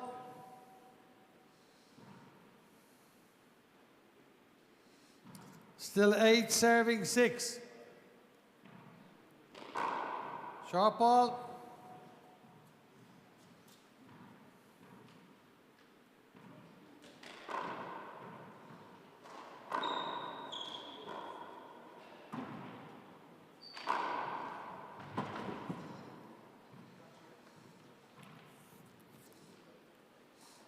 Six serving 8.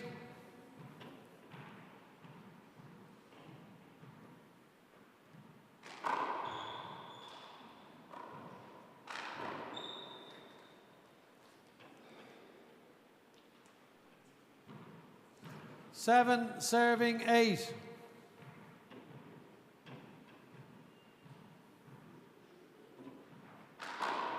Sharp ball.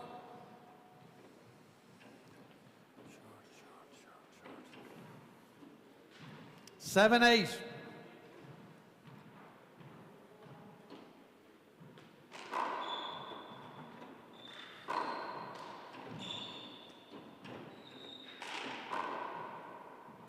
Ball hit him going up. Brendan, check the ball.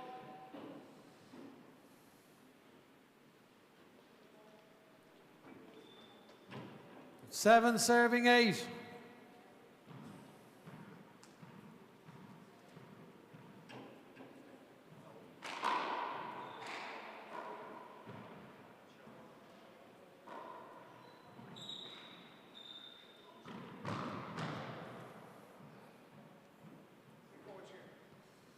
Together at 8.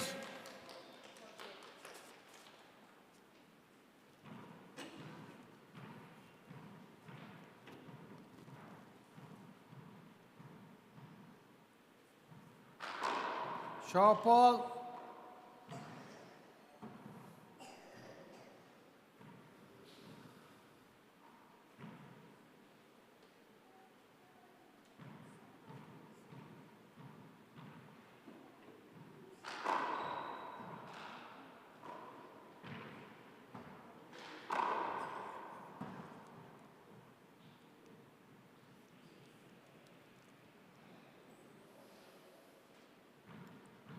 Nine serving 8.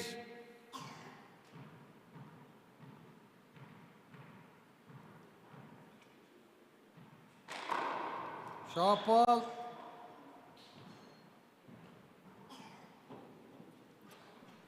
Tig. Down, short. It's a sharp ball.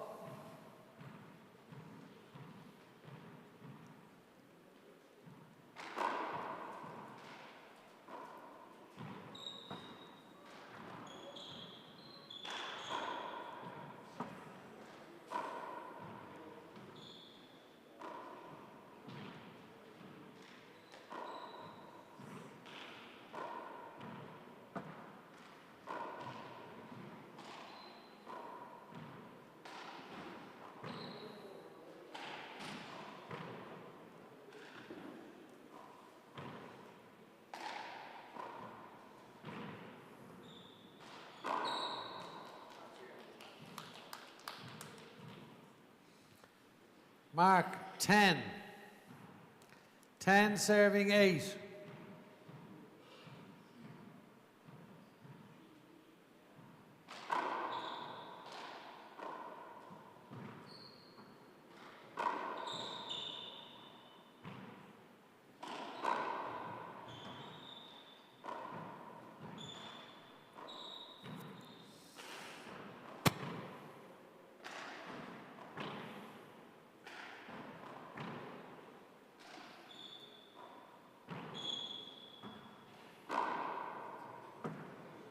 Side away.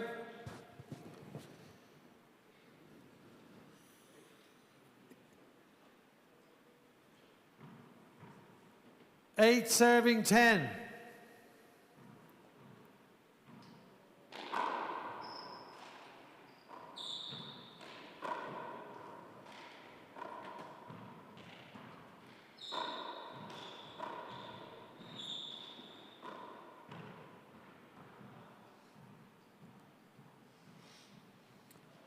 Mark, 9.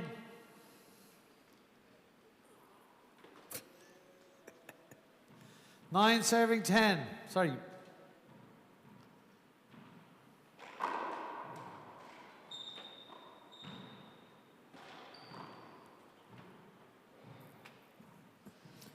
Side away. 10 serving 9.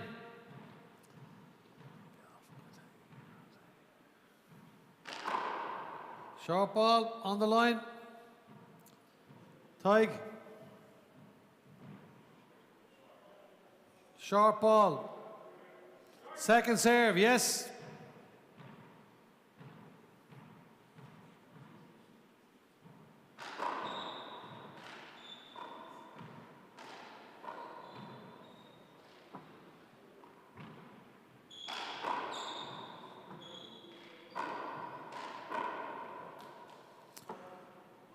No, there's nothing wrong with that ball at all. That was a good ball.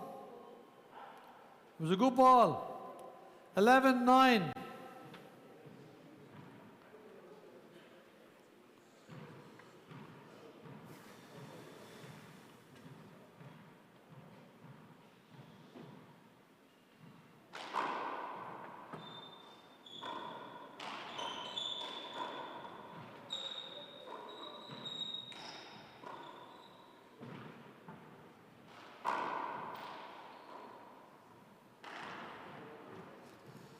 Side away.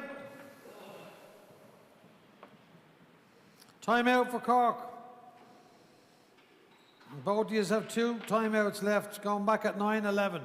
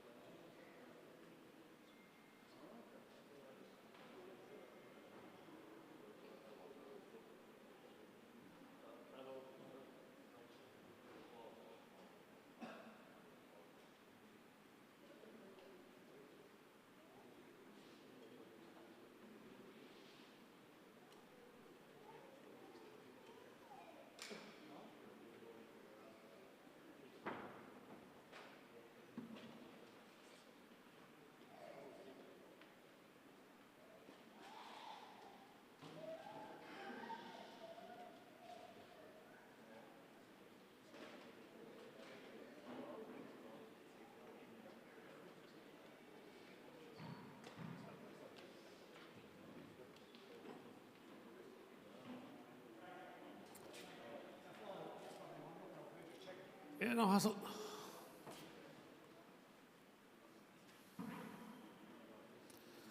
Throw me the other one on the... No, come. Yeah.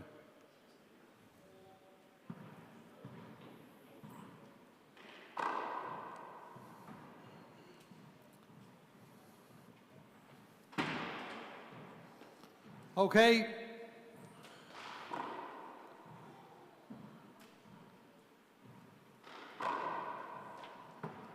It's 9 serving 11.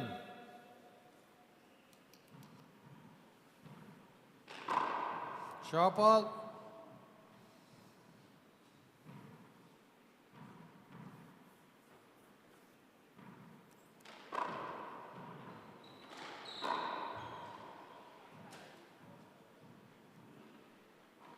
Eleven serving 9.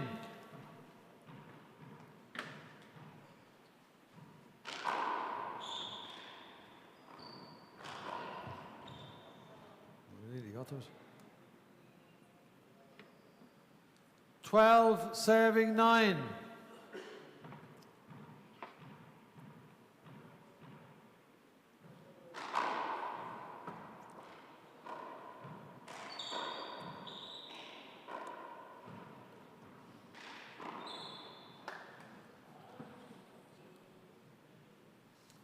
Mark, 13 serving 9.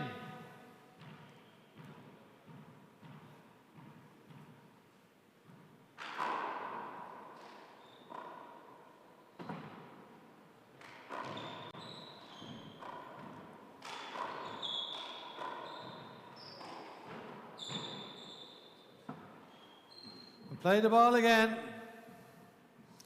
You got to give him space, Shane.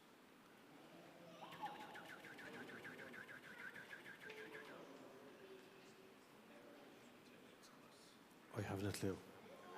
No, don't worry about it. Don't worry about it. I'll call it.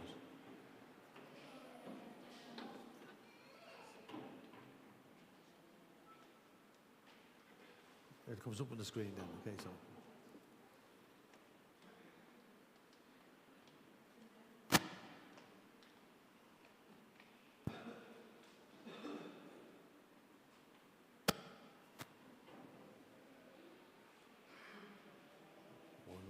One.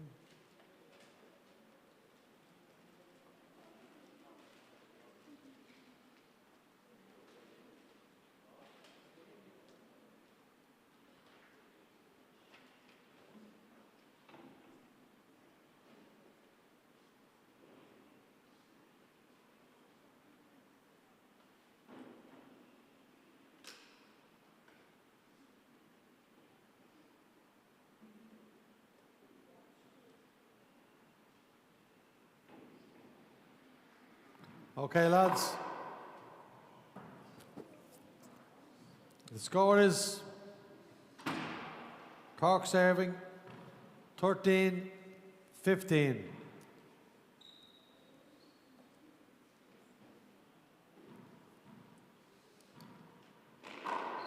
Short ball.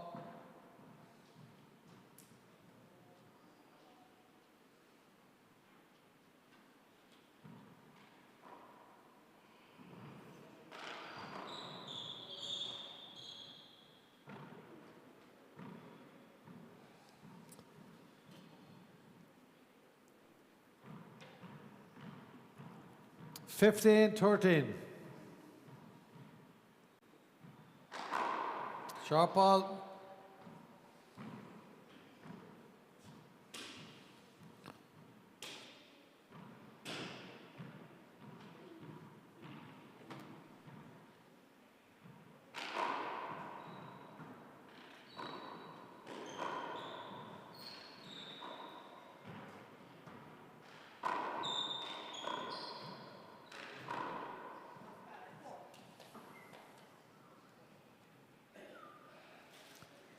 $16.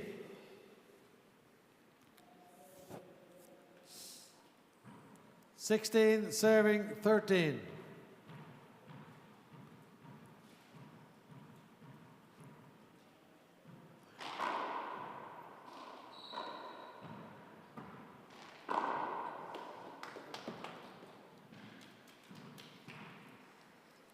Serving 13.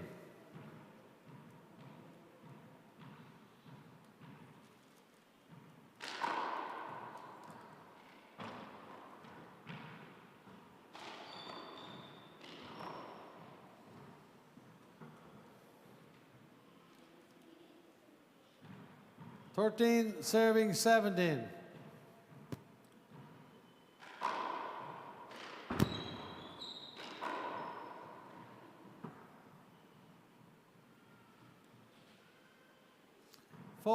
Serving 17.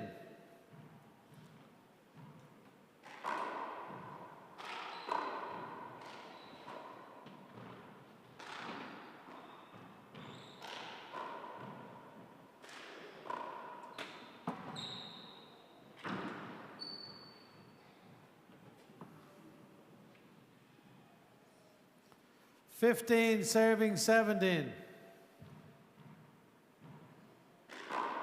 Short ball.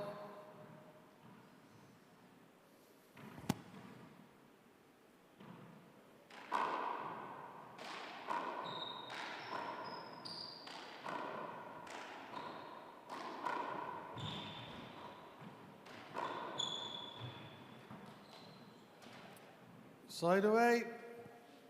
17-15. Short ball.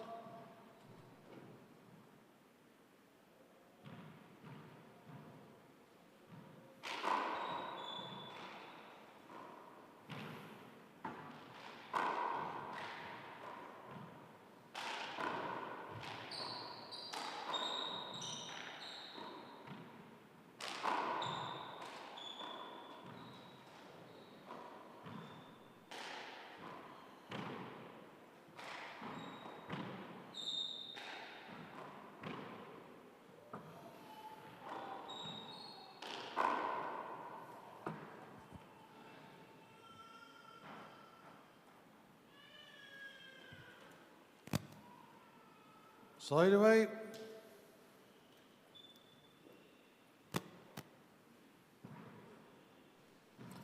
Fifteen serving 17.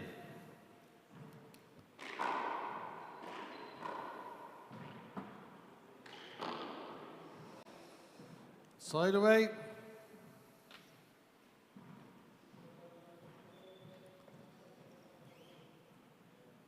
Seventeen serving 15.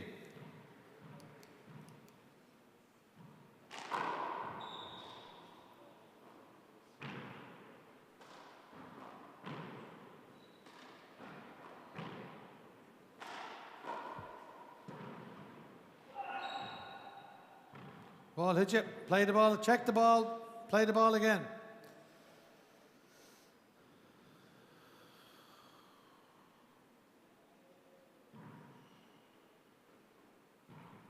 17-15.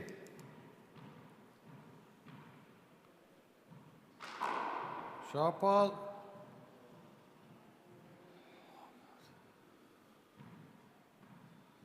Second serve, 17-15.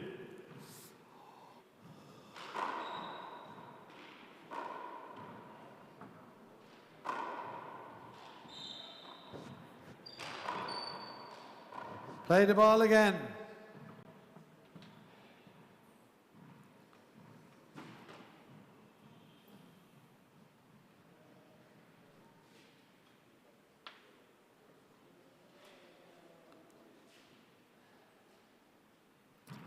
Seventeen, 15.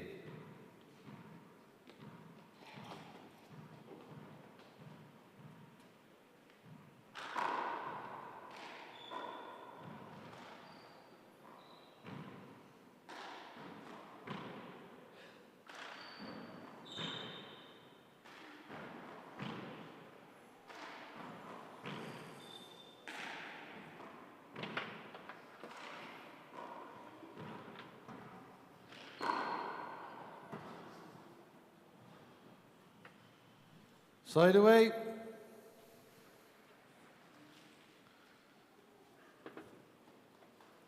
Fifteen, 17.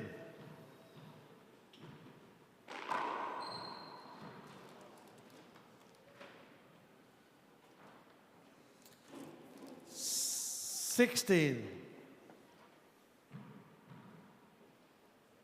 16, 17.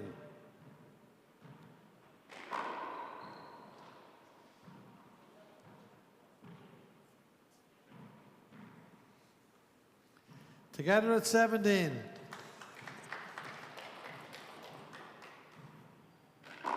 Sharp ball.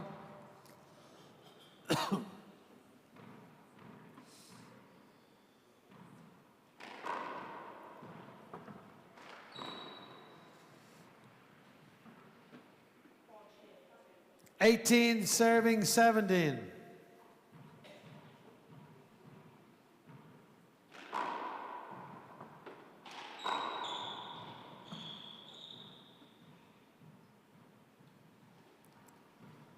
Seventeen serving 18.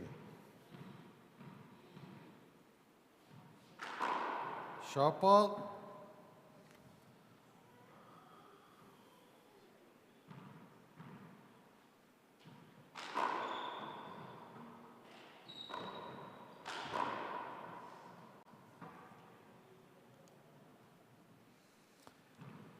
Together at 18.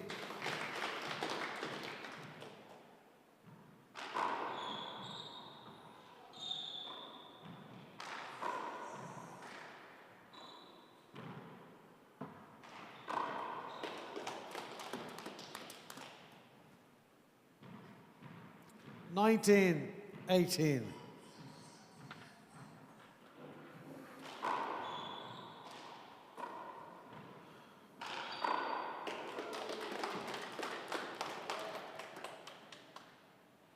Time out for Cork. That's your last one.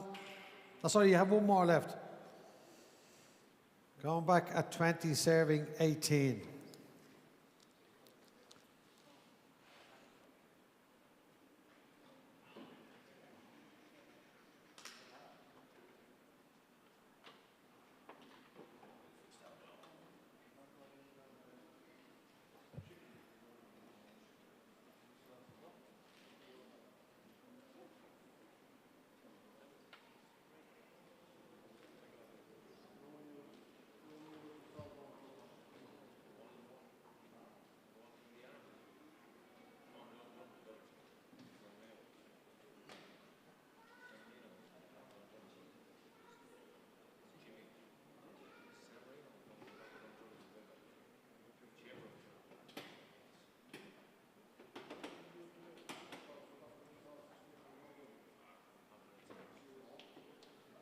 Okay, lads.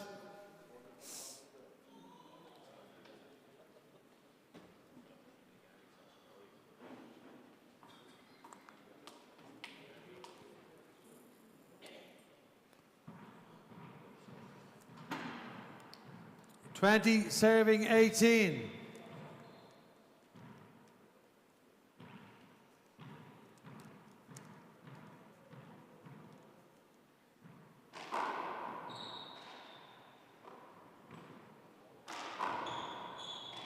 Play the ball again.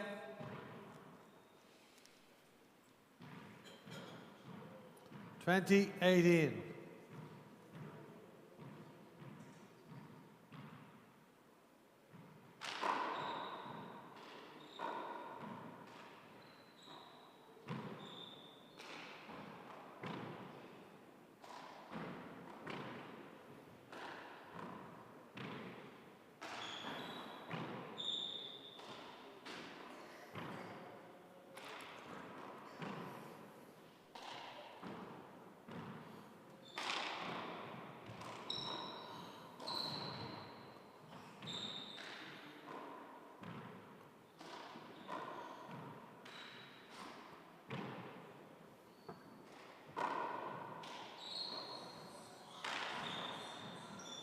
Play the ball again. Yeah. Wasn't that all he could do? 2018.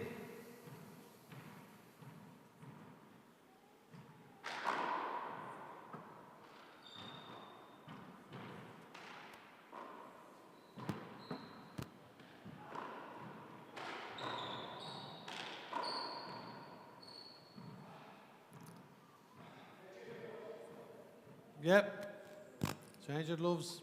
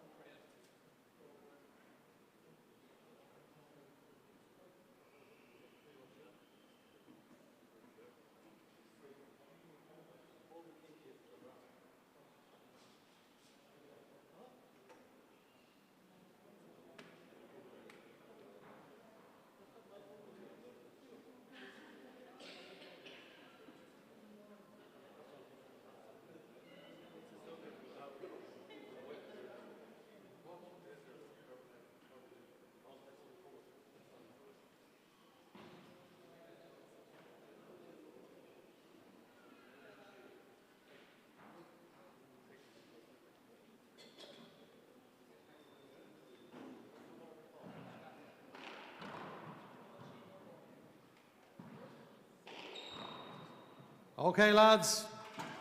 The score is 18 serving 20.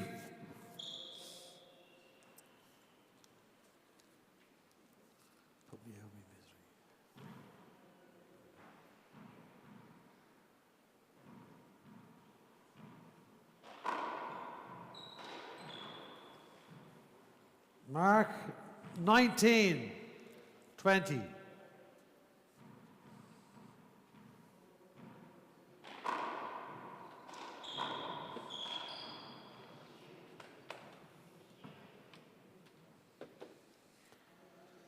Mark, together at 20.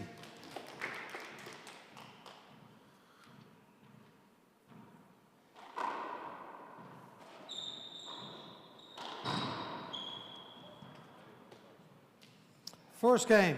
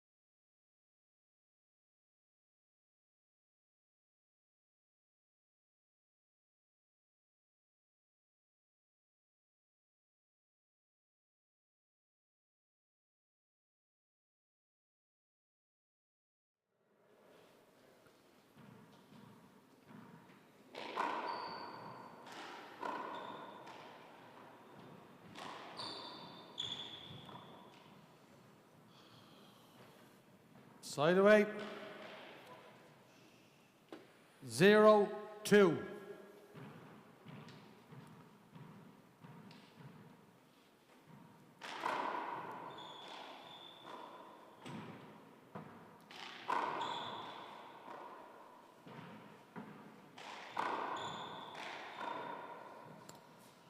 Side away, 2-0.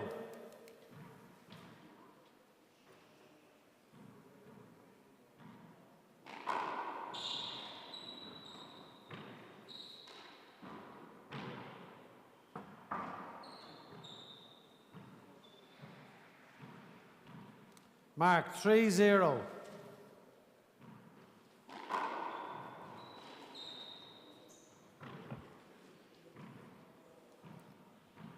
Four, 0.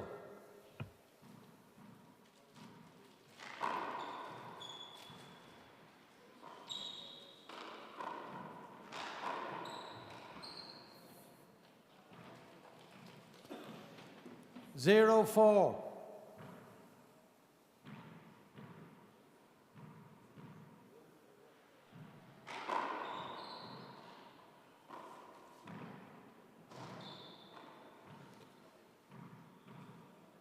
Four, 0. Sharp ball.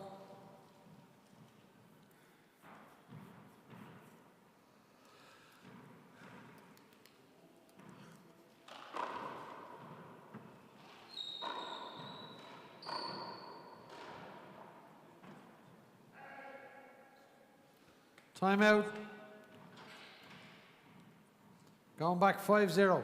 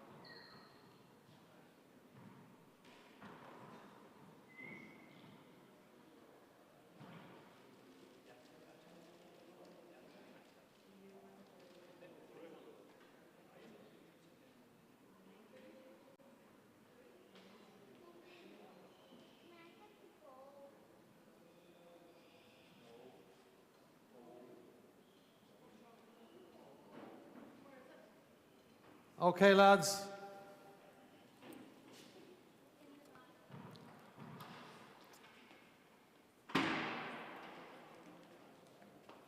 It's 5-0.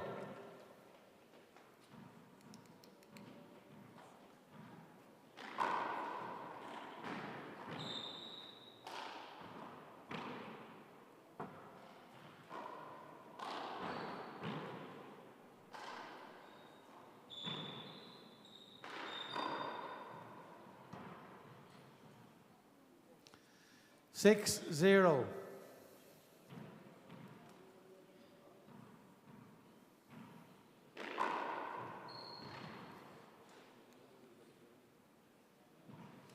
Seven, 0.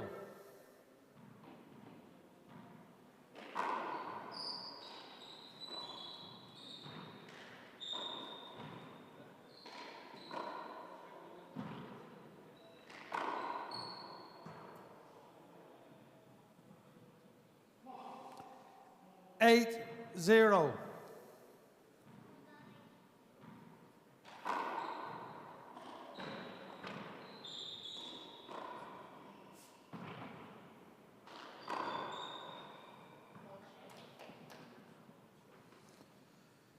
Zero, 8.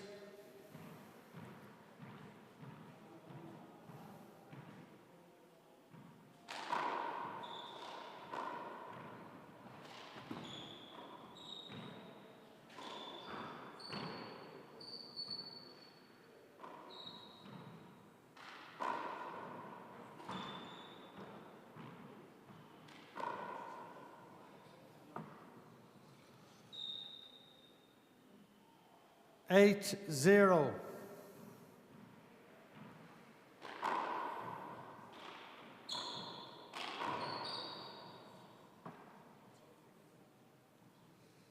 Nine zero.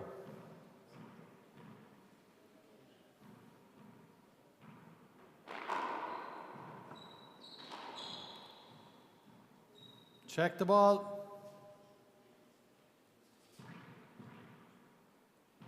9-0.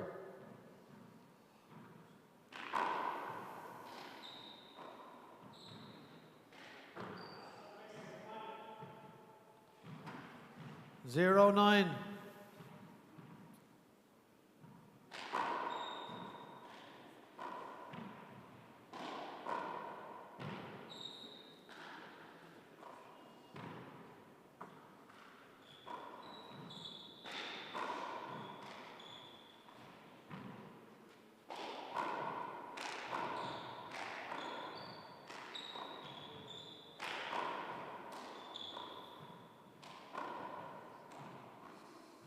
Side away. You both got to give each other space. Both of you are at it, okay? 9-0.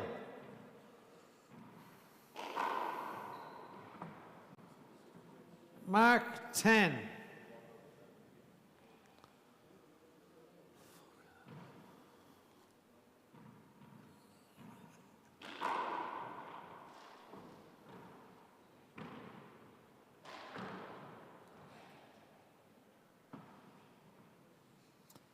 Eleven.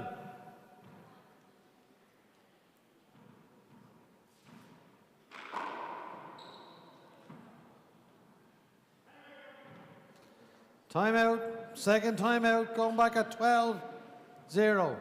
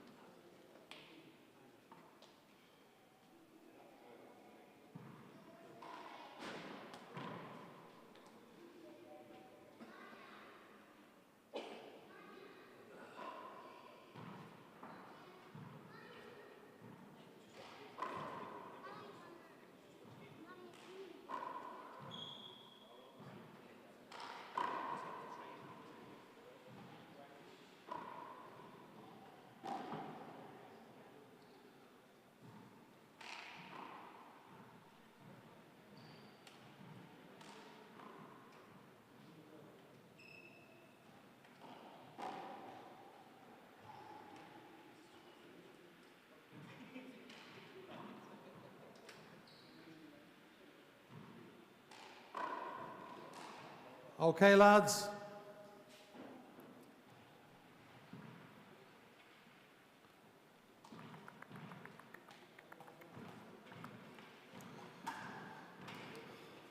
Twelve, serving 0.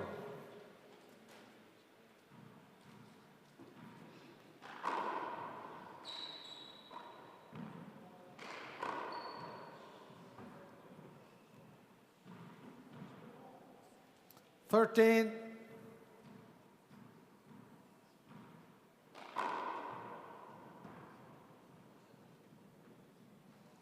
14.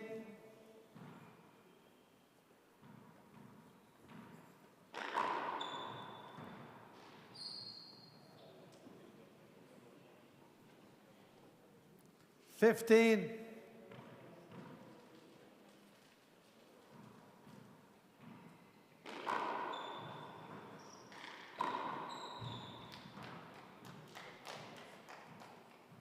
0-15.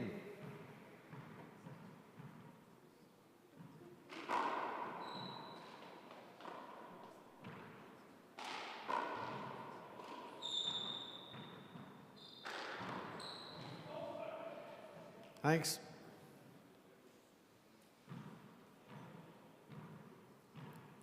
One 15.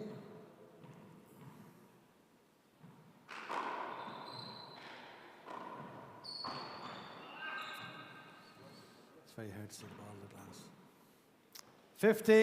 15-1.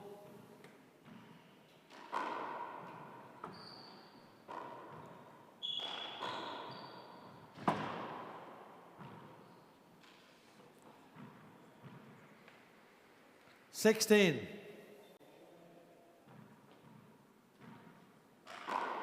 Sharp ball.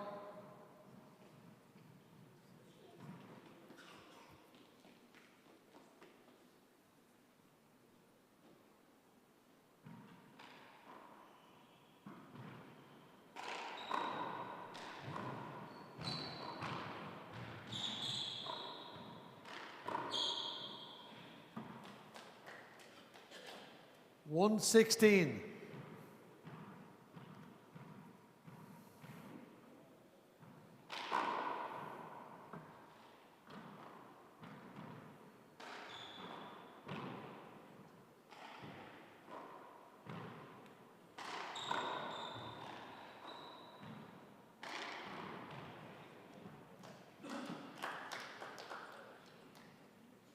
Two 16.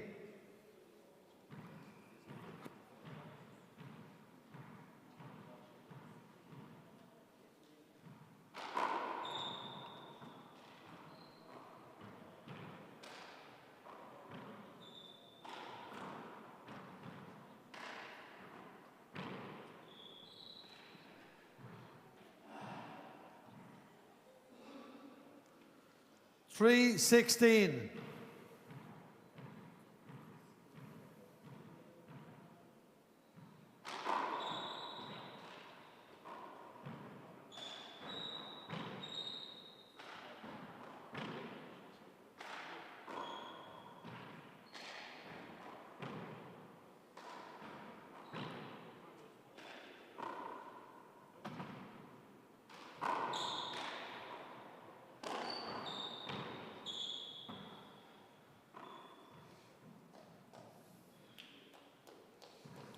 Four 16.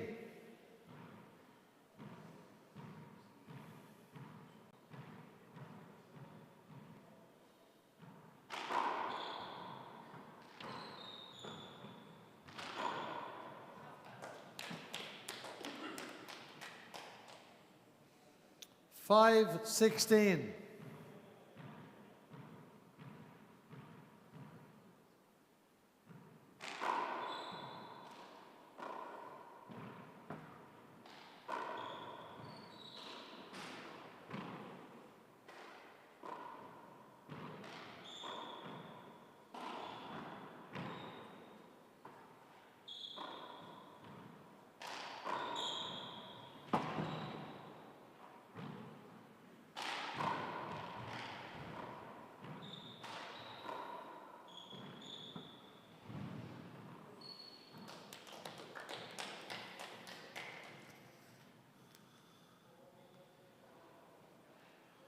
Six 16.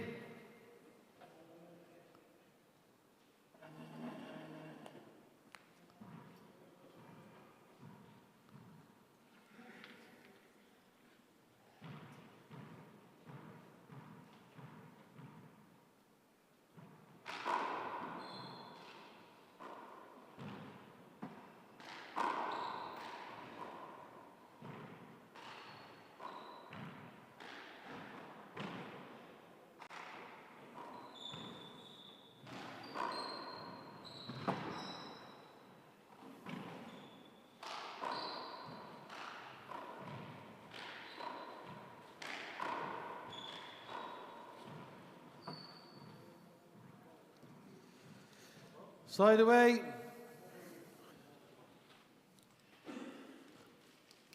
Falling asleep. 16-6.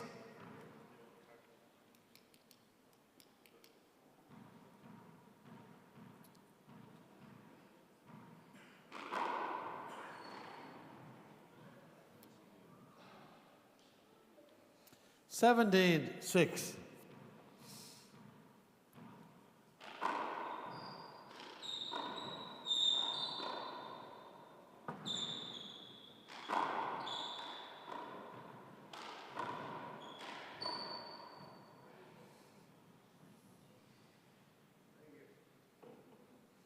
18-6.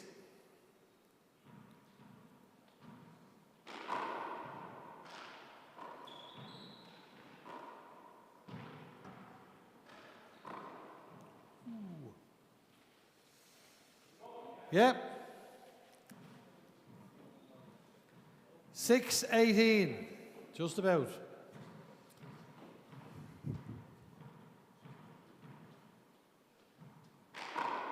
Sharp ball.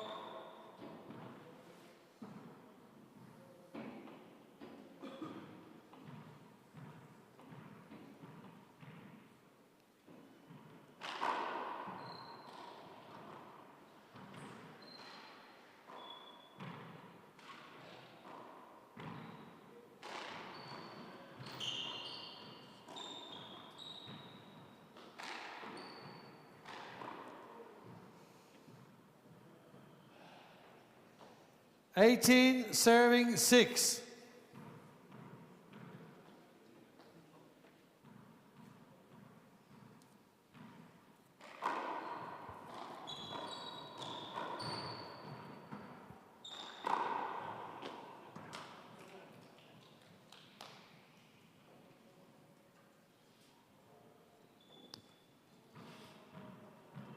Six serving 18.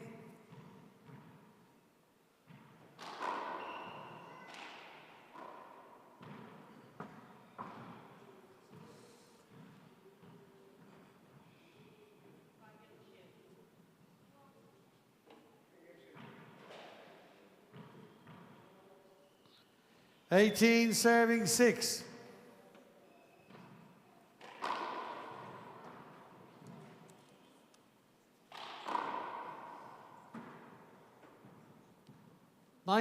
Serving 6.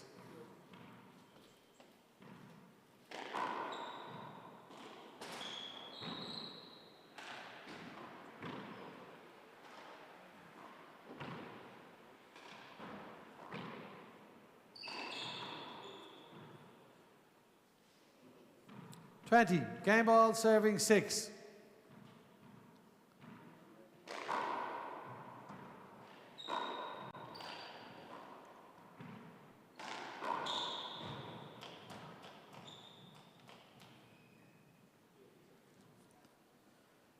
Six serving 20.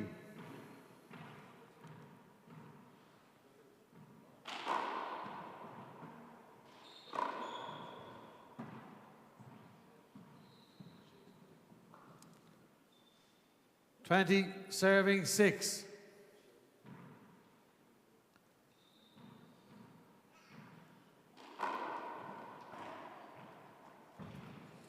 That's it, lads. Good game.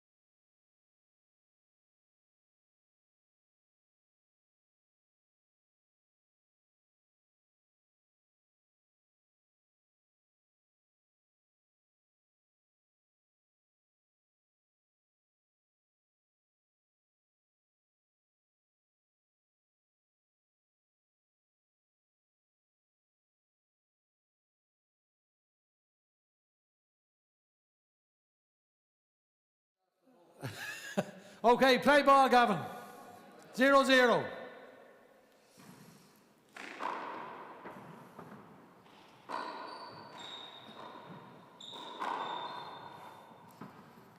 Side away. 0-0.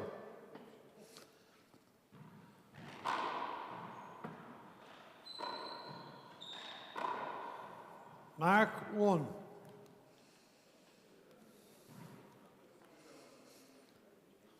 One zero.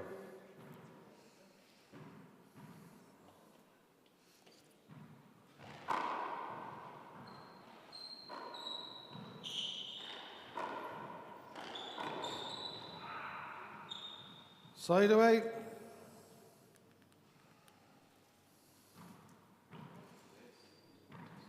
0-1.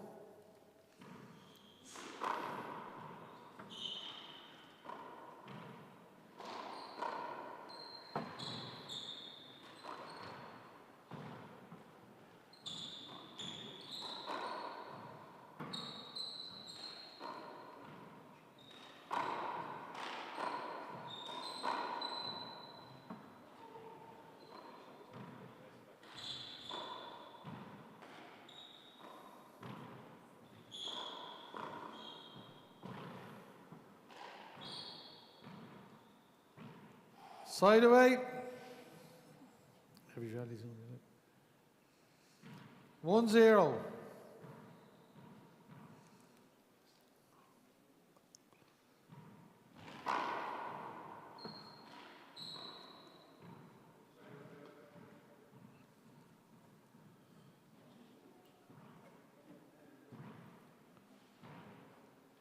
Two zero.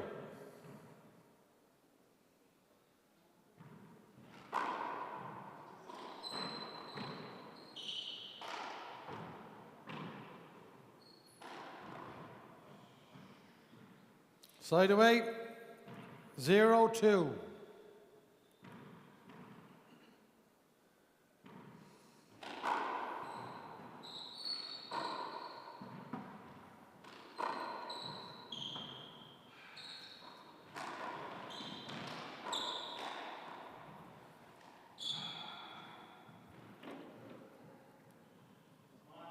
One serving two.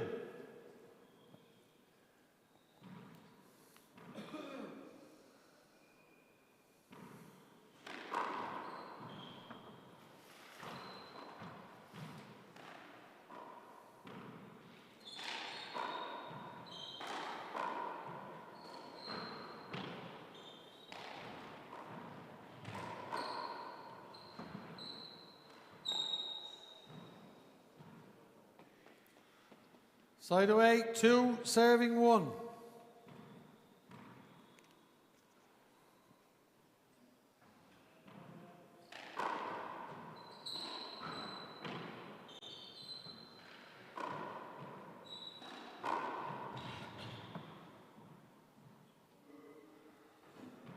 One serving two.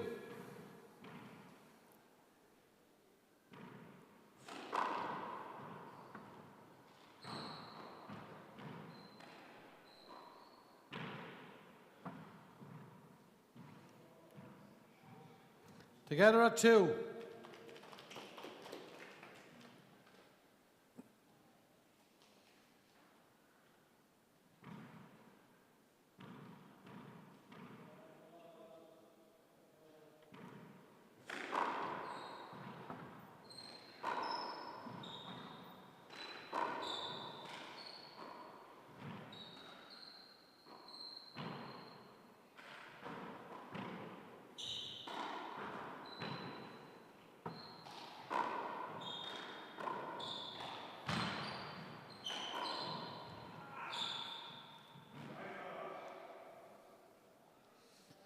Three serving two.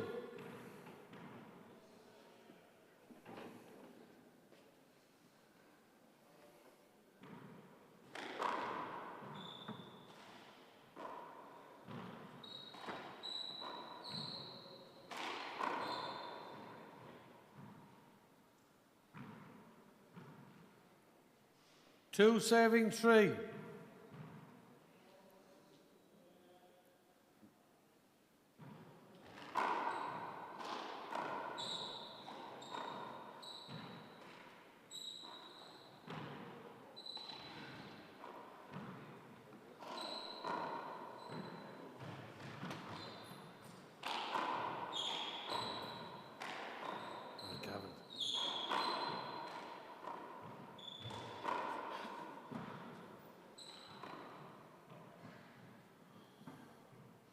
Side away.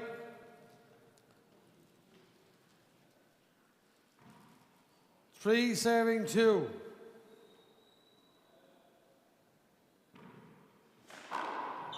Sharp ball, was it?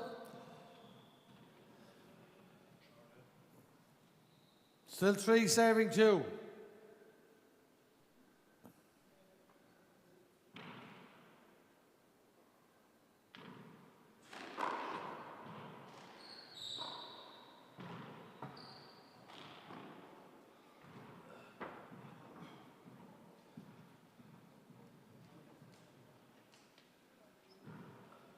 Two serving 3.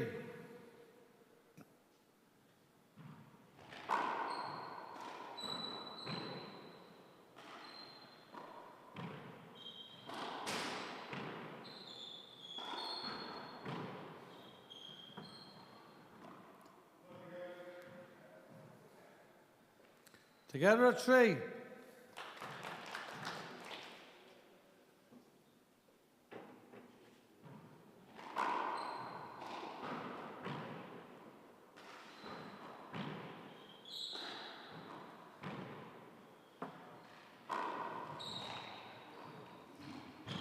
Thanks, Gavin.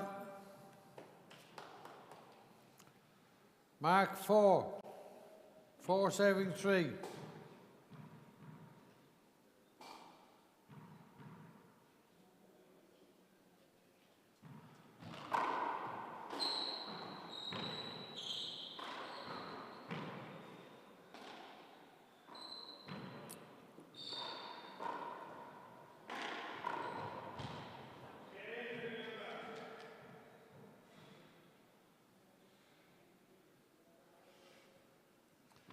Three serving 4.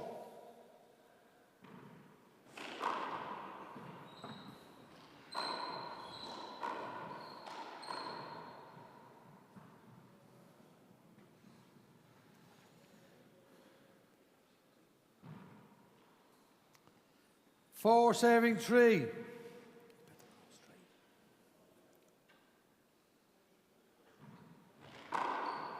Sharp ball.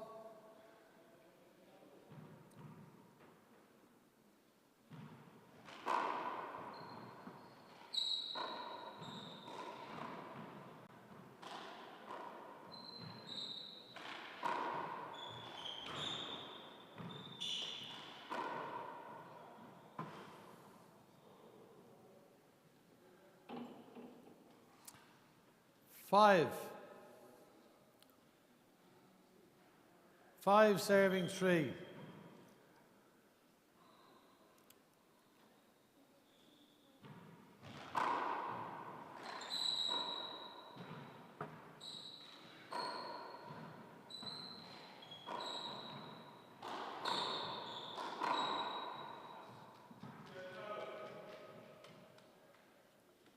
Well, where the brush is?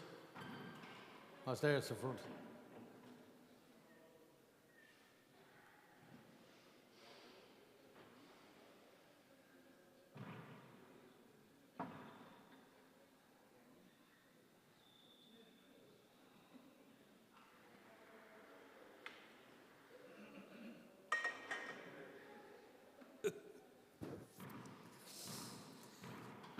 Three serving 5.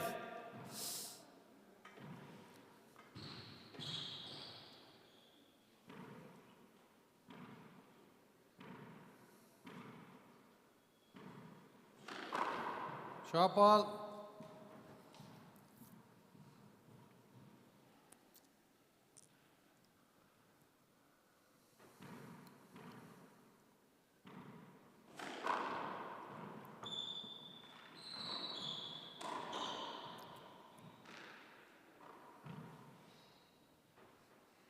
Five serving 3.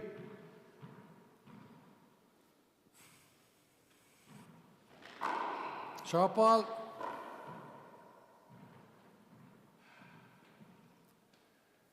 Still 5 serving 3.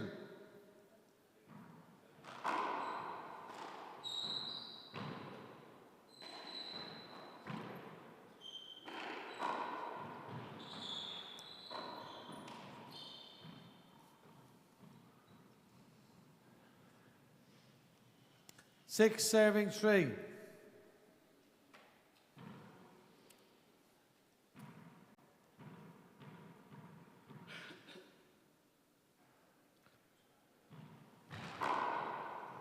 Short ball.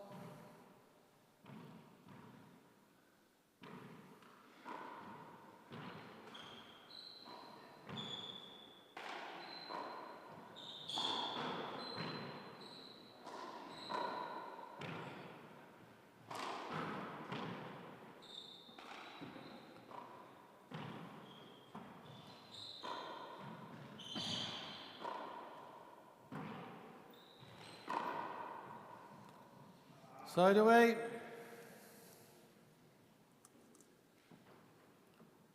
Three serving 6.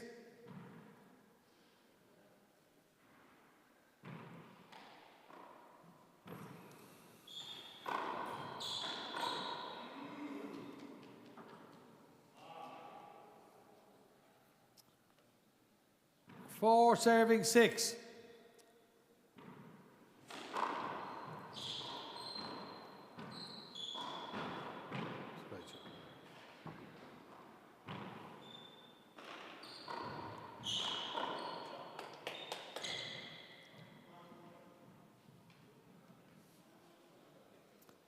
Six serving 4.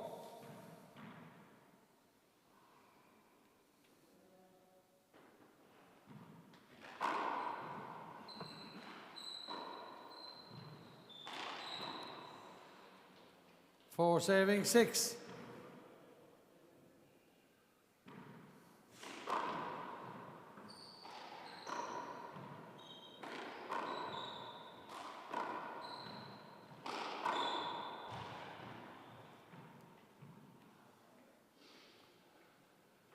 Five serving 6.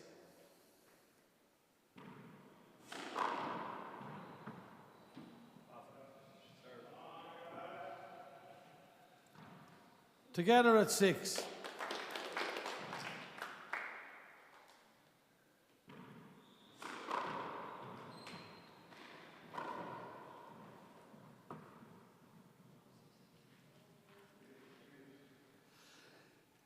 Side away.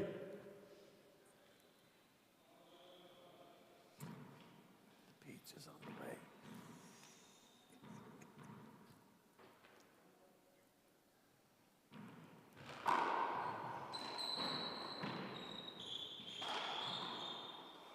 Side away. 6 serving 6.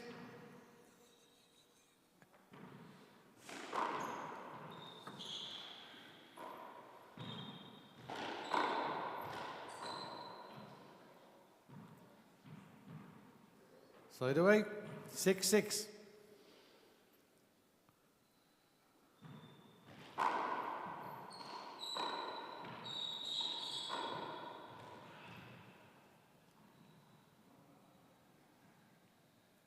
Seven, 6.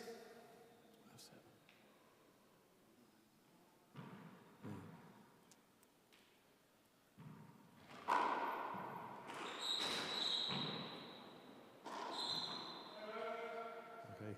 6, 7.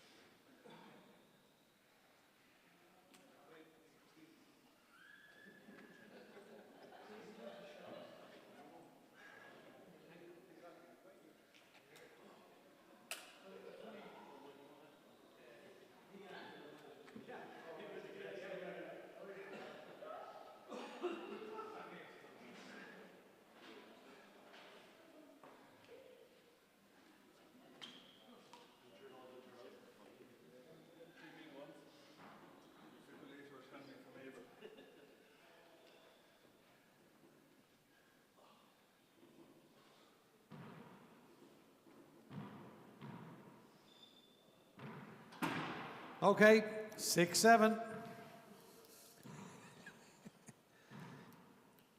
got over Gavin's head, is it?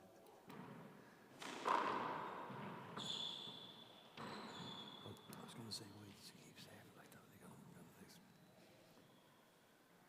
Together at 7.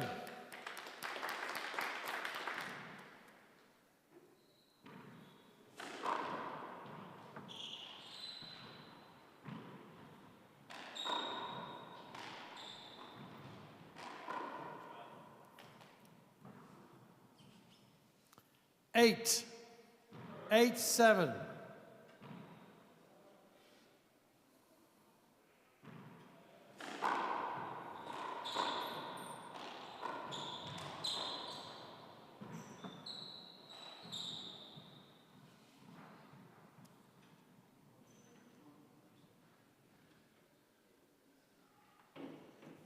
Seven, 8.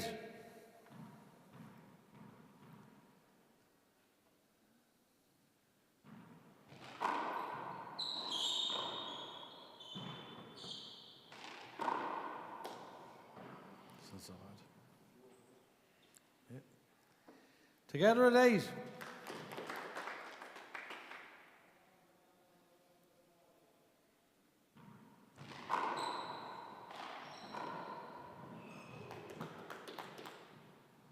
Hand off.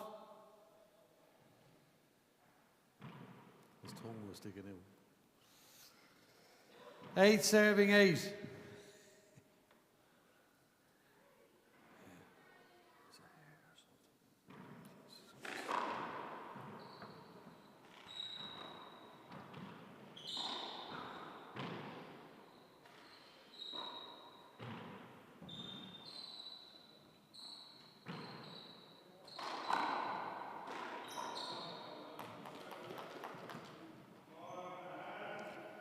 Nine serving 8.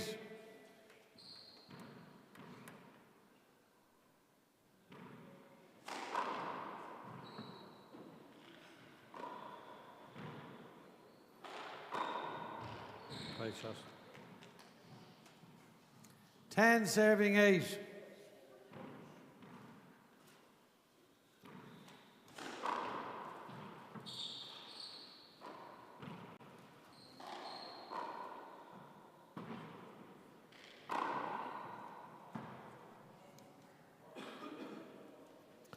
Side away, 8-10.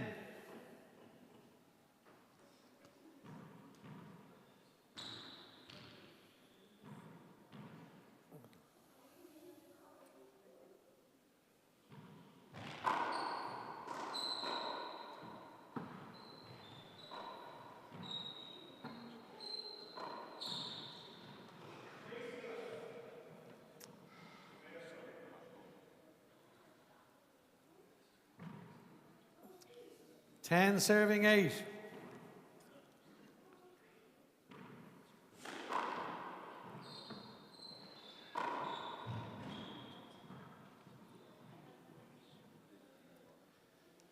Eight serving 10.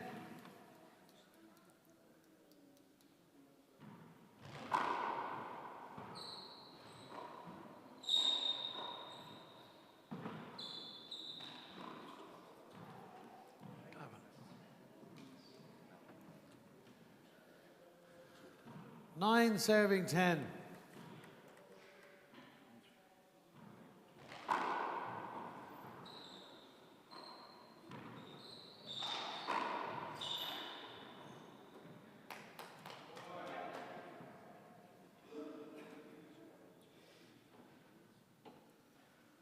Ten serving 9.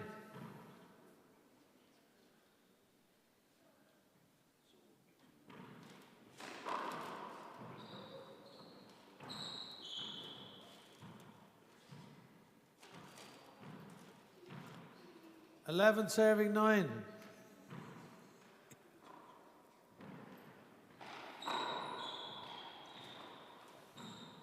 Thanks, Gavin.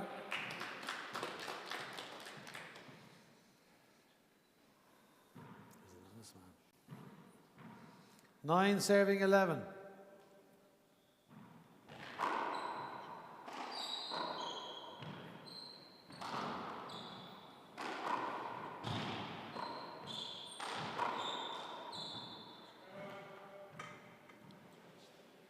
Time out for Ollie. Going back at 11-9.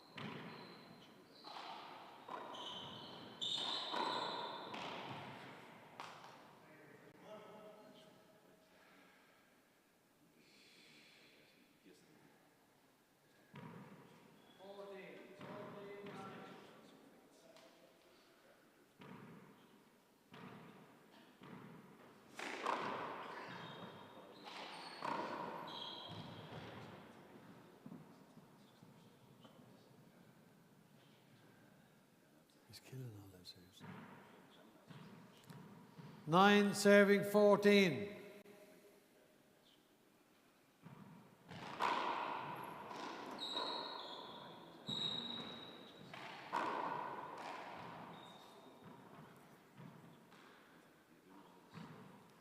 Ten serving 14. Short ball.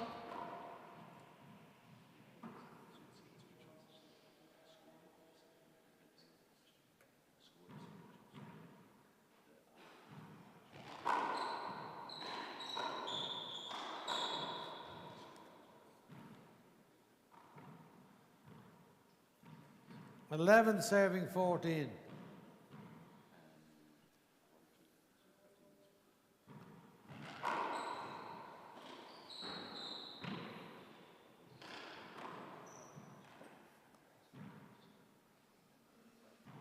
Twelve serving 14.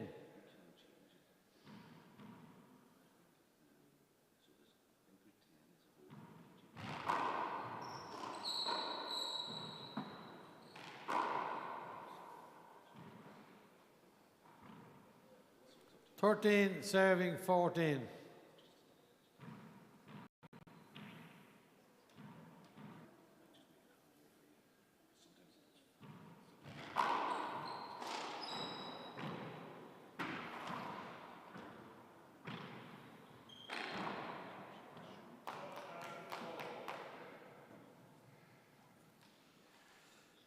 Fourteen serving 13.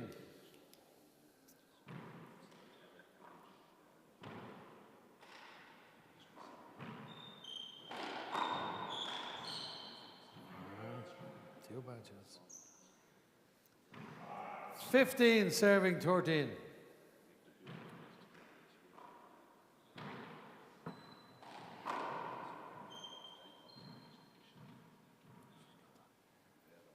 Thirteen, 15.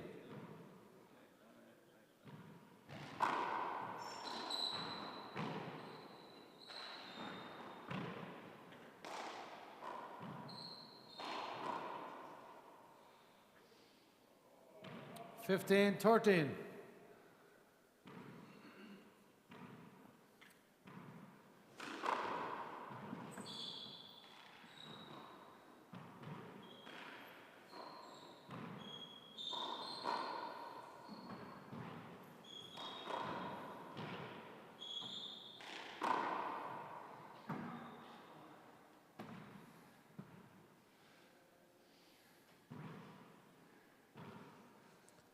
Thirteen, 15.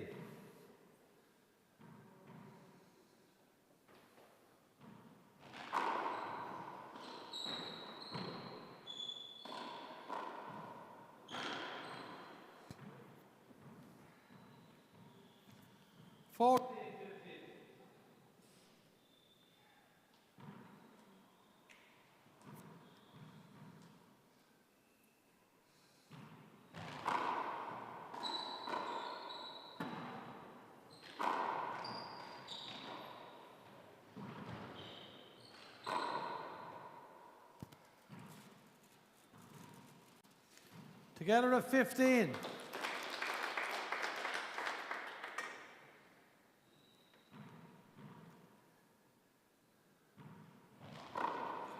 Side away.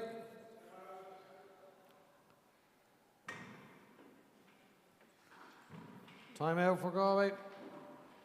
That's your second time out. You've one left. Going back 15 all.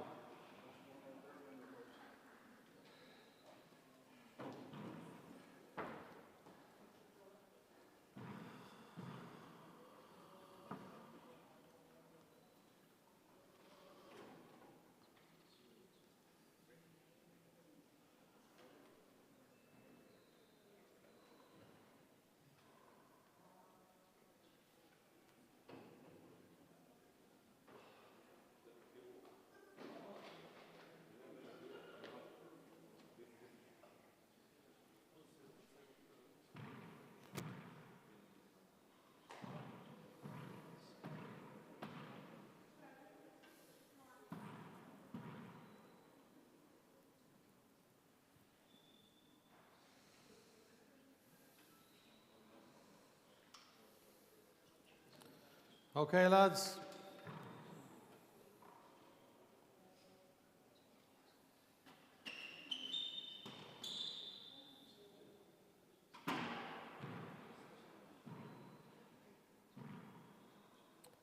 Fifteen, 15.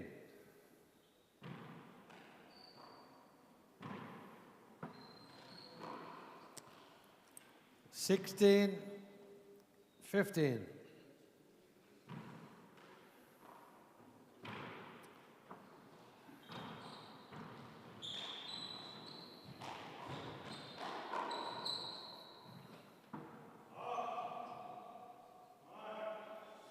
17, 15.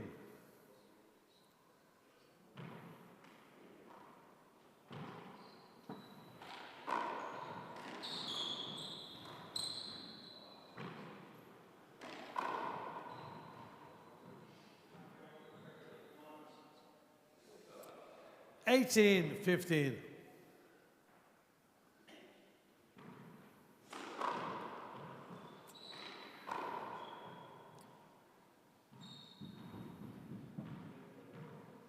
15, 18.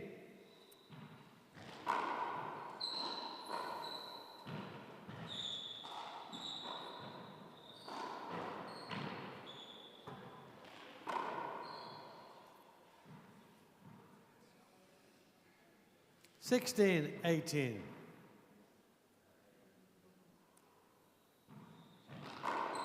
Sharp ball.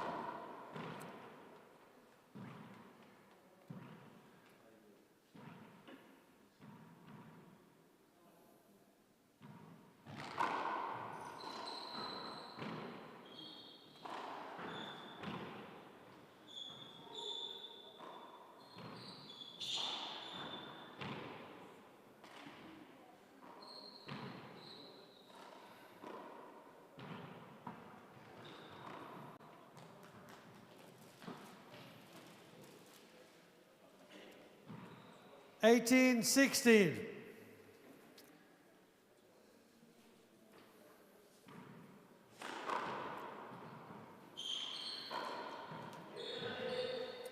Play the ball again.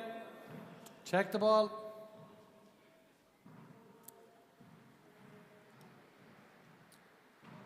Eighteen, 16.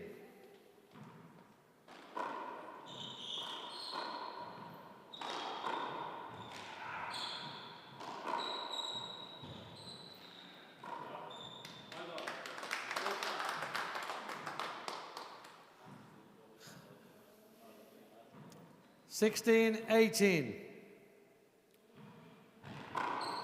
Sharp ball.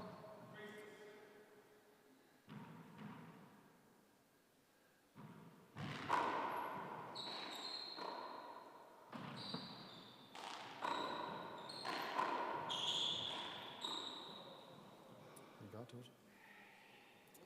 18, 16.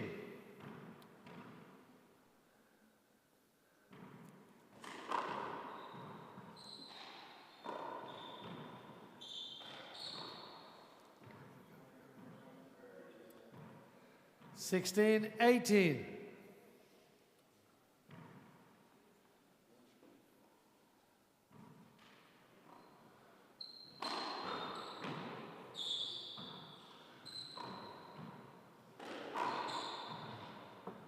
Great shot. 18, 16.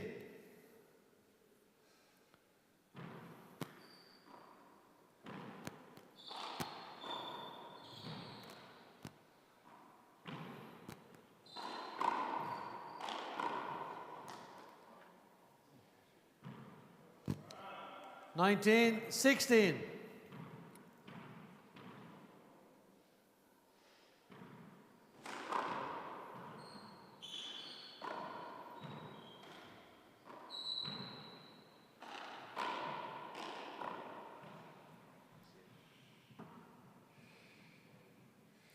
20, game ball, 16.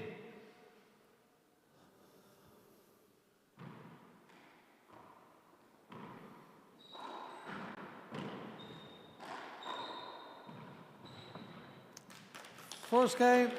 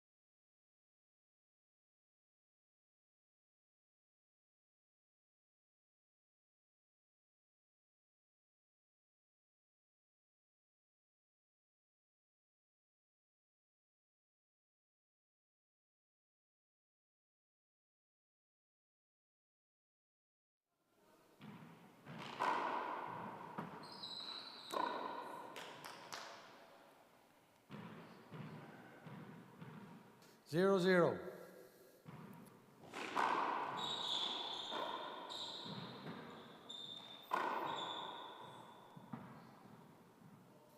One, 0.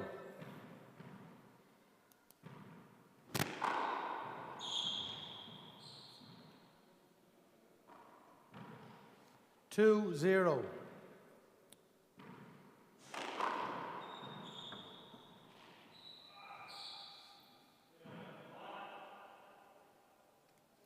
3-0.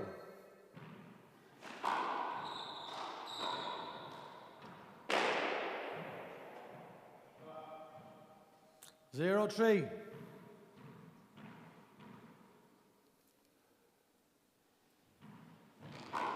Sharp ball.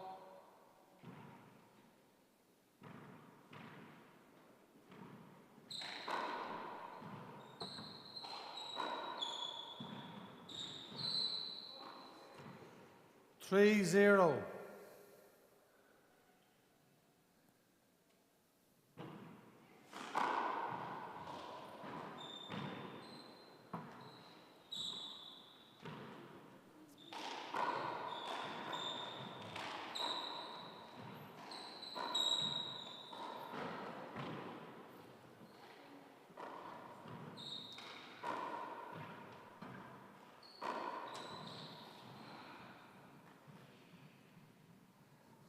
4-0.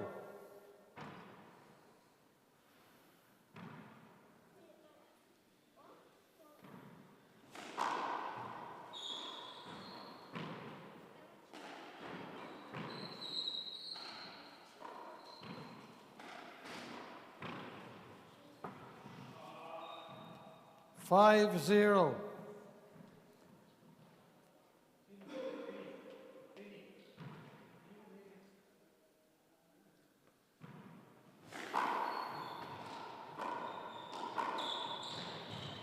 6-0.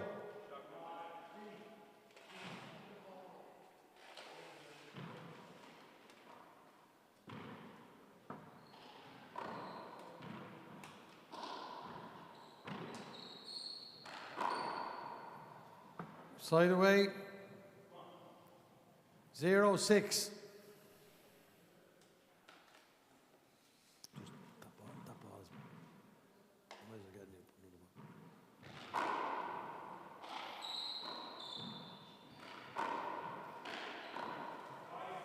Side away. 6-0.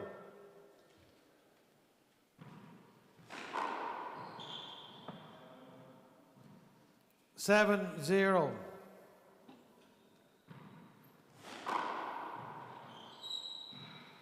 8.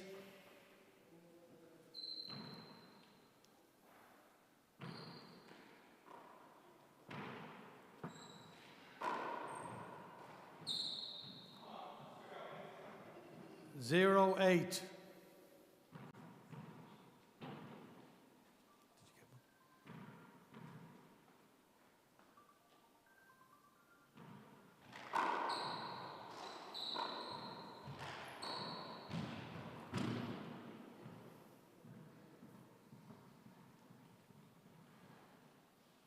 1 serving 8.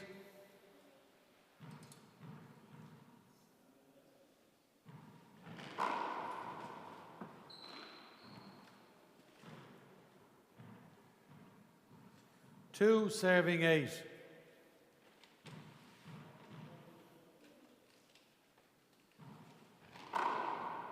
Sharp ball.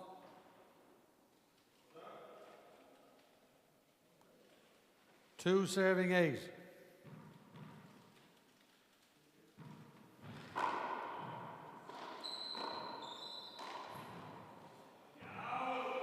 Side away, 8 serving 2.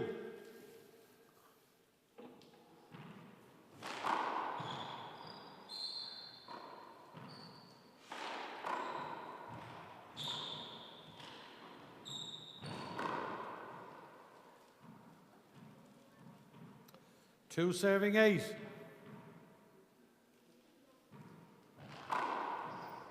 Good serve. 3 serving 8.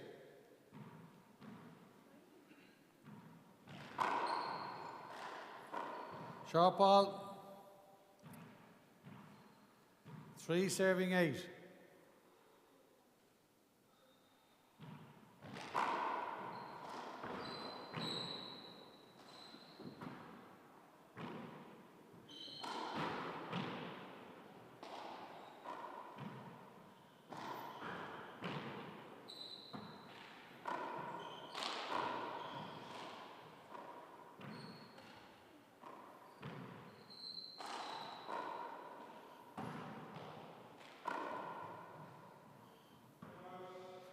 Timeout. Going back at 8-3.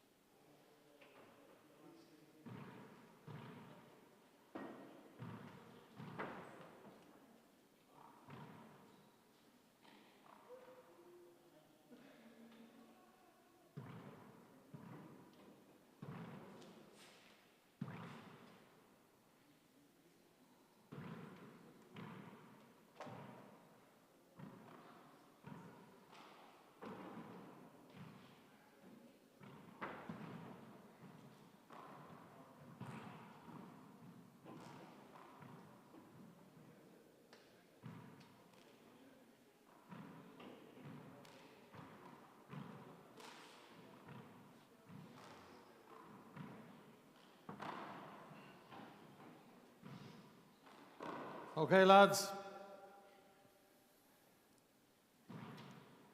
If you go downstairs to the desk, you'll get it. If you don't ask, you won't get it. No. 8 serving 3. Good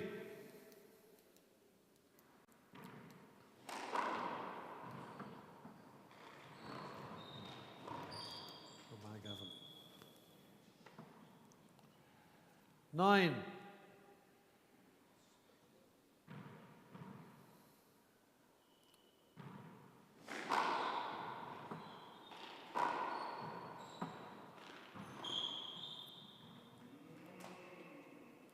Easy game, isn't it? 10 serving 3. Short ball.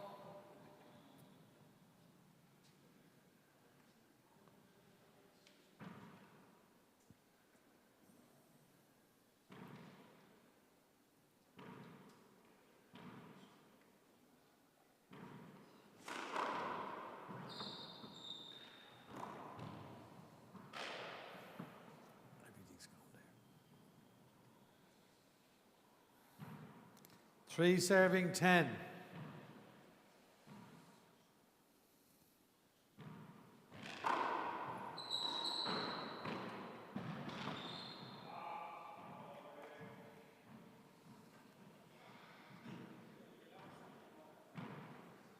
Ten serving 3.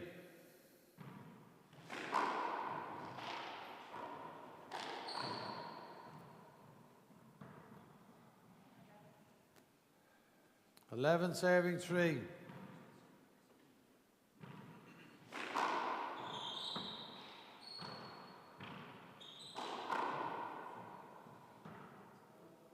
Twelve serving 3.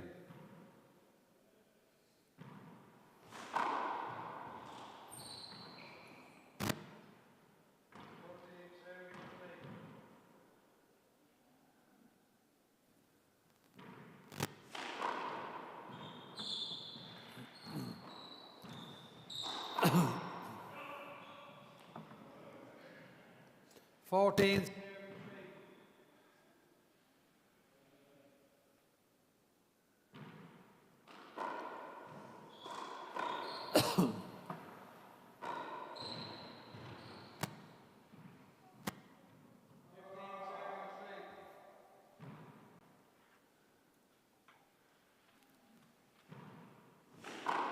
Short ball.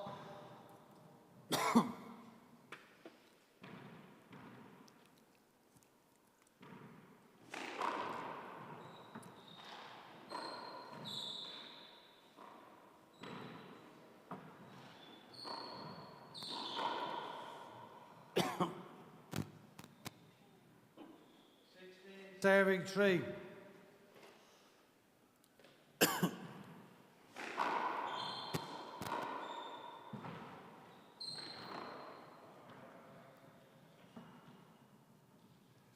Seventeen serving 3.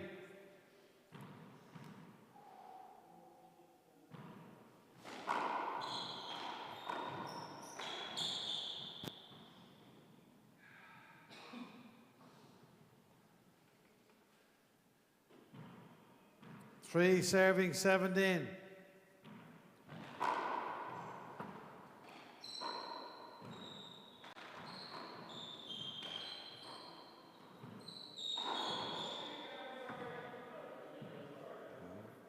Abuse.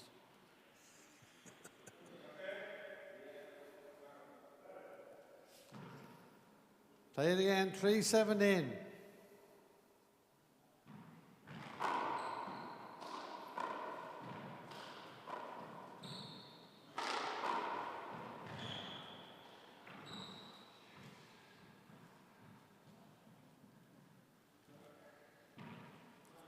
Seventeen 3.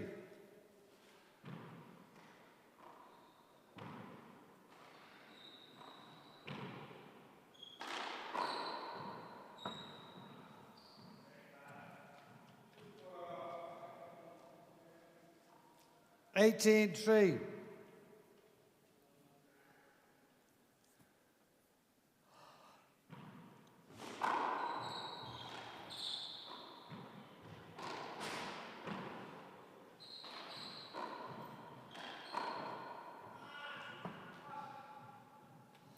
Nineteen 3.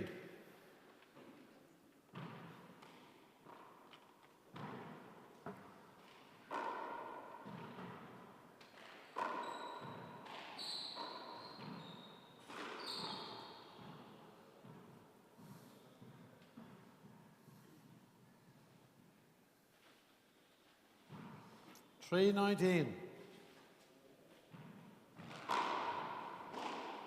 Sharp ball.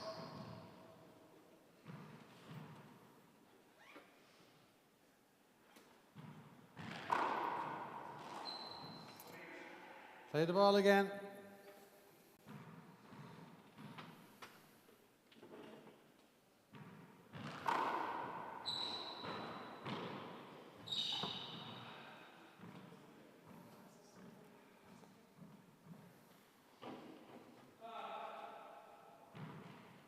Pizza. 19-3. Domino. 20, game ball.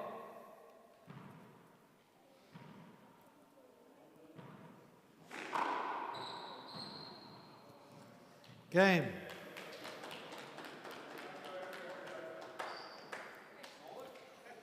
Thanks, lads. No problem. Thanks, Ollie. Made it easy for me to ref.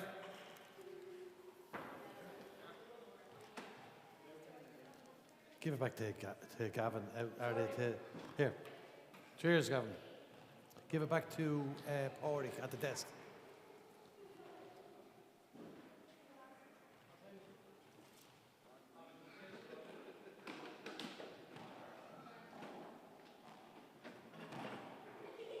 Come out of there.